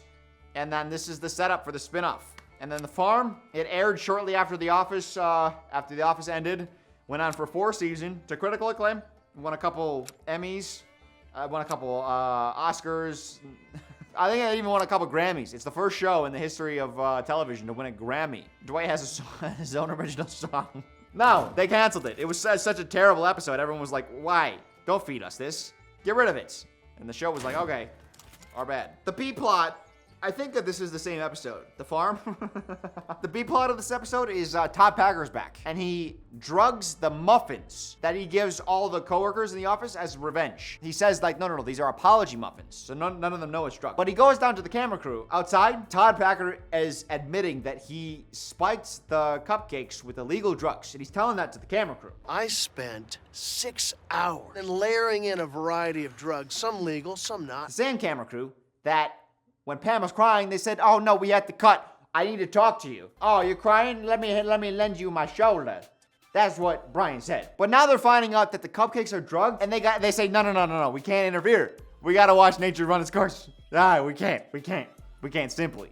You're like an accessory to a crime now. You can't just you can't not interfere now. Oh, they're not muffins, they're cupcakes. Which, let's be honest here, cupcakes are essentially just frosted muffins.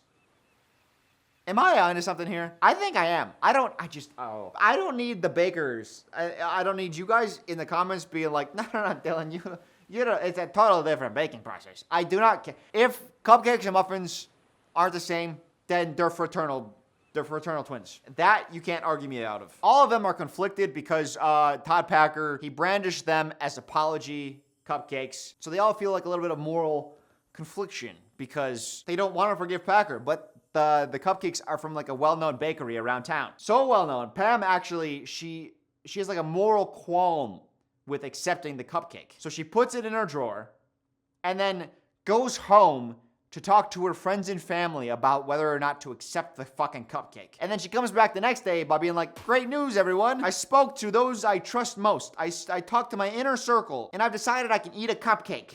Shit. Hey, everybody. I decided to eat my cupcake. I thought about it last night. I talked to Jim, I talked to my sister, and I think that as long as Todd Packer doesn't know, it's okay. And then everyone's all like, on a come down because of they ate it and they were on the high last night. And my thing is like, you live in a small town. This bakery can't be that in demand. You could just go to the bakery. Send one person to the bakery with $50 to buy cupcakes for the entire office.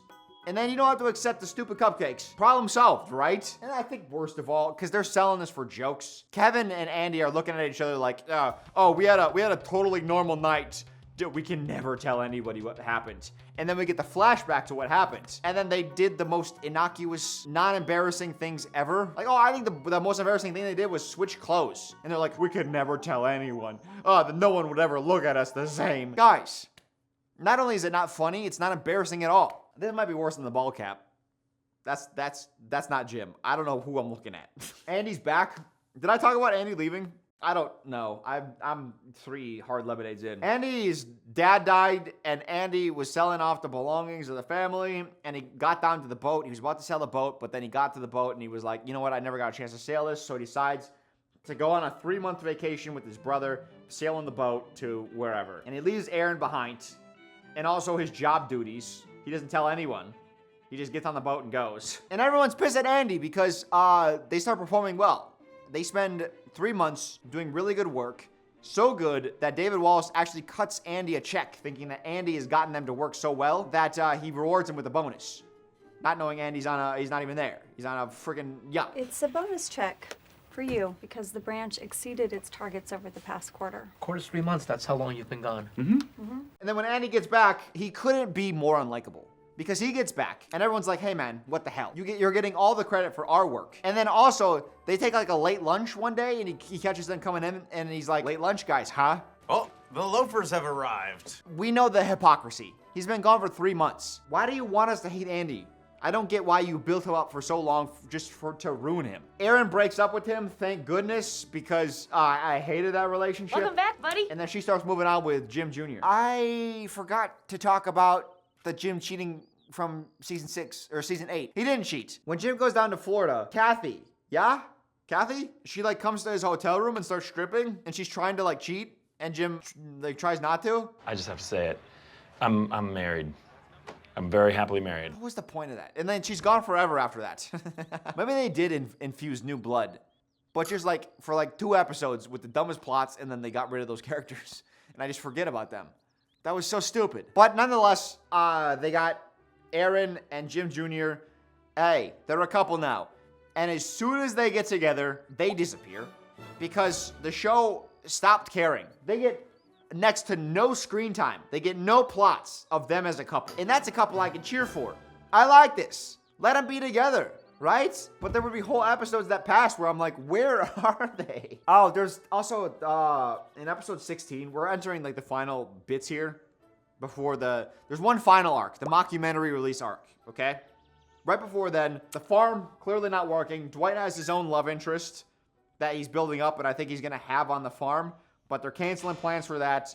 So now they're just like canceling his whole love story. It made sense. There was a girl that was really into Dwight and they had a lot in common. They had a lot of similar interests. They were really into each other and I think Dwight was thinking about proposing to her. And now it's been years since he thought of Angela romantically. Like he had the affair with her, but that was more about him wanting a child because he felt behind in life. So that didn't feel like he like liked Angela so much. At least that's not the impression I got. Maybe I'm wrong. But there's moments, I can remember moments where he's like, yeah, I'm not into Angela. I don't want Angela. But we signed the contract. It's dissolved. Don't worry, you're free. Okay? Okay, we'll see you later. And he's now he's got this new relationship that works, and it's good. We have this episode where Angela helps Dwight take care of this family member. And I think it might be the worst edited / cut episode. It's a double episode, so 40 minutes. The pacing is so bad. They cut between the A, B, and C plots with no rhythm whatsoever. And I think it was directed by Jon Favreau. I don't know. I looked it up because I was like, this is so bad, I need to know. And it's like a top director who does like Marvel movies, I think. I could tell because he did not get the rhythm at all. There's another point where they're trying to make Andy into Michael, where Andy's like being like, hey, I contracted chlamydia, like he's reading it, like he doesn't know what chlamydia is. And it turns out I contracted chlamydia from Aaron, and it's incurable. Oh, okay, so let's start covering the final arc here. Jim, the company's starting to do well, and he wants Pam to move to Philadelphia. And Pam, for her part, she's like, okay, I got a couple interviews lined up. Let's see if I can find a job out there that I like. And she goes in and she interviews with Saul Goodman. Turns out the boss is acting similar to a personality that we know. When I say chillax, people Chillax, watch this. Hey, Roger, chillax. You must not have heard me. So the thing is, I think the show stopped treating us like we have a brain. Maybe it's always been this way a little bit, but we very clearly see that he is acting like Michael. And then we get the diary room of Pam saying, Oh my God, he's Michael Scott. it's like, yeah, we know. You didn't need to tell us though, right? Like we could figure that out for ourselves. Do you really think we're that dumb? Oh no. All right, the elevator's not working. So Dwight and Dwight Jr. are trying to figure out how to get Stanley to go on the sales call because he doesn't want to walk the stairs. I put 17 damn years into this company, and now they're making me climb Stair Mountain. I think they're on the second or third floor, so it's not like they're climbing the Empire State Building or the Statue of Liberty. What's the one with all the stairs? Some New York building. It's not like they're in New York.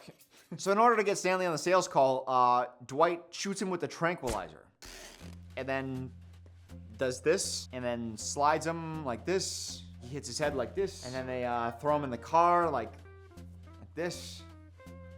And they bring him into the sales call, and he's like this, and they make the sale. And then Stanley finally sobers up and realizes, oh wait, I went on the sales call, you tranquilized me. And realizing he would have to walk up 2 flights of stairs, or maybe just one, he instead tranquilizes himself and says this. You got me down, you got to get me back up. No. Modern American workplace, baby.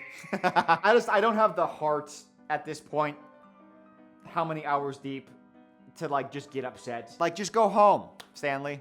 You made a big sale? Hey, take the rest of the day off. You don't need to train. Your boss left for 3 months with no consequence. Take half a day off if you don't want to walk the stairs that bad. Okay, I want everyone to take a breath. We are approaching the climax, the culmination. I was actually curious when I went back to when I went to watch this for the first time, 7, 8, 9. I was very curious to see what they were gonna do, how they were gonna conclude it, because they had the mockumentary plots. So the whole thing is supposed to feel like documentary style. Part of my thought was they were just gonna, in the last episode, the camera crew would just be like, all right, we got everything we need. Thanks, guys. And then they would pack up and then drive away. And then we don't know what happens with the footage. That's what I thought was gonna happen, and I think that's probably the way they should have gone. Because I think about that shot of them walking out of the office and just like the wave goodbyes. Maybe they see someone in the parking lot and they wave as they leave, and the camera cuts, and it's like, oh man, I don't know. There's something romantic about that, and a little sad. But I like that. Instead, no, the project is being released on like a public network or something. You go to the bathroom for 45 minutes and everything changes. The problem with actually releasing the doc is you have to answer all the questions that wouldn't have had to be answered otherwise, you know? And the thing is, this was recorded with like mid-2000s camera gear. Like, this isn't small handheld devices. I'll show you a screenshot. These are the cameras they're using. They have big boom operators. They have these big cameras following them around at all times. That's what we find out this past season mostly. Anywhere you go as a member of the office when you're being recorded, there are 3 to 5 crewmen following you with big cameras, microphone poles, and just like you have even entourage. If you were in public and you saw people walking around and they had lights, cameras, microphones, you would stop and stare a little bit, right? That's just kind of the natural reaction. It's like, oh, what's going on here? What are they shooting? But whenever they shot in public, everyone moved around so naturally as if they never noticed the camera. So there's a little bit of dissonance there. They all gather around when they realize that the trailer's been released, and they end up realizing that the cameras caught a lot more than they bargained for. Wait a second. What was that? I didn't know they were filming then. How are they finding out about the trailer? Through like back channel means. Like, they just stumbled upon the trailer. Why wouldn't the documentary crew tell them that the trailer's dropping and when it's dropping? This is a big monumental moment. We've captured 9 years of your life that we're gonna show to people. You're not gonna tell me when the trailer's releasing or when the project is releasing at all? They're stunned about this information. And you gotta think, the camera crew, it's not like they silently record for hours a day and then just go home and have no interaction with the subjects. Especially when they have diary rooms. When they're in diary rooms, they always cut out the interview asking the questions. There's a dialogue happening. They have a relationship with the camera crew, which is why Brian intervened when he saw Pam crying. You can understand why, because they're friends of some sort. But the weird thing is, like, they present the cameras as like these omnipresent Truman Show-esque things that are just always hidden perfectly. I don't understand how they're trying to pass that off logically. There's much more secret filming than I expected. Are you kidding me? It's like half the show is secret footage. Because as they're watching the trailer, they see a lot of almost intrusive moments. The camera's intruded on their lives in a way, and they all turn and spin and look at the camera angrily. But the odd thing is, that scene was filmed from 2 different angles. So we had 2 cameras capturing that, one on each side of the desk. And yet they all turn and look at one of the cameras. Why? There's 2 cameras. Like if there were 2 cameras on me and you were upset about what, like, oh my God, I can't believe you captured me. Some people would look at that person, some people would like that person. Instead, they all kind of like, it's like a horror movie in unison. Like, it's like, what? Meredith also flashes the camera. I didn't laugh. You know I didn't. I thought I'd mention it though, because I still hate her. The first thing I would do, if I found out that the documentary crew was going to be airing a bunch of my dirty laundry that I didn't want aired, I would be like, hey guys, put the camera down. Why are you airing that? You can't air that. I don't think I signed a release for that. Can you not put that out there? That's like really damaging to me to have that footage out and that part about my personality out for public consumption. I would talk to them like human beings, but instead what they do is they all try to meet secretly away from the cameras down in the warehouse. And don't act like you can't, like you're unable to spot these freaking, it's a whole person holding a gigantic camera. And I always hate how they film it where it's like, oh, they like hide half behind like some pallets or something where it's like, oh, we're really hidden. You're not hidden at all. I'm gonna put a camera guy, like one of these guys, behind a stack of pallets. Let me know how visible they are. Would you be able to spot that guy if he was filming you? Let's be real. This never would have been a problem if you didn't break the immersion. If Brian never stepped in and said, Pam, don't cry. Here you go, lean on it. Also, there was another time where someone is about to attack Pam, a warehouse worker. He's about to physically assault Pam, and he steps in. I forgot about this because they get into the most why I oughta fight I've ever seen. I think Brian hits him with the boom pole and then sets it down, and then they get into the most like hold me back scrap I've ever. It's terrible. Are they fighting or are they hugging? Sound off, I don't know. And then the big guy does the most, it's the legs. It's the charging up like, I'm gonna get you. And I hate how the audio sounds too, because the guy who was operating the audio equipment, he set the microphone down. All we should be hearing is like bumps and thuds. Like I have a microphone right here. Is this pleasant?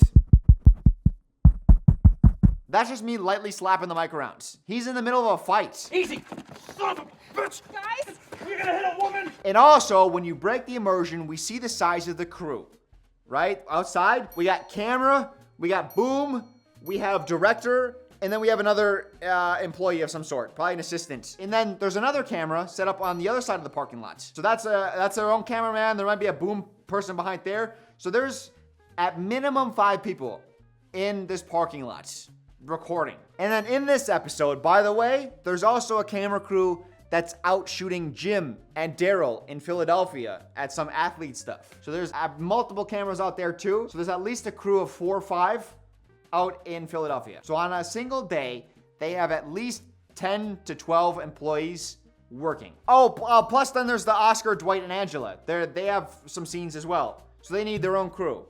So now we're up to like 16 to 18 employees for one day. Plus, I don't know if they own the equipment or they have to rent the equipment. We're starting to calculate the cost of hiring, let's say 15 people for one day of shooting. For what? For an average American workplace.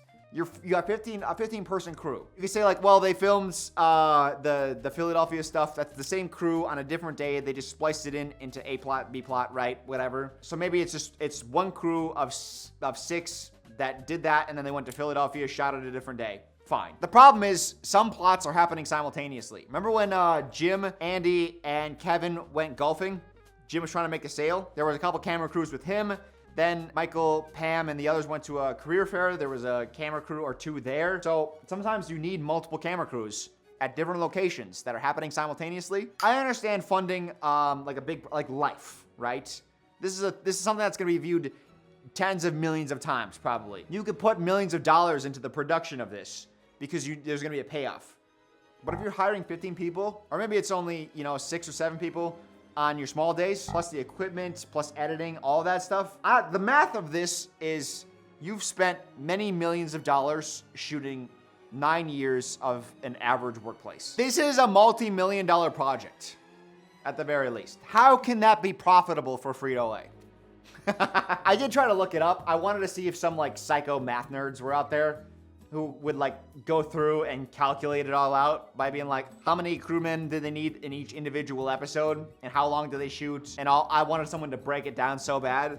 And it's a show big enough where I thought there'd be a big enough nerd out there to do it. I'm certainly not. I have a life. I just canned 3 hard lemonades and talked about tasting the color purple. I do take that back. I apologize, math guys. I tried to do like an estimate myself, and I got like 4 million plus. So on the low end.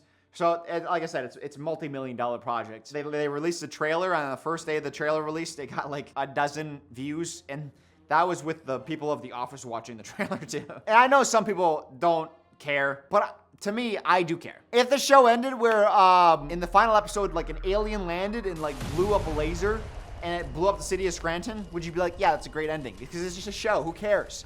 No, everyone should care. You can't just have nonsensical, things have to make sense. Even in fiction, you can't just be like, oh, it's a show, so nothing matters. No, it does matter, okay? Shut up. And I hate this because this is their job. Like the showrunners, if you want to go this angle, it's your job to figure it out. You get paid millions of dollars to make the show, and you've done a great job so far. Like, figure it. It's not for us. You do this. You do the work. Everyone in the office is like, okay, we need answers about the documentary. What's in the documentary? And they say, Pam, why don't you go talk to the fired Brian? He'll give you some information. So instead of talking to the 6 to 8 people who are standing around them recording them to get answers, they have to drive across town to talk to Brian. So Pam goes to Brian's, and then there's a camera outside shooting through the bushes secretly, Brian's backyard, which is creepy. And Pam, at this point, doesn't want to be recorded. So I'm assuming she probably took off or turned off her microphone, which she's been wearing for 9 years. I think she understands how that works. So if she doesn't want to be heard, she probably took off the mic. Well, yeah, but what if we turn off our mic pack? They've got parabolic mics. They can pick you up 100 yards away. So we got a camera guy, probably with a parabolic microphone, capturing long-distance audio, which really calls into questions the ethics of the project. If now you are against their will, recording parts of their life. This is about an average American workplace. Why are you recording her seeking information about the documentary? That's weird. Again, Pandora's box. Like, they use this at like sporting games to capture long distance audio. This isn't like standard documentary equipment. 4 million is a low ball. Like, they are prepared on a day-to-day basis with like tons of equipment. As that plot's happening in Philadelphia, Jim and Daryl are with Ryan Howard, former Philadelphia Philly first baseman. He's really gung-ho about wanting them to read a script, so they sit around the office reading a terrible script, which is just a season 2 plot rewrapped. And in that episode, Pam has like a memory. Like, does she see photos or she has flashbacks or something of her going up to the rooftop with Jim, which is the episode they did the script reading, which is ironic. Like, one character is literally reflecting on that same episode, the same night that they are copying the plot of. Unintentionally. Now we do it. Now this is probably the biggest sin.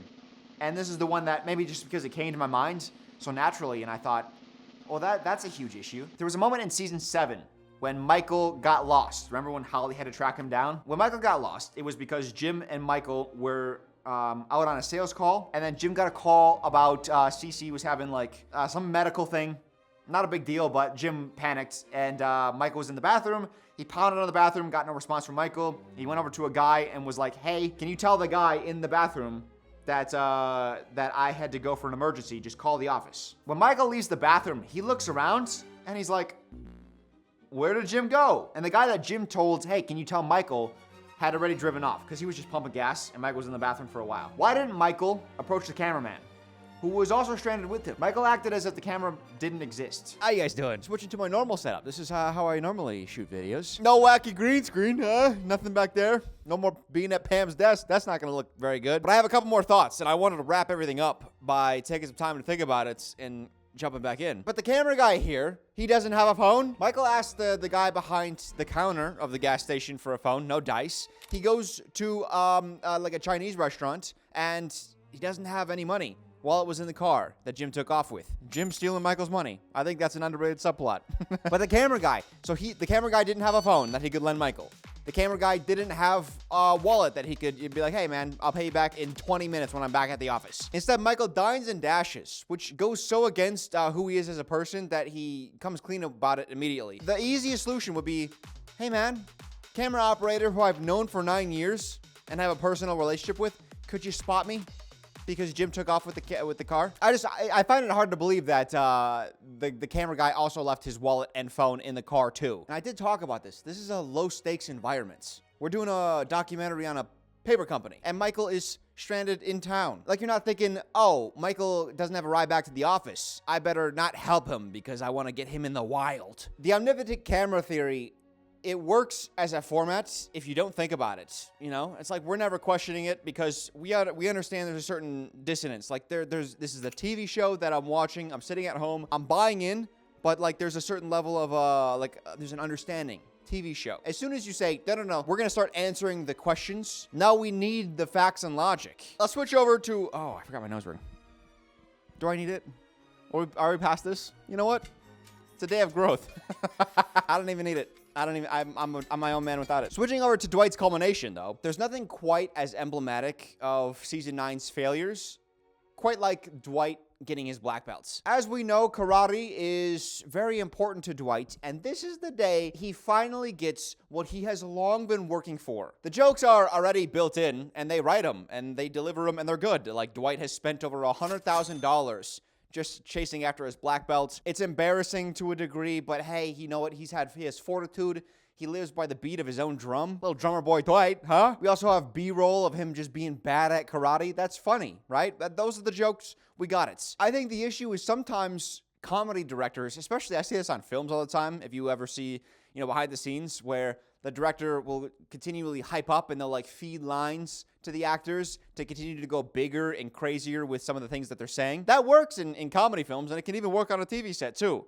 The problem is you start having actors not act like the character we've known for 8.9 seasons. Like, this isn't Dwight in the moment. This is Rainn Wilson. When he thrusts his hips at his sensei, I hated that so much. I now submit to you every part of myself. Dwight is someone who shows great respect to authority. He has honor for the ceremony, for his sensei. He wouldn't start doing goofy shit. You can do it, and you have in the past about 1 billion times, where Jim goads Dwight into kind of ignoring that. Jim knows how to press Dwight's buttons to act in a way that, Dwight finds unbefitting in the moment. But that's funny. Dwight just doing it of his own regard, that's not Dwight. When we were dating, he would strap me to his chest in a baby Bjorn made for fat children and do lunges across the farm. No, he fucking didn't. Sorry, Angela. Nope, he didn't do that. Sorry. But you're gonna say that in a diary room because the show now needs to pivot. Since the farm isn't gonna happen, we need to wrap up Dwight's love story. And now we're gonna pretend that Dwight and Angela have always had this undeniable connection,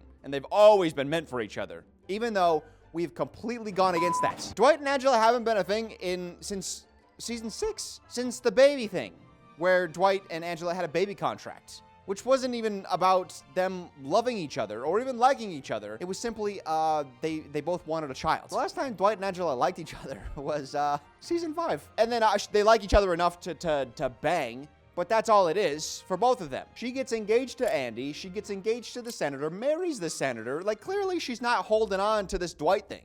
And meanwhile, Dwight is single for the most of the latter part of the series. They're trying to do the age-old office trick of, hey, Angela's going through a really rough time. You feel sorry for her, right? She's crying now on camera. What are you gonna not feel sorry for her just because she's been a horrible person for 200 episodes? No, she's a brand new person now. You're supposed to care. Maybe I'm missing something. Maybe I'm so biased that I've forgotten so many good deeds of Angela, but I just do not think so. I still can't get over the fact that she asked Pam as pregnancy buddies. She continued to talk about how oh, I'm so thin, you're so fat. Isn't that crazy how the human bodies are when they're pregnant? Little pregs and big pregs. Wait, when did we start calling them? Isn't it amazing the difference in our sizes? She did that with Pam, and then she's like, hey, Pam, go on a walk with me. And then she just treats Pam horribly. She called CPS on Pam because she drank out of a cup that had potentially coffee residue, and caffeine's not good for newborns. And she's like, I called Child Protective Services on you. That's an actual Angela plot. I will say, I think they should have made Dwight, the manager, when Michael left. I think they could have done the Will Ferrell thing, because as much as I talked about, like, that didn't work, there are a lot of good jokes in those 4 episodes. Like, Will Ferrell is really funny. And I think he fits the mold. If he just had, like, one personality and they weren't changing him every episode, he could have been the manager permanently, and I would have loved that. But, you know, Will Ferrell, he's a movie star. I think that was back when, you know, he was at his peak still. So I don't think he would sign on for a full season, much less multiple seasons, especially to a show that probably has declining viewership at that point. I think they should have made Dwight manager season 8 onward, though, because the Jim and Dwight shenanigans. So I think it's the second to last episode, Dwight is made manager. It's in one of the final episodes, at least. And Dwight is trying to find, he makes Jim assistant to the regional manager. And then Jim is like, I need an assistant. And Jim convinces Dwight that essentially Dwight is the only one capable of the job, which is hilarious. It's a whole episode, and it's great. By 2 o'clock, Dwight will choose himself to be assistant to his own assistant, me. I have a lot on my plate today, so I'm gonna have to hand this off to my number 2. But don't worry, he's the best in the biz. Damn straight. They create an obstacle course in the warehouse and then have them run through with hot coffee. It just reminded me of season 2, the Office Olympics. That's just fun workplace stuff. And then Dwight realizing, of course, that, you know, the coffee's taking too long, so he takes over and he's burned himself as he's trying to prove that he is the best assistant to the assistant to the regional manager. It's a really fun episode. And if this is in your bag, season 9, like, you could have just run through a lot of really good plots. Listen, it's easy for me to, you know, passenger princess this. What's this? No, that's not the saying. Backseat driver. That's a saying. I'm getting my car metaphors mixed up. It's easy to backseat driver and be like, oh, I think you should have done this and that. Like, they created one of the most successful shows of all time. It's easy to complain about all the things that they did wrong, but, like, hey, they created one of the most iconic franchises ever. Or they stole it, I guess, from the Brits, but but all the early seasons and stuff, like, it's almost flawless. So I don't want to criticize too much without, like, losing sight of, you know, that near perfection. But what I said earlier about I would have loved to have had Dwight and Ryan kind of rehabilitate each other, where they level each other out, because they both have traits that the other needs. Continuing to turn your bad characters even worse, there's humor in that, but I also think that we are also watching the show because we like the characters. I have gone on long diatribes about how, you know, we should replace half the cast over time with new blood, but I would have just loved to have seen that, because Dwight growing as a person and becoming the manager that The Office respects, we would feel good about that as an audience watching it. And then Ryan, I guess, watching his roller coaster and actually watching him settle down and be a good person. I don't know. I feel like that would be rewarding. And I don't know if there's as many jokes in there, but I think the trade-off is worth it. I did write that I scrubbed past a lot of the Jim and Pam fighting. Oh, God. There's a Valentine's Day episode of the final season where they are, like, awkward and avoiding each other. Oh, season 9. It's season 9. Your love episode. And they're like, ooh. Jim at one point says, I think I'm going to skip out and go back to Philadelphia. Not only does he have a wife, he's got children at home. And he's like, you know what? I think I'm going to take off to another city early. Because I don't want to be around you. I think they did a lot of damage. Because I remember there was a lot of talk about, like, oh my God, Jim Pam, it's the cutest romance. And then I don't hear that much anymore. I think season 6 through 9 did a lot of damage to that. Everything after they got married was just, like, boring background stuff, and it wasn't romantic anymore. Pam and Jim not being able to get on the same page about Philadelphia still, to this day, irritates me. It's hard for me to get over that. Not only because it fits the criteria of what she wants. You know, she wants a bigger city, bigger opportunities, greener pastures. That's something her character has always desired. That was one of the big conflicts, Pam going to New York to do art school. Roy was opposed to it. Jim was not, and that felt like one of the final moments before she split off the wedding talk with Roy. And I feel like that probably weighed into her decisions. She's like, okay, this guy actually wants to support me and see me chase my dreams, and this other guy just wants me to play it safe because it's comfortable. I make a lot of jokes about other shows being my favorite show of all time, like The OC. The Office is another one of my all-time favorites. But Boy Meets World, I don't think will ever be supplanted. That show is so good. And The Office and Boy Meets World, they both have a final plot that, I mean, it's very in sync. They run parallel to each other. So Boy Meets World takes place in Philadelphia, first of all. And the main character there, Topanga, she gets an opportunity to move to New York. Whereas here we have Jim and Pam in The Office who have an opportunity to move to Philadelphia to chase, you know, a better job opportunity. So Corey and Topanga in Philadelphia have a potential to go to New York for better job opportunity. Both couples are married. Jim and Pam have kids, so it adds a little bit, a little bit more, but still. In Boy Meets World, before Corey can object, he doesn't want to leave. He says, I'm going to tell Topanga, we're not moving. This is where our friends and family are. This is where we've grown up. This is where we're going to stay. So he goes to bring it up to her. And before he can even say it, she's like, you know what? I think we should stay. And he's like, I want to do whatever you want to do. It's so funny. But then Corey goes to his mentor, Mr. Feeney. Mr. Feeney gives a gardening metaphor about how he had a plant that was inside. He wanted to move it outside, and as he brought it out of the pot, it kind of resisted as it was being removed. It hung on to its roots because that's what the plant knew. Pam is kind of like Topanga, but the inverse. The exact opposite. In their final seasons of their respective shows, both have great opportunities that necessitate taking a leap, and both decide to stay at first. Whereas Topanga, with the support of her husband Corey, she finally opens up her world and decides to take that leap onto those greener pastures. The inverse is Pam, who decides, no, I want to close the door on future possibilities and dream chasing. I do guess in this way, Pam is a little bit more like Corey, because Jim is the one with the opportunity in another place. And at first, Corey's like, I don't want to leave everything I've known, but it's through that conversation with Mr. Feeney that Corey realizes what Topanga truly fears is failing, taking that leap and it not working out. The current life that they have is comfortable, so why take the risk? And that's why Mr. Feeney moved the plant to the outside to give it more room to grow. Because if he didn't, then the plant would just always be the same forever. Corey took that lesson, he went to Topanga, and he encouraged her and said, even if you fail, I'm gonna be right beside you and I'm gonna love you even more. And that was a sweet way to end a show with a beloved couple. Corey and Topanga were truly beloved. In The Office, Jim is the potted plant. Jim is the one who needs room to grow. But Pam, instead, at the very end, she says, no, I want to stay in the living room. The very first episode is Jim being like, God, this job sucks. I don't want to be here. And he grows to enjoy it more over the years. But we know this isn't what he wants. He's got moments in almost every season where you can see he's not into his job. The TV aspect of this, of course, is that if Jim and Pam move to Philadelphia, they can't really be on the show. So I do understand the TV element of it. They need Pam to object to Jim moving. But the idea of having Pam and Jim fight throughout the entire back half of season 9 to the point where they almost divorce, they almost split, separate, and the solution to this, to set that back to normal lovey-dovey, is to have Jim give up on his dream, all to work the same job he's been at for a decade plus that he does not enjoy and that he is long outgrown. Is that satisfying to us as a viewer? No. And the show knows this because at the very last second, in the last episode, they completely U-turn it. They reverse course. Pam finds a buyer for the house. She's like, hey, we're packing up. We're leaving. You're going back to your dream job. So they just reversed everything. Athlete is growing. Athlete. And Jim can jump back in without skipping a beat. We'll come back to visit. Pam finally decides to move to the big city.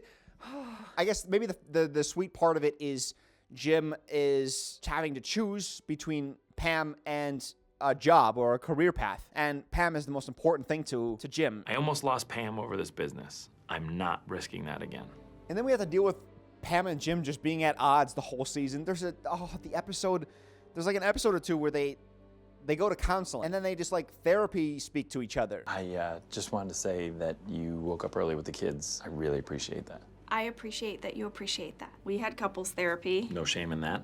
I can't believe I'm having to watch this happen. Like, I'm not saying like that's a bad thing for couples. I'm saying this is your dream golden goose couple. In the final episodes of your final season, the Swan Song season, that the only people watching at this point are the ones who are diehards. You're rewarding them by like destroying the lovable couple. Your main guy's gone. Dwight has been a shell for seasons. The last thing we have is Jim and Pam, and you're eroding that in front of our eyes for plot. And it's all because Pam doesn't want to move it's not like they're moving cross country. They're moving 2 hours to a different city. I touched on it a little bit before, but the grand gesture Jim does. This is like the show capper. We're trying to get all the good feeling back on Jim and Pam. So what Jim does is he goes to the filming crew, doc crew, and he's like, I need a favor. And you're not even going to see it. You're going to hear it. It's the worst acting on the show. You know what? I know it's against the rules, but I'm going to need a favor from you guys. Okay, you got it, man. You got it, Jim. A member of our crew was fired for interfering with the subjects, but they're like going to jump at the opportunity to help Jim out, creating a montage of all of Jim and Pam's best moments. Jim is about to show Pam the DVD. He's got it in front of her, and he has like an emergency. He's got to like go, and he's like, hold on a second. And then Pam is like, oh, she's like looking around. Wonder if I could just pop in this DVD quickly. And I just have to remind you, there is a guy with a giant freaking camera in the corner of that room recording her. She doesn't look at the camera at all. She's like, oh yeah, no one's around, huh? There's a guy like 2 feet from her. Big camera on his shoulder. And she's like, I guess I'm alone. I don't see anyone. Oh, I hate that. We're back to like the cameras are just like magical beings that are invisible. Let's finish off on Dwight. Dwight now has his dream job. He's got a bunch of acreage, but he's also got a beautiful girlfriend who he's thinking of proposing to. He's got it all at this point. He's riding high. But now, he wants Angela. Not only does she not fit his criteria for what he wants, I don't care. I don't care. She's young, she's beautiful, genes so pure you could lick them. Her family admires me, my family tolerates hers. A lot of them are the same people because we're third cousins, which is great for bloodlines. So what is the problem? Angela. The way that they got the sympathy for Angela to try to like make her more of a redeeming choice for Dwight, because we like Dwight. Even though we like some of his idiosyncrasies, they're abrasive. We come to enjoy him. Kind of like Michael in a way. Michael is insensitive at times, ignorant, but like we still love him. Angela's husband, the senator, he comes out as gay, and it's the worst shot press conference I've ever seen. I think they must have had a budget of about $14. The senator, who, need I remind you, needs public votes and public favor, he's coming out because it's damage control for the documentary being released. A lot of footage. I guess they're outing him. Which, again, we bring in the ethics of the documentary crew. The doc crew kind of sucks, I'm not going to lie. They're pretty terrible. But he specifically says, Angela, I need you by my side for this press conference. But his plan is to then shame Angela, blindside her completely by announcing his new lover, and then talking about how disgusting the female body is. It wasn't until my marriage to Angela that I realized how charmless I find the female body. Does that sound like something a senator would do? Someone who needs public votes to remain in power? Do you think that they would shame women's bodies unprompted as they're coming out? Do you think they would blindside their wife without telling them beforehand what's going to happen? And then they totally retconned the plot. The baby at the start, Angela's baby that she had with the senator, Dwight is like, I have a feeling that baby's mine. So he, I think, steals a diaper. He grabs the diaper and then runs a DNA test. And the baby's not his. That's how we started the season 9. Where then he, the car coolant came out at Dwight. They then retcon that by saying, I think actually they didn't retcon it by saying anything in the show. I think I had to look this up. Did I write down where I learned that from? Oh, a show editor. A show editor put this out. Apparently, Dwight grabbed a different baby's diaper from the trash can. So that's why the DNA didn't match. Because all the babies coming through the office. Every single episode of The Office, there's a baby. But Angela has been sure, according to the same editor, Angela is sure that Dwight is the father the entire time. And I lied to you. What? Philip's your son. I just needed you to want to marry me because you wanted to marry me. And in order to keep up appearances, she's lied to Dwight, who she loves so much. And she kept his baby away from him, because that's how much she loves him. This is all patchwork at best. I so greatly dislike that. You went down this line of like, Dwight thinks the baby's his, and it's not. Angela knows how badly Dwight wants to be a father. She cares about him so greatly that she hid the fact that he's a father from him for a year. They get married, which is the culminating event. Michael makes an appearance. I have been waiting for him to come. That's what she said. Oh, before I talk about the wedding, there was something funny that happened in the second to last episode. Andy's doing a singing competition show. Don't ask. I don't care.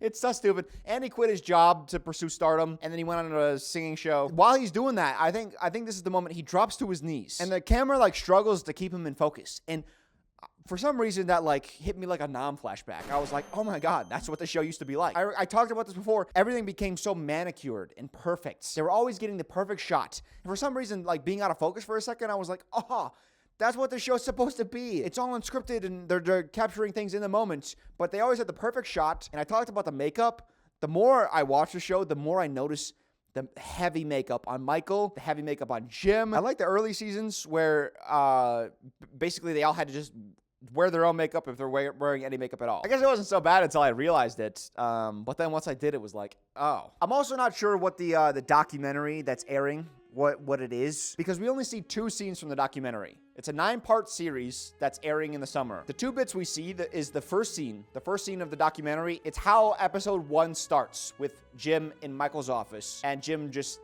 failed to sail. All right, Jim, your quarterlies look very good. How are things going at the library? All right, Jim, your quarterlies look very good.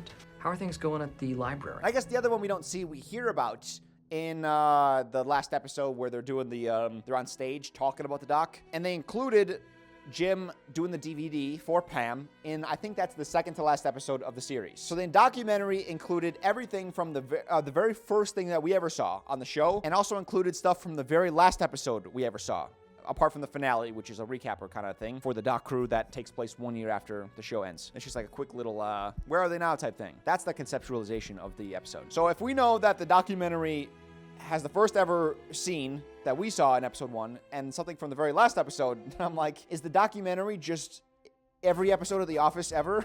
I don't get it. And I don't think that there is going to be a satisfying answer to this, because I don't think that they thought this through. I think for so long, every season, they've been just throwing things at the wall, trying to make stuff work. And now the wall is just so messy with a bunch of stuff that there's no way to like untangle it all. This show isn't a single story that the showrunner set out to tell. It is a sitcom where they're just trying to tell jokes, keep it somewhat cohesive over the long run, and try to land the plane when you get there. Other parts in the finale, when they're on stage talking about the documentary, a woman stands up and claims that she's Aaron's birth mother. Well, no, that's not true, because she doesn't actually say it. She implies it. Aaron? Yes. Oh, Aaron. Which kind of seems like it might be a sweet thing, but she knows that this is being filmed, and by not saying it, I think she gives herself like legal wiggle room for if she's ever arrested. She's like, no, I never said I was her mother. I think Aaron might be locked up in a basement somewhere. Her dad's there too. Like, her dad's like, Aaron, hi, and he's teary-eyed, and it's like, oh, you must be the father too. Guys, I think we need like evidence. We can't just have people turning up being like, especially knowing that the documentary became like this hit phenomenon, and Erin was looking for her birth parents in the documentary. You don't think that there's any like sycophants who look at this and say, ooh, I have an idea. I've hatched a plan. I know how to get closer to one of the subjects in that documentary. Am I being cynical? Probably, but like, oh, Kelly and Ryan. I've told you what I would have wanted to have done with Ryan, right? Ryan has a child with someone else. He's a single father, and in order to get some alone time with Kelly, who is, I don't know if she's engaged or just dating another guy, he induces an allergic reaction from his child intentionally, then pawns that child off on the boyfriend, and then runs off with Kelly. So he just abandons his child. To me, that's not funny, because it's unconscionable to do. So the fact that a person does it just feels like it breaks immersion. Like, no, he's gonna leave his child with a stranger because he's chasing after a girl he was half interested in. The whole Ryan being obsessed with Kelly, I never got that. I understand like the push-pull of like he keeps falling back into it. I kind of like that, but like resolving it by being like, oh no, he was obsessed with her and he chased her across the country to be with her. I don't buy it. That's just not what I would have done with his character. I think it was actually, that was probably one of the worst endings of any character. For both of them too. Because Kelly's like, oh my God, it's so hot that you gave your child an allergic reaction to be with me. That's the guy you want to be with. Okay, sure. Oh, Steve Carell in the final episode. Don't get your hopes up, by the way. If you haven't seen the show. You're like, oh, Dylan, finally, you're going to talk about Steve Carell in the finale. He gets 2 lines. And I'm not joking about it. He has exactly 2 lines. One is, that's what she said. I can't believe you came. That's what she said. And the other one is about something about like, it's nice to see all my children get married. I got the impression that this was Steve's choice. I think this is going to be one of those things where I just intuit something so well, and people are going to be like, oh, yeah, well, you knew ahead of time. You're just acting like you predicted it. I'm just smart. Can people acknowledge I'm just so super smart? You're just wrong. I know I've been drinking, but you're wrong. I am so afraid of Joe playing B-roll from anything I've said in this video. Steve Carell coming back from the finale, that's going to draw viewership. Of course, the showrunners are going to want to use him in the episode because they know a lot of people are going to come to watch Michael Scott back, so they would want to use him. The only reason they wouldn't use him is if Steve was like, don't use me a ton. Because I get the impression Steve Carell would be the type to say, the show isn't about me anymore. It's about the others. I haven't been around for 2+ seasons, so don't use me. So he does the 2 jokes that I mentioned, and then Pam, she does a diary room where she talks about how great Michael's been, how happy he is. He's showing off pictures of his child. And it's like, well, that feels like something that Michael could tell us in a diary room. Why is Pam telling us? The other reason I can figure is because they didn't want to use Michael as much. And who would set that stipulation? Do I think the showrunners would? No. I think Michael said it, or Steve Carell said it. And that is how you intuit facts. I actually do. I should look that up because I don't know that it's true. I'm over here like, oh my God, I predicted it. I just assume I'm right. Okay, well, hold on. I did write a That's What She Said joke. I didn't deliver it because I just kind of started rambling. Well, let me just read it. And then you can insert That's What She Said where you think it's appropriate. Steve coming back to the finale. It's going to draw viewership. I know the show would have loved to have milked him. But I do think it's a bad choice because obviously we want Michael, right? We love him. And that's why it kind of feels like him not saying much.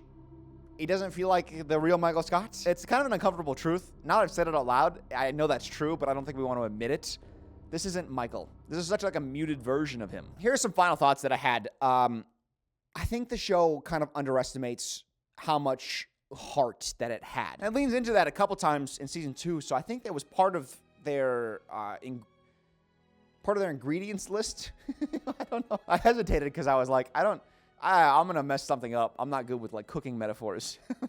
Can people acknowledge I'm just so super smart? But when wrapping up the show, they kind of lean into Jim and Dwight. They're best friends now, and we've seen traces of that. I just wish they would have approached that a little bit more intentionally. Same with Pam and Dwight. Obviously, Dwight gets the concussion, good friends with Pam. They even reference that. I've always considered us to be very good friends, great friends.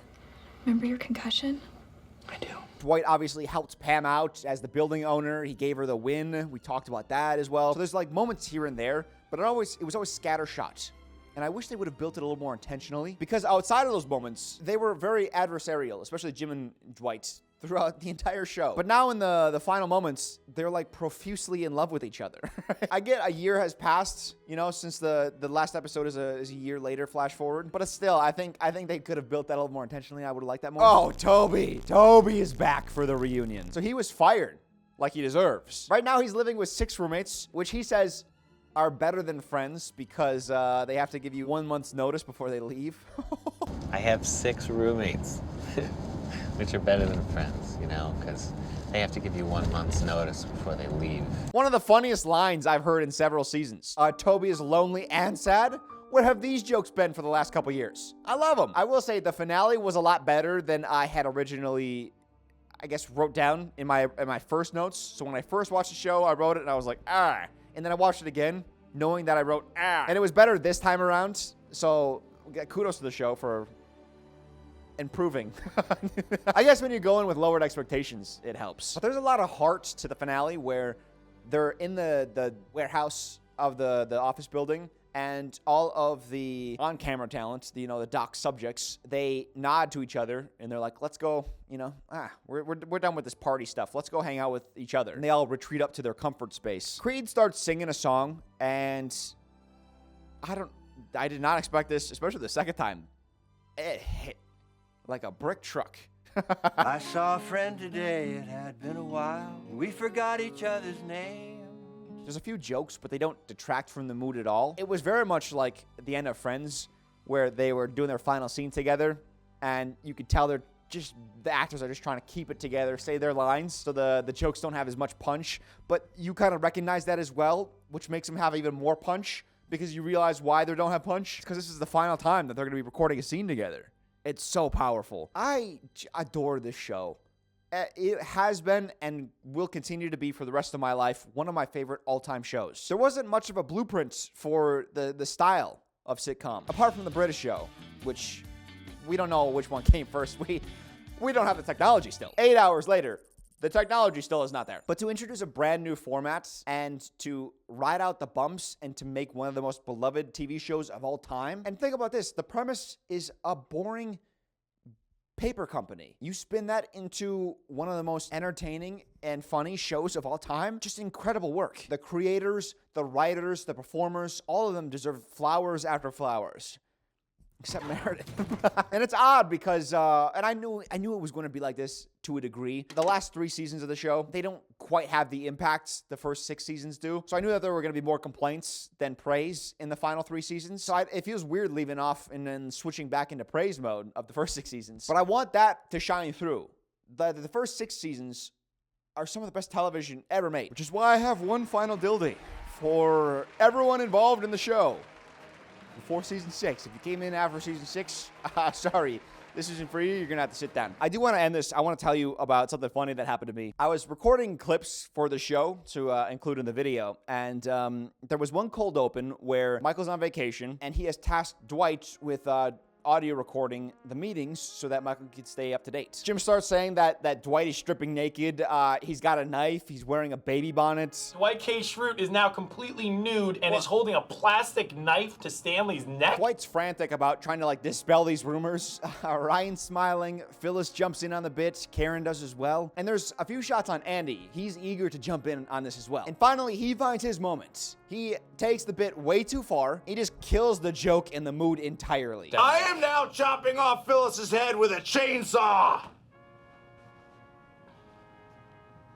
Everyone in the room knows it. Even you at home, as the viewer, you realize what's happened. You get to be on the inside. That's what I think the show excelled in. It always felt like you were a part of things. And you were always on the right side, too. It didn't feel like you were this odd outside viewer. You were instead the person that they were telling their secrets to. You got to be involved. There was another moment where Michael, in Goodbye Michael, the final episode, he is in the break room and he's listening to, I think it's Pam, Jim, and Kevin talk about something monotonous. Something about like Pam has to buy a new paper shredder. And it's a completely banal conversation, but the camera continues to focus on Michael, who is growing teary-eyed because it doesn't matter that the conversation doesn't matter. It's about Michael missing the mundanity. It's like you never tire of hearing about someone you love's day, even though the events aren't going to be miraculous or surprising often. It's kind of how I feel about the show. You can come back to it. This show has insane rewatchability too. One of the funniest shows I've ever watched, one of the most fun shows to watch. The Office had one hell of a run.